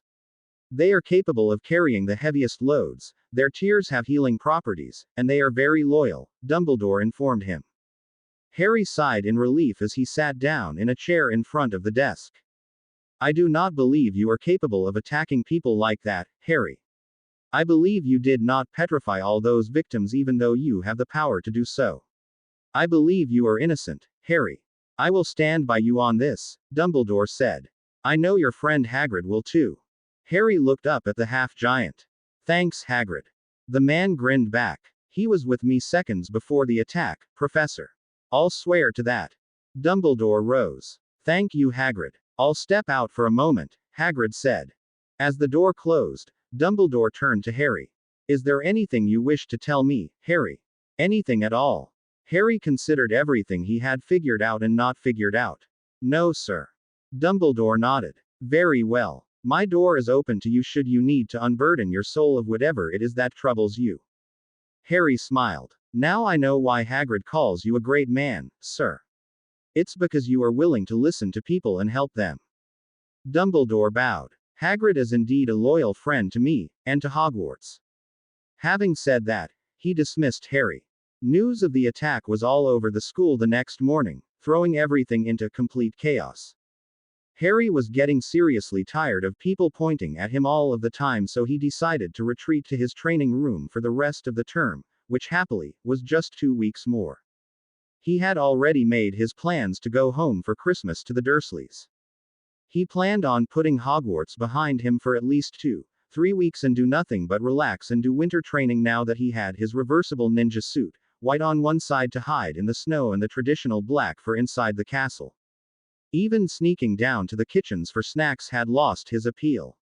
Harry settled down on his cot in his training room and stared into the fire. He'd let Ron, Hermione, McGonagall, and Dumbledore know where he was going to be holing up for the rest of the term, coming out long enough for classes. "It's better that way," he said as he talked to Ron and Hermione. "The item is nearly ready," Hermione softly said. "Just a few more days."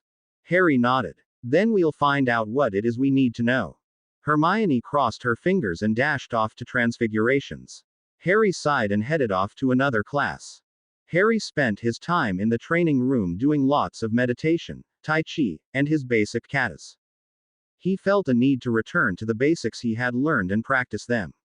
Tino nodded his approval and spent his time with Harry, helping him in his practices. Harry spent the time thinking of a plan to get the last thing they needed. Hair from Crabbe and Goyle.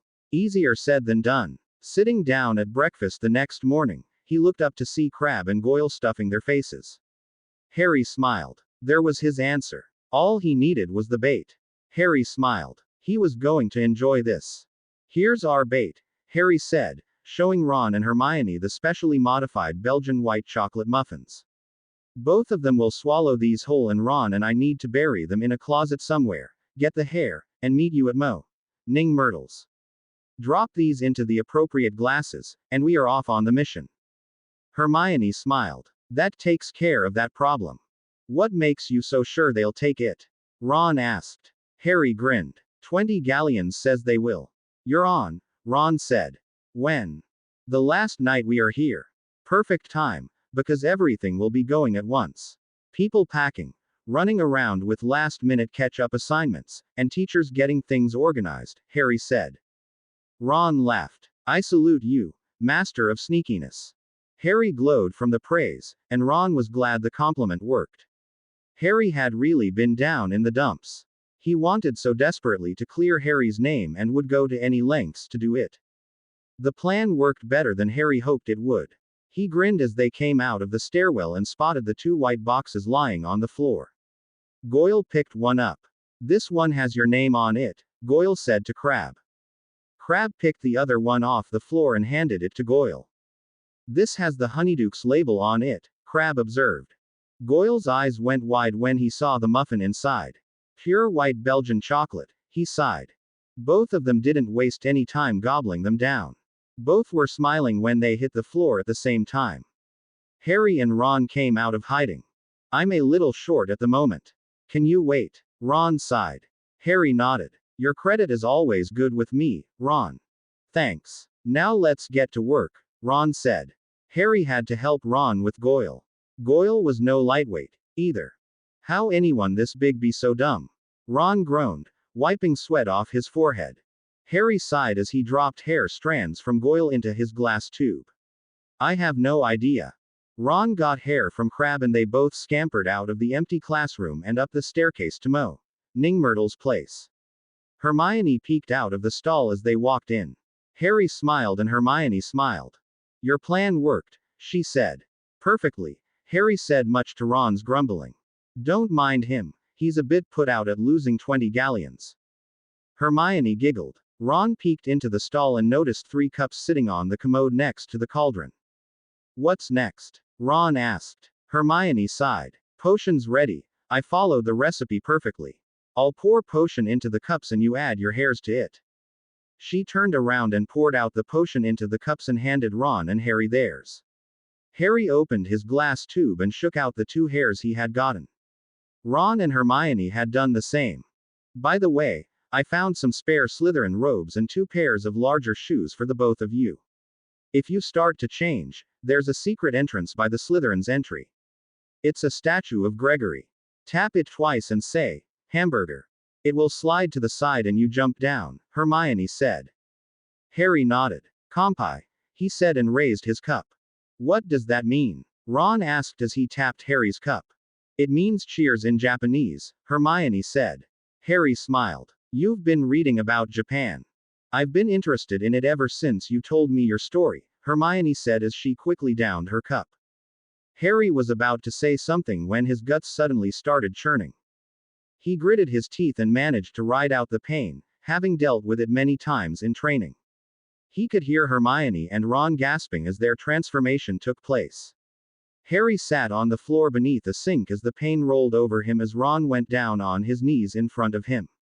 Hermione stayed in her stall as she transformed.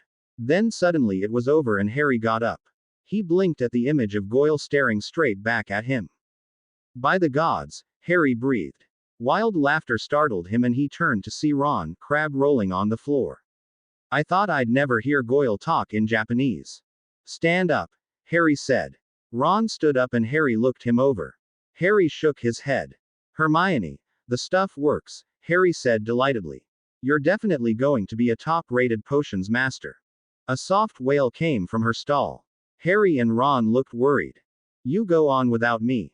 I'll be okay, Hermione said. Harry grew concerned. You sure? Yes. Time's wasting. You got an hour exactly. Hermione called out. Ron and Harry just shrugged and left the bathroom. They jogged back to where they took down Crabbe and Goyle and headed down into the dungeons. They walked for nearly a quarter of an hour before hearing someone else. To their surprise, it was Percy. What are you doing down here in Slytherin territory? Ron Crabbe demanded. Percy drew himself up to his full height. None of your damn business. I am a prefect, so watch your tongue. At that moment, Malfoy came walking up. I caught him sneaking around here, Ron Crabbe told Malfoy. Malfoy turned to Percy. You get out of here. I will report you to Snape. Don't you dare take that tone with me, Malfoy. Percy roared. I damn will go where I please. Percy stuck his nose into the air and stormed off. What a jackass, Harry Goyle snarled. Malfoy shook his head. Don't waste your breath, Goyle. He is such an airhead. The worst Weasley yet. Ron was inclined to agree, remembering the conversation he had with Harry a few weeks back after the blow-up between Harry and Percy. He wondered what Percy was up to. Come on. I have something funny to show you guys, Malfoy grinned. Harry Goyle chuckled. Knowing you, it's got to be good, he said, buttering up Malfoy. Malfoy led the way to the Slytherin Commons room and sat down, pulling a newspaper clipping out of his pocket. Here, he said. Harry Goyle took it and read it. It was an article about Mr. Weasley being fined 50 galleons for bewitching a Muggle car. He handed it to Ron Crabbe and both of them laughed a bit. Then Malfoy started talking about how useless Muggles and Mudbloods were as Harry looked around the Commons room, taking notes in his head about various things he saw. Malfoy was carrying on about Colin Creevey being crazy about Potter. Then he started talking about recent events and why they weren't getting reported in the paper, and ended his tirade with Harry himself. Somebody around here must have some idea of who was behind this, Harry Goyle said. I've heard the Gryffindors are thinking you are behind it all. That set off Malfoy. Do you have shit in your ears? I've told you many times I haven't done a damn thing, as much as I wish. Hell, even Father won't tell me about the damn chamber story from 50 years ago. Sorry, didn't mean to upset you, Harry Goyle said. Malfoy sank down into an oversized chair and waved them off. Get out of here. Harry and Ron got off the couches and wandered through Slytherin House back to the entrance and slipped out. They walked normally until they reached the landing where Ning Myrtle's place was and slipped down the hall and into the safety of the bathroom. Ron sighed as he bent over a cramp hitting him. Harry immediately pulled off the robe and the shirt underneath and assumed the lotus position. He closed his eyes and let himself relax. The transformation from Goyle back to himself was less painful. He sighed once it was over. Then he remembered about Hermione. Hermione. Harry called out as he walked to the stalls. Ning Myrtle popped up and ogled Harry. Ooh, what a bod. She giggled. Harry sighed. Where's Hermione? Myrtle. Myrtle giggled once more. Here, kitty, kitty, kitty. She called out and fell over in gales of laughter. Harry turned to the stall as the door opened. Hermione walked out, her robes over her head. Harry blinked. This was bad. It was a cat hair. Hermione wailed as she dropped the robes, revealing the facial features of a cat. It's not supposed to be used for animal transformations. Ron squeezed his eyes tight, trying not to laugh as Harry bit his hand, choking back a laugh of his own. Myrtle rolled on the floor as she laughed. Harry ended up going to his trunk for his invisibility robe and using it to escort Hermione to the hospital wing.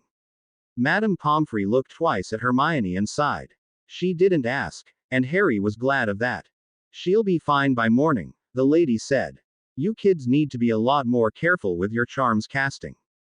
Harry acted properly cowed. Yes, Lady Pomfrey. Harry and Ron got out as fellow Slytherins brought in Goyle and Crabbe, followed by an angry Snape. Harry got a whiff of the butterbeer he had sprinkled them with. He knew they would wake up with nasty headaches due to the alcohol he laced the muffins with in addition to the sleeping draught. He grinned at Ron. They deserve it, he said once they got out of hearing distance. Ron grinned. Too right, mate. Where to? Harry asked. Ron checked his watch. It's getting late. Let's head up. Maybe we can get the pool table going up there. Walking in there, they found the Commons room buzzing with the news of Crabbe and Goyle being found in a compromising position. Harry chuckled as Ron told them what they had seen after taking Hermione to the hospital wing for tummy trouble. There was a roar of laughter as bottles of butterbeer were hoisted. Harry took one for himself and sipped it, not really wanting to drink it. The pool table was currently occupied, and Harry watched for a bit until he felt sleepy. He walked up to his dorm and got on his bed, closing the privacy curtains. He stretched out on his bed and smiled. Tonight's mission hadn't been a washout. He knew something about the Slytherin Commons room now, and its layout. Next chance he got, he'd invade their territory for a better search. Harry slept for about 5 hours, waking up at 4 in the morning. He decided to go for an exercise run inside the castle. He got into his black ninja suit and slipped out of the Commons room and headed out through a secret exit that only Harry knew about, Dumbledore having told him about it. He perched on top of the balcony rail, 5 stories up from the ground floor. He could feel the magic moving through the place. He closed his eyes and slowly became part of it. Now he could feel things he'd never felt before, and felt familiar feelings as well. He stood up and slowly fell forward, doing a swan dive off the railing. Somewhere below him a bridge moved quietly, swinging into his path. The moment Harry's hands touched the carpeting, he rolled forward and sprang up towards a floating chandelier, his fingertips barely grazing the surface of the wood. That changed his direction, moving him towards the 4th floor railing. His toes touched the railing and he rolled forward, moving halfway up the wall and pushing off. He went back out into open air, falling past the 4th floor. Another bridge started moving, swinging away from him. Harry reached for it, his fingers curling around the large knob on the end of the railing, changing his direction so it shot him right up to the 3rd floor landing. He realized he wasn't too far from the hospital wing. He crept down the hall to the doors. Peeking in, he didn't see anything in there. He slowly pushed open the doors and slipped inside. Harry approached the beds where the petrified victims lay. He touched the frozen cheek of Colin Creevey and suddenly realized he actually missed Colin's rapid-fire chatter. I'd give anything to have saved you instead of resenting you. I'm sorry I failed you, Harry whispered. He moved on to the others. Justin Finch Fletchley lay there, just as frozen as Colin was. I never got the chance to explain things to you. I wished I had, Harry sighed. He looked up at nearly headless Nick. Why you? You never hurt anyone. You were the friendliest ghost I'd ever met. You actually took the time to sit down with me and help me to understand some of the wizarding world, Harry sighed.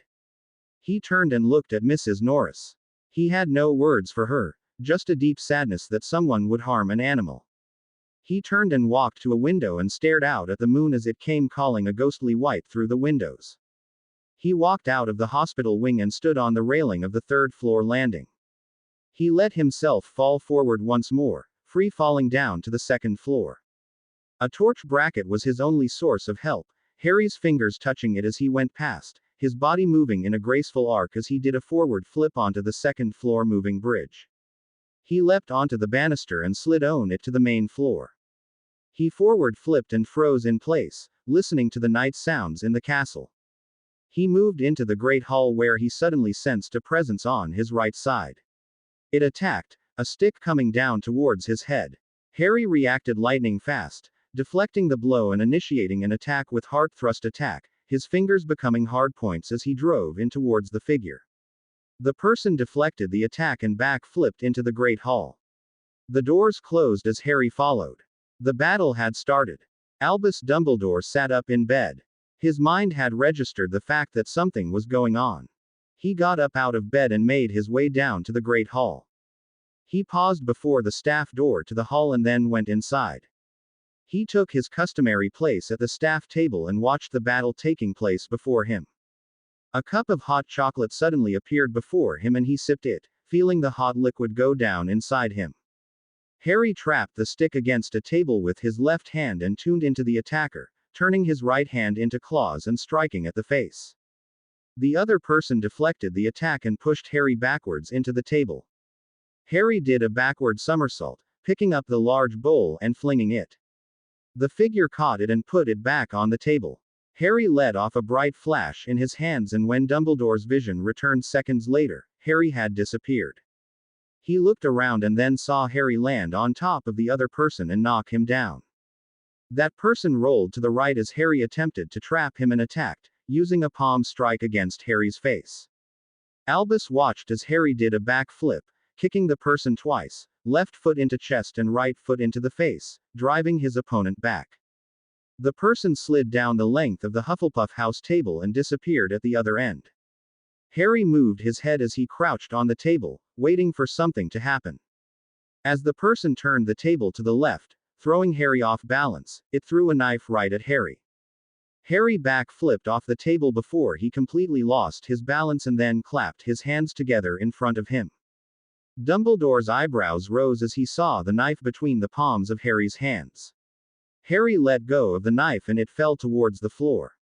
Dumbledore guessed Harry would flip it back up with his foot, catch the handle in hand, and then return it to the mysterious person. He was right. The figure simply moved his head and the knife flew past. Dumbledore raised his hand and the knife stopped and landed on a nearby table. He turned his attention back to the battle. Harry by now figured out who his opponent was. He grinned to himself. It had been some time since he'd really gone full bore against Tino. He was surprised to see Dumbledore sitting in his customary place at the staff table. He turned his attention back to the battle and saw Tino move behind a knight in shining armor. Harry grinned and moved, leaping to the table and then to the balcony above the suit of armor and waited. Tino poked his head out and Harry dropped, catching Tino on the side of the head with his right foot. Tino rolled away from that and attacked once Harry dropped down. Harry back flipped out of the way and then countered with another move. Both of them continued to trade blows and moves until it became obvious neither one would win the battle. Both stood and stared each other down until both bowed to each other, ending the battle. Drinks appeared on the table next to them and Harry sipped at his, feeling the refreshing cool liquid going down his throat. Well done, boys. Harry, you have improved greatly since your arrival here. Obviously Tino is an excellent teacher, Dumbledore smiled. Tino bowed. Thank you, sir. I have been observing you in the one class you have been teaching. It appears to be a success. Is it possible you can ask a few more of your friends to come and teach the other students? Dumbledore asked. Tino bowed. I will ask and let you know. Dumbledore nodded. Thank you. Now off with both of you now. Rising bell will be ringing in 10 minutes. Harry and Tino bowed once more and then raced back up the stairs. He smiled as he turned back to the staff table for his mug of hot chocolate. He picked it up and headed up to his office to get ready for the day. He was looking forward to the peace and quiet of the holidays. Harry joined Hermione and Ron at their house table. Ron yawned once more and Hermione was reading the Daily Prophet as usual. She liked to keep up with current events in the wizarding world. Great way to keep track of him, she had explained once. Harry couldn't argue with that logic. He knew Hermione was right. He turned to his breakfast and ate up, knowing he was in for a long train ride home. The thought of heading home for the holidays gave Harry a warm feeling. He leaned back and smiled, his mind conjuring up images of what the Dursley house would look like with Christmas decorations and such, images he'd seen in magazines. Harry, you all right? Ron's voice broke into his thoughts. Harry turned to look at Ron. Just fine, mate. Just wondering what kind of holiday I'll have at the Dursleys. Ron grinned. You'll like it, I'm sure. I'll make sure I send you something. You don't have to, Ron. Harry grinned. You've given me something already. Ron looked puzzled. I did. Yes. Harry nodded, smiling. Your friendship. Ron smiled back. I see what you're saying, Harry. At that moment Dumbledore rose, and the hall fell silent. Good morning to all of you. He raised his goblet. I would like to wish you all a very merry holiday. May your wishes come true in the next year. People in the hall raised their goblets and drank to that. Now then, all those who are headed home to their families, the carriages start leaving in a half hour. The train pulls out exactly at 10. For those of you who are staying, announcements will be made at the lunch meal. Thank you all. Dumbledore returned to his seat as talk broke out again. Harry returned to his customary cup of tea as he waited for his friends to finish their breakfasts. His mind wandered, and he found himself thinking of his friends and teachers back home in Japan. He hoped they were well and decided to send them a long letter once he got home to number 4 Privet Drive. It had been some time since he wrote to them last. Having decided that, he set down his empty cup and stood up, stretching. Ron and Hermione did likewise. Wish you were coming with me, Ron. Too bad you're staying here, Harry said. Ron grinned. No worries, mate. I got me brothers to harass while you're gone. Hermione lowered her voice. At least you can keep an eye on things. That I will. Count on it. Ron nodded. They said their goodbyes and Harry followed Hermione out. As they crossed the grand foyer, Malfoy appeared in front of them. He crossed his arms and looked at them. Such a sad sight. A commoner mudblood involved with a pureblood, Malfoy sniffed, looking down his nose at Harry. Harry grinned. Gee, I didn't know that about you three. I wouldn't ever have guessed that about you and the two gorillas behind you. People in the foyer roared in laughter as Malfoy turned red with rage. He turned around and stomped off. Hermione grinned. Zapped them again. Lee Johnson crowed as he high-fived Oliver Wood. Harry grinned. Malfoy suffers from foot-into-mouth syndrome. He opens mouth and sticks his foot into it.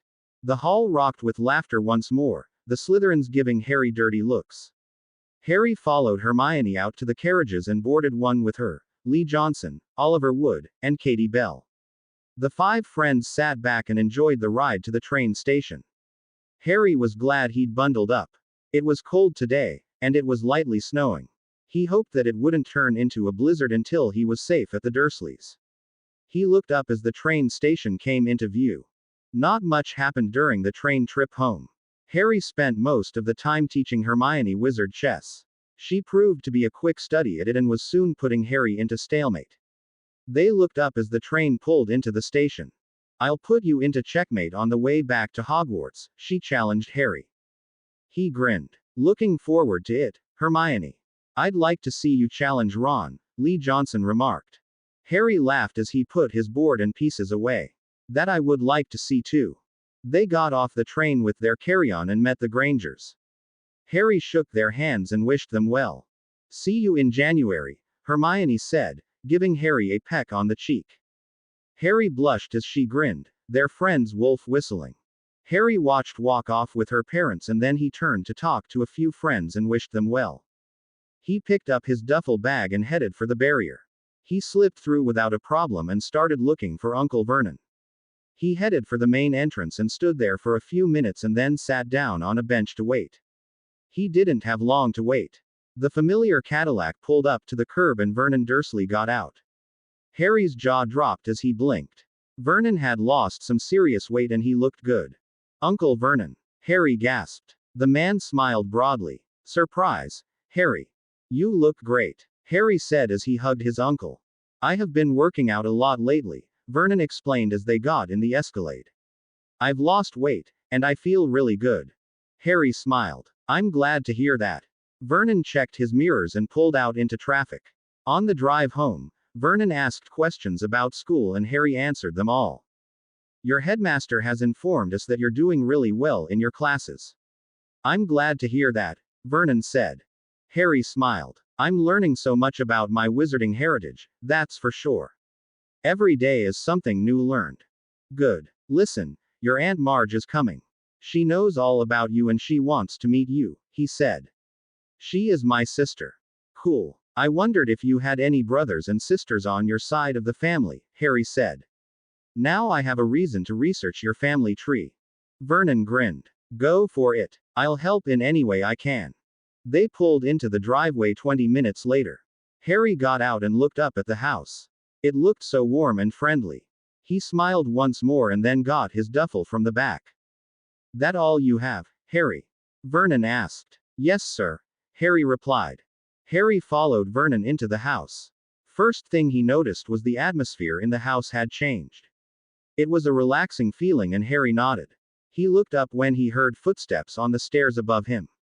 It was Dudley, a very changed Dudley. Hey Harry, Dudley said, wrapping his arms around his cousin. I'm so glad to see you. I never got to tell you thank you for saving my life. Harry returned the hug. Your family, Dudley. I'd do anything to protect you. Dudley grinned. You're okay, Harry. Hearing that made Harry feel 10 feet tall. Thanks, Dudley. You look great. I feel great. Lost 150 pounds since I've seen you last, Dudley said, stepping back. I'm being watched by a doctor. Harry sighed in relief. Good. Glad to hear that. He turned to see Aunt Petunia standing by the kitchen door. Harry blinked. She looked slim and beautiful. Wow, he said. Aunt Petunia, you look beautiful. She smiled. Thank you, Harry. All of us have changed, and it's because of you being here. Thank you. Petunia hugged Harry and he felt really warm inside. Thanks, Aunt Petunia. Now go get yourself settled in. Dinner will be on in a bit, she said. Harry smiled and followed Dudley up the stairs. Dudley sat on Harry's bed as Harry unloaded his duffel. They talked about things for a bit and Harry told him about school. Dudley laughed at the description of Malfoy. Sounds no different than some of the bullies have seen, Dudley said. Harry laughed. The bigger they think they are, the harder they fall. They headed back down and Dudley showed Harry the little weight set in the basement. Harry saw the punching bag and gave it a few hits. I'm learning to box, Dudley said. Good conditioning. That it is, Harry agreed. I do kickboxing myself. You'll have to show me what that is about, Dudley said. Harry nodded. Deal. Just then they heard Aunt Petunia call out for dinner. Harry followed Dudley up the stairs and to the kitchen. Vernon was just sitting down. There you are, boys. Showing Harry the basement, Dudley.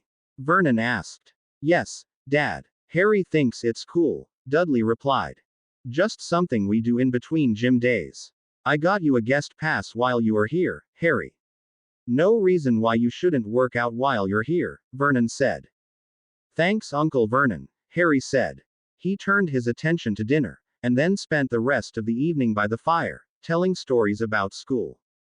Harry and his Uncle Vernon were back at the train station the next morning, feeling the cold through their heavy coats as they walked into the building. Cold enough? Vernon asked Harry. It's cold, Harry said, remembering the really cold days back in Japan. He was glad he'd done the cold weather refresher training before he left Hogwarts.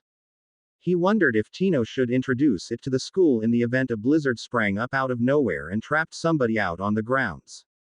He decided a quick note to Dumbledore was in order. Harry unzipped his jacket as he read the train schedule board. Aunt Marge's train would be on time. Harry followed Vernon to the doors where the train would pull up. He sat down next to Vernon and they passed the time talking about various things. Then the announcement was made regarding Aunt Marge's train and Vernon smiled.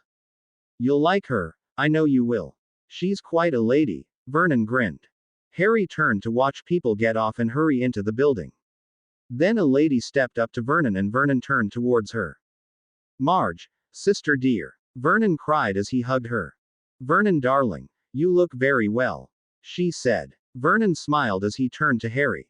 Marge, this is Harry, Lily's boy. The lady smiled and took his hands into hers. I am so happy to meet you, young man. Thank you for saving Dudley's life. Harry hugged her. It's nice to meet you. There was a sharp bark from inside her huge purse and Harry looked puzzled. Pugsley, she said. I never go anywhere without him. The head of a miniature pug popped out of the bag and Harry grinned. The dog blinked and barked again.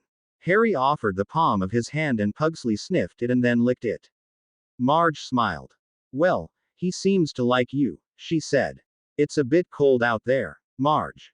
Make sure he stays warm in there. Harry, why don't you retrieve Marge's trunk while I bring the car around to the entrance? Vernon said as he buttoned up his overcoat. Good idea, Uncle Vernon. I was going to suggest that, Harry said. That worked out perfectly and they headed back home. Harry stared out the window by the fireplace after he set a fire going.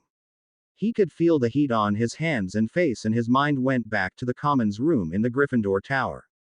He hoped Ron was all right. He stretched, feeling things pop in his back. He had sparred with Dudley earlier and Dudley proved he could box. Harry was impressed with his skill. He turned to see Dudley coming up behind him. That feels good, he sighed, standing in front of the fire. Harry nodded. That it does. They backed up and sat down on the couch to soak up some of the heat. They had been talking about what Dudley had gone through and Dudley shared some of his insights with Harry about how he perceived life now. Harry added some of his own, and they continued the discussion until it was late. Harry and Dudley went up to bed after saying goodnight. Harry sat at his desk and wrote 2 letters and left them in the stand next to the window. Go when it's not so windy and snowing, Hedwig. I don't want you getting sick, okay? Harry gently ruffled her feathers. Hedwig bobbed her head in understanding and then settled down on her perch for the night. Harry got into bed and went to sleep, sinking down into Getsumi no Michi. He could feel Tino nearby somewhere and felt safe. Harry looked up into the gray dawn the next morning, hearing Hedwig take to the sky. He smiled as he turned back to his training, Tino attacking him. They worked at his hiding in the snow technique for an half hour and then called it quits. Back at the house, Harry walked across the hall into his bedroom, wearing just a towel and drying off with another one. He was surprised to see Aunt Marge in his room. She turned to him in surprise and then reacted when she saw his dragon tattoo on his chest. What is that? She asked. Harry sighed. It's a long story. I'll tell it over breakfast. Is this your room? Marge asked. Harry nodded. Dudley's room is next door. Oh dear. I'm sorry. I'll let you get dressed, she said and backed out. Harry dressed in his typical jeans and a long-sleeved sweatshirt and went down to breakfast. He could hear Aunt Marge exclaiming about something. Harry entered the kitchen and Vernon turned to him. There you are. Marge wants to take you and Dudley shopping this morning. She thinks you should be better dressed. What was it you said, dear sister? Vernon asked, turning to Marge. A nice young man like Harry and Dudley should be well dressed, brother dear. They are, after all, from a good and proper family, Marge said. That told Harry that Aunt Marge had accepted him for who and what he was. Thank you, Aunt Marge. You are too kind, Harry smiled. Having settled that issue, they sat down for breakfast. Harry sat down with a cup of tea and to think over things.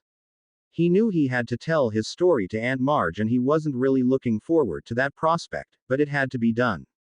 She deserved to know. Aunt Marge walked into the kitchen at that moment and sat down in a chair across from Harry. Would you like a cup of tea, Aunt Marge? Harry asked. She smiled. How kind of you to offer, Harry. Yes, please. Harry stood up and went to the stove and poured her one. He set it in front of her and then took his chair once more. He now knew what he was going to say. For the next half hour, Harry explained his past to her. She said nothing until he was finished. If not for those skills, my brother could have been harmed, along with Petunia and Dudley. If not for your life-saving skills, Dudley would have died. You are indeed a very unusual young man, Harry Potter, she said. Harry smiled. Thank you for saying so. Not very many people know about me and I need to keep it that way. Aunt Marge nodded. I agree. I don't think people would understand. Thank you, Harry said, sipping his tea. Now to other matters. I see you don't have much of a wardrobe, so I plan on fixing that today, she said. A well-dressed young man says much about him. Harry nodded. Actually, that was one of the items on my to-do list while I am here. Aunt Marge smiled. Good. We need to coordinate with Petunia, Dudley, and Vernon on when to go. Harry nodded. I'm not sure what they have in mind for today. Vernon walked into the kitchen at that moment. He went and made a cup of tea for himself and sat down at the table. Having a talk? He asked. Harry was just telling me about himself, Marge replied. Vernon nodded. I am assuming you still want to go out. Yes. Is there an Edwin's of London here in town? Aunt Marge asked. Vernon blinked. Marge dear, that is a very exclusive and upscale store. One doesn't wander in from the street. Marge smiled. Did I ever tell you about Henry? Vernon's eyebrows rose. You're dating? Yes. I am not going to sit around and wait for a man to pick up on me, she said. I know it has been a few years after Nigel passed on, and I was starting to get a little lonely a few years ago. Well, I met Henry and we hit it off. Henry sits on the governing board for London Boy Clothes, and Edwin's of London is the exclusive shop for them. Vernon sighed. Marge, bless you dear sister. You are just too kind. Harry had to agree. Thank you Aunt Marge. Then shall we be off? Marge said. Harry grinned. Sounds like fun. It was. Harry really never had been inside a big shopping mall before and he looked at everything possible. The ninja part of him took loads of notes on the vulnerability and places to hide in if he were to get into a fight in here. He turned to Aunt Marge as she approached the London Boy shop. Harry looked at a few of the suits in the window and admired them as he opened the door for Aunt Marge. Almost immediately a salesman swooped down on them. How can I help you? He said, standing there with a smile and putting on an air. I need my two nephews kitted out proper like, Aunt Marge said, her take charge attitude coming out. The man didn't even blink. Well now, that may take some doing. He turned and sashayed off. Harry didn't even have to look at Aunt Marge to know she was steamed. He could feel the anger roll off her. Another man walked up and he seemed to be much more relaxed. He looked at Harry and Dudley for a few minutes as he scratched his chin. Then he smiled. You'll have to forgive us for that old bat. Apparently he forgot to remove the hanger from his A.S. this morning, he said. I'm Adam, and let's see what I can do for you gents and the lady. Harry grinned at Aunt Marge's expression. Harry followed Adam to the back area of the store as Marge and Dudley followed. Now let's see, Adam said as he looked Harry up and down. 5'3", roughly 150 pounds, muscular build. Harry grinned. Right on the money, sir. Please don't call me sir. I'm not that old yet, Adam cracked as he smiled. You strike me as being a spring kind of person. Harry thought about that for a few minutes. Yeah, I guess I am. I'm thinking a tan, brown, bone white, and a blue suits would fit you well, Adam said. It's best to have more than two. Wearing the same color gets tiring after a while and you do want to look your best. Aunt Marge nodded. 4 suits for each nephew then. The London Boy line, please. There is only the best here, and for these young men London Boy is top of the line, Adam said. So now let's get busy. 4 hours later, a taxi deposited them at number 4 Privet Drive with their load of clothes. While Harry preferred jeans and t-shirt, there was something to be said about dressing up really nice. After he showed off his clothes and new suits, he put everything into the closet for now. He felt relaxed in his tan slacks and a nice peach-colored button-up shirt. He came down and relaxed over a cup of tea and played cards with the Dursleys and Aunt Marge for most of the evening. Tomorrow he planned on going to Diagon Alley and buying gifts for his friends. Then he'd shop for the Dursleys and Aunt Marge. Christmas was Saturday, and it was now Wednesday evening. Harry looked up from the hand he was playing and smiled. He felt so comfortable here, and he was happy his life was good. Hogwarts was the furthest thing from his mind at the moment. The clock bonged 10, and Dudley yawned. Tired, Duddykins. Petunia smiled as Dudley blushed a deep red. Mum, he complained, much to everyone's amusement. Harry stood up after playing his final hand. I'm kind of beat myself. I'll see you all in the morning. Harry headed up to bed. Tomorrow would be a long day. Harry strolled out of Diagon Alley around 1 in the afternoon, his shopping done for his friends and teachers. Now he needed to get things for the Dursleys. That proved to be easy as Harry walked into the Asian community. He recognized the Japanese language and smiled. It brought memories of Anjiro village back to mind. He wished he could go back for a visit. He decided he would send a few tins of tea to his friends there. As he walked down the street, he became aware of someone tailing him. He relaxed and acted casual as he drifted into a small store. The person followed him in. He looked up in front of him and the man in front of him casually pulled his shirt sleeve up to reveal a dragon tattoo on his forearm. Harry recognized it at once. It was the Nako Ninja Clan emblem. He casually scratched at the left side of his shirt and as he got close to the man, revealing his own tattoo. The man smiled. "Good afternoon, brother. You are well?" the man asked. Harry smiled. "I am. There is a stranger following me."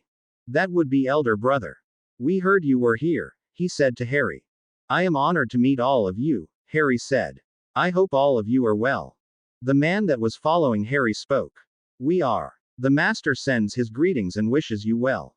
"He is well?" Harry asked. The man nodded. "He is. Would you like a cup of tea?"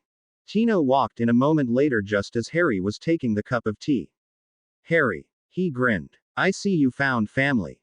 "I sure did," Harry smiled. For the next 2 hours, Harry talked with the men in the back of the shop as the lady was getting the things Harry wanted for the Dursleys and Aunt Marge. He hoped they would be well received. After everything was ready, Harry paid the lady and he was off back to the leaky cauldron to flow home. Arriving back at the house, Harry smelled fish cooking and knew Aunt Petunia was baking salmon in the oven. He grinned as he headed up the stairs. "Harry, is that you?" Aunt Marge called out. "Yes, Aunt Marge, home from the shops. Dinner smells good, I'll be down in a moment," Harry called out. "Good, because we have something funny to tell you," Aunt Marge called back. Harry smiled. "Okay." He hid his packages in his room and then went down to the kitchen after changing into something casual. Harry smiled when he walked in and found Petunia and Marge giggling over something. Harry leaned against the doorframe and listened to the funny story of a distant cousin twice removed. He had to chuckle at the incident.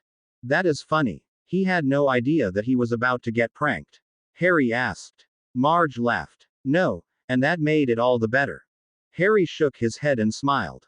He turned to the dining room table and saw that nothing was set out yet. Harry got busy and set the table proper just as Vernon walked in the door. He had a huge smile on his face. "There you are, Harry. Anyone around?" he asked. Marge and Petunia emerged from the kitchen and Dudley came down the stairs. "Dinner is almost ready, so everyone take your place," Petunia called out. Harry helped carry things out and then he sat down with them. "Got my Christmas bonus today, dear. I put it in the bank on the way home," Vernon announced. "I'm being moved up first of the year to worldwide VP sales." Harry grinned as Petunia cried for joy. "That is good news, Uncle Vernon." The rest of the evening passed pleasantly. Christmas Eve came. Harry stood at the window overlooking the back lawn and watched the snow gently fall to the ground. He wished his parents were here to see this and his heart ached. Dudley came up behind him. "Are you okay, Harry?" he asked. Harry turned from the window to see Dudley. "Just thinking of my parents. Hang on to yours as long as you can with all the strength you have inside you. You never know what could happen." Dudley nodded. "My heart attack has taught me a lot about life lately and I'm planning on sticking around for a very long time. Mum and Dad have become very important to me and I know I need them just as much as they need me." Harry smiled. "Good. You're on the right track then." Dudley moved up to the window on Harry's left side and they didn't say anything else for a bit until Vernon appeared. "Snowing again, he said as he came up behind them. "Yes, it is, Dad. Sure looks so nice out there," Dudley said. Vernon smiled and rested his hands on Dudley and Harry's shoulders for a moment. "Come on, the program is starting." Harry turned to Vernon. "Program. The Christmas Eve Mass from the church in London," Dudley replied. Harry joined Dudley on the floor as the three adults sat on the couch.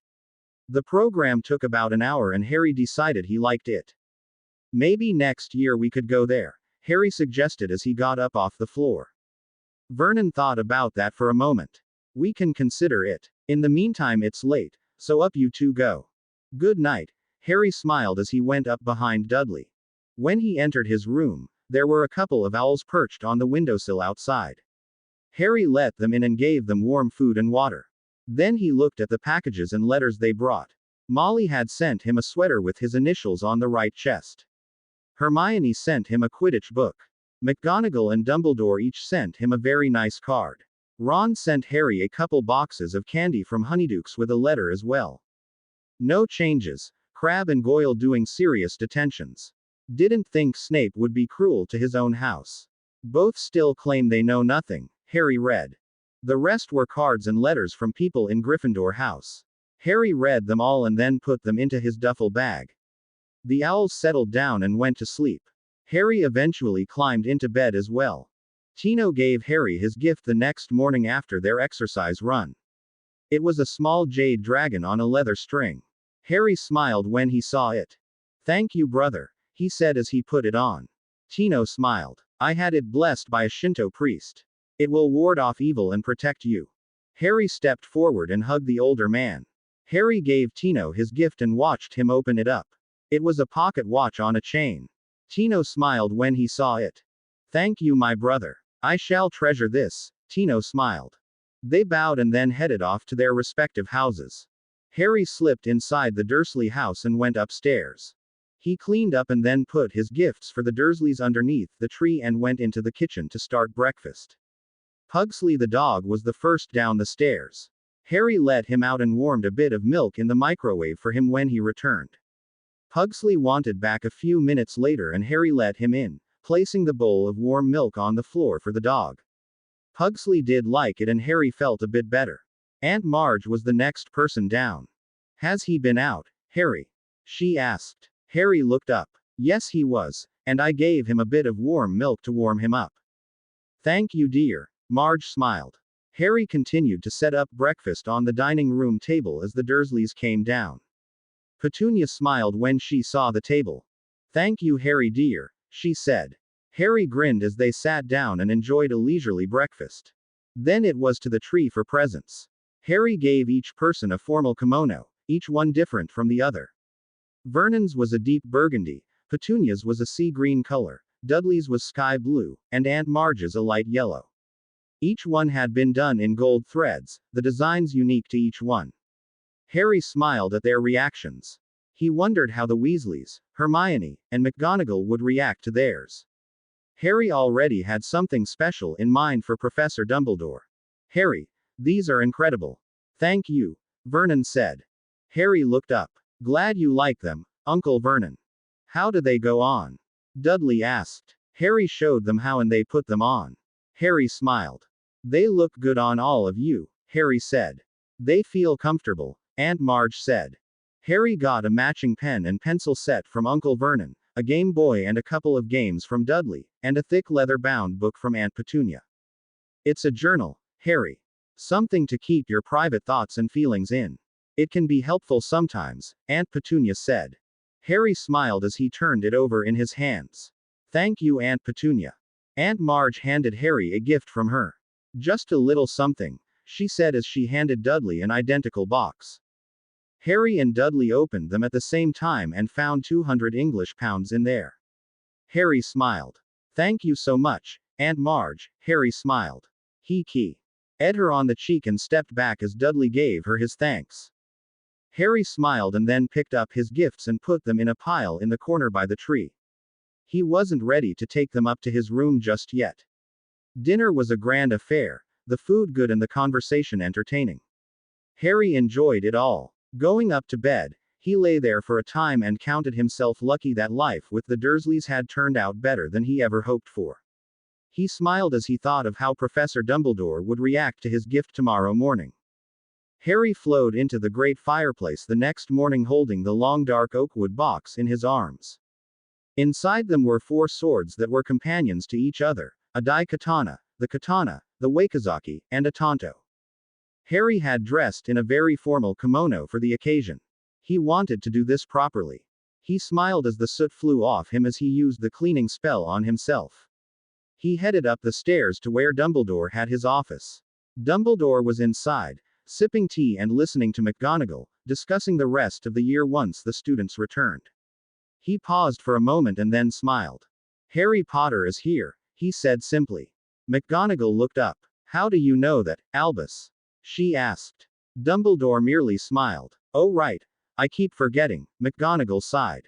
Harry approached the gargoyle that protected Dumbledore's office, wondering how he would get in when the gargoyle came to life and stepped to the side. It bowed to Harry and motioned to him, letting him know he could go up. Harry returned the bow. Thank you, Harry said. Harry stepped on the moving stairs and they carried him up to the office. He stopped before the solid oak door and knocked. Dumbledore himself opened it. Come in, Harry, the old man greeted him. It is a pleasure to see you. Harry walked in and saw McGonagall sitting in a chair by the great desk. Harry, thank you for the lovely kimono. I adore it, she said. Harry smiled. Glad you liked it. Dumbledore came around to stand in front of Harry. Harry turned to face Dumbledore, and then held out the oak box in his hands and then bowed. Master Dumbledore, a gift to you from a grateful student, Harry said.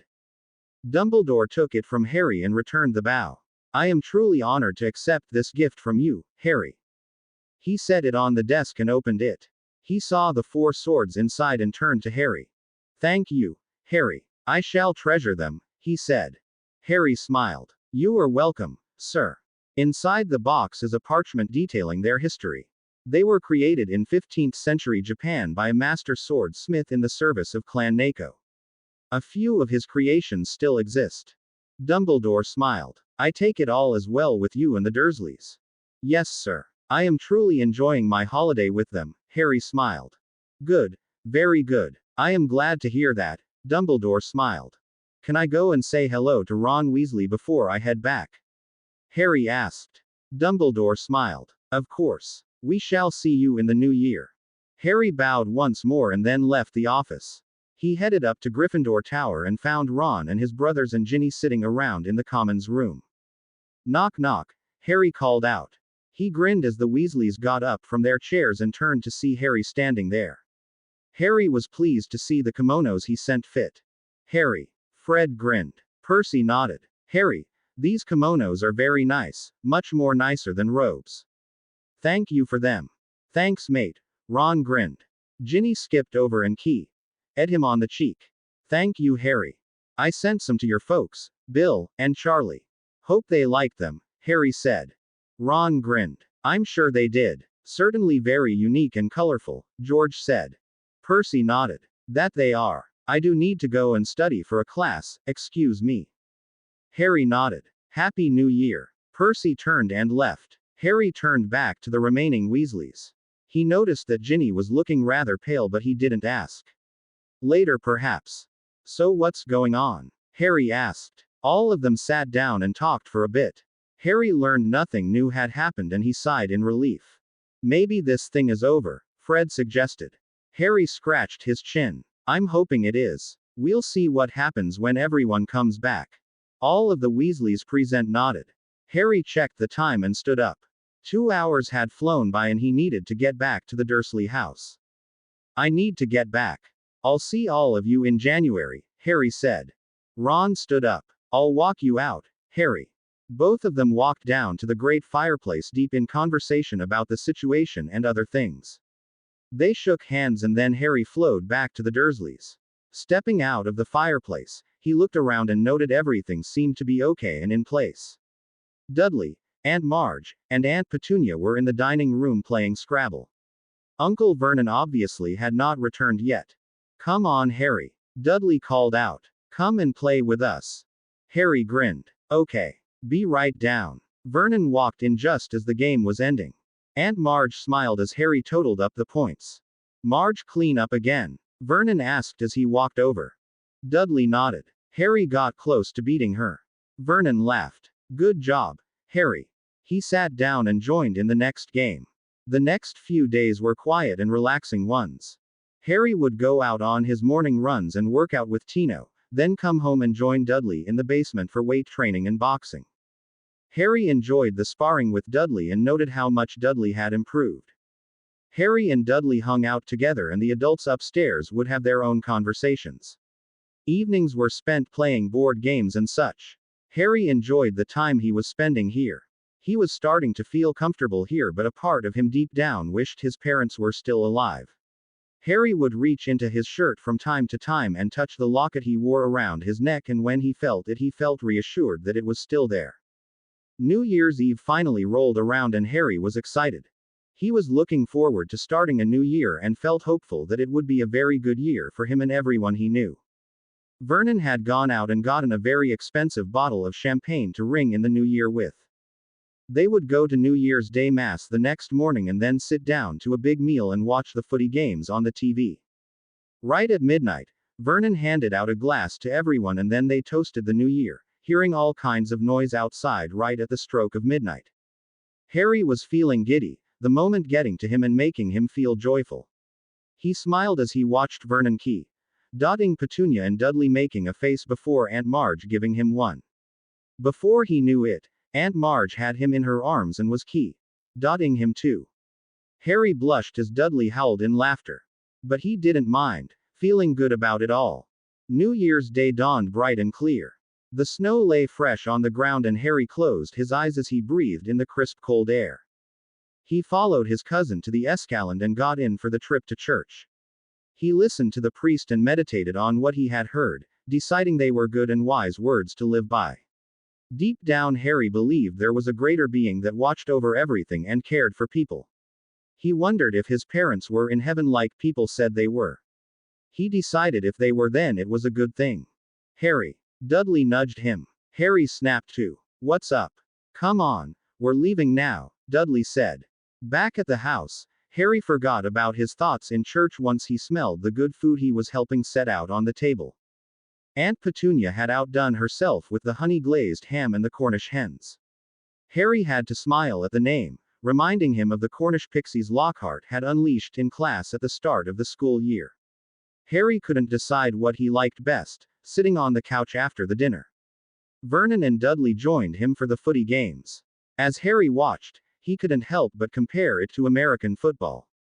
Close enough, Harry. But this version of football, as you call it, is much more exciting, Vernon explained. Harry had to admit Uncle Vernon was right. This version was much more exciting. Rugby was a lot more action-packed than American football. They watched the games until late and then retired for the night. The next morning Harry was lying flat on his tummy in the snow as Tino attempted to find him. Harry was working on his concealment skills in the snow and he watched Tino move to the left of him. Once Tino was out of sight, Harry moved out of his place and moved forward to the safe zone they had agreed on in the park long ago. Just before Harry reached it, his feet were knocked out from under him and he did a back flip to confront the enemy. Tino stood there grinning.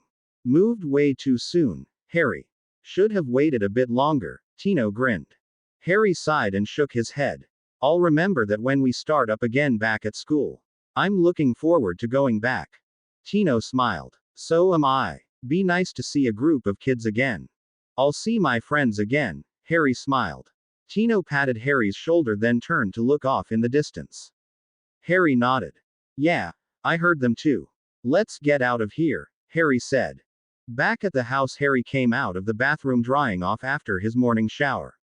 Dudley came out of his room already dressed. Going back tomorrow. Harry nodded. Yup. Need to get back to school. Would it be possible for me to see it? Dudley asked. I'd have to ask first, Harry said. Please don't get your hopes up. Dudley grinned. Be a load of fun exploring the place, I bet. You have no idea, Harry laughed. Both of them headed downstairs to start the day. Harry slipped through the barrier right at 10:30 the next morning and saw the Hogwarts Express at rest on the rails. Leaving the Dursleys was hard, Aunt Marge tearing up a little. Do be careful, Harry. Have a good time and I shall see you in the summer, she said, hugging him and giving him a peck on the cheek. I will, Aunt Marge. I was really happy to have met you, Harry said. She patted his cheek and moved out of the way. Dudley shook his hand and wished him well. Aunt Petunia gave him a box full of food for the trip. Uncle Vernon came in from the cold, having carried Harry's bag out to the escalade. Ready there, Harry? He asked. Harry nodded. Yes, sir. Then they were off. Harry got through the barrier unseen and was now standing on the platform. Many of the Gryffindors made their greetings as they walked past Harry, getting on the train. Harry had reserved a compartment for himself and a few friends, including Hermione. Then he saw her coming and smiled. Hermione. Harry called out. Hermione looked up and smiled, waving to Harry. There you are, she exclaimed. Harry grinned. Enjoy your holiday. Yes, it was quite splendid. Harry, thank you for the kimono. It was wonderful, Hermione said with a smile. I got them for my relatives and McGonagall too, Harry said. Harry, you look very sharp, she exclaimed. My Aunt Marge got me the suit, Harry said. Hermione smiled, and Harry got a funny feeling deep inside of him. He wasn't sure what to make of it and he decided to talk to Tino or Dumbledore later. I have a compartment reserved for us and a few friends, Harry said. They got on board and went to the compartment. The others showed up in time. Lee Jordan was the first, followed by Neville Longbottom, then Oliver Wood, and then last was Seamus Finnegan. They settled down into their seats and a few minutes later the train pulled out of the station and back to Hogwarts. The ride back to Hogwarts was full of talk and speculation. Everybody in the compartment told Harry they were behind him all the way, and that they believed he wasn't responsible for anything. That reassured Harry somewhat, but he couldn't help but feel that he was headed into serious danger this time. He shrugged it off and decided to deal with it when it happened. He turned back to the festivities in the compartment. Arriving at Hogwarts, Harry had the feeling he'd come home. He relaxed considerably and greeted people he knew that were still talking to him. Many people were amazed at the change in Harry and he received many compliments. Malfoy just sent evil glares at Harry. Someone's a bit pissed off, Harry chuckled as Malfoy slinked out of sight. Many of the Gryffindors chuckled at the joke. Harry turned and headed back up to the Gryffindor dorm and found Ron and his brothers minus Percy sitting in the commons room. Ron grinned when he saw Harry. Harry, Ron hollered. Just get in. Harry grinned. Yup, and even received the typical Malfoy welcome. Everyone laughed at that. Harry sat down on the couch and talked with his friends until it was time for dinner. Percy popped out of nowhere and led Gryffindor House down to the Great Hall for dinner. Everyone settled down as Dumbledore rose. I am glad to see all of you back for more learning. I trust your holidays were pleasant, and all of you ready to go. There is nothing to announce at this time, so tuck in and enjoy your meals, he said. Food appeared on the tables as he sat down and the feast began. It was a few evenings later that something significant happened. Harry and Ron were passing by the floor where Ning Myrtle's bathroom was when they heard Filch shouting hysterically. Harry and Ron looked at each other and leaned over the fourth floor railing just in time to see Filch go stomping down a flight of stairs to Dumbledore's office, muttering all the way. What's got him steamed up? Ron wondered. Harry went down the stairs to the third floor, Ron racing to catch up. The corridor was flooded with water coming from underneath the bathroom door. Harry blinked. Something's up, he said just as Myrtle started wailing. Ron sighed. What's got her going? Harry pushed his way in and waded over to her stall. Myrtle, are you all right? Harry asked. She popped out from the stall. No, she screamed, making Harry shiver. I was just minding my own business when someone threw a book at me down the toilet. People always think it's so much fun to throw things at me. Harry backed up a step. I'm sorry you were bothered, Myrtle. Some people just don't have any kind of respect for the dead. That took a little steam out of her rant. You are different from other people, Harry Potter. I've always liked you and respected you. Harry smiled. Thank you, Myrtle. Where is the book that hit you? It's over there by the sink, Myrtle said. I washed it out over there.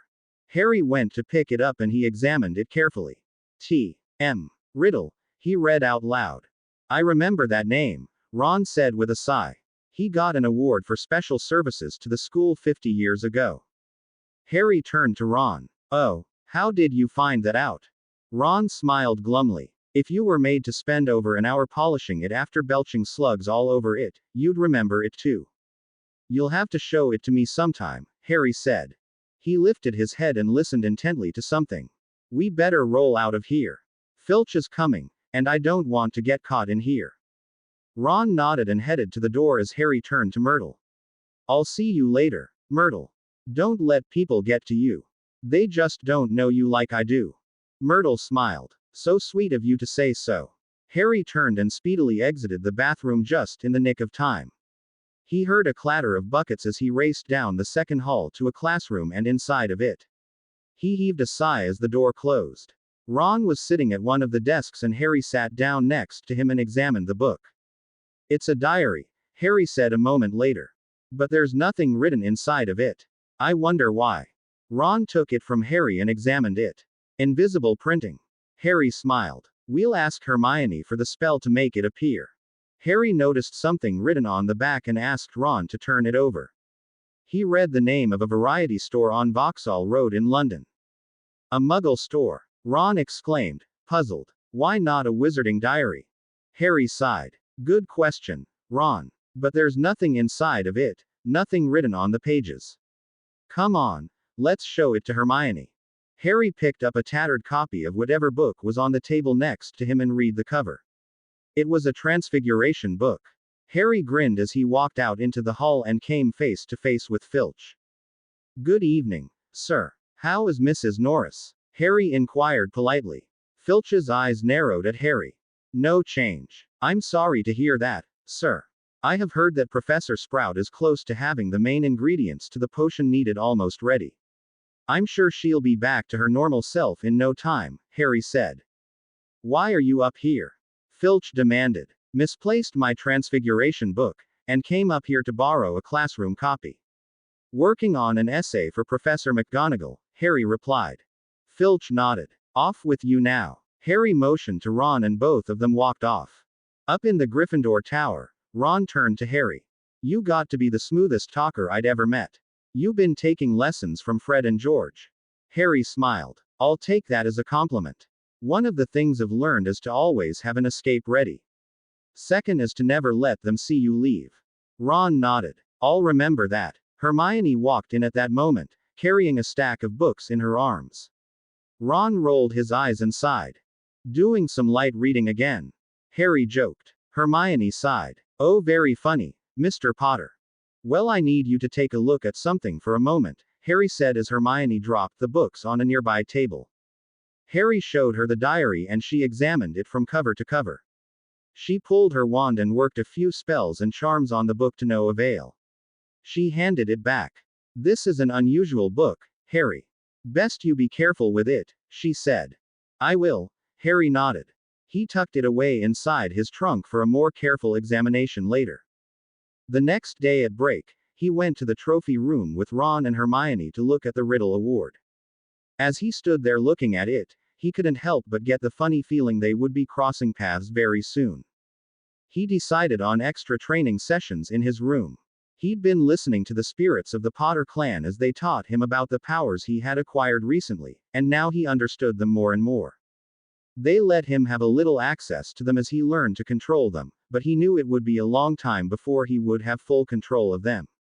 That was fine by him. He wasn't in any hurry to take control of them just yet.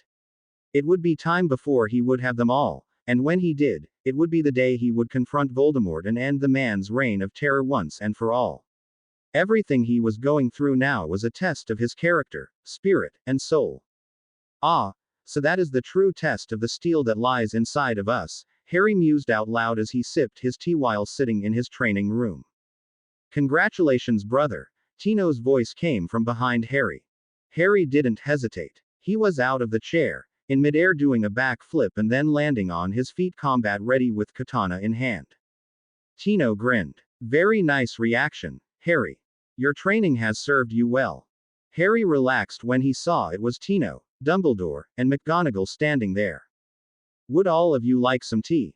Harry asked. Later perhaps. We wanted to stop and make sure you are settled in for the rest of the year and to also find out if you know anything about what is going on, Dumbledore said, looking at Harry.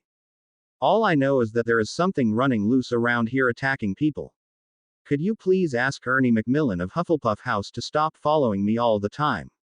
It's getting downright annoying. He's gotten fixated on the idea that I was responsible for the attack on Justin, Harry said.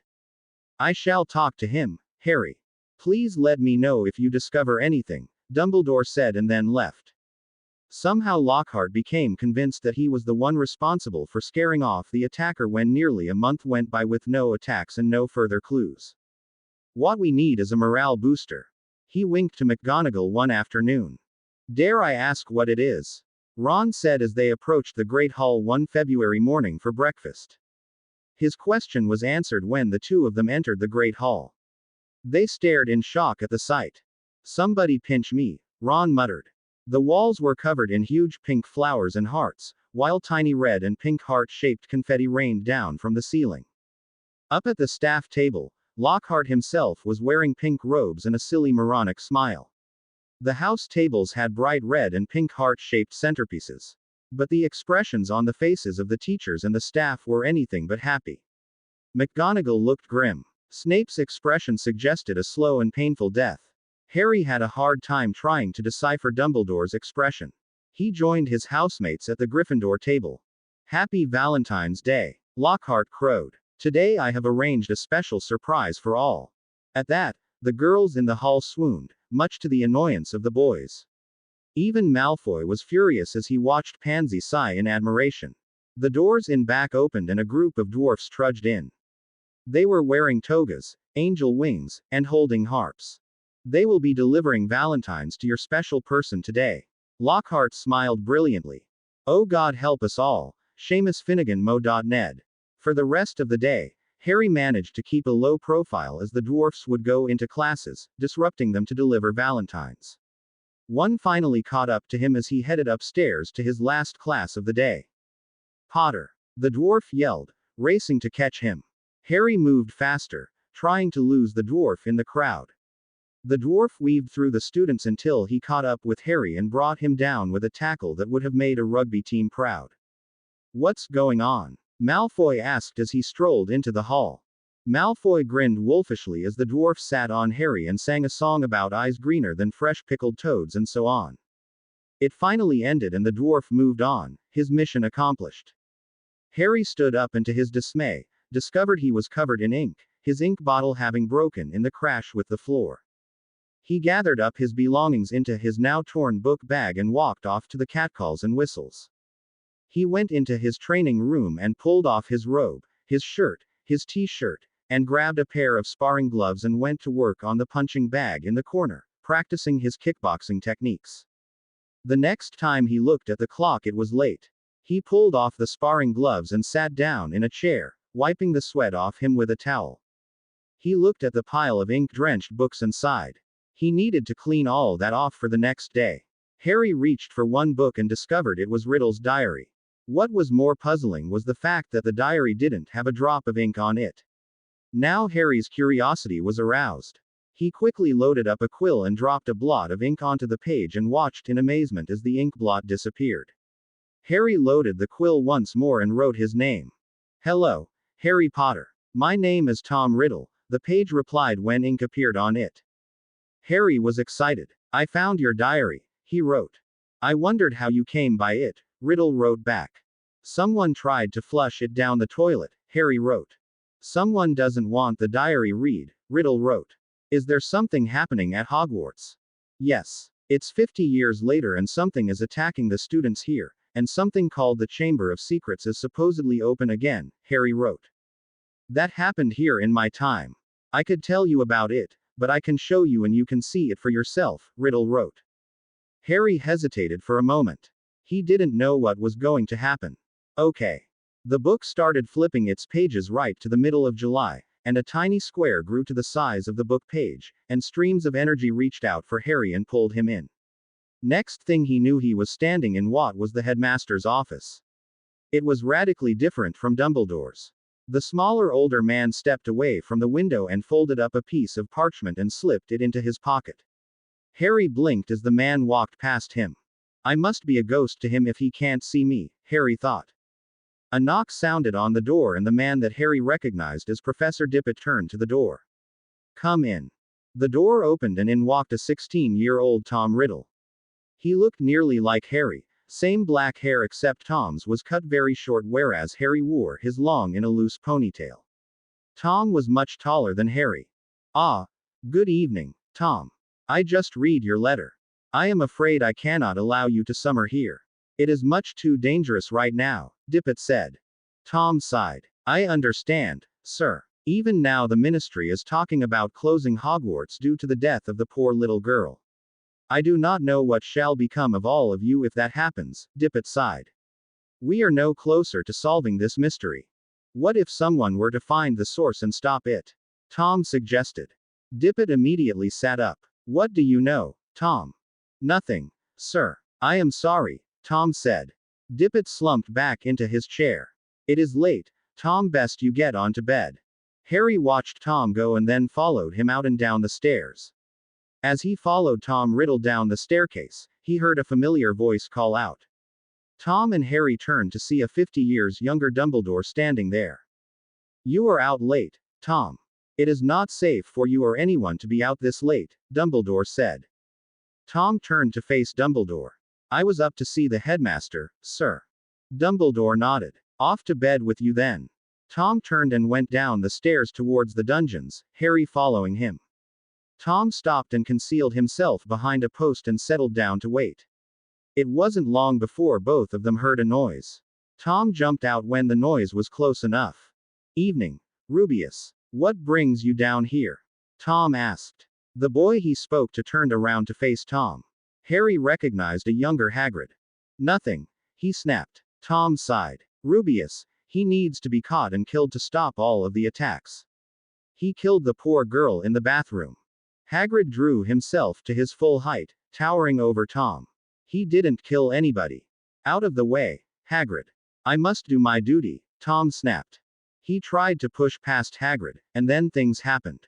Harry saw something low to the ground. A mass of hair and legs suddenly jet out of hiding and bowled Tom over as Hagrid leapt onto Tom, stopping him from using his wand. Then the scene went haywire and Harry found himself back in his training room. He sat up in his chair and blinked. Hagrid had been the one to open the Chamber of Secrets 50 years ago and got expelled from Hogwarts because of it. He needed to find Ron and Hermione. All three of them sat in the Commons room, the clock having gone past midnight. Ron sat still, not saying a word while Hermione rubbed her chin, a sure sign she was thinking hard. Too much of a coincidence, Hermione said at last. But you have to admit the facts fit. Hagrid has always liked strange creatures. Harry sighed and stood up, stretching.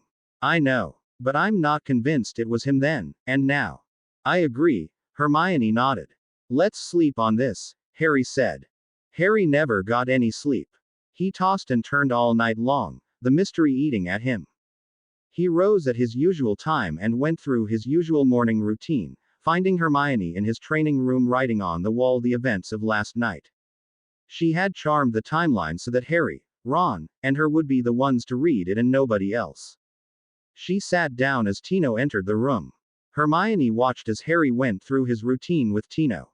Nothing was said on the way down to breakfast, the three of them working the problem from their own viewpoints. The word now was the mandrakes were starting to get restless, something Professor Sprout said would be happening now. Harry crossed his fingers and hoped the potion would be made in time. Then those who had been attacked could tell who or what it was. The day got started. The next thing that happened was that the second years were given a list of classes available next term and told to choose classes that would guide them to their chosen careers. Naturally, Harry chose to be an Auror. With his ninja skills, he'd be perfect for the job.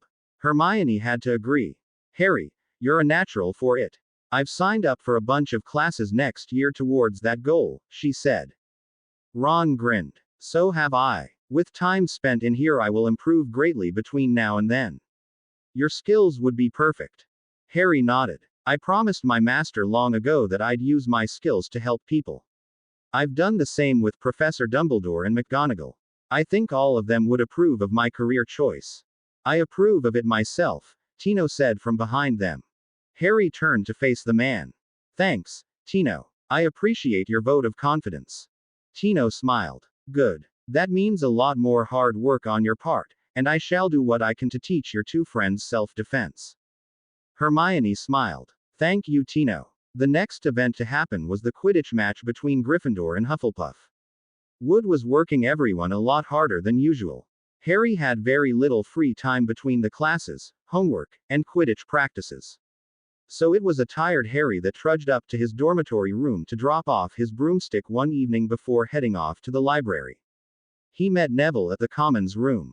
The teen looked frantic. "Harry, I've been looking for you. Someone broke into your trunk," he said out of breath. Harry pushed past Neville quickly and entered the room. Neville had been right. The contents of his trunk was scattered all over the room. Seamus and Dean Thomas were picking things up carefully and placing them on Harry's bed. "We just walked in here, Harry. Saw the room like this and started picking things up for you," Dean explained.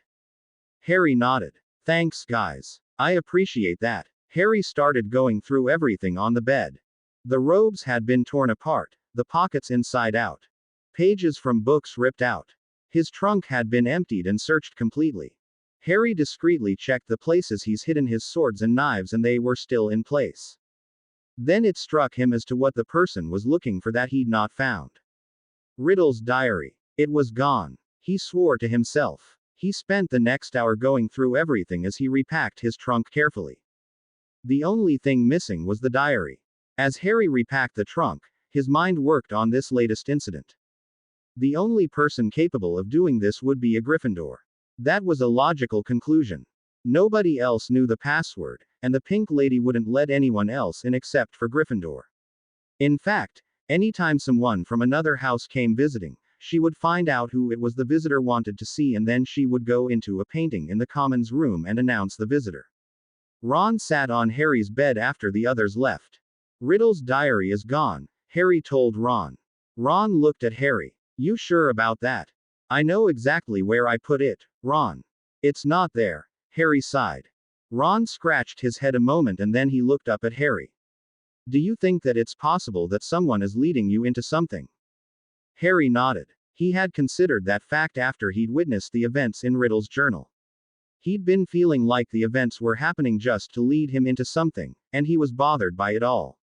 He decided to make a list of suspects and then see where that would get him. Ron followed him to the training room and then watched Harry write names on the wall and his reasons for listing them as suspects. Gilderoy Lockhart. Con man. Very flashy and likes to put on airs. He also has a tendency to stare at the better developed female students. He likes to make himself look good at the expense of others. Severus Snape. The Potions Master. Ex-Death Eater. Draco Malfoy. Son of Lucius Malfoy. A suspected Death Eater and he definitely hates me. Why I have no idea other than the fact that I turned down his friendship and that I am a part of Gryffindor House. Harry stepped back from the board and Ron handed Harry a cup of tea. 3 names. Not much of a list, Harry. I'm really starting to get worried here, Ron said as Hermione came in. Harry told her about the missing diary and she read the list on the wall. She didn't say anything about Harry's comment about Lockhart. I do have to agree with Ron. I am getting worried, too. This is starting to get way out of control, Hermione said. Harry sighed. I know. If we don't get a break soon, I'll go to Dumbledore. I hate to admit defeat. Ron sighed. Well, hang in there, Harry. Harry nodded. Got to. Saturday morning dawned bright and clear. Perfect Quidditch conditions. Harry met his teammates at the breakfast table. Oliver Wood nodded to them. Like we planned, okay, he said. Harry smiled as he walked into the grand foyer with Ron and Hermione. Kill this time, let me rip tear, the disembodied voice said once more. Harry jerked as if he'd been shot. The voice. Hermione clapped her hand to her forehead. I'll see you guys later, I've got to get to the library. I think I just understood something. Ron and Harry sighed as she dashed off back up the stairs. Harry turned around and headed out to the Quidditch pitch for the game. He saw Hufflepuff huddled up for a last-minute discussion. He joined his team and as they prepared to start the game, McGonagall appeared. Attention all students. The game is cancelled. All students report back to your dormitories. She called through a hastily conjured megaphone. Harry walked up to her. What's happened? A double attack, Potter. Follow me, she said. Harry and Ron followed her back to the castle and up the stairs. Ron realized they were headed for the hospital wing. Oh God, he groaned. Harry swallowed hard as they walked in. Then he closed his eyes and clenched his fists as Ron Ned. There on the bed in front of them was a frozen Hermione. Harry and Ron stood there in the hospital wing looking down at Hermione. Harry could feel rage growing inside of him and he worked to control it. Now things had gotten personal. McGonagall gently pulled them away. It won't be long before the mandrake is ready, Harry. Please be patient, she said as she patted Harry's shoulder. Whoever did this just made it personal, Harry whispered as he pulled away. He left the hospital wing and headed to the Gryffindor Commons room. The Gryffindors looked up as Harry walked in. He walked up to Percy Weasley. Your lady friend Penelope Clearwater and Hermione was attacked and petrified, Harry said. Percy looked shocked as everyone gasped. Harry leaned forward and whispered into Percy's ear. This is now very personal. I will avenge them, Harry whispered. Harry turned away and went up to his dorm.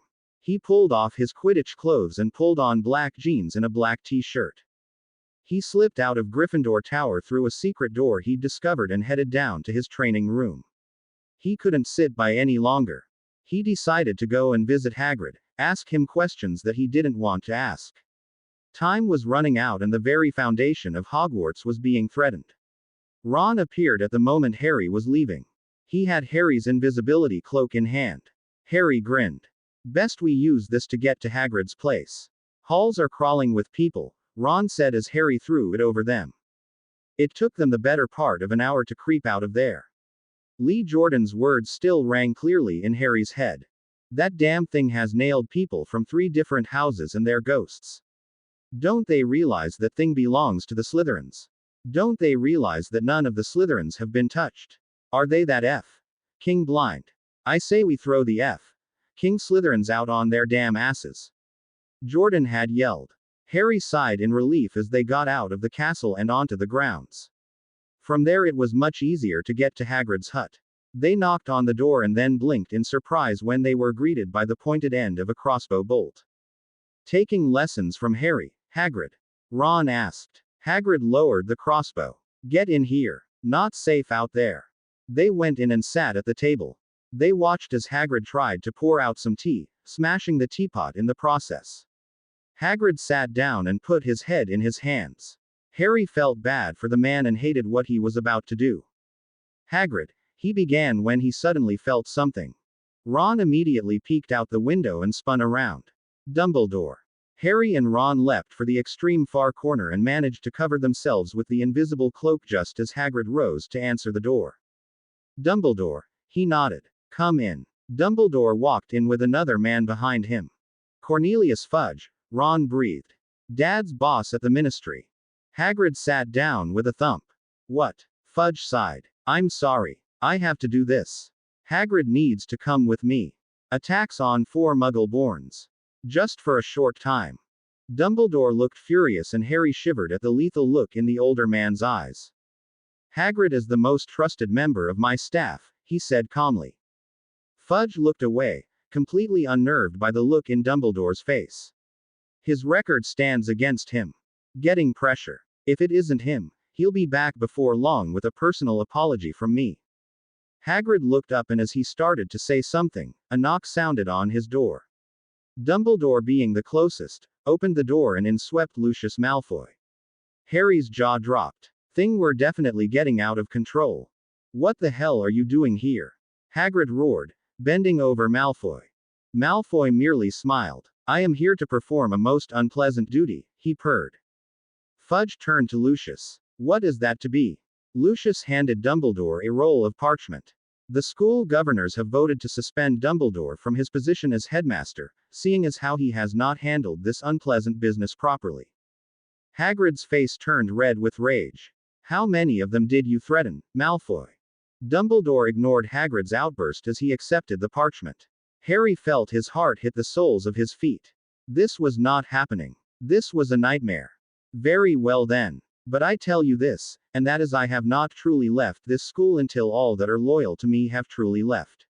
I shall continue to help all who ask, he said, the tone of his voice cold and chilling. Dumbledore turned to leave the hut, followed by Lucius. As Hagrid blew out candles around the hut, he bent over the forms of the boys on the floor in the corner. Follow the spiders, he he whispered, and then he was gone.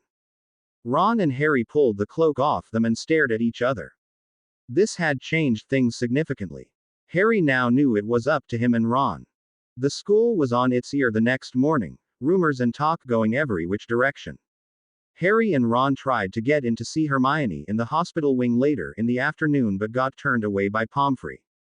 Now what the hell do we do? Ron yelled, kicking the wall in Harry's training room in frustration. Harry sat unmoving, his mind working with the newest part of the problem. He had added the recent events to the timeline and it still didn't make any sense to him.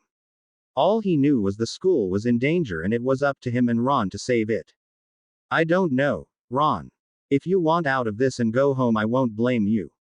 But I do need your help to fight this. Someone has taken great pains to try and close Hogwarts and they need to be stopped. If we can't stop them here, they will eventually take over the wizarding world and then after that will try and enslave the Muggle world. I can't allow that, Harry said quietly. Ron sat down next to Harry. I'll do what I can. Harry put his arm around Ron and hugged him. Thanks. Later that evening in the Great Hall during dinner, Ernie Macmillan approached Harry. Harry looked up as Ron moved slightly to Harry's left behind Harry. Harry, I came to say I am sorry for the things I said to you and about you. I was wrong, and I'm truly sorry. I know you would never deliberately attack another person, especially Hermione, because she means something to you.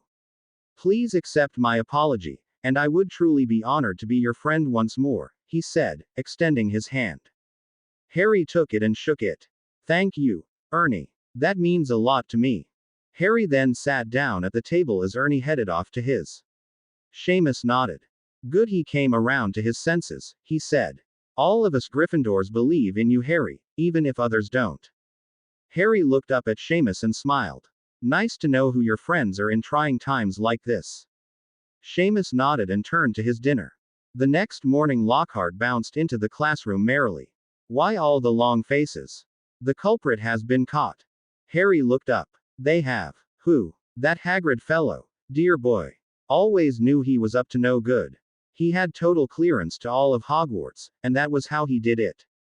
I'll be aiding Professor Sprout in the next day or two in preparing the potion to restore the unfortunate victims for the trial. We'll put him away for a very long time, Lockhart announced, smacking fist into his open palm. It took everything Harry had not to jump up and kick his shiny teeth in. Lockhart now had gone way too far. He could feel anger radiate from Ron and he put a hand on Ron's shoulder. Ron slowly calmed down. We go hunting tonight, Harry whispered to Ron in the hallway after class. Ron nodded. They had seen a trail of spiders going from one of the greenhouses into the Forbidden Forest during herbology earlier in the day. Harry turned to see Ernie Macmillan talking to Snape. He walked towards Harry and leaned in. I warned him about Lockhart wanting to help with the potion, he whispered. Harry smiled. Good. Thanks, Ernie. That evening, long after everyone had gone to bed, Ron and Harry slipped into Harry's training room. Harry slipped into his ninja suit and made sure everything needed was in place. Ron had dressed in black jeans and a black sweater. Harry decided next chance he got he'd get Ron and Hermione ninja suits with equipment as well. He handed Ron a wakizaki and a small pouch of shuriken, throwing stars, to hang on his belt. They slipped out a secret door and out of Hogwarts through a tunnel. Taking a breath, Harry slipped into Getsumi no Michi, a ninja discipline, and instantly knew where everybody was, including the teachers watching the grounds from the towers. This way, he motioned to Ron. Ron took a breath and fought back his fear and followed Harry. He knew how important this mission was and he was willing to try and set aside his fear of spiders for the night. They got to Hagrid's hut without incident. Fang was overjoyed to see them. Harry smiled as he pulled the invisible cloak off. Good to see you too, Fang. Both Ron and Harry relaxed for a moment. They were about to head out into unknown danger. Harry knew Ron was scared. There's nothing to be scared of, Ron, Harry said. If anything, this is a good time to face and conquer your fear. Ron nodded. I can try. The plan is fairly simple. We go in, following the trail of spiders and see where that leads us to. Hopefully it will be something that will answer all of our questions, Harry said. Easier said than done, Ron said. The lives of everyone at Hogwarts is at stake, Harry said, gently reminding Ron as he settled his gear around him. Then let's go, Ron said. They left the cabin and headed to the edge of the forest. Harry pulled his wand. Lumos, he said, and his wand tip began to glow. Ron pointed to the trail of spiders and they began to follow. They walked close to an hour before the forest began to get thicker, tree branches and brush slowing them down. It was Ron who noticed the clicking sound first. Harry, do you hear that? He said, stopping in front of Harry. Harry stopped and listened. Before he could react, he was grabbed by something soft and strong. Whatever it was pinned his arms to his side and he couldn't reach anything. He cursed himself for not having been more alert. Harry was able to turn his head and to his shock, he discovered they were very big spiders. He turned to look at Ron and noticed the fear on his face and how white he'd gotten, but he wasn't freaking out yet. Hey Ron, you okay? Harry asked. Ron nodded. I just want to get this over with as quick as possible. Harry agreed with that answer. They traveled another few miles until they came to a great cave and went inside. Then they were let go and the spiders backed off. Aragog. There be humans here. One of them clicked as he spoke. Something huge and dark moved until Harry could see the face. It obviously was a huge spider, a very old one. Harry could see the gray in the face. Is it Hagrid? He asked. Harry stepped forward and bowed. No, sir. I am called Harry Potter, a friend of Hagrid. He is in trouble and I have come here to seek your help. Aragog nodded. How is it that I can help? I have lived here these last 50 years, not setting foot inside Hogwarts since I was young. There is a danger that stalks the halls of the school. It is connected to the Chamber of Secrets that supposedly lies somewhere inside Hogwarts, Harry said. The great head nodded. I know of this chamber. It was the reason why I left Hogwarts when Hagrid attempted to rescue me from a student trying to kill me. We dare not speak of this horror. We fear it. I can tell you that Hagrid is not responsible for the death of the girl in the bathroom. She was long dead when I found her. I was afraid of being accused of causing her death, so I was fleeing Hogwarts. Hagrid rescued me and brought me here. He even went and found a wife for me. I have lived here since. So Hagrid is innocent, Harry said. The great spider turned to go. Yes, young one. Thank you, sir. I shall tell others of this, Harry said. Aragog turned his head and smiled. Leave. I think not. How can I deny such fresh meat for my children when it wanders in here? Harry quietly drew his katana and prepared for battle. That became unnecessary when a loud horn sounded from behind them and Harry turned to see a few spiders flying in all directions. The Ford Anglia appeared out of nowhere. It was obvious it had gone wild. It slid to a halt next to Harry, Ron, and Fang. Harry sheathed his katana and grabbed Fang, tossing him in the back seat with Ron. The back doors slammed shut as Harry tossed a flashbang into the center of the spiders that were advancing on the boys. Harry slid behind the wheel and shifted the car into reverse and slammed the pedal to the metal. The car responded by flying backwards quickly, taking the spiders by surprise. Put your head down, Harry yelled as he counted off the seconds in his head. Harry barely had whipped the car around in a bootlegger's turn when the flashbang went off in a mighty roar and the bright 1,000,000 candlelight flash lit up the cave, turning the black pitch dark into daylight. The effect on the spiders made them stagger back, both blind and deaf. Harry downshifted into second and took off, the spiders that weren't affected behind him. He made 2 quick racing changes from second into third and then fourth without letting up on the gas. He was glad he'd learned to drive back home in Angiro before he left. They left the spiders far behind in moments. Ron peeked over the back windshield and sighed with relief. Okay Ron, you can freak now, Harry grinned as they found a trail and stayed on it, heading back to Hagrid's hut. Harry watched Ron keel over in a dead faint and sighed. Well, that wasn't so bad. Ron slowly came around. He realized he was in the middle of a great bed. He raised his head to discover himself in the middle of Hagrid's bed. Hey, he heard Harry's voice from above him. You did all right. Ron smiled dumbly. I did. Sure, Harry replied. You didn't freak at the sight of the spiders. Ron laughed as he sat up. Harry handed him a cup of tea and Ron sipped it slowly until he felt better. That's good, he said. Harry nodded. Good. I slipped a tiny bit of pepper up inside it. Figured it would help. So what's next? Ron asked. Harry sighed and leaned back. I don't know. I need to think about what Aragog said. What time is it? Ron asked. Harry checked his U.S. Navy SEAL dive watch he'd gotten in London over the holidays. He wasn't sure why he bought it, but after he read the paper that came with it, he decided it was money well spent. Nearly 4:30 in the morning. We gotta get back. They made it back to the castle with no problems and Harry sneaked off to his training room. Tino was waiting for him, and after Harry wrote the night's actions on the timeline, he went to work practicing his two-sword technique. It was during breakfast that Harry suddenly realized something. Aragog gave him a very obvious clue. Dead girl in the bathroom. Myrtle. Harry breathed. Ron's eyebrows went up. Myrtle. Harry turned to him. Yeah, Myrtle. She's the key to this whole thing. You sure about that? Ron said. Harry nodded. I'm going to run up and see her. See you in class. Harry jogged up to the floor where she was but couldn't get in to see her. Filch was standing guard in the hallway and Harry sighed. He went on to Transfiguration's class and sat next to Ron. What McGonagall said first made him forget about trying to see her. Exams will take place as scheduled, she stated. People blinked at her as if she was nuts. Professor Dumbledore has left orders in regards to your education and I shall carry them out. Harry sighed. Damn. This will certainly complicate things. Dinner brought another announcement. McGonagall stood up and got people's attention, tapping on her goblet. I have good news. The hall went crazy as people shouted out various things. McGonagall waved her hands once more for attention. Professor Sprout has informed me the mandrakes are ready for cutting. The potion will be made and the people revived tonight, she said. Harry sat up. This thing could be solved and over with by morning.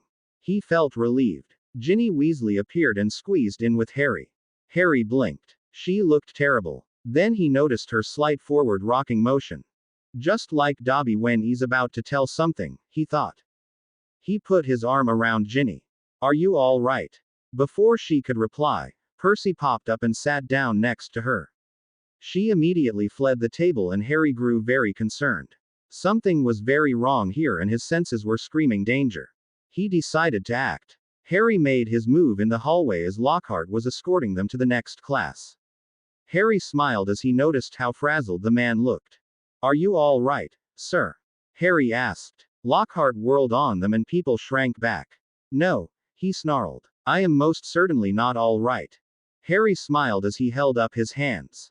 Sorry, sir. Look, the classroom is just around the corner, and the staff room is behind you. Why don't you let us go and you can go and crash for a bit? You certainly need some rest. Lockhart didn't need any further convincing. He disappeared through the staff room door as the others went on into the classroom. You are quite a talker, Harry. Ron grinned as they slipped back up the stairs. Harry sighed. Lockhart's so vain it isn't funny. Anything to do with his appearance he'll do. He needed to rest anyway, he was starting to come apart. Before Ron could answer, Harry sighed once more as a tall figure stepped out from the shadows. It was McGonagall. Morning, Miss McGonagall. We were on our way up to see Hermione, Harry said. We wanted to talk to her for a moment. The tall lady smiled sadly down at Harry. Harry, your loyalty to your friends is touching. Yes, go on up and see her. Tell Miss Pomfrey I gave my permission. She gently patted Harry's shoulder and went on her way. Changing course, the boys went up to the hospital wing. Miss Pomfrey let them in after Harry explained they had permission from McGonagall. Talking to a petrified person, I am not sure what good that will do, she said. Harry nodded. In the Muggle world, whenever a person goes into a coma, the doctors have their loved ones sit with them and talk to them in hopes it helps wake them up. Pomfrey nodded. I have heard of such a thing, Harry. I hope it helps here. Ron and Harry went to Hermione's bedside and sat down. Ron sighed, not sure what to say. Harry's gaze moved down from her face to her hands. That's when he noticed a slip of paper clenched inside her right hand. While Ron kept a lookout for Pomfrey, Harry worked the slip of paper loose from Hermione's hand. He smoothed it out on the small table next to the bed and read it. A basilisk. That's what it is, Ron. No wonder I was the only one to hear its voice, Harry said. Killing people by its stare? Ron asked. Harry thought about that. Mrs. Norris was petrified because she saw the face in the puddle of water by Mo. Ning Myrtle's bathroom. Colin Creevy was petrified because he saw it through his camera, and the basilisk's power was enough to burn up the film. Justin was petrified because he saw it through nearly headless Nick. Nick can't die a second time, that's why he's petrified. Hermione must have realized what was going on and was using a mirror to look around each corner for it. The spiders have been leaving the castle in droves because they are scared of it. Hagrid's roosters have turned up dead because the rooster's crowing is fatal to it. It gets around Hogwarts inside the plumbing inside the walls. Ron looked at Harry awestruck. Bloody well done, mate. Hermione be proud. Ron looked down at Hermione for a moment and then something occurred to him. The entrance has to be somewhere. Mo, Ning Myrtle's bathroom, Ron said hoarsely. It has to be. Didn't Aragog say a girl died in a bathroom? Harry smiled. Way to go, Ron. Now let's find McGonagall and inform her of everything. Harry looked down at Hermione and gently brushed the hair from her face. He'd started to have feelings for her recently and they confused him at times. He wasn't sure just what it was he was supposed to feel for her. Harry sighed and put them aside for the time being. He'd sort them out later. He turned and followed Ron out the door and down to the teacher's staff room. Just as they entered, McGonagall's voice echoed through the corridors and the hallways. All students are to report to their dormitories. All teachers and staff report to the teacher's staff room at once, she said. Harry looked at Ron. Another attack, he said quietly. Ron pulled Harry to a wardrobe cabinet and they got inside. Ron barely closed the door when the door to the staff room opened and a group of teachers came in. What's happened? A teacher asked. There has been another attack. This time the heir of Slytherin has left a new message. Her skeleton will lie in the chamber forever. That means the monster has taken a student, she said. Snape's voice was next. Do you know who? Ginny Weasley, was the reply. Harry saw horror overtake Ron. There was enough light for him to see Ron's face turn very pale. Ron started to shake as he slumped down to the floor. Harry leaned over his friend and gently squeezed his shoulder. Just as someone else was about to speak, the door flew open and Lockhart bounced right in. Hello. Did I miss anything? He asked, oblivious to the looks of anger, hostility, and hate from the people in the staff room. Harry shivered as the negative energy coming off the teachers and staff in the room. Harry peeked through the crack and saw Snape smile grandly. Ah, there you are, Lockhart. Do come in. The monster has struck again, I'm afraid.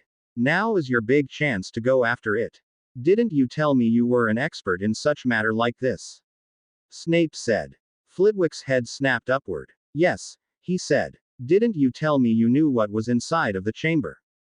I remember you telling me you wished you had the chance to go after it before Hagrid was arrested, Snape said, slowly circling the scared man. The whole thing was bungled by inept ministry workers, you said. You now have the golden opportunity to go and rescue Miss Weasley and be a real hero.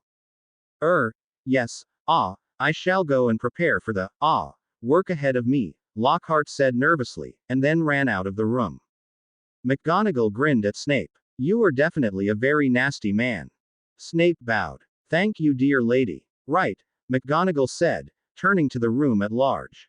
With that asshole out of the way, we can get busy. Get your students packed and ready to go by first light. I have made the arrangements for the Hogwarts Express to take everyone home in the morning. They can get breakfast on the train. The sooner the students are off the grounds, the better. Damn that monster. Later that afternoon, Harry sat up in the Gryffindor Commons room with Fred, George, and Ron. Percy had sent an owl to Molly and Arthur and then shut himself up in his room alone. Nothing was said in the room. Harry felt fear, the strongest emotion in the room. His mind processed the timeline in his head and it all began to make sense.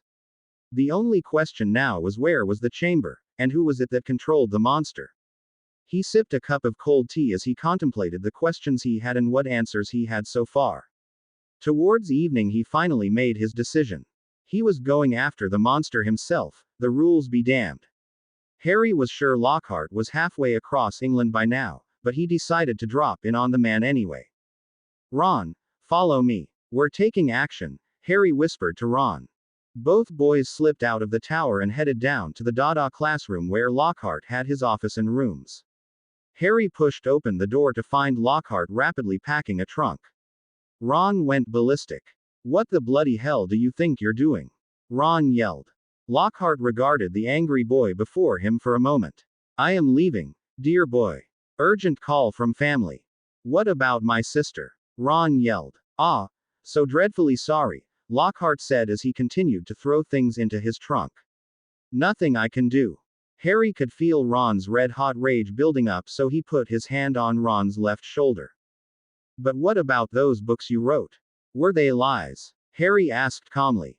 Lockhart smiled nervously. Harry instantly realized he was right.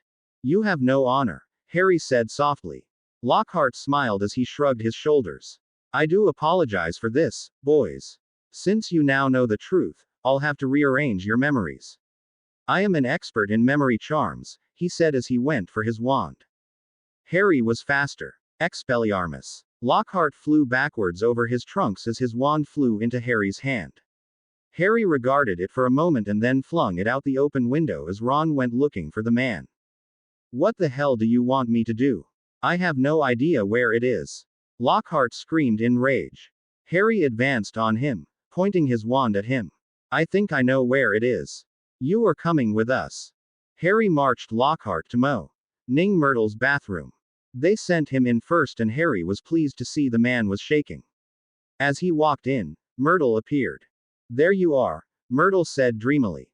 Harry smiled. I've been meaning to ask you how you died, Myrtle. She brightened up. It was right here in this very stall. I remember it so well. I came in here upset because I was getting teased about my glasses. I heard someone come in and then heard a boy hissing something. I stuck my head out to tell him that this was a girl's bathroom, and then I died. How? Harry asked. I really don't know. All I saw were a pair of big yellow eyes in front of that sink that hasn't worked in years, Myrtle said. Harry turned to it. He began to examine it carefully and then discovered a snake scratched into the hot water faucet. Found it, he said. Lockhart smiled brightly. Well, looks like you won't need me after all. Ron tapped the end of Lockhart's nose with the wand he held and the man paled, looking like he was suffering from an advanced case of constipation. Ron grinned. Harry turned back to the sink and relaxed. He closed his eyes and willed himself to relax. Open, he said in a hissing voice. Harry, Ron, and Lockhart stepped back as the wall shifted back with a rumbling sound. They had found the opening to the Chamber of Secrets. The four of them looked into the opening and saw a pipe going down into darkness. Lockhart put his hand up to his chest and whimpered. You found it, Myrtle said. That's exactly where I saw the yellow eyes. Harry turned to Myrtle. Thanks. We couldn't have done it without you. I'm going down there. I gotta save my sister, Ron said. Lockhart looked at Ron. You're crazy. Ron raised his wand. You first. Lockhart stumbled forward, his bravado completely gone. No, I can't. Harry sighed and pushed Lockhart from behind. He disappeared down the pipe with a scream that faded as he went down. Ron followed him down as Harry turned to Myrtle. If you don't hear from Ron or me in 3 hours, go get Dumbledore, Harry said to her. Tell him everything. I will. Oh, do be careful, Myrtle said as Harry jumped down into the pipe. The battle for Hogwarts had begun. It was pitch black inside the pipe. Harry felt himself sliding down the wet pipe, turning in different directions until he saw a light at what could have been the end. Suddenly he was out of the pipe and on the stone floor. Harry rolled forward in a somersault and then came to his feet. I'm okay, Harry. No injuries, Ron said. You're wrong, kid. My nerves. Lockhart cried. Harry ignored him and looked around in the dimly lit room. There in front of him was a passageway and he strode towards it. Lumos, he said as he raised his wand. The tip of his wand glowed a bright blue, effectively lighting up the room they were in. Ron moved up next to Harry. What's that over there? Harry moved towards it, releasing a small throwing knife into the palm of his right hand as he held the wand high in his left hand. They could hear Lockhart whimpering in fear. It turned out to be an empty snakeskin, roughly 50 feet long and just as big in diameter. Oh my god, Lockhart croaked, collapsing against Ron. Both went down to the floor and then Lockhart bounced right up again, a loony smile on his face. He was holding Ron's spellotaped wand in one hand. The adventure ends here, boys. He cried. I'll take the empty skin back up to Dumbledore, tell him I was too late to save the girl and the both of you tragically lost your minds at the sight of her mangled body. Say goodbye to your memories. Lockhart cackled as he waved Ron's wand. Obliviate. Ron's wand went off with the force of a small bomb, scattering rock and stone all over the place and knocking down a part of the ceiling. Once the dust settled, Harry crawled out from under the nearest rock formation and saw what happened. The cave-in had completely covered the way out. Ron! Harry yelled. Then he heard Ron's voice, muffled by the rocks in front of him. I'm okay, Harry. This bastard's got himself hurt. Go get Ginny. If I don't see you in 3 hours' time, get Dumbledore and Tino. Harry yelled. You got it. Ron yelled back. Harry was on his own once more. He turned and started walking down the hallway, keeping to the wall and the shadows.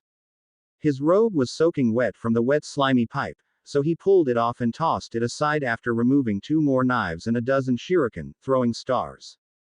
Harry tucked the pouch of stars into his belt and slipped the knives into the leather knife holder on his forearm and then moved forward once more. He moved slow and quietly, expecting the giant snake to pop out at any second. He was fully aware of everything, having slipped into Getsumi no Michi. He could feel dark magic flowing through the chamber and he erected a shield around himself. He finally came to the end of the hallway, facing a pair of entwined carved snakes on the wall.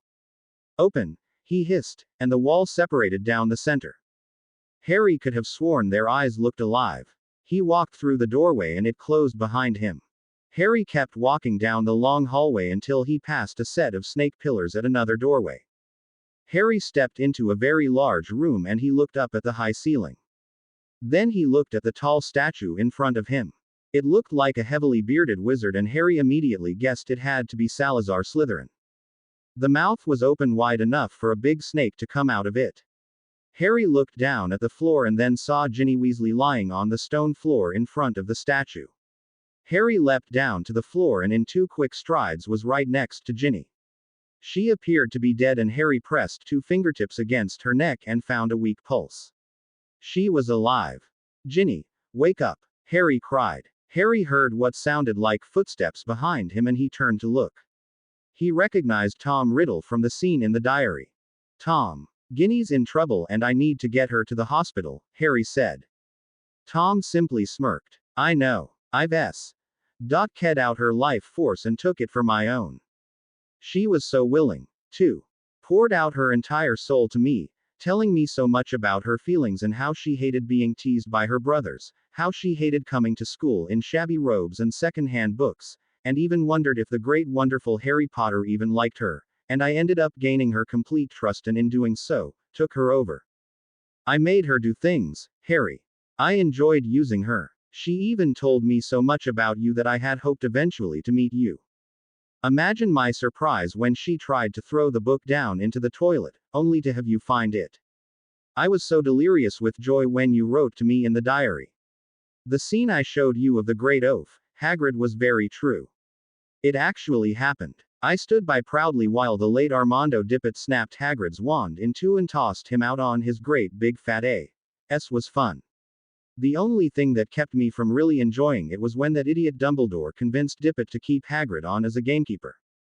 Harry rose from his place next to Ginny after he had pulled his sweater off and rolled it up into a pillow for her head. You bastard. Hagrid has more honor than you will ever know. You ruined him. Tom laughed. It was so much fun, too. Harry growled in anger as he looked around on the floor for his wand and then looked up, seeing his wand in Tom's hand. Tom smirked as he watched Harry's reaction. Looking for this? Tom taunted, holding up Harry's wand. Harry's hand moved slightly as he palmed a shuriken into his hand. Tom leaned against the wall with a smirk on his face, reminding Harry of a certain Slytherin. I'll hang onto it for a bit, if you don't mind. We do have much to talk about, Tom said as he stretched. Harry moved, putting himself between Ginny and Tom.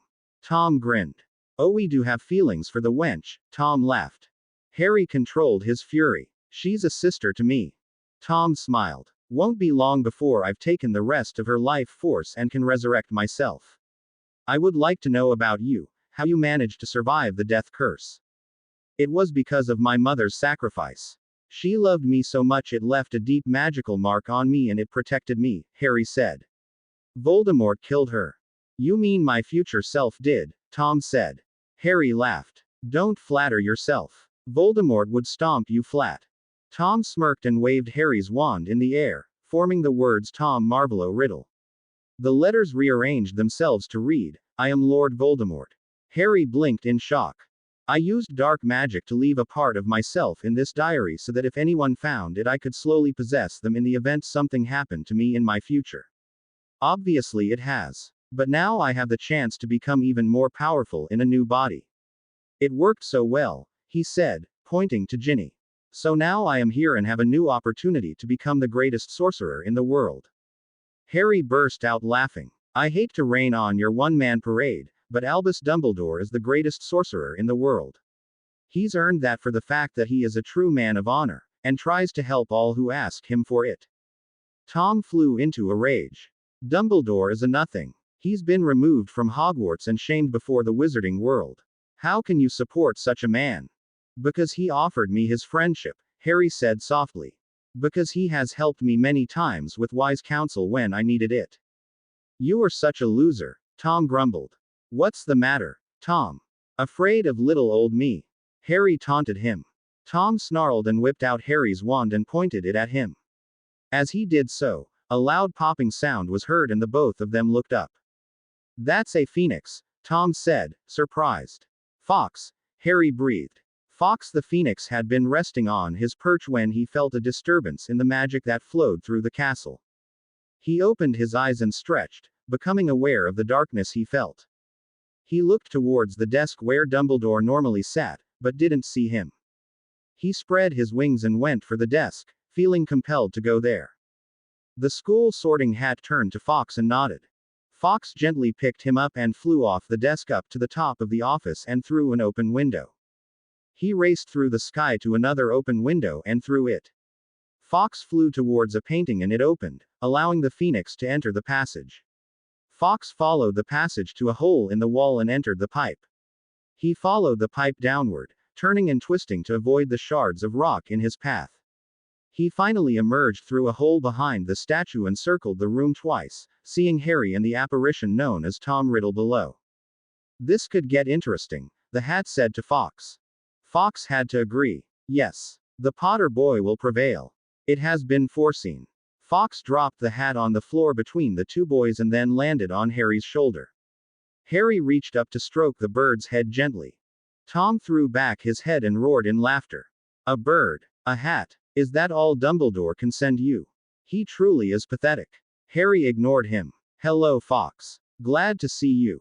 Tom continued to laugh as he walked towards the statue. Oh, how amusing. Now we shall match my skills against your poor weak ones. Harry backed up as he watched Tom stop in front of the statue. He listened to Tom hiss. Speak to me, Slytherin, greatest of the Hogwarts Four, Tom said. Harry watched as the mouth opened wider as something inside of it moved. Fox took to the air and circled the room. The head of the basilisk popped out of the opening and Harry immediately shut his eyes. In a moment he was in Getsumi no Michi once more, and he could feel the presence of the great snake. He rolled out of the way as it struck, urged on by Tom. Harry rolled once more to his right as the head of the snake struck once more, shattering a smaller statue of a snake. Harry opened his eyes and raced for the far side of the room as Tom's wild laughter followed him. Run, Potter, run. He's gonna get you anyway. Tom shouted. As the basilisk reared back, Fox struck. He dug both of his talons deep into the eyes of the snake. Blood flew everywhere as the snake reared back even further, screaming out in pain. Smell the boy, Tom screamed. You can still kill the boy. Harry tripped over something and landed flat on his back. He realized it was the sorting hat and he grabbed it. He suddenly realized there was something inside the hat and he reached in and drew out a gleaming sword. Harry blinked at the sword and silently thanked the magic for having it there. He stood up and relaxed, letting the stress and fear drain out of him. He was in full control of himself. The snake flew straight at Harry and he swung the sword as he stepped to the side, cutting open the snake on the side of its head. Tom screamed in rage as he headed for Ginny. Harry did a cartwheel and stood in front of Tom as he blocked him from getting to Ginny. Tom sneered and Harry sensed the snake coming. He managed to get out of the way, but the shock wave from the snake's landing next to him threw him clear across the chamber. Get him! Tom hissed at the snake. Harry watched the great head turn his way. Harry relaxed and let the magic flow through him as he watched the snake's head. Harry and the snake both moved as one, Harry racing forward and springing into the air off a large chunk of stone. As he passed the snake, he whipped the sword from left to right, cutting into the jaws into the back of the head and then around and down on the back of the head going deep. The snake screamed loudly in pain as Harry landed on the floor. He turned to see Tom snarling in anger. You will lose, Potter. I am the greatest. Tom screamed, face red with anger. Harry quickly checked on Ginny and discovered that she was still the same, no changes. You got anger issues, Tom. Gonna get you in the end, Harry cracked. He stood up and watched the snake curl up for a strike. He knew this was it. The deciding moment. He closed his eyes and relaxed himself. Then suddenly he was moving, leaping high into the air. He could see the great jaws with the two long teeth coming at him. He aimed the sword tip into the mouth and shoved it up inside, the sword tip piercing the roof of the snake's mouth, traveling up into the brain, and out. He'd done it. Harry had ended the threat to Hogwarts. The snake, however, had reacted. It slammed shut its jaws, the right long tooth piercing Harry's left arm and breaking off inside of it. Harry fell to the floor, using his hands against the snake's body to control his fall. He rolled on the floor towards Ginny and stopped. You have killed the snake, Potter. Congratulations. However, it got you. You will die a slow, agonizing death now. I shall enjoy watching you suffer. I shall enjoy listening to your screams of pain and agony as the poison slowly eats away at you. Tom grinned as he stood over Harry. Harry pulled the tooth out of his arm and lay back. Already he was feeling a lot of pain. He fought it back and then rose up on his good arm, gripping the tooth in his hand. Tom, Harry rasped out, did anyone ever tell you that you talk way too much? Tom laughed. Oh bravo. Fighting to the last breath. Harry smiled, and then slammed the tooth right through the center of the diary. A great gout of black ink fountained from it, splattering everywhere. Tom's eyes bugged out. Do us a big favor, Tom. K off, Harry sighed as he watched the form of the 16-year-old Tom Riddle begin to fade. No, Tom screamed as he fumbled for Harry's wand inside his robe. Harry waited until Tom had pulled it out and then pulled the tooth out of the diary and then swung it, knocking the wand out of Tom's hand and away. No, Tom wailed as he faded from sight. The battle was over. Harry closed his eyes and sighed. He was exhausted and was beginning to weaken. He moved on his hands and knees to Ginny and discovered that her pulse was growing stronger. He smiled and lay back down. Harry. Ginny's soft voice sounded loud in the silence. Harry turned his head to see her sitting up. Hey little sister. She smiled down at him. Are you all right? She asked. Harry shook his head no. I'm dying, he whispered. Ginny covered her face with both hands and began to cry. It's all my fault. He made me do everything. Harry felt a sharp pain in his right side. It was beginning to hurt. He reached up to her. It's not your fault. He is the one to blame for what happened, Harry said as he grimaced, another bolt of pain racing through him. Ginny sat on her legs and made Harry comfortable in her lap. Harry sighed. I do love you, Ginny. You are the sister I wish I had. I'm sorry I haven't spent enough time with you. Just know I'll be sitting on your shoulder watching and protecting you. Harry smiled and then groaned as his stomach tightened up and let go. What's that? Ginny pointed to the phoenix walking up to them. Harry smiled. Ginny, meet Fox. Fox, meet Ginny Weasley. Fox bowed his head to Ginny and then climbed up into Harry's lap. Harry felt another blast of pain racing down his spine and he kept in his breath trying to control the pain. He watched Fox start to cry. He reached out to the bird. Please don't cry, Fox. I'm going to a better place and I shall be with my parents again.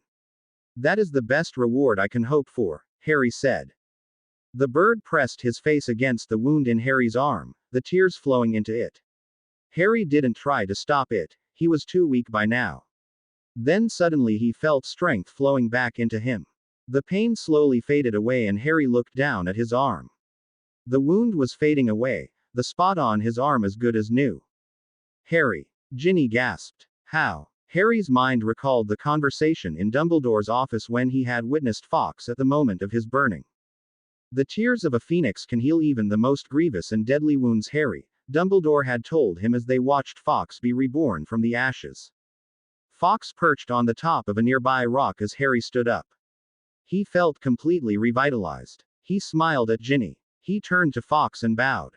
Thank you, Fawkes. I owe you a life debt, Harry said. Fawkes returned the bow and Harry swore the bird smiled. He turned back to Ginny. Fawkes is a phoenix, Ginny. They carry immensely heavy loads, their tears have healing powers, and they make highly faithful pets, Harry recited Dumbledore's speech from memory. Ginny bent over and keyed Fawkes on the top of his head. Harry never knew a bird could blush the way Fawkes did. So, how are we going to get out of here? Ginny asked. Harry sighed. Follow me. He walked over to the dead snake and retrieved the sword. Wiping it clean, he fashioned a belt for it out of a long strip of cloth and slung it over his shoulder. He led Ginny out of the chamber and down the long hall, hearing the door hiss close behind him. They walked down to where the cave-in was and found Ron hard at work, clearing it away. He had created a big enough hole for Harry and Ginny to fit through. Ron didn't hesitate to sweep his sister up in his arms. Both brother and sister broke down crying as they hugged each other. Harry turned around and went over to Lockhart. Hello there, young man. Do I know you? Lockhart asked. It was obvious the spell had backfired and wiped Lockhart's memory clean. Harry sighed. The doctors at St. Mungo's would have a field day with him. Ron and Ginny came up behind Harry. Nobody's home inside his head, Harry. Spell backfired and wiped his noggin clean, Ron reported. Harry snorted. There never was anything up there to begin with, Ron. Lockhart smiled as if he knew the joke. You're alive, Myrtle cried as they emerged from the hole in the wall. Harry grinned. Nice to see you too, Myrtle. They left the bathroom, Ron towing Lockhart behind him. The man was awestruck by everything he saw. A few of the Gryffindors crowded around them wanting to know what happened. Harry had a few of them escort Lockhart to the hospital wing. They continued on to McGonagall's office and knocked on the door. Ginny. Molly yelled out when she saw her standing there.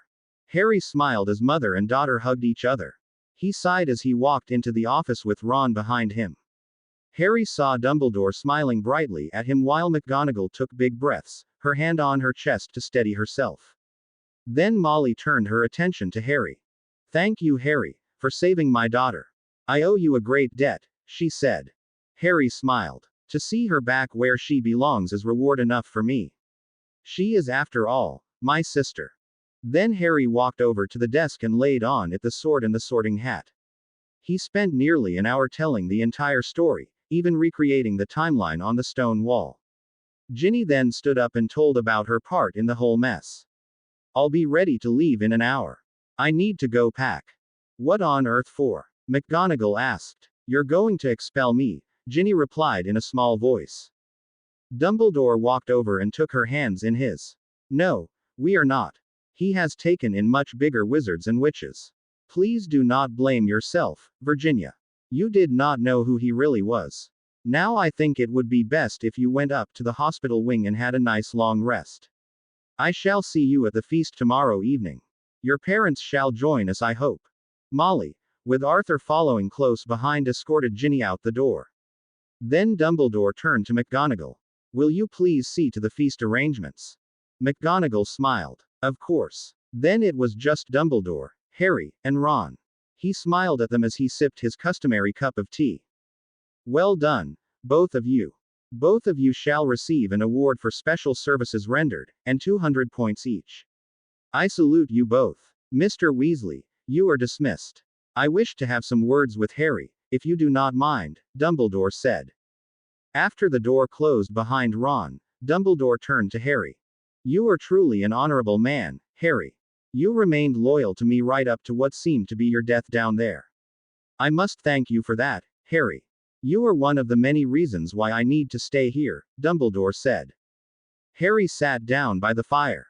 Tom said that he and I are alike in a lot of things. Did he now? Dumbledore asked. Both of us lost our families, Harry began, and he made a list of the things, ending with the Parseltongue. Dumbledore smiled. The only reason you might be Parseltongue is because Voldemort transferred some of his power into you the night your mother died. The only real difference between you and him is that you chose to be Gryffindor over Slytherin because you did not want to fall into the wrong side. That makes you a better person than Tom. Harry smiled. Thank you, sir. Before anything else was said, the door flew open and Lucius Malfoy strode in. He was beyond furious.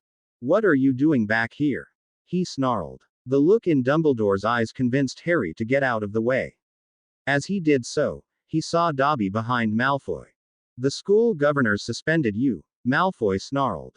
Dumbledore smiled. Did they now? They received word that a girl had been killed here at the school and wanted me to return immediately to find out what was going on. The situation has been ended, thanks to Harry Potter. Lucius turned on Harry and snarled. Something clicked in Harry's mind. It was you who gave Ginny the diary, Harry said. Malfoy ground his teeth and stormed out of the office. Harry quickly pulled one of his very dirty and wet socks off and thrust it through the diary. Mind it I return it to him, sir? Harry said. Dumbledore grinned. By all means, Harry. Then go up to bed. Tomorrow will be a long day. Harry turned and raced out the door. Mr. Malfoy, you forgot this. Lucius turned to see Harry handing him the diary with the smelly sock in it. He grabbed the sock and yanked it out, throwing it to the side. It landed in Dobby's outstretched hand. Lucius then threw the book down on the floor and turned away. Come, Dobby, he commanded. When he got no response, he looked down at Dobby. Master Malfoy gave Dobby a sock.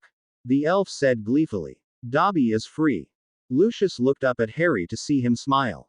You little bastard, he snarled, drawing his wand and pointing it at Harry. Someday you'll meet the same sticky end your worthless parents did. Dobby jumped in between Malfoy and Harry. Leave Harry Potter alone. Dobby waved his hand and Malfoy went flying down the corridor and crashed into the stone wall. He stood up a moment later and stalked off. Dobby turned to Harry. Dobby not forget what Harry Potter has done, he said and then disappeared. Harry turned and went up to the hospital wing. He wanted to be there when everyone was revived. He watched the joy on Filch's face as Miss Norris started moving. He felt his spirits rise at the sight of nearly headless Nick coming round, grinned when Justin and Colin were revived. He turned to Hermione's bed and sat on it as Pomfrey stood back after administering the potion.